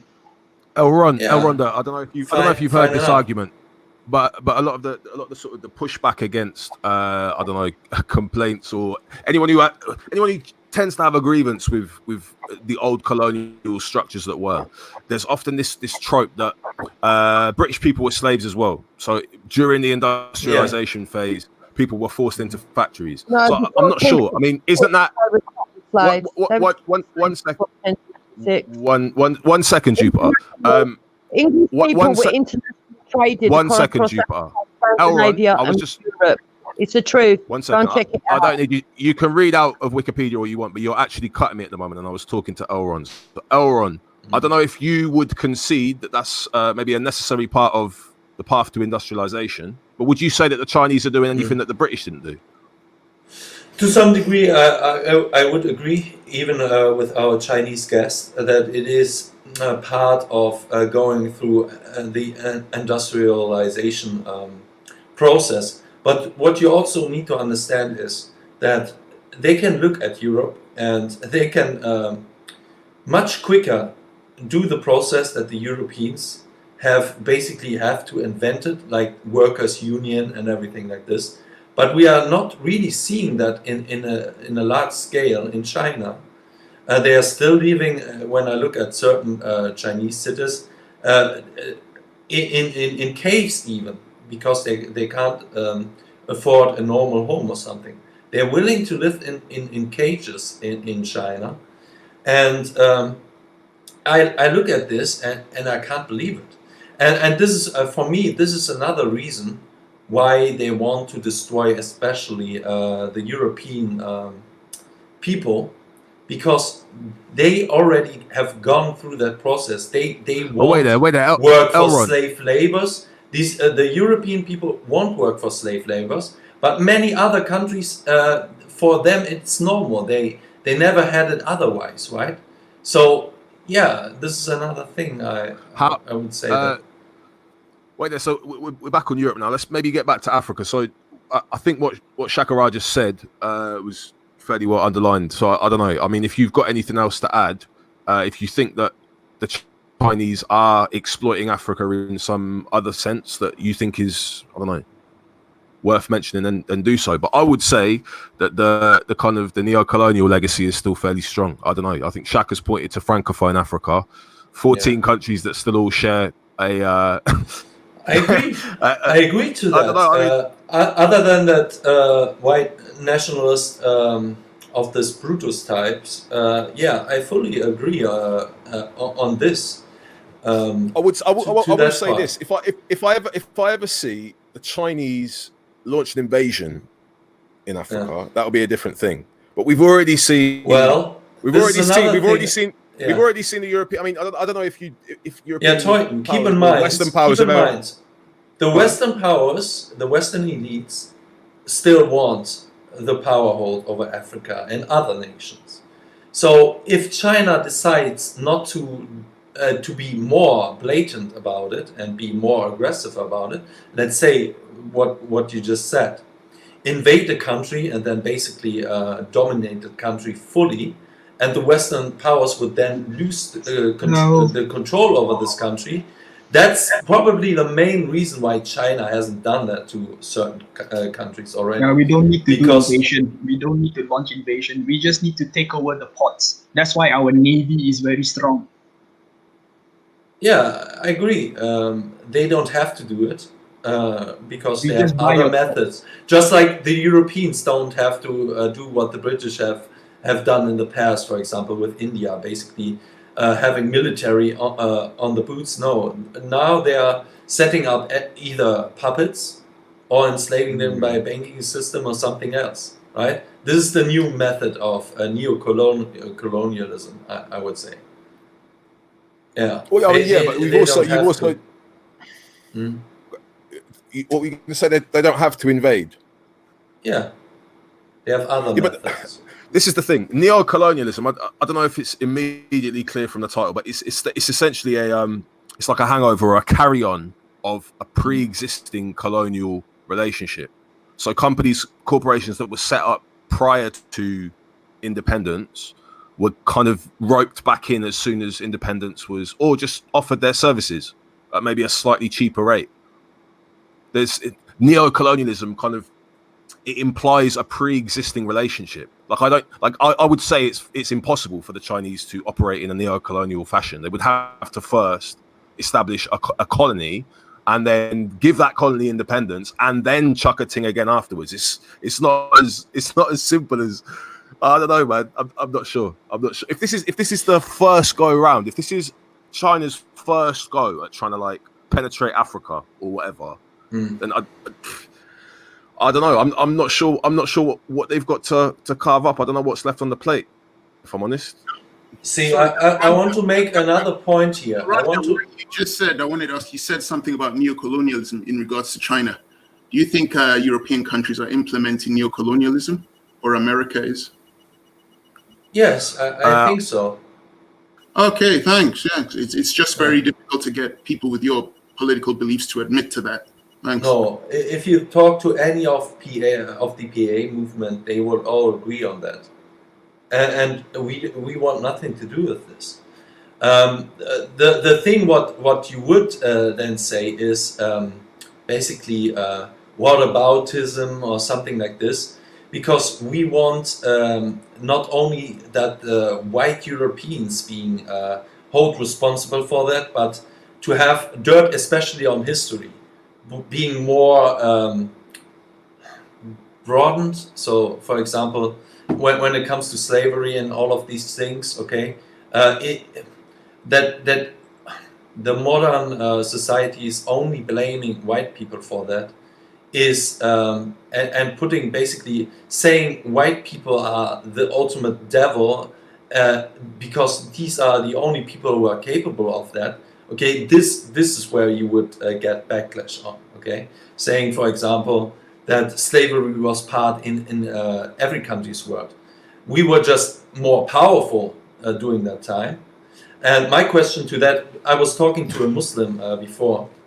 We know what when the Ottoman Empire, for example, was almost as strong as the Roman Empire, what they were doing to us during that time, they were colonizing our countries, and they were not going back on their own. Okay, they won't let go of Can I ask a power. question? So and now what? No, just one more, two more sentences. And now Muslims came to me and say, yeah, but the last 300 years, see, the Muslims weren't invading other countries. Yeah, because you are not strong enough, okay? We saw when you have the same capability, the same strengths as us, what you will do with the power when you are as strong as us. And I say, you know what the Europeans did, right? We had the capability at one time in history to eliminate the whole world. We had the atomic bombs, okay? No one else did have that. If the Europeans decided to genocide all the Indians, they had the chance to do it. They haven't done that, okay? Keep this in mind. And at the peak of European power, we decided to let go of the colonies. I didn't see that with Muslims. They are still occupying most of the East. They would still occupy Spain and everything like this. Okay, this is just to make sure to not blame it all on whites and have some nuanced perspective on that. So I have to challenge this idea of the Europeans kind of letting go of the colonies. We're talking about the 1940s, No, but 50s, Shakara, El Randa has already admitted to me that he believed neocolonialism still exists today. Still exists. I agree. No, and again, there's a fundamental contradiction there. So they let go of the colonies only to a finer system, I said. Yeah? It is implemented a finer system. Also, a system where blacks are now living better than under slavery, I would say. Okay, so they let them prosper to a certain degree, so they can't be being blamed as much. So it's not so obvious. Okay. Oh, yeah, I think so. The play. I think so. But the point is, I wasn't going to go around that route. But it's necessary to note that that obviously in the 1940s, India had fought Britain to a stalemate in relation to its own independence struggle, and then in the 1950s, the Kenya Land and Freedom Army, aka the Mau Mau, went on the rampage, slitting white throats and killing white folks left, right, and center.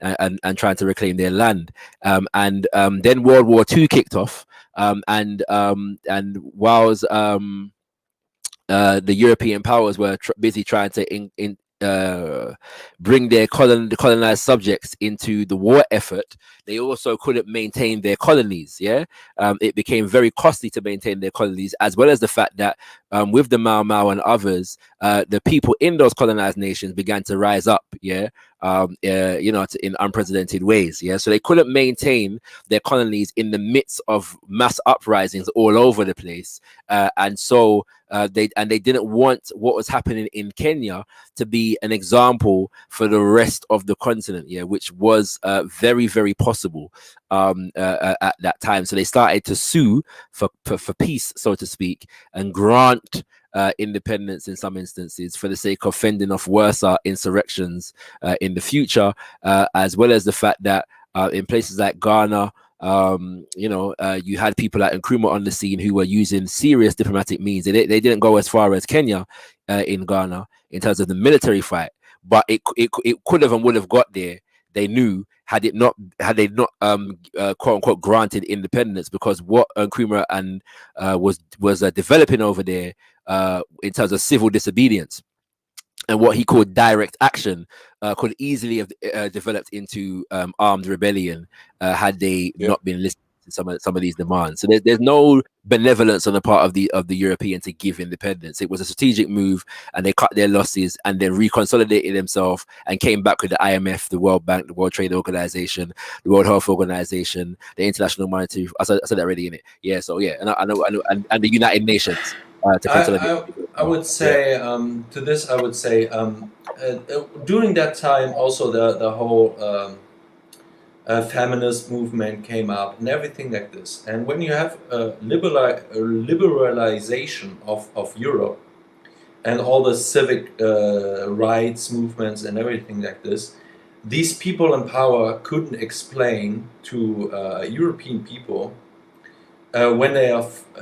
So, what I see is black people being enslaved by the system of powers, like the banking system and some other sneaky methods, more than they are here in these countries. If people would understand how this system works with a geopolitical hitman strategy, they would, even the European would revolt on that. They are fucking revolting over George Floyd everywhere in the European world right now, okay? If they would be... so you can't explain to white people that blacks are still being enslaved, okay? So if you would see, for example, if Europeans would see that there's still an apartheid state in South Africa, for example, where black people being held as slaves, they would revolt against that, okay? And they did so in the past. Keep in mind that the apartheid state was being ended because of revolutionaries in the Western world. It was promoted all over, okay? This is the only thing why this has ended, because Europeans saw it as immoral to see something like this, like an apartheid state or something like this. So they have to have other... Yes. Sweden, big singers. There was... if you don't know about that, I can't help you. But yes, this is the main reason why the apartheid state was ended. Because the West decided that this is nothing we can explain to European people anymore. And then they have to use other methods. So your argument is, until it became morally reprehensible and indefensible, that Europeans were cool with it. Yeah.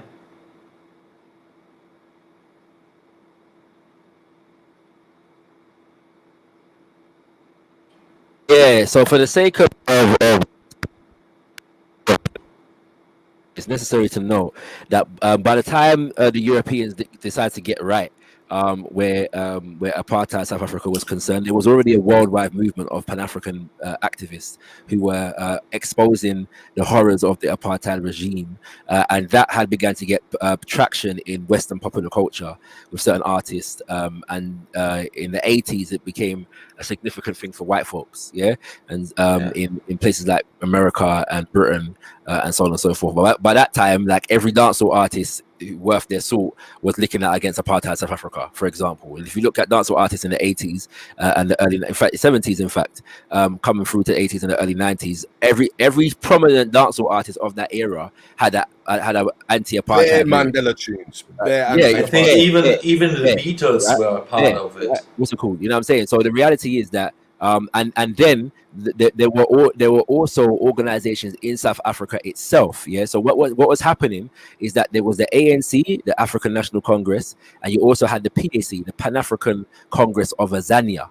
Yes, and the Pan African Congress of Azania was a much more radical organization that basically, whereas the ANC was chanting "one man, one vote," the PAC was saying "one settler, one bullet." They were ready to go to war with these Europeans, as well as the fact that of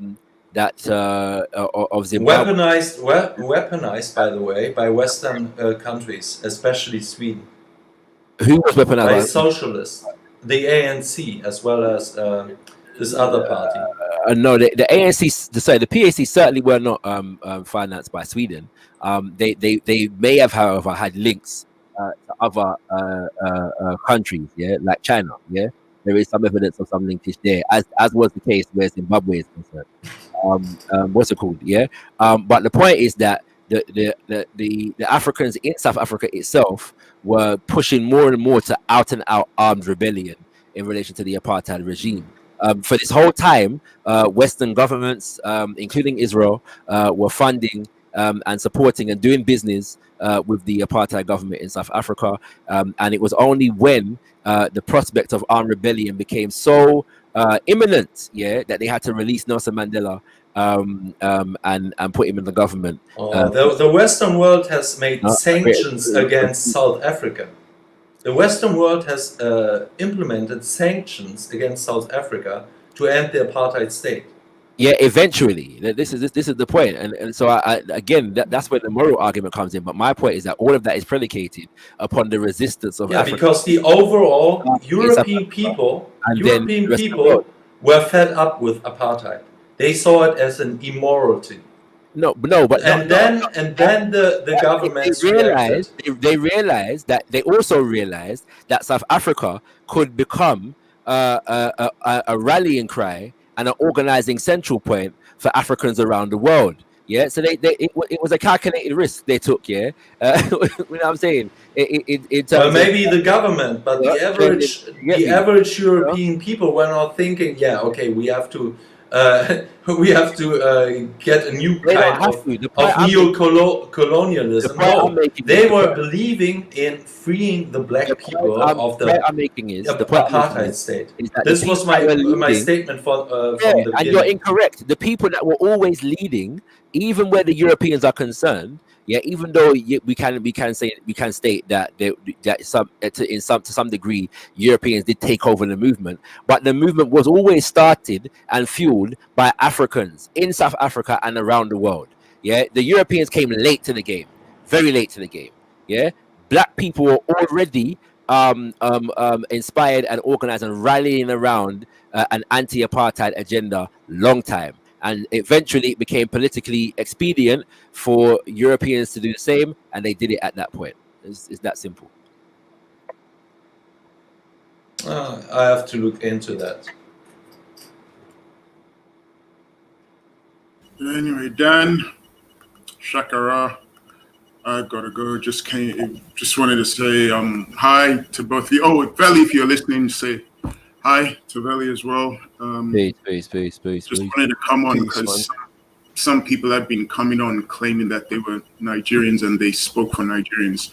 Nigeria is very diverse. Nobody speaks on behalf of Nigerians. There are those who hate Pan-Africanists, and there are Nigerians who love Pan-Africanists. Hey, what about the Chinese here? Oh yeah, you're there. You're still there. So if you Chinese privilege, No.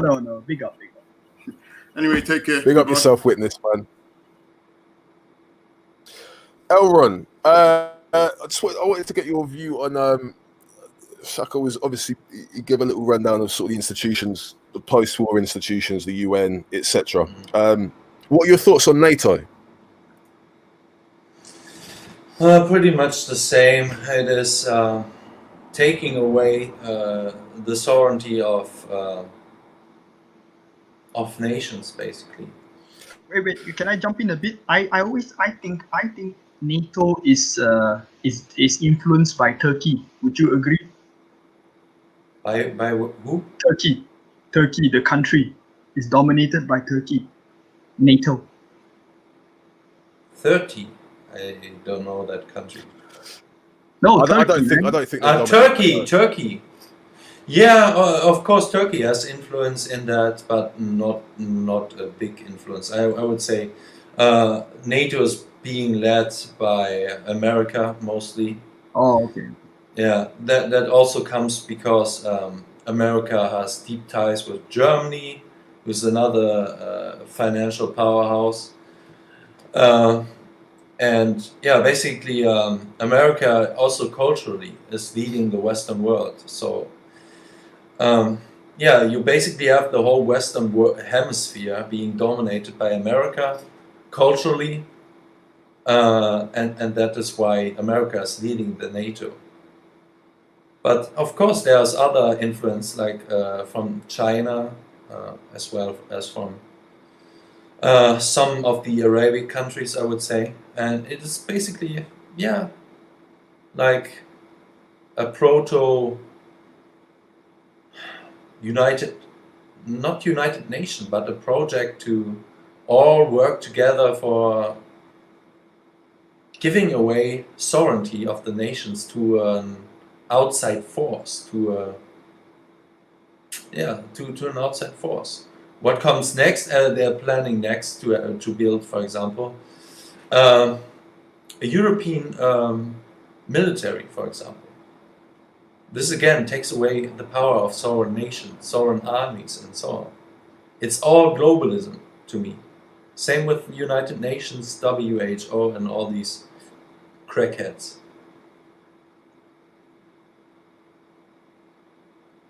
You don't see these institutions as I don't know, life-saving mechanisms for to save white lives. Look how many white lives were lost in the last century with the League of Nations and that old setup.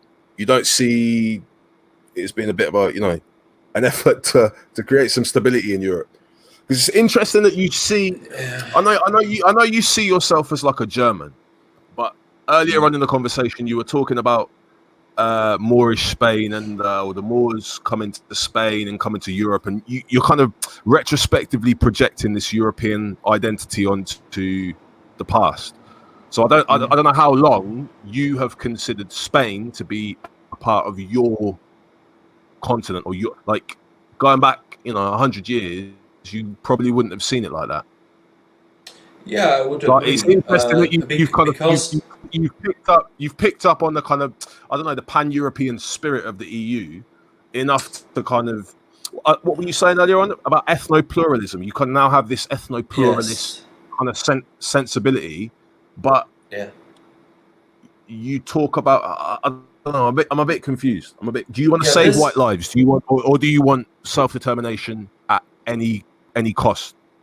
No, this thought that the most prominent white ethno-nationalists are into is a very recent idea. Before, when you're talking about the 20th century, basically it was national chauvinism. It was also the thought of empire. For example, the British Empire, to a large degree, I would say, wasn't even so much racial supremacist.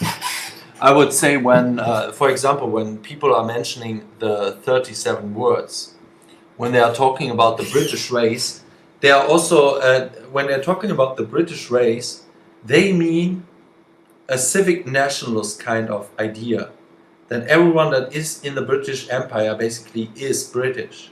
So that means when India allies with the British Empire, these people are British.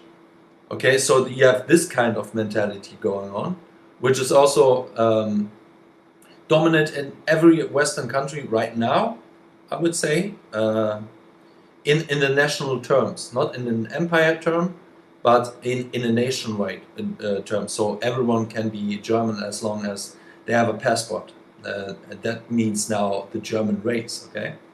In a civic nationalist term. And then you have national chauvinists like Hitler was, saying, yeah, Germany is the ultimate people and we should rule over Europe or something, right? You have this kind of mentality. And what other mentality you have? Yeah, of course, communism and everything like this. But that was it. There was no ethno-pluralist worldview, okay? It wasn't present. And that is what differs past white nationalists or nationalists from us today. It is not complete different mentality, but it has some new nuance views based on history and on the brother wars and so on. And on colonialism, we saw it in the past with the Roman Empire, what that leads to, and so on. It is very new, I would say, like 30 years ago. These ideas came up. It is called the New Right ideas. Yeah, so. All right, cool.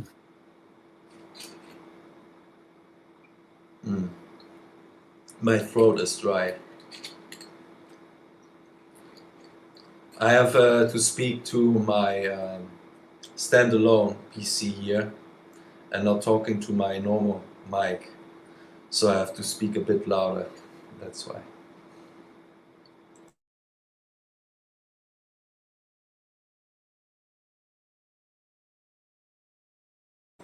Also, I was listening before, some hours before, they were talking about solutions from the Jamaican perspective, what they can do to Jamaica.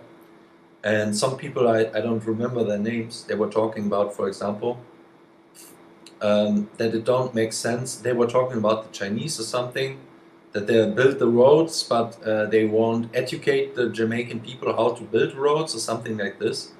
And they were talking about, yeah, what we should do is basically train black people, and then they move to Jamaica. They were talking about this. And this is a concept I would agree on. Like something like this. These are solutions we are interested in, and we would provide. For example, I would say, for the Syrian people right now living here in Germany, I would go with that. I would forbid them to work in any field that is not beneficial to Syria. I would provide knowledge to the Syrian people living right now in Germany that is crucial for rebuilding Syria right now. Right? So have a very limited educational system. So they are providing benefits to Syria, to rebuild Syria. I would do the same with any other ethnicity. And have incentives for the home country to take them back, because they are a benefit to the country, right? Something like this. It was interesting that they brought that up today. It was first time I was hearing some Africans talking about that. Found that very interesting. Another interesting thing was I was discussing this in the chat with an EFF member or sympathant. He was talking about how we should deal with ethno-nationalism and black ethno-nationalism and white ethno-nationalism. And we were discussing in the chat about population exchange, which is also quite interesting in my opinion. So you have a population exchange, for example, from white South Africans and then blacks from Europe as a population exchange. That was another interesting idea. So, yeah, something like this.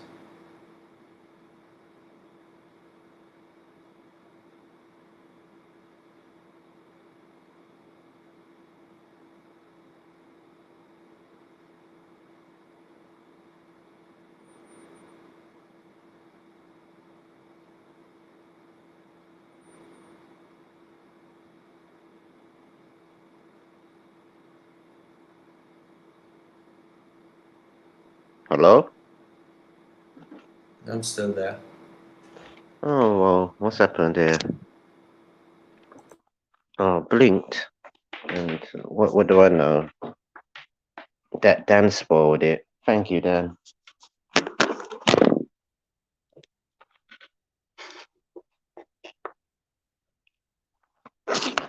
Wow, my phone is on fire. I would like to hear Shakara's opinion on that. What I just. What's their opinion, mate? Yeah, some other black people were talking about the topic of the day about Jamaica and everything like this. They were bringing up solutions on how to be more successful in Jamaica of building structures, building economical structures and infrastructure. Do you think Pan-Africanism is helping Jamaica? I don't see why it can't be. Do you know where Jamaica is? Yes.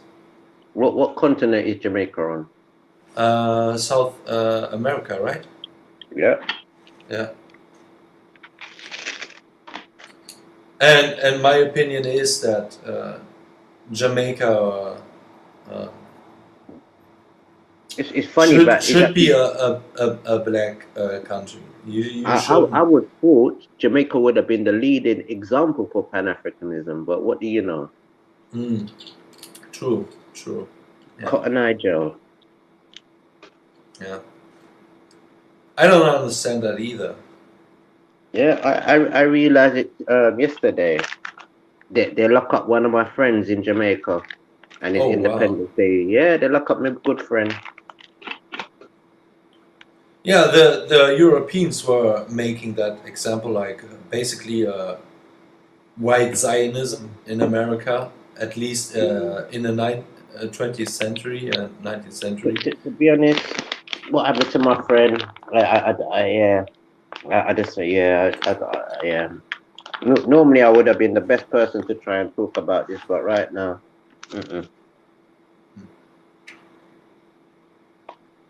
Yeah, America. Of course, you were not colonizing Jamaica, but de facto, right now, you're the majority of the country. So they say, but I try my best, but you know what I mean. It just seemed like it just you know what I mean with them. Yeah, there's almost non-indigenous people left in Jamaica, I think. There actually is. Yes, really. Jamaica, let me check. But what has happened over the time is these things what we call education, brainwashing, a lot of propaganda and misnomer information, and it literally has destroyed the people, the island of Jamaica. Of course. And the next generation is literally had a same critical effect, even more critical of effect really, because now they're left with no identity, left with hardly any resources. Nobody's farming.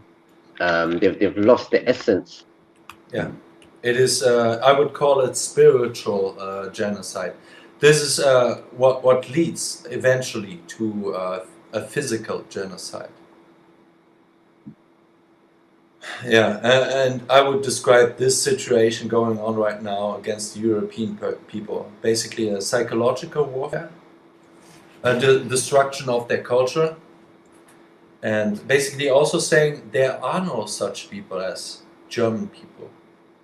There are no such thing as the Irish people, the French people, and so on. This is always, not always, when it comes to military action first, but this happened many times in history, where this was coming before the actual genocide, physical, and already it is, I would say, to a large degree, already causing a genocide, like when you look at the birth rates of Europeans, for example, it already has led to a genocide, I would say.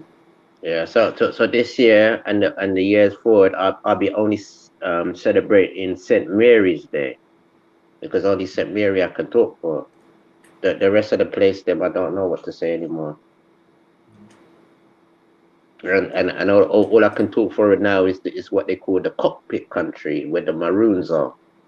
That's the only places where I could really say, yeah, red to the boom. This is where the people are controlling or have some sort of control of anything. Otherwise than that, I don't think I'm the same. Basically, I think I'm a bit different.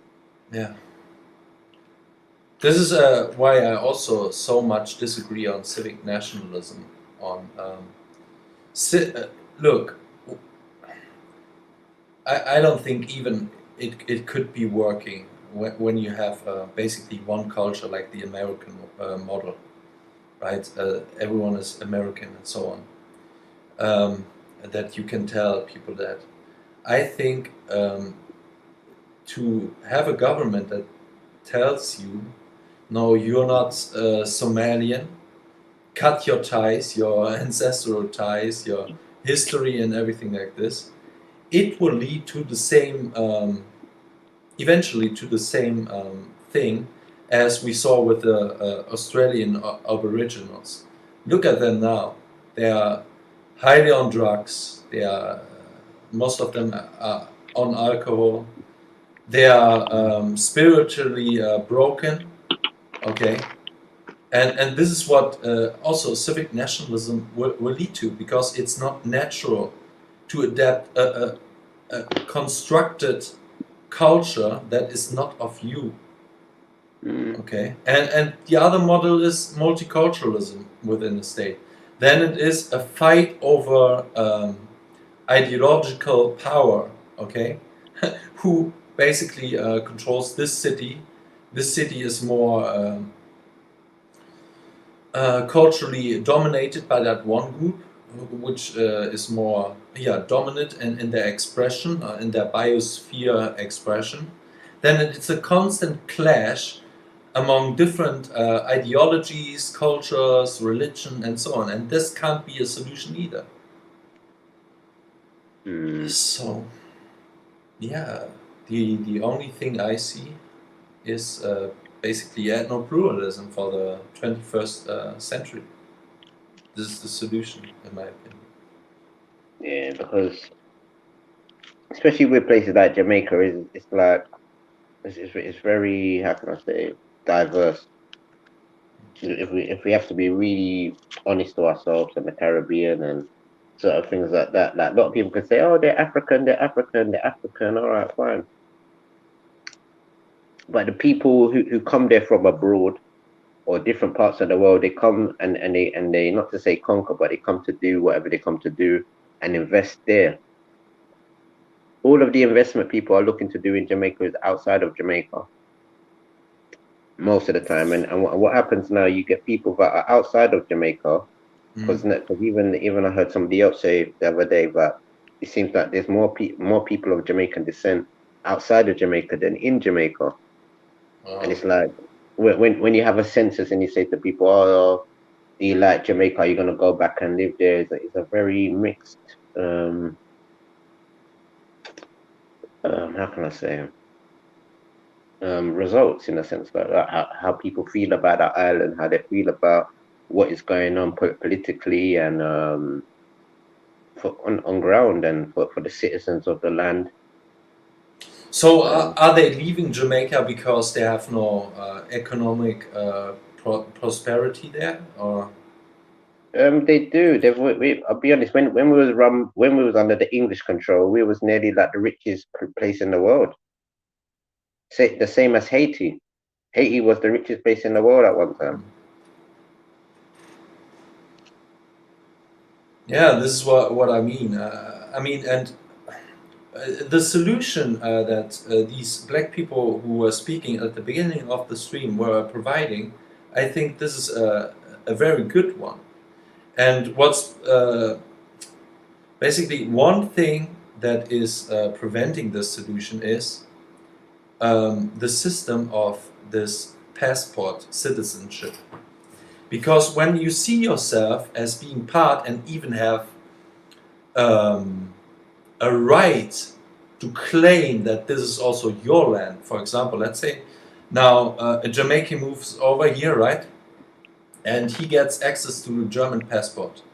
He now thinks that he is not a guest anymore, but part of that country. So the incentives of him leaving eventually, when he got the skills that he was searching for in Germany, to leave Germany is much harder when he has a German citizenship than if he would just, or overall society would see him as a guest, basically as a guest worker or something like this, right? So this thing has to be changed. If you really care about your home country, you have to be for getting skills here in the Western world, okay? And then get back to your country and help your country with the skills you learned here. Because money won't solve but that's anything. done already though, Elwin. Yeah, to a small degree, right? To a small degree, I hear so. Well, to varying degrees, yeah? But it is done. Yeah? Not only just in the West Indies, but also in Africa. Especially in Africa. See that again? You see what happens? You see what happens? Well, what happened to you two up, man? Especially What? Africa. It is Jamaican independence. Talk. I can't even hear that from you. Yeah? Don't. In fact. Okay. Just for the sake of talk, L1. That is done in varying degrees. But Okay? it could become better. Because I don't have the numbers. I've never looked into it. I would say we have to look at the numbers. For example, I Yeah, know of that. course it can. Of course it can become better, L1. But I don't know if a particular video was shown today, or if you heard certain conversations. Yeah. But what I'm sure you can appreciate is that a lot of the Caribbean countries. Let me not mention Africa because Takun's here, right? But certain of the the West Indies, right? You know they're under certain, what would you call them, conditions, yeah, from outside sources, yeah. You know, I'm sure them not played the video today. Did they not play the video to? Tell us. In terms of the IMF and the conditions related to that, Okay. you know about these things, right? Yeah. Yeah. In terms of how we're allowed to spend our money, what the money, you know about these things, right? So regardless of the other things, you know that we're what's the word? Like hand tied certain ways, right? Yeah, true. Yeah. So I'm saying that to say to Elron now, if we were not so hand tied in these islands, yeah, you would have more of what you were speaking about going on. Yeah. Yeah. So let's not be naive to the situation, right? If we was allowed to flourish, and all things being equal, you would see more persons going back, Elron. Be of no fear of that. Yeah. So the point I'm trying to make is, once they allow the islands like Jamaica, you know what I mean, just to. Yeah, this is my big critique. Also, many black people and also other like this Muslim I was talking to earlier. He's always saying to me, "Yeah, you're only addressing the migrants coming here and blaming them for everything, right?" No, I'm saying this is wrong. Okay, first and foremost, I criticize my own government. Okay, and the Western elites that allow that thing to happen. I'm not agreeing with. And criticizing also the power structure. So basically, the roots of the problem, right?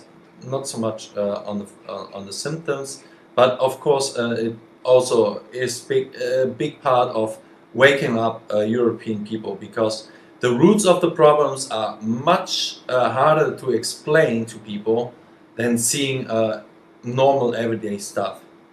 I think most people would agree with me. The same can be said, however, to a lot of black nationalist movement within the diaspora of Western countries. Because what I'm hearing from Black Lives Matter, for example, the biggest one that plops up lately is... Whoa, stop there. Wait. That's your big mistake, Bab. You keep hearing that there's no black Pan-Africans or whatever that's going to be claiming BLM, Bab. Yeah, okay, yeah. Yeah, so I'm right, you need okay, to stop yeah. doing that, Bab, yeah? Yeah, Because definitely, but... you yeah. consistently hear us say, big up, Biggie, sorry, Bab. Yeah, big up yourself, Nines. Big up everyone on the panel. Yo, Elron, if you want to do me a favor, yeah, I'll put a video in the back chat, yeah, for what Nines was talking about. So, if you share screen and play it. I can't how do you say? I can't play audio. I only can make a screen share. Oh no, you have to watch the video yourself then, man, because you have to, I will do. I put it on my tabs. Man can do it still. Hold on. Man can do it still, yeah. All right, Shaka, I didn't know you was there What? still. Which Last one in video? the back chat. All right, yeah. Okay. If you can't see it, I post it again. Maybe you can't see I'll it. be honest, I don't know. You know what? I don't know. I don't. Yeah, but what I want, I've never. Wait, hold on. What's Trini Rock talking about? Hold on a sec. Let me find out what Trini Rock is talking about. Yo, Trini Rock, right, my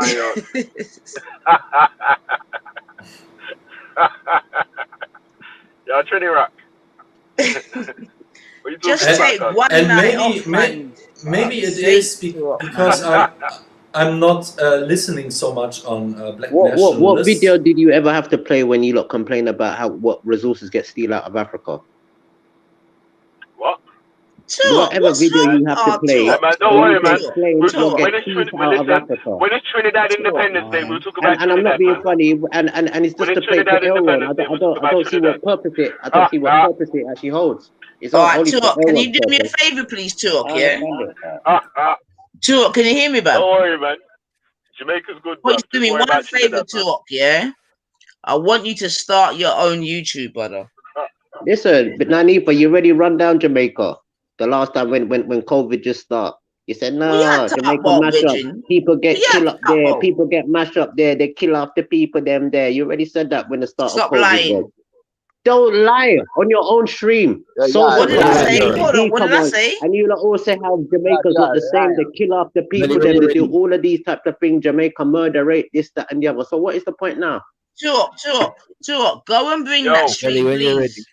Yeah, you hide your streams because what you know you do on your own Go streams. and bring that stream, Turok. I'm lying. So didn't come on as well. I'm lying. Stop I'm crying. lying. I'm Hey, lying. T-Rock, stop crying. I'm Yo, lying. Trini Rock, 9. Mute I'm up, man. Let lying. Shakara play the video. And then discuss Turok, after. you're dreadful. I'm Shakara play the lying. video. You're Swear dreadful. on your child's life. Swear on your child's life, Nanifa. Mute up. Swear on your child's life if you're that bad. Turok, go and find the stream. Man told her to swear on her child's life. Man, behave yourself. Life This if is what I'm saying. you're This that is what bad. I'm If you're saying, that fam. bad, and that real, swear on your child's life it don't exist. Don't listen to this child, man. Don't listen to this Go child, and man. find Look the at stream, man. what children say. Exactly. Yeah, mute up, man. You're not brave. You're not bad. You're not bad. You're not brave. Nothing. You have no ground to stand on as per usual. We got to start a charity foundation for you. Chill, man. We got to start a charity foundation for Nanifa. Get some foundation. Chill, man. Chill.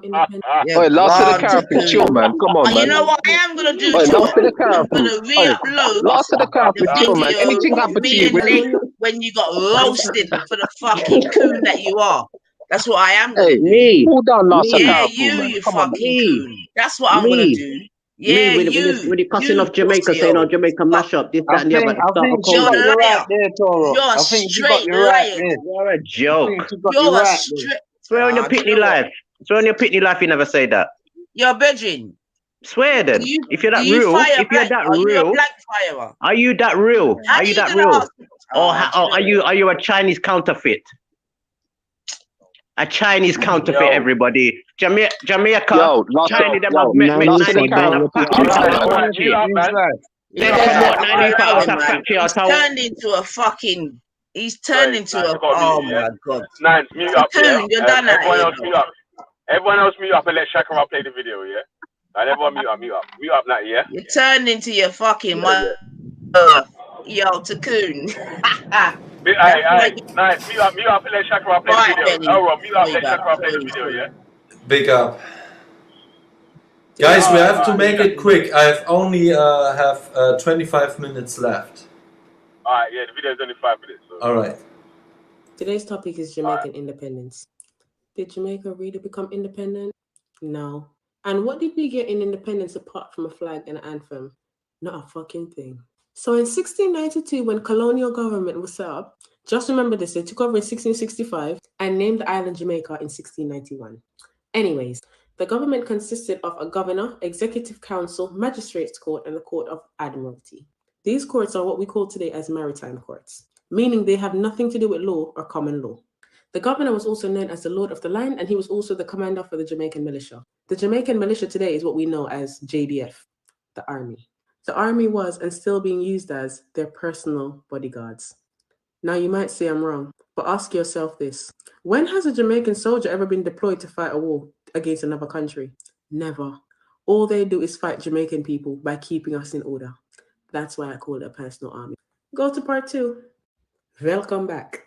By 1962, the black population became the superior majority, meaning that there was more black Africans more than any other racial group within the Caribbean at that time. So they know they couldn't continue with the same systems they had oppressing black people. So to appease black citizens and white colonists, the Crown decided to hand over some responsibility to the desegregated local parliament, basically letting some Negroes in. And that's all we got. Don't believe me? This is what the Independence Act of 1962 did not do for us, because I read the act. It did not relinquish the Queen's claim and dominion over the island. She still owns it. It did not return ownership and resources of the land back to the people. We don't own them. It did not restore indigenous rights or birthrights, inheritance. It did not recompensate the wealth that was stolen from the natives during slavery for over 400 years. It did not remove the Queen as head of state. She is still very much there. Remember the time when the government said that they want to remove the Queen and make Jamaica a republic? Find out in part 3. Hello. Like I was saying, the government does not have the authority to remove the Queen as head of state because they work for her. The Queen owns the island, so the governments are her employees. How can you take something legally from someone who already owns it? So don't believe all that shit. They only do it to get elected. Anyways, it did not rescind the Governor General as Lord of the land. He still is. Also, he is still the commanding chief of the military. Like, you remember that time when Bruce Golding wanted to send army into Tivoli? He had to ask for permission, and the governor has to issue a state of emergency in order for the army to go in. Bottom line, the government doesn't own the army. The army is still the Jamaican militia and is there for the chief governor to control. Anyways, it did not revoke the birth certificate bonds under citizenry. We still bonded. I'll make a separate video about that. And it did not resolve the debts that was accrued upon the people. This so-called independent nation started off flat, broke. No money, debt, broke. Go to part 3. So like I said, Jamaica started out flat broke. And because of this, the government of Jamaica and the Bank of Jamaica, which is owned by the Queen as well, this is in the Bank of Jamaica Act 1960, soon started to borrow large sums of money from predatory multinational lenders like the International Monetary Fund, you lot know as the IMF, the World Bank, and the Inter-American Development Bank, the IDB. Those banks carry high interest rates and harsh penalty fees, one of them being known as the Structural Adjustment Policy. Keep that in mind. Here's an example of a structural adjustment policy. Jamaica has 3 million people currently living on the island, but only 6 post-service general hospitals. Portmore is the most popular parish on the island and they still don't have a hospital. You know why they don't have a hospital? Because of the structural adjustment policies. Because of this policy, when the IMF lends you money, they can tell you what they want you to spend it on. And they told us explicitly that we can't build no new schools or hospitals. Part 5.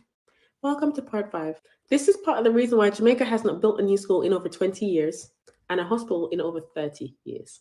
And the debt is why, which is the grip of poverty in Jamaica. Another negative impact that these policies have on Jamaica is to force the country to sell out its resources. We don't own the bauxite, nor the tourism, nor the airlines, or the airports, agriculture, utilities, or the highways. The 6th of this month will be 58 years since our independence, and these policies are still running our country. They dictate everything, from the value of the dollar to the rate of income tax, to what schools they open or what roads get fixed. Today, every half of a dollar that you pay in tax goes towards serving that debt.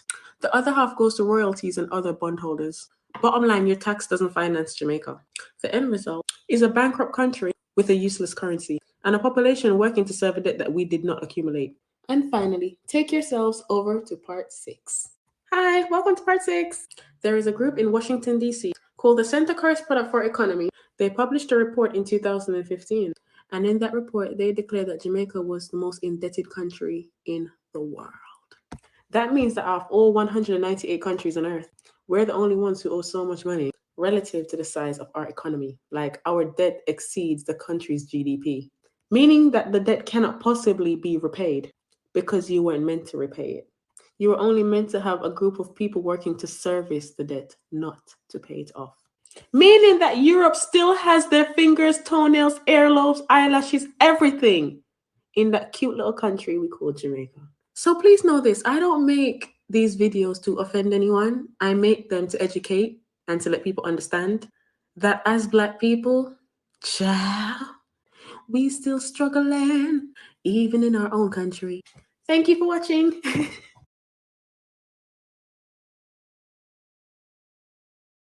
Lovely little sister, you know. Beautiful sister, man. You know that. Big up yourself, Redos. Yeah, so give thanks for that replay still, because as disheartening as it is, because obviously it's very disheartening, you know what I mean, when them are the real facts, but at the same time people need to understand the situation in it, because there's people out there will be like, you know, as Jamaicans and other islands as well, and for the sake of talk, I shan't mention Africa, but talk, shut your ears, including certain African places as well. That's the kind of vibrations that they're under. And this is not by no coincidence. Yeah. No way. This is not by no coincidence. So when we were, when you know, independence was given, this was given with conditions. You know what I'm saying to you? Now it could be argued that the persons that were handed over power to at the time, maybe they were ignorant. You with me? Or maybe, you know what I mean, they were coerced. You know what I mean? You can go any other ways, because you know where it got. But the point being is that up until this day, countries like Jamaica were never given a fair playing field. You know what I'm saying to you? And what it also proves that they never really wanted to relinquish power over such places like Jamaica, because they know that Jamaica is a jewel in the crown. Like, don't fuck about. Facts. You know? The most brilliant minds, you know what I mean, in the 20th century. They know exactly what they're doing. Like, don't think all these you know, high profile persons in politics and whatever, they've all got their little hideaway in Jamaica. All of them. You know what I mean? And other islands too. You know what I'm saying to you? But what it is that they don't want, they listen, man, nothing ain't changed. They never want this person. You know, I think that people are getting too much power to politicians or someone like this. What these people are in power like 4 years, maybe 8 years. What is a permanent government is the government behind the government, the shadow government. These are the corporations that are lobbying, that are blackmailing the politicians, and so on. These are the consistent government, the deep state. And what has happened to Jamaica is also very similar to Germany and so many other countries. When you look at how many even European countries are listed as a company and not as a country anymore, you will find the same thing. We here in Germany, with the German passport, are called personal. Not humans, not Germans, personal, first and foremost. I don't know if it's the right translation into English, but yeah. You know that England and America are registered as PLCs, right? Yes. Yeah. So then you know about America again in terms of, you know, America the country, and then America in terms of, is it the District of Columbia, right? I don't know about that. Okay, so that's something you can kind of have a look at. So in America, there's America, the whole of America, and then you got the District of Columbia that has its different ruling, just like in London, right? You've got London, yeah, and then you got the City of London. You with me? That's under a whole different jurisdiction. Yeah. You with me? So I would assume that something similar may be in Germany. I'm not too sure, but you know, I'm just saying that we also have the European Central Bank, which is basically, for example, with the whole euro crash, they can decide what Greeks are now able to invest in and what they can't invest in. So we have the same fucking problem here in Europe as well. In now that European I would agree countries. with, right, Elron. So that's when you know. That's when we go into the one world, red, boom, boom, boom, and the whole that, right, Elron? Everyone under a different. Yo, sorry to cut you there, yeah. But Shakara, was you gonna play that other video as well, yeah? Yeah, I'm gonna drop it. Yeah. I'm gonna jump back off here, man. I'm on my way to an Independence barbecue still, but. Yeah, cool. That's the best part of Independence though, the dance them, you know, and the barbecue them, and certain times they have like certain shows over here, you know what I'm saying, where they bring 2 regular artists and that kind of thing. But yeah, I've posted the link to the whole documentary of Life and Death in the back chat as well. So yeah, hence Alright, big up, man. Big up, in them whole time. But yeah. I First of can't all, see you it. go to the private banking system and you see, well, can I get a private banking loan? Because I'm strapped for cash and need some support and I'm having trouble paying my overseas bills. When the private banks won't lend to you, then you got to do something if you're the leader of the country. And typically what you've got to do is to cut back your spending in some way and try and get more money so that the impact of those cutbacks are not as severe as they otherwise would be. And it's at that point that you generally come to the IMF. What you really need is to sit down with them and say, look, can I work out a 5-year program? And in the meantime, I'm strapped for some cash, so can you help me up front get out of the cash bind and then put it in the context of a long-term development plan? And they say, no, long-term development is your problem. We are here only to see who do you owe the money to, why are you in a bind, and we lend you some money in a very short time frame at full interest rate to get you out of the bind. And they then impose upon you tremendous restrictions in what you can spend. And then we reach agreement on a set of measures on the budget, on the exchange rate, on monetary policy, on interest rates, on banks, on maybe privatization, and say, yep, we think this could solve your problem. And you say to them, but if I do it that way, can you stop there, please? I'm going to be in the bind all over. Stop the video. This can't stop. Quick. I have to go in a very short, in 2 minutes I have to go. I just want to mention that the IMF is right now telling countries that they can help during the coronavirus and the impacts of the coronavirus. So due to the coronavirus, they now try to get into other countries they don't have their foot on their neck now. They're trying to do it. Yeah. This is, and they're always framing it as they're coming as the helpers and everything like this. Keep that in mind. The same thing with them calling themselves federal, right? Like in Federal Reserve, but in actuality they are privately owned. These are their little word games they're playing all the time. So be aware of their language. We're aware, Brother Elron. Don't worry, man. Been aware of them. We educated out here, boo. We know that they're thief. Yeah. But I hear you still, Elron. Yeah. Yeah. But thank you for your respectful way still, yeah? I have to give thanks to these are the common enemies of every people, right? Thanks for telling the truth. Thanks for telling the truth, Elron. Because you could have been like some of the other Europeans and said, oh, it's all right, it's all in your mind. Oh, you could have been... Yeah, you could have been blind with hatred, man. Like you just tell it how it is. Do you know what I mean? That's why I respect you, bro. Like you come with such a different vibe, bro. Thank you. All right, guys, it was nice talking to you. I don't know, was it 4 hours or something? But Elron, listen. Marathon today. Can you hear me, Bab? Yes. Look, a woman still, Elron, okay? What woman that you linked? Not who, me? Nah, man. I think you're, you know what I mean? I think you're ready for a nice lady now. Okay. You and Top Cat and Top Coon, little woman. Hey, man, I'm listening to a woman in 10 minutes. It's the battle between Laura Tower and a guy from British Lives Matter in 10 minutes. It's starting. So yeah, I'm listening to women as well. Yeah, if they have something to say. Yeah. So. All right, Elron. All right. See you. All right. Have a nice day. All right. Cool. Yeah, man.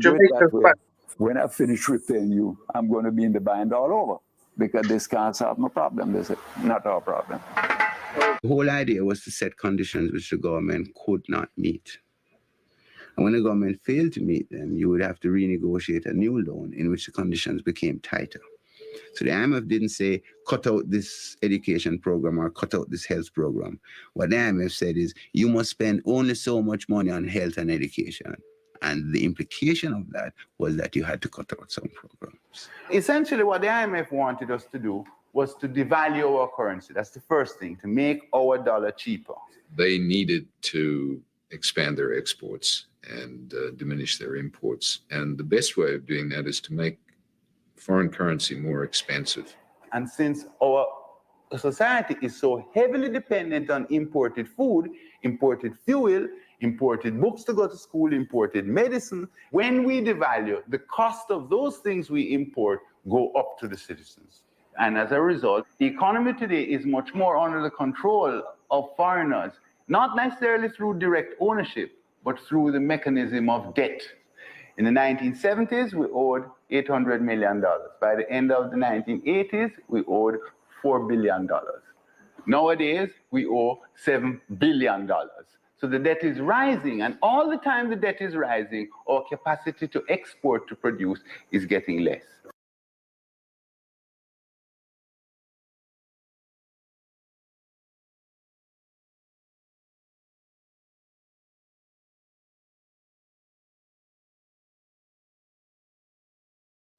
Yeah, so I eat that, you know.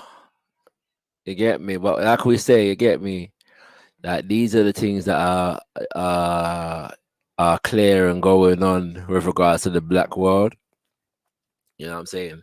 And majority black nations are about the place. Yeah. So yeah, you have to know these things and study the politics in them someday. You get me?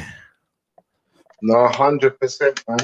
100%. Even though we know, say, the barn fit set a plan and a track on with, we still have to be aware of what it is, actually, and be able to explain it. You know what I'm saying? So and let's also remember, family, sorry to cut in, you know, but like the chronological order of how these things go, you know, because remember the IMF started in like 45 or something like that.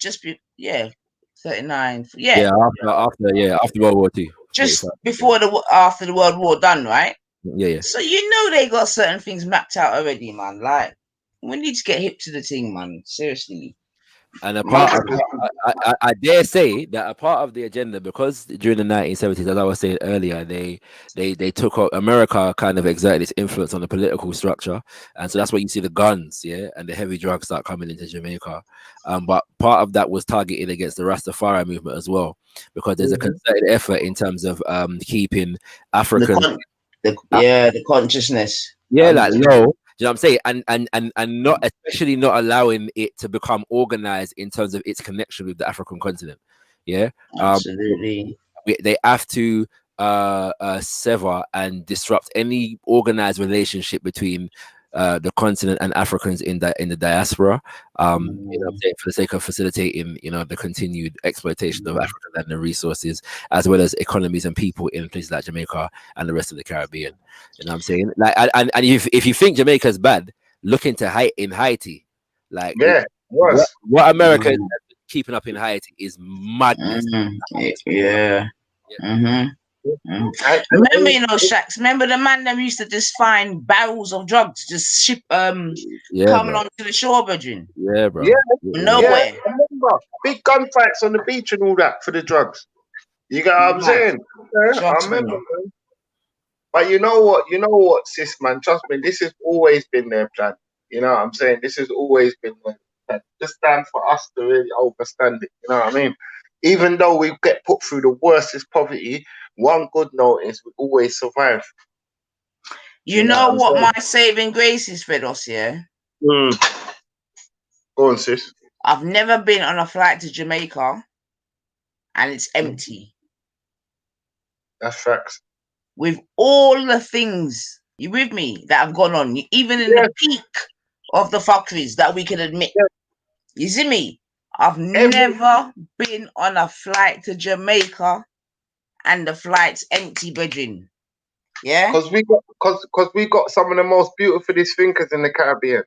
I remember certain time, Nynefa's the last one on the flight. Cause you know how it go already. Yeah? They have to keep down the Caribbean, you know, sis. But if they don't keep down the Caribbean, you know what's going to happen. You can't afford to have another Marcus Garvey or another. Listen, Do you know what I'm saying? You Jamaica can't afford. land we love. Definitely, Yeah? man. And I guess 100%. really, I'm saying that to the family to say we, and I'm even including myself in this, innit? We must not get scared or deterred by the propaganda in it, Carl. There's a like there's certain reality going on. Don't get me wrong, but there's certain propaganda going on with it. You with me? And my thing is that we're scared to go back home and do our thing. You with me? Is it? But then everyone else is going back, Fredos, and doing it. Sis, we're the only You with ones that's me? scared. Yeah, we're the only ones that's scared and worried. Yeah, Well, so the we, Spanish people, they're moving the whole family over there. yeah, Like, Fredos, like that me the I say, man, whole because family's going over there. Yeah, and they're living in gated communities and they never saw a gun in their life. Do you get what yeah, I'm trying to tell Fredos. you? Right. But the propaganda is real though, Freddie. Let's not get it twisted. Because I've seen certain videos and I've seen certain people like, no, you get me, no, go back and. Nah, I got African people from Sudan and they go there every year. They come from Holland originally, but they go there every year. Do you know what I'm saying? I'm gonna be streaming abroad from tomorrow, man. Don't watch it, man. From tomorrow I'm gonna be up in the But sky. you know what I'm saying though, Fredders? So You that's do really it, a shout yeah. out to the family still, because you can gotta hear certain things, see certain things, and you be like, nah, allow it. You with me? Yes, But getting Mr. out of England Ching, now tomorrow. allow it, brethren. You get me? Now you know what, sis? Mr. Ching's part of we, man, and we fi just overstand through himself, man. I that know, you know, sis. Remember, we have to Exactly. unlearn a lot of the foolishness, you know. Exactly. Because we learned the cow jumped over the moon and hey diddle diddle. And none of Nah, them things. man, exactly. Cause You you're can't go brethren. through. Nowhere no better than yard. You see? Nowhere no better than yard. Nowhere no better than Africa. Nowhere no better than where we people them there. Let me tell you that, sis. Because we No. just have been Real. inside 10 years. And we turn around to every man from Essex and ask them if them gone to Africa. And it will be a yes. No, for It real. will be, And it with will be that, a, yeah, for ready. And with that being said too, there's nothing wrong with going Jamaica and going Africa. There's nothing yes, wrong with that. man. That should be a minor. That should be normal. There's nothing wrong with going Brazil. Yeah, You exactly. know what I'm trying to show you, Carl. We did it. Especially us with passports. You get me? Yeah. That can enter places. Car. That's one thing I've always said in it. Give thanks to my British passport. Car. I've been Up certain and use places it, man. and the queue is long, blood. You get me? All right, listen. I'm a Now, gone through with my red book. sorry to cut you, sister. So sorry to cut you, but don't make England use you. Use England. So that me, I said, brethren. Of course. That's why one thing I can say, yeah. I've abused my passport. You know, like that, Fredos. Yeah, I abused that, man. Yeah, man. And I would encourage others to abuse it too. I've had a While you fight with can. my passport ever since I was 26. I used to have a fight with it every 2 years. You have to go. I go look something. Cause really, it's my education. That's my university. Like China and all these different places, man. That's my education. You know what I'm trying to show you? That's when 100, man. When I'm on the block and I'm pre in Asia, or I'm on the block and I'm pre in the Caribbean, a new idea comes to my mind. Like that. You know what I'm trying to show you? When I'm pre in Africa. 100, man. Yeah, but I'm for on the any persons, especially young persons listening, sorry, Fedos. I would encourage you to travel, man. Like, get out the block, get off the ends, and go and see what's going out there, man. There's no point making money in your ends and spending money in your same ends.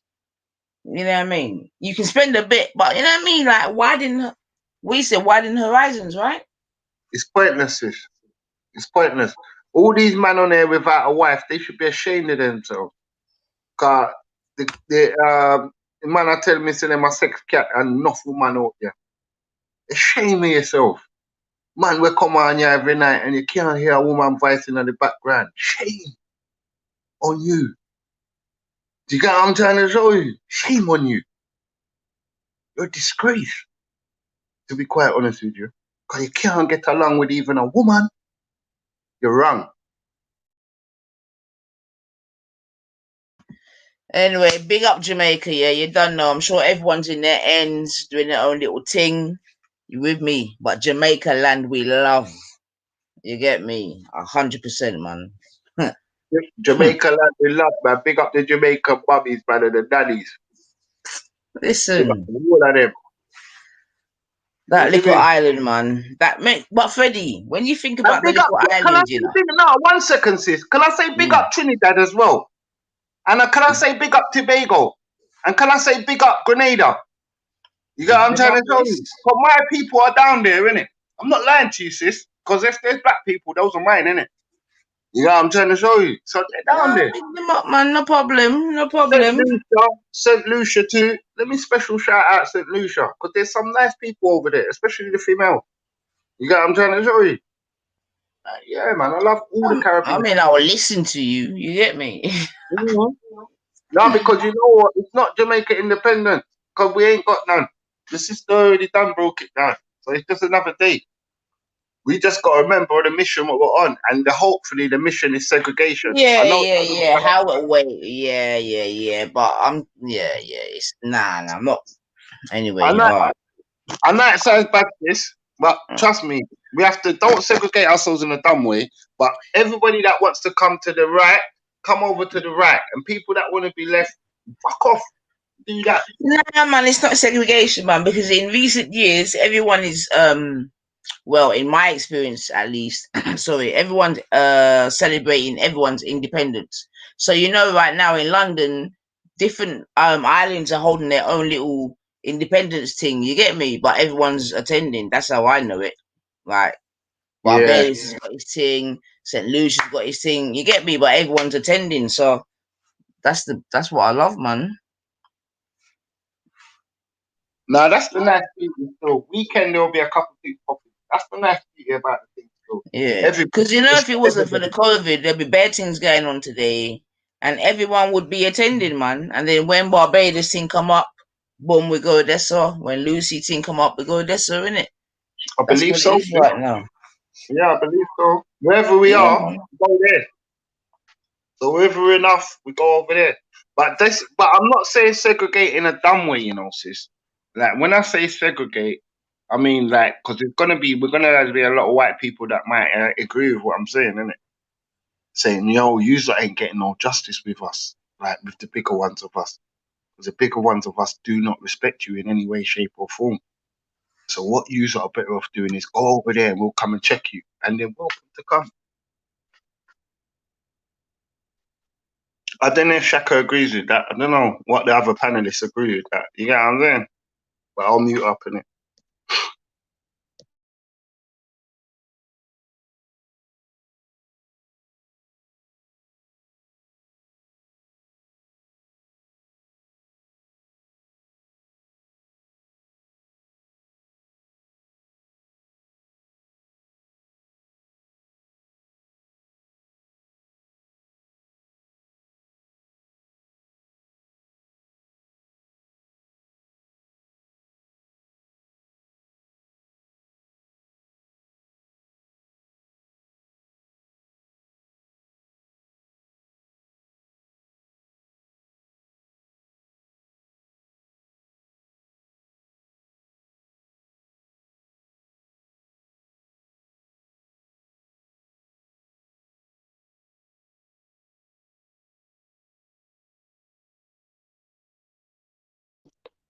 There's me thinking my signal went.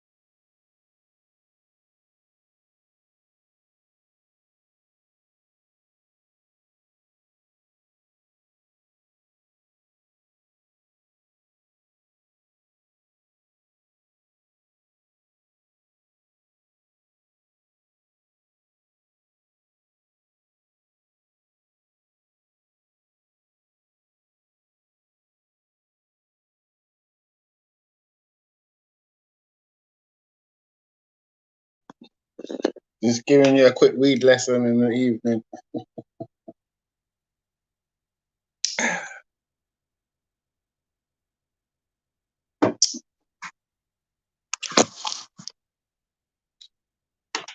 Mm-hmm. All right, guys. Good night. And God bless. Take care of yourself. Have a lovely evening. And hopefully I can show you a new destination. Fingers crossed. Can anyone guess where I'm going?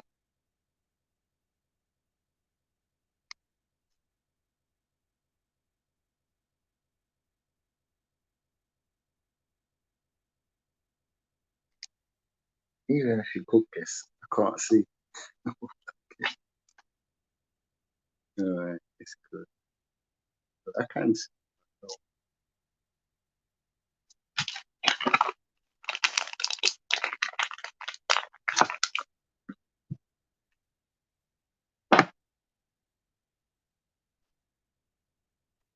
Right. The missus has come home, family. The strangest silence I'm hearing. Them claim Jamaica love, but I'm not hearing. Though you think to rock is in vain, till Shiloh I will shout out Arawak and Kalinago name. Hello, darling. To them laid to rest. Yes, they say West End is the best. Them have to confess. And they know West End is the best. Yes, all the propaganda they spread. Tongues will have to confess. They claim they're in bondage. Living is a mess. And them have to rise up to alleviate the stress. Ethiopia, wait a prince and princess, yes. To them laid to rest, yes. West End is the best. Tongues will have to confess, yes. They know West End is the best. Lord, the propaganda and the spread. Tongues them have to confess. Yes, them run. You see, my people, we know what is true. You know what I mean? Where them there? Wait there, man. Or who that a come? Boji Bantan, you know, Boji Bantan, big tune, you know. It's got another big tune though. It's got another big tune, and it goes Africans with African pride. You don't know if you They got them say tune West there. End Get is the the Inner Heights best. album. When Marcus Africans with Garvey did African rest, pride. West End is Fight the it to best. the Marcus Garvey himself would have confessed. Yes, West End is the best. Marley Bone is the best. Better than the rest. Yes.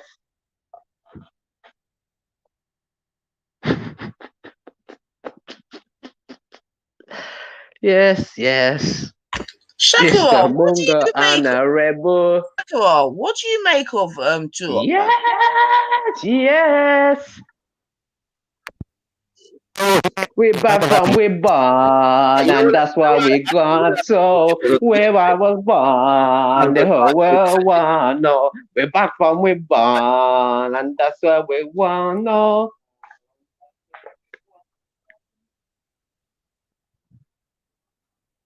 Islington, big up Islington. Hallaport, get this thing wrong.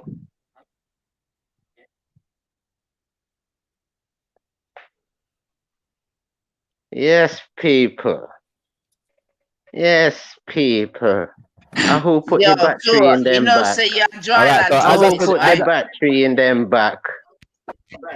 As I said We say the yesterday, higher the earlier monkey today, I was saying, you know, climb, the more them that Marcus expose. Garvey. When them man a come and a pose where them know. We This say is the why we higher big the up monkey Winnie Mandela tour. climb, the People like more you, them man. expose. Nah, you're dredging. That is dredging, though. I don't think anybody caught what she just said. That is Jen. That is Jen. But yeah. By the way, as I said, either yesterday or earlier today, in the 1930s, Marcus Garvey, I believe it was actually 1930s specifically, Marcus Garvey established the first political party, yeah, in Jamaica. It's called the People's Political Party. And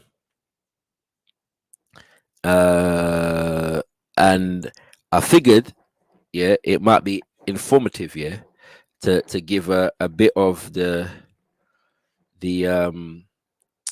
manifesto of the People's Political Party, yeah.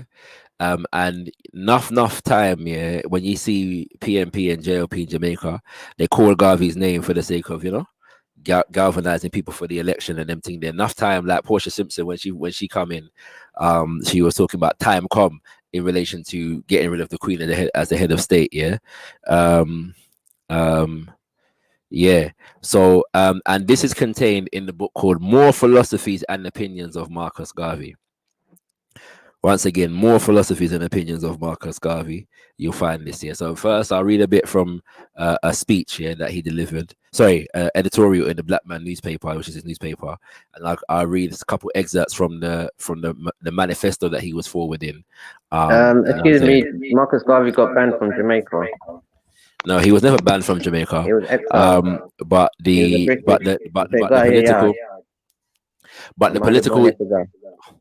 the political system in Jamaica, yes, did come after him, and partly as a result of that, he left Jamaica. That wasn't the only reason, but I'll explain that in a second. Yeah, so bear with me. I'll explain why, and we'll come back to answer your question. Never reached Africa after all of that. So where does Marcus Garvey Jr. live? In an editorial, where does Marcus Garvey Jr. live? In an editorial in the Black Man newspaper, I asked you April 4th. Young gentleman, Shaka. So in an editorial in the Black Man newspaper, down the April road 4th, in a Hackney. 1929. Did you know that? Marcus Garvey Pitney live a Hackney. Did you know that, Shaka? You never know that, did you? Sandringham Road, if you want to visit him. Editorial in the Black Man newspaper, April 4th, 1929, says we should like to prevail on the general understanding that in taking an interest in the politics of the masses of this country, Jamaica, are only functioning as it is the right and privilege of civilized man to function everywhere. The secret of the Englishman's success abroad is good government at home. And when abroad, he constitutes himself into little oligarchies that deny to other citizens of the empire the privileges on which he himself was bred. Thus, he sows the seeds of discontent, discord, and disloyalty. The detachments of mutineers, condemned criminals, and dangerous rebels deported to this ancient colony by Cromwell were good enough to enjoy life under a charter of British liberties. Such is the power of government to change the lives of men for the better. But the Englishman of a later time, puffed up with the conceit of his superiority, born of his villainies in connection with slavery and the slave trade, engineered the situation into what he was pleased to call the rebellion of 1865. Yeah, that's Paul Bogle. And when he had shot down in cold blood and hanged and butchered Negroes to his satisfaction, he closed the issue of the foul plot by depriving this island of its loyal and respectable citizens of the empire of their birthright, and robbed the country of its charter of full liberties enjoyed during a period of 200 years. Since that time, a saner reasoning and more reasonable attitude. You're too used to echo chamber, Shaka. You're too used to echo chamber. Why don't you talk about the people that moved from the Caribbean to Somaliland, Ethiopia? Why you don't talk about real life living people? Why you don't celebrate the people and make them journey and make them trip and then passage? Yeah. So Marcus Mosiah Garvey, you're gonna be the Pan-African hunchback of Notre Dame in them echo chamber, Shaka. Says this year in his manifesto, yeah. If elected, I shall do everything in my power to make effective the following: 1. Representation in the Imperial Parliament for a larger modicum of self-government for Jamaica. 2. Protection of native labor. 3. A minimum wage for the laboring and working classes of the island. 4. A law to protect the working and laboring classes of the country by insurance against accident, sickness, and death caused during employment. Yeah, bearing in mind that a lot of us in the Caribbean were working in very poor working conditions and exploited by foreign companies even at that time. Yeah. A law to compel the employment of not less than 60% of native labor in all industrial, agricultural, and commercial activities engaged in this island. 6. The expansion and improvement of city, town, and urban areas without the encumbrance and or restraints of private proprietorship. Sorry, yeah. Yeah, that's a major one. 7. An 8-hour working day throughout Jamaica.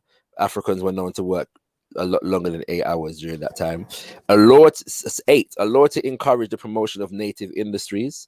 9. Land reform. And then we get to the answer to Stuart's question. 10.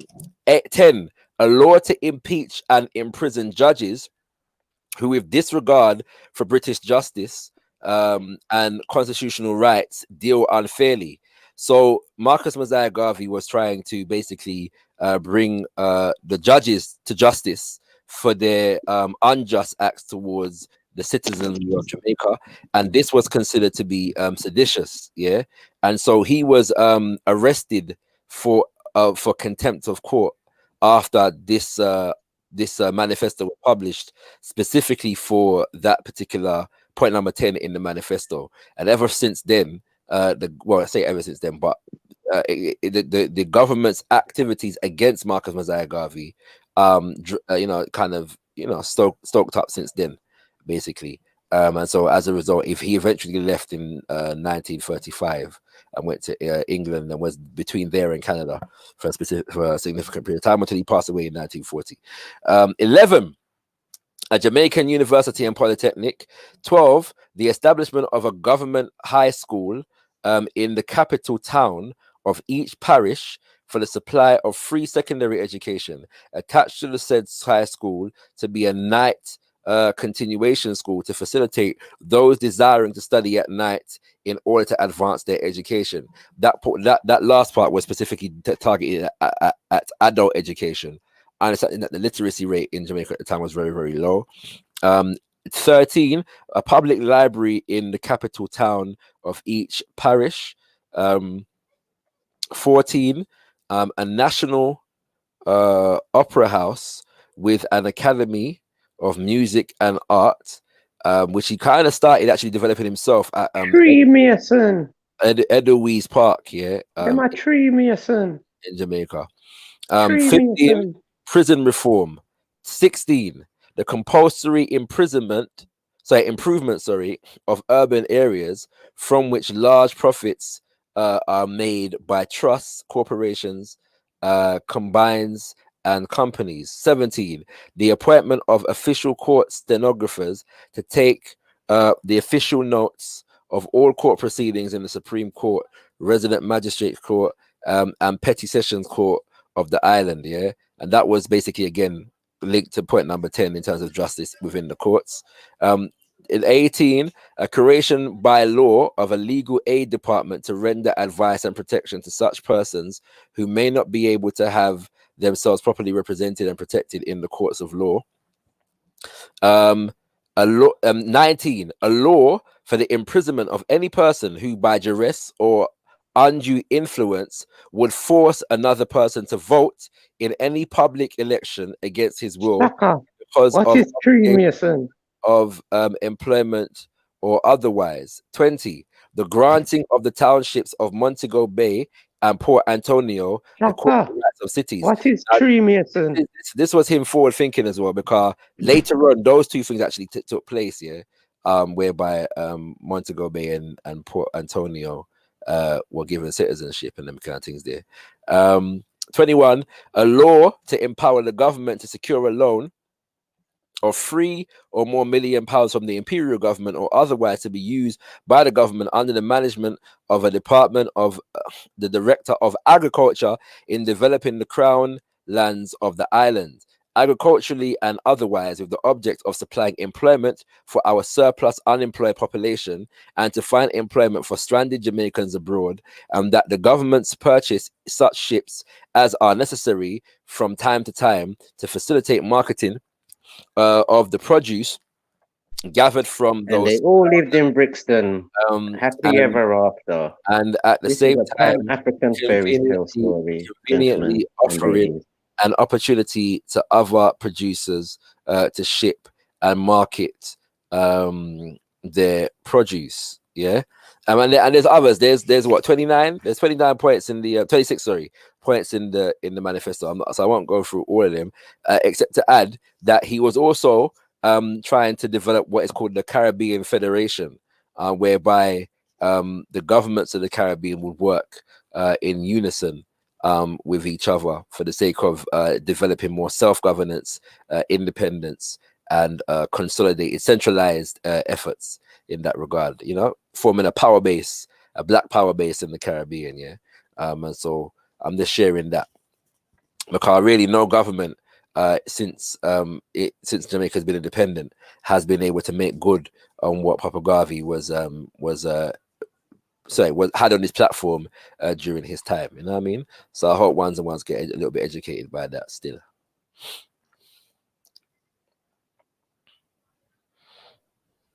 Oh, it's come to an end. So who was you answering that to? I wasn't answering anybody. I was just sharing some information. Oh, sharing information or propaganda, I say.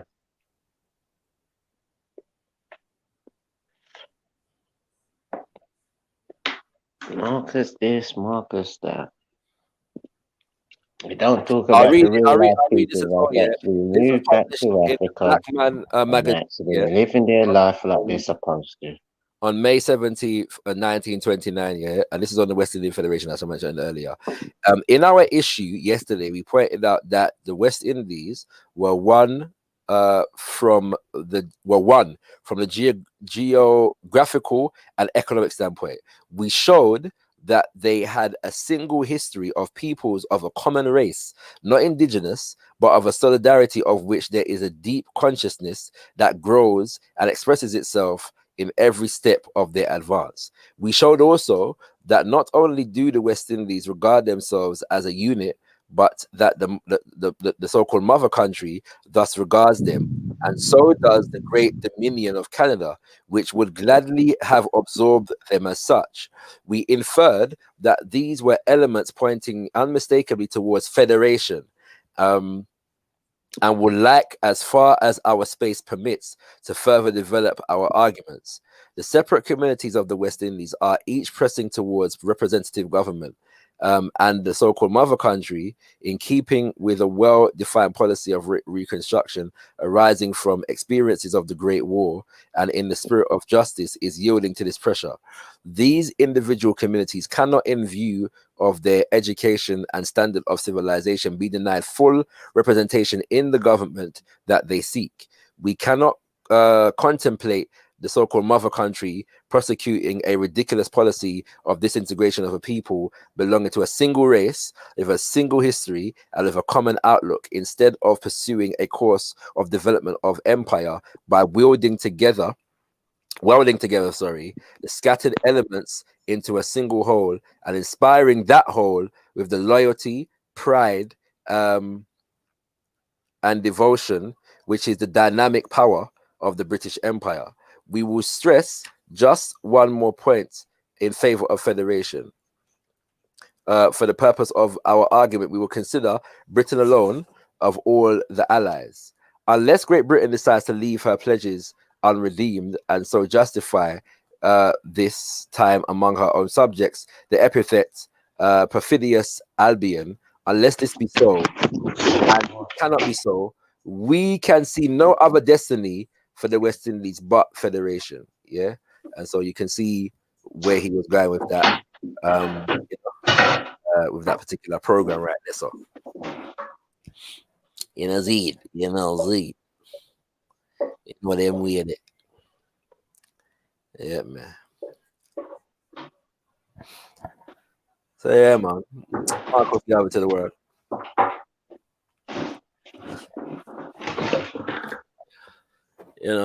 I'm not begging a friend. What are you actually saying, Chuck? I don't understand. Well, when you develop some, erudition and comprehension, then all will be revealed to the eye, Okay. So it's just for today, I guess. What for today, sorry? Whatever that was said. Yeah, I don't understand what you mean. No, just for today, then I guess. Like like happy days. These days are ours. Not quite sure I understand what you mean. Well, it's Independence Day. Surprise, surprise. Cilla Black. Yeah. So what do you mean? It's just for today? What's just for today? What you just read out? Yeah, I still don't get what you mean. What you get at? What would you have done yesterday if it wasn't Independence Day? Say the Maroons need to pay the Africans money and reparations. I actually expressly said that the Maroons didn't need to pay reparations or money. I said that specifically.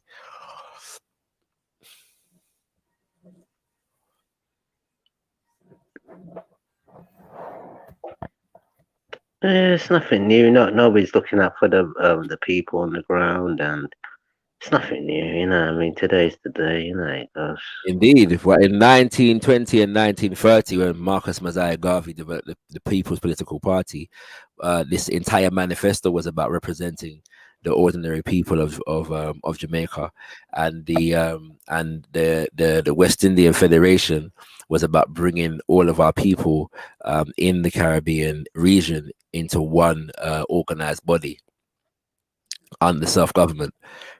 So yeah. Of what?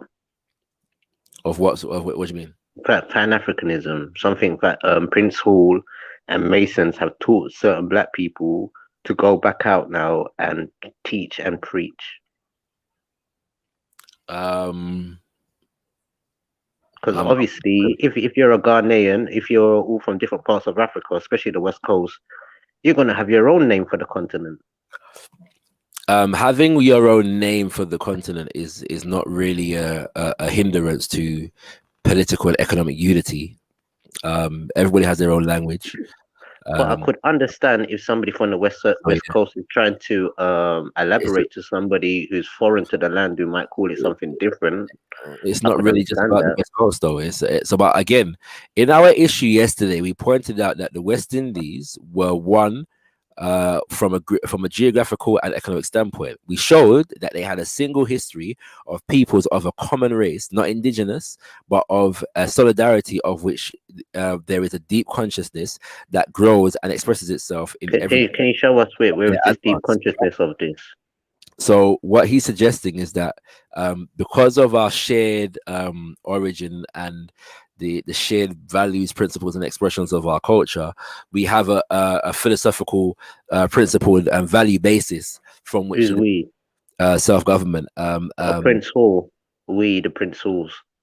Africans in the Caribbean is in that specific. No, but he said everybody in the West Indies look at each other as one, innit?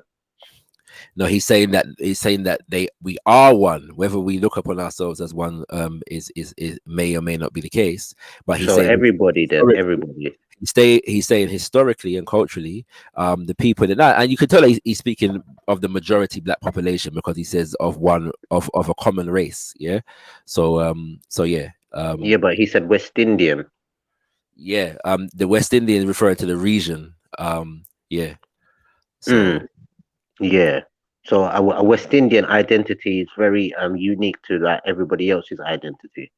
What do you mean? Sorry. Well, the West Indies history, the West Indies culture, and certain things is very unique. So you could say it's very similar to the Americas or to South America.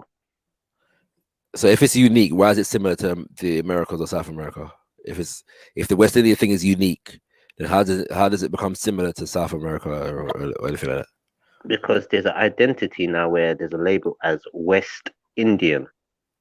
Yeah. So you have a culture, you have a lifestyle, you have a one could say some kind of language. Okay, when did the identity of West Indian come about? It's your geographical location. Yes, it's a geographical location. That doesn't make it an identity though. So when you're in the West Indies, you do West Indies things. So when you're in Florida, you can't really say it's the West Indies. What's a West Indies thing? So you're saying that West Indies so the climate's different, the terrain is a bit different, the music's a bit different, the language is very similar but also kind of unique but similar at the same time. Similar to what? Creole. Creole. Like down south Creole, like the Gullah Geechees, like even some of the Montserratians sound the same, the Barbados sound the same. Definitely. So the Gullah Geechee are definitive and emphatic about their Africanness. Yeah, because there was about 5% that actually directly came from there. Oh, 5%. So the majority of the slaves, what they did get, came out of the West Indies. So about 95%, and it's only 5% that directly came from Africa. In just among the Gullah Geechee or the Africans in America in general? Especially in that particular area, because they used to grow rice in that area. So you're saying that 5% of the entire black population that was enslaved in America came from the continent? Directly to where the Gullah Geechee is, like South Carolina. So you're saying that only 5% of the Gullah Geechee are from Africa? Well, in the 1619 documents, it says that the first ship that arrived there was from well, basically they've done like a roundup to show you like how much percentages of what happened and the transactions, and they said 95% of the actual people they took as slaves or servants, 95% of them all came out of the Caribbean, and only 5% of ships directly came to those shores from Africa, Virginia. And this was in 1619, yeah? Yeah, so they done this research last year. So bearing in mind that that the enslavement in America continued for over 200 years following 1619. That's the first point. The second point is that enslavement. I'm saying with the language, you can obviously see there's a similarity of a tongue where Barbados people, Montserratian people, and the Gullah Geechee Antiguans, they all sound very, very similar. And even in stories like the story of Tituba or Tituba, the Salem witch, there's a history of her coming from Guyana to Barbados to Salem. The second point is that enslavement in the Americas actually began in the Caribbean before it was on in the what is now the United States. No, but we're talking about the Gullah Geechee, innit? You said they're African. I said, some of them are African, some of them came from the Caribbean, but 95% and the majority come from the Caribbean. But by the sound of their accents, you can obviously tell. And so we know that and those are British colonies as well. So we know that many Africans, were brought to the Caribbean before they were brought to the Americas. So them having come from the Caribbean doesn't make them any less. And they had an Indian slave trade going on before they brought Africans to the Americas. There's no and they also had white indentured servants that came before. They had white indentured servants that came before people from Africa as well. So none of that is in dispute. But the only point that I'm making is that, and as you know, there was a black presence in the Americas as well. The fact that they came from the Caribbean doesn't mean that they didn't come from Africa. I'm talking about similarities of language, so we don't need to. I know. Obviously, if we listen to somebody from the Gullah Geechee people, they sound very similar to people from Barbados. I'm not saying that they sound like everybody from the Caribbean. So I'm showing you that is one signature of a West Indian accent or West Indian culture or a tongue or a one we could say a slang like Cockney or Scouse. Except for the fact that the Gullah Geechee will tell you that they're African. but what would the documents tell you? The documents to tell you that there's only 5% of those people that actually came from Senegal, and they talk about and they knew who they took because they wanted people in expertise how to plant rice. And the people in Senegal and those and them type of areas, there was they knew how to plant rice. The documents will tell you that they brought some Africans from the Caribbean to Senegal, America. Senegal. You get me? Like that happened all throughout. Africans were transported throughout the Americas during slavery. The Gullah Geechee would tell you that they come from a next people called the Geechee people, which are in Senegal. Some Africans were moved from the what is now the United States of America to the Caribbean islands, and vice versa. And then there were other Africans who were moved from one Caribbean island to the next. All right then. And then some Africans were moved from Brazil to Caribbean tell me this then. Very simple. Transportation around the place. Yeah. So tell me this then. The Gullah Geechee, yeah. Do they sound similar to Caribbean people? But there's no doubt about that. Do they sound similar to Caribbean people? There's no doubt about that. Okay. So what I'm trying to say to you, some people will say, what? They sound West Indian. So there's obviously some sort of identity, something where they're sticking to say, oh, look, why they sound West Indian. Why they sound similar to people in the Caribbean is because they had the benefit in the South Carolinas of being somewhat isolated, yeah, from the rest of America, and so a lot of more of the Africanness was preserved, yeah. In the South Carolinas, similar to how it was preserved in the Caribbean because of the concentration and the majority population of Black people. And so, yeah, definitely, the Gullah and the Geechee have preserved a higher concentration, explicit concentration of African expressions. And also, there's evidence. There's a lot of evidence of people coming straight from Senegal or like had Arabic sort of Islamic background.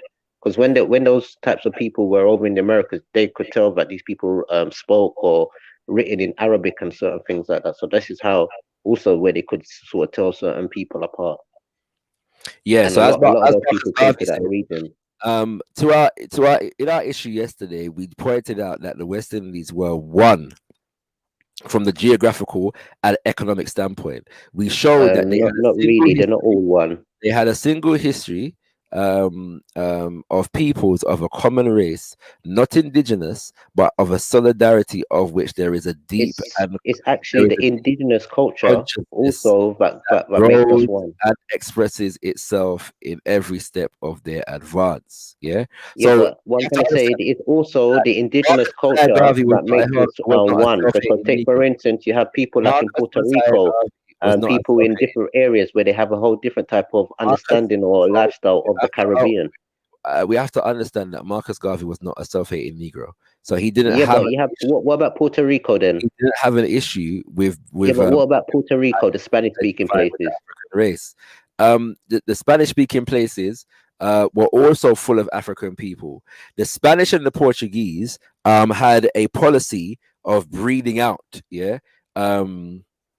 The black blood, yeah, after a certain point, but Marcus Mosiah Garvey was not one of those who got caught up in the color gradations. Yeah, he believed that if you're black, basically, like even if you're a light skinned black. So he kind of got over that one there.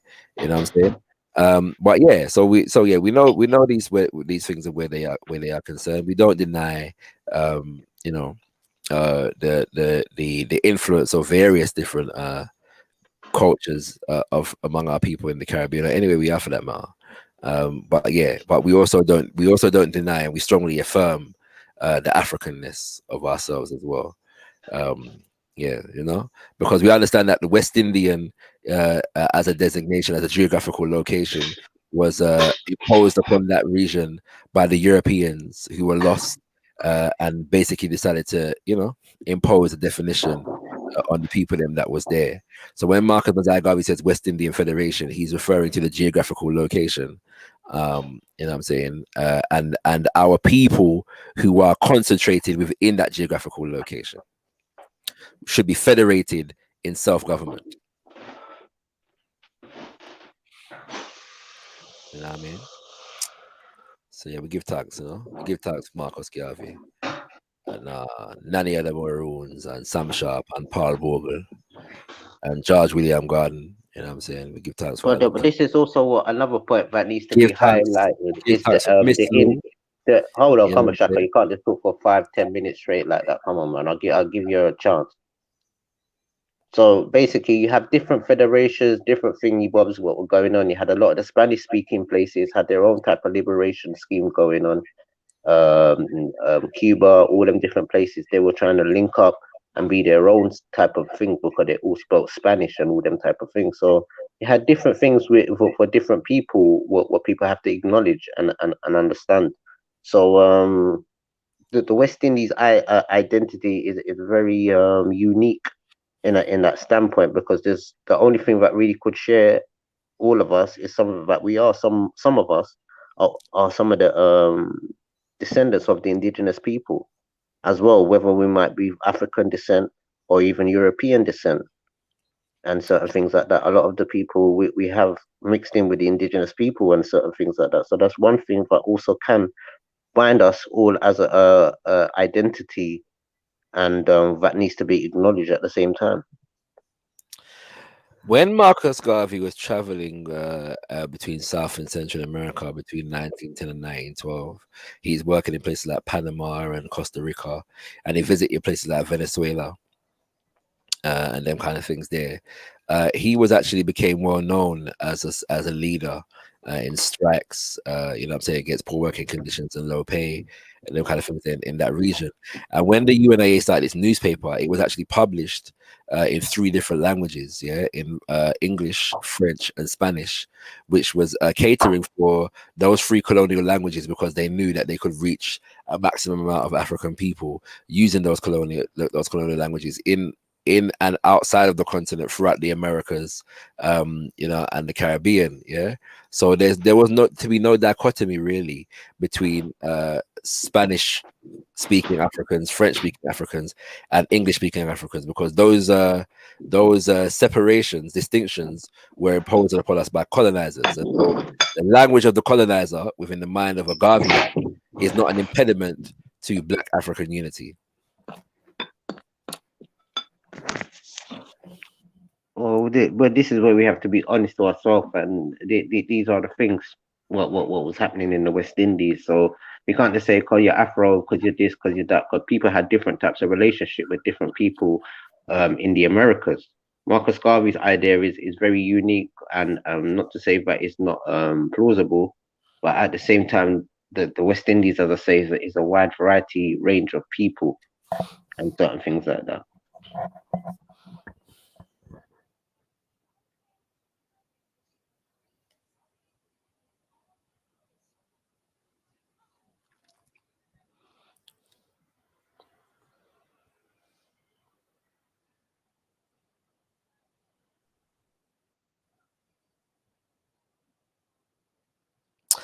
Yeah, you know.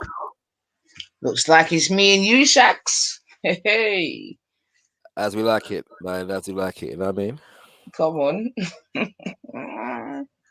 Yeah. Yeah, man. But anyway, hope your day's going well still.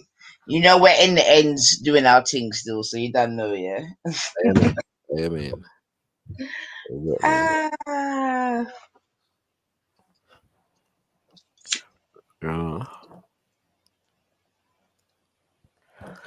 Yeah. Big thing still, you know?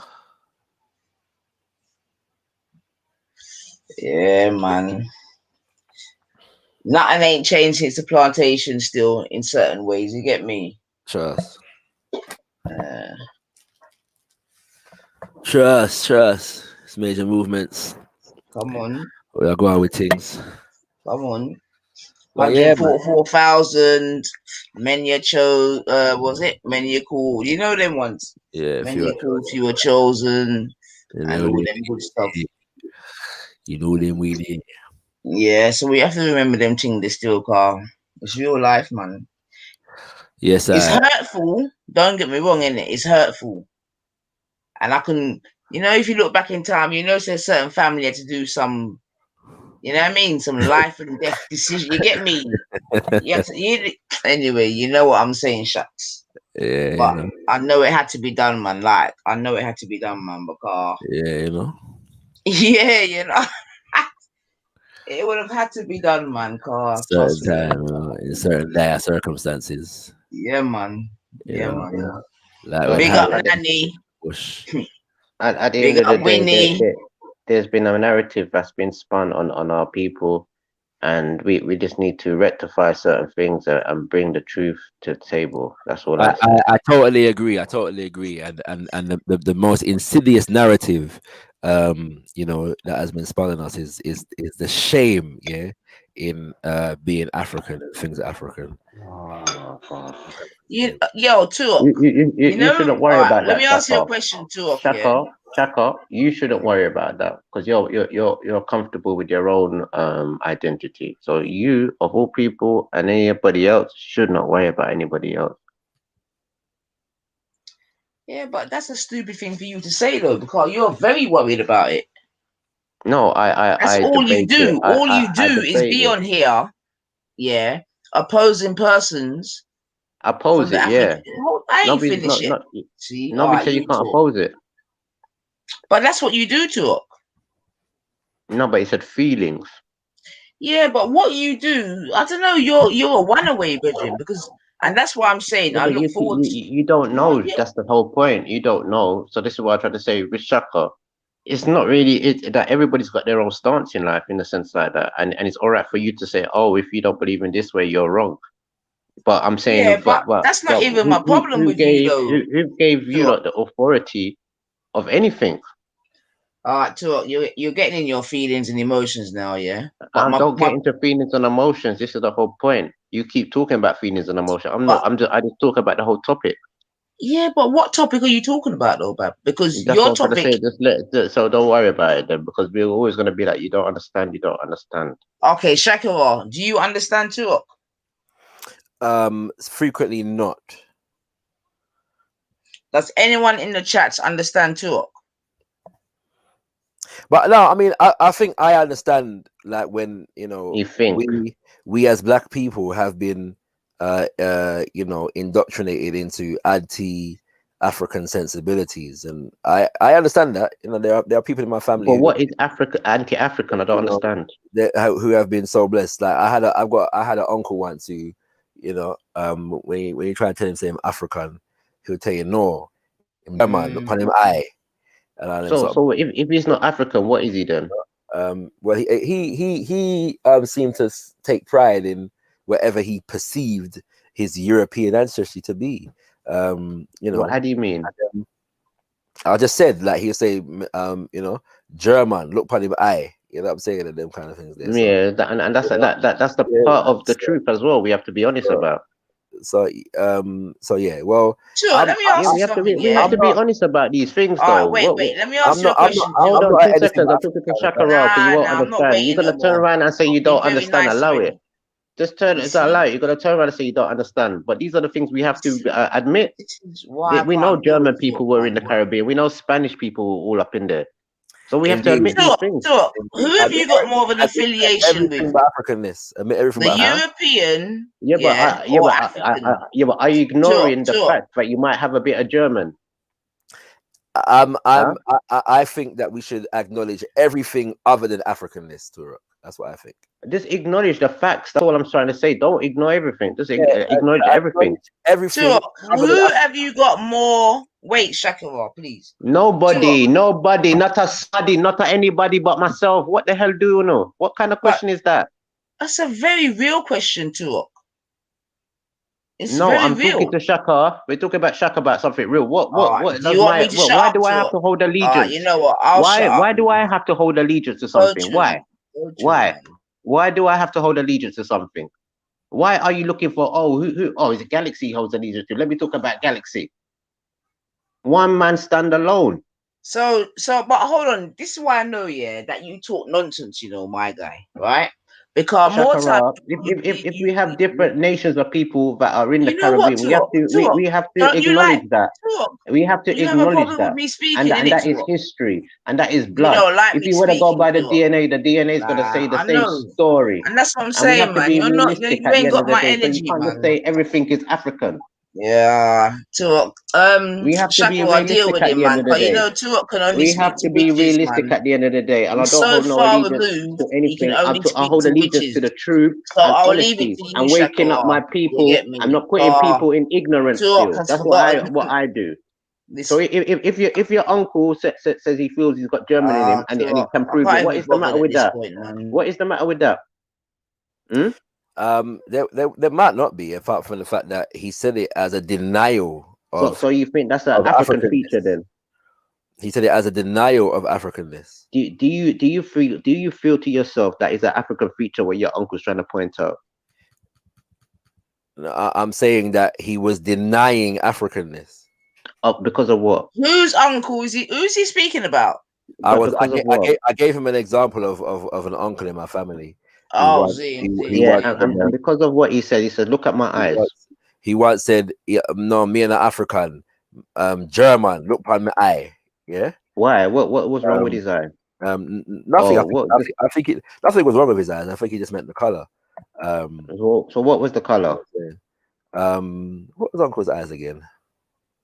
You know what it is, brother Shacks here, and this is why I can't even bother with talking it, because whatever he's on, he can't go Jamaica with it. You with me? The Germans are already in Jamaica. It's just a YouTube the Germans thing, have been man. there. The Germans It's just have the been there. YouTube thing They've got there, there and even probably we before proved it you. already to us. The Germans have probably got there before you, what love. I would prefer that you What do, about if the Germans can prove they got there stop before coming you? on What about here that? and What fucking about plucking that? your If the feathers, Germans yeah? can prove they got there Go before you, to what are you going to say then, Jamaica. Nanifa? You understand What are you going to say then? So how long have you been out of Africa, Nanifa? We're just chatting. How long have you yeah? been out of We're Africa, just Nanifa? chatting. How long have you been out of Africa? Go to Jamaica. How long have you been out of Jamaica, talk Africa? your thing to So how long do you feel? YouTube, How long? Loud Yeah, because you don't do Loud research. How long Wendy, do you and all feel? them people there. How long do you feel you've Go been to out of Africa, Jamaica Nanifa? and talk your thing. You with me? Because right How now, long do you feel you left out of Africa, absolutely Nanifa? insignificant talk. You're You with me? insignificant. You're You one are away. insignificant. You're You one don't away, matter. man. You're You one don't have away nothing. You don't matter. You're You one do away not matter. You do not matter. You do not matter. Between me and you, yeah. You Who do do you not think matter. matters You more? can't. You can't even tell the truth. About what, Turok? Swear on your child's life that you didn't say, "Oh, Jamaica's all murderous place" and all them type of things. Did I not tell you to go and pull it up, Turok? Swear on your child's life it doesn't exist. Turok, pull it. Swear on your up. child's life that it doesn't exist. Then bad woman, bad Turok, gal, Turok, bad Turok, gal. Swear on Turok. your child's life that it doesn't exist. Go on. This is why I know you're Go a waste on. of time, Go on. Turok. This is why you are a waste of Talking time. to you. This is You know why the energy you give me, are a Turok? waste You give of me a time, and you can't hide Wendy. Valley streams. You can't hide Valley streams. You are a waste of time. Go and pull it up, Turok. You are a waste of time. Pull it up. You're a waste of time. Okay, You're I'm a waste of joke. You're a time. joke. So pull it up. You are a Because joke. just Put like your money where your mouth there. just like And about Jupiter, a that's chat what there. they do. Say you have only for money for dash where. Now I'm If you you're a you fucking can't talk coon, nothing. man. You're nothing Put but your a money coon. where your mouth there. You're a fucking Winnie Put your money Mandela where your coon, mouth fam. there. Go and pull about it a up. chat there. Pussy-o. Go and pull it up. Put your money where your mouth Pussy. there. Go and pull it up. Oh, about a chat there. You get me? You're not in your Put your money fucking where your coon mouth there. fucking program now, Oh, pussy. about a chat Like there. you're a coon. Go and pull it up, pussy. Put your money where your mouth there. You're a pussy, Oh, man. You're about a a chat fucking there. disgrace, man. Pull it up, Say pussy. you have nothing to chat where. You're a fool, man. Say you You're have a nothing fool. to chat where. You're a fool. That's why You Winnie say had you to have deal with nothing you. to chat where. Winnie Mandela all the way, fam. You You get say me? you have only nothing to chat, say. But you Shut don't want up, to pick chat, up say. yourself, man. You can come deal with this guy. I can't work with him, man. You Like, can't. it's You cool. can't. My You can't. You profession, can't. can't You work with him. can't. Year in, day in, day out. Me can't. Me can't. Black people strong, but that make them weak. I can't. I can't. Yo, my guy, you know why I don't talk to you, yeah? Every day in a Babylon, I'll I tell you need the for main a crawl reason and why a I don't creep. talk to you, too. Every day in a Because I Babylon, I know need for a crawl you've and a not creep. left When she England open up her mouth, for her 20, first word 30 back to years, speak. too. Life Yeah, is all so your thing hard. is from your Life is bedroom, so bro. hard. That's why you're a waste of time. Every You're day just you're a in a coon, man. Babylon, you are crawling a creep. The first thing out of underneath her mouth to Turret. speak. Life is so hard. Turret, can you hear me?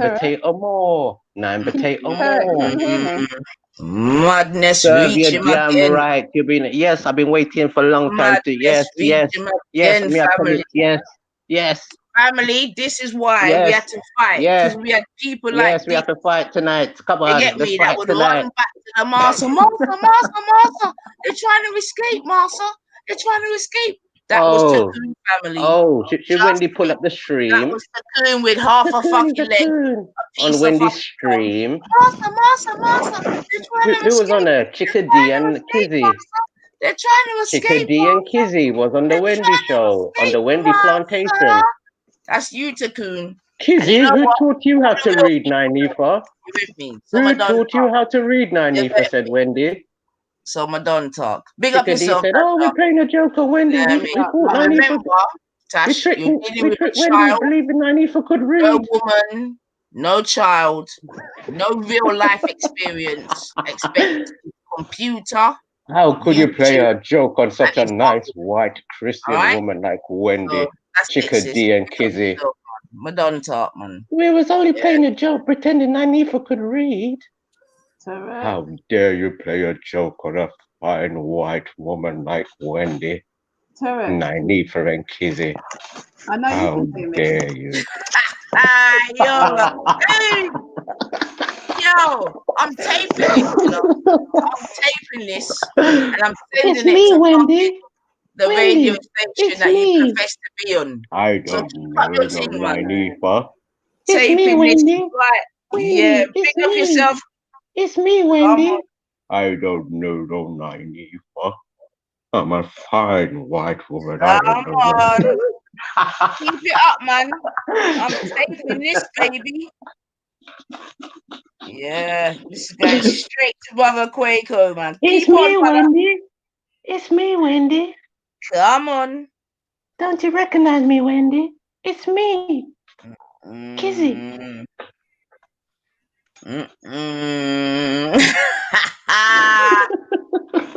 Yo, you're St. Lucian. You got nothing to do with Jamaica. Remember that. Remember Nothing to that, do with yeah. Jamaica. Remember that, yeah. Remember That's that, yeah. right. St. Remember that, Lucia, yeah. On you're Wendy's not gonna have plantation. it. Remember that, Yeah. yeah. You get Once kicked a out. way, They kick dashing you way. off the plantation. You want Chicka D. Dashing way.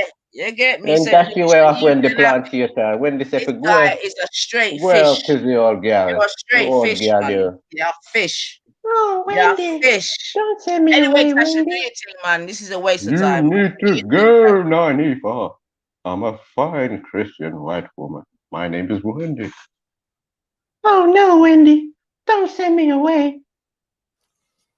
You have to come off of my platform, Nynifa and Chicka D. Correct.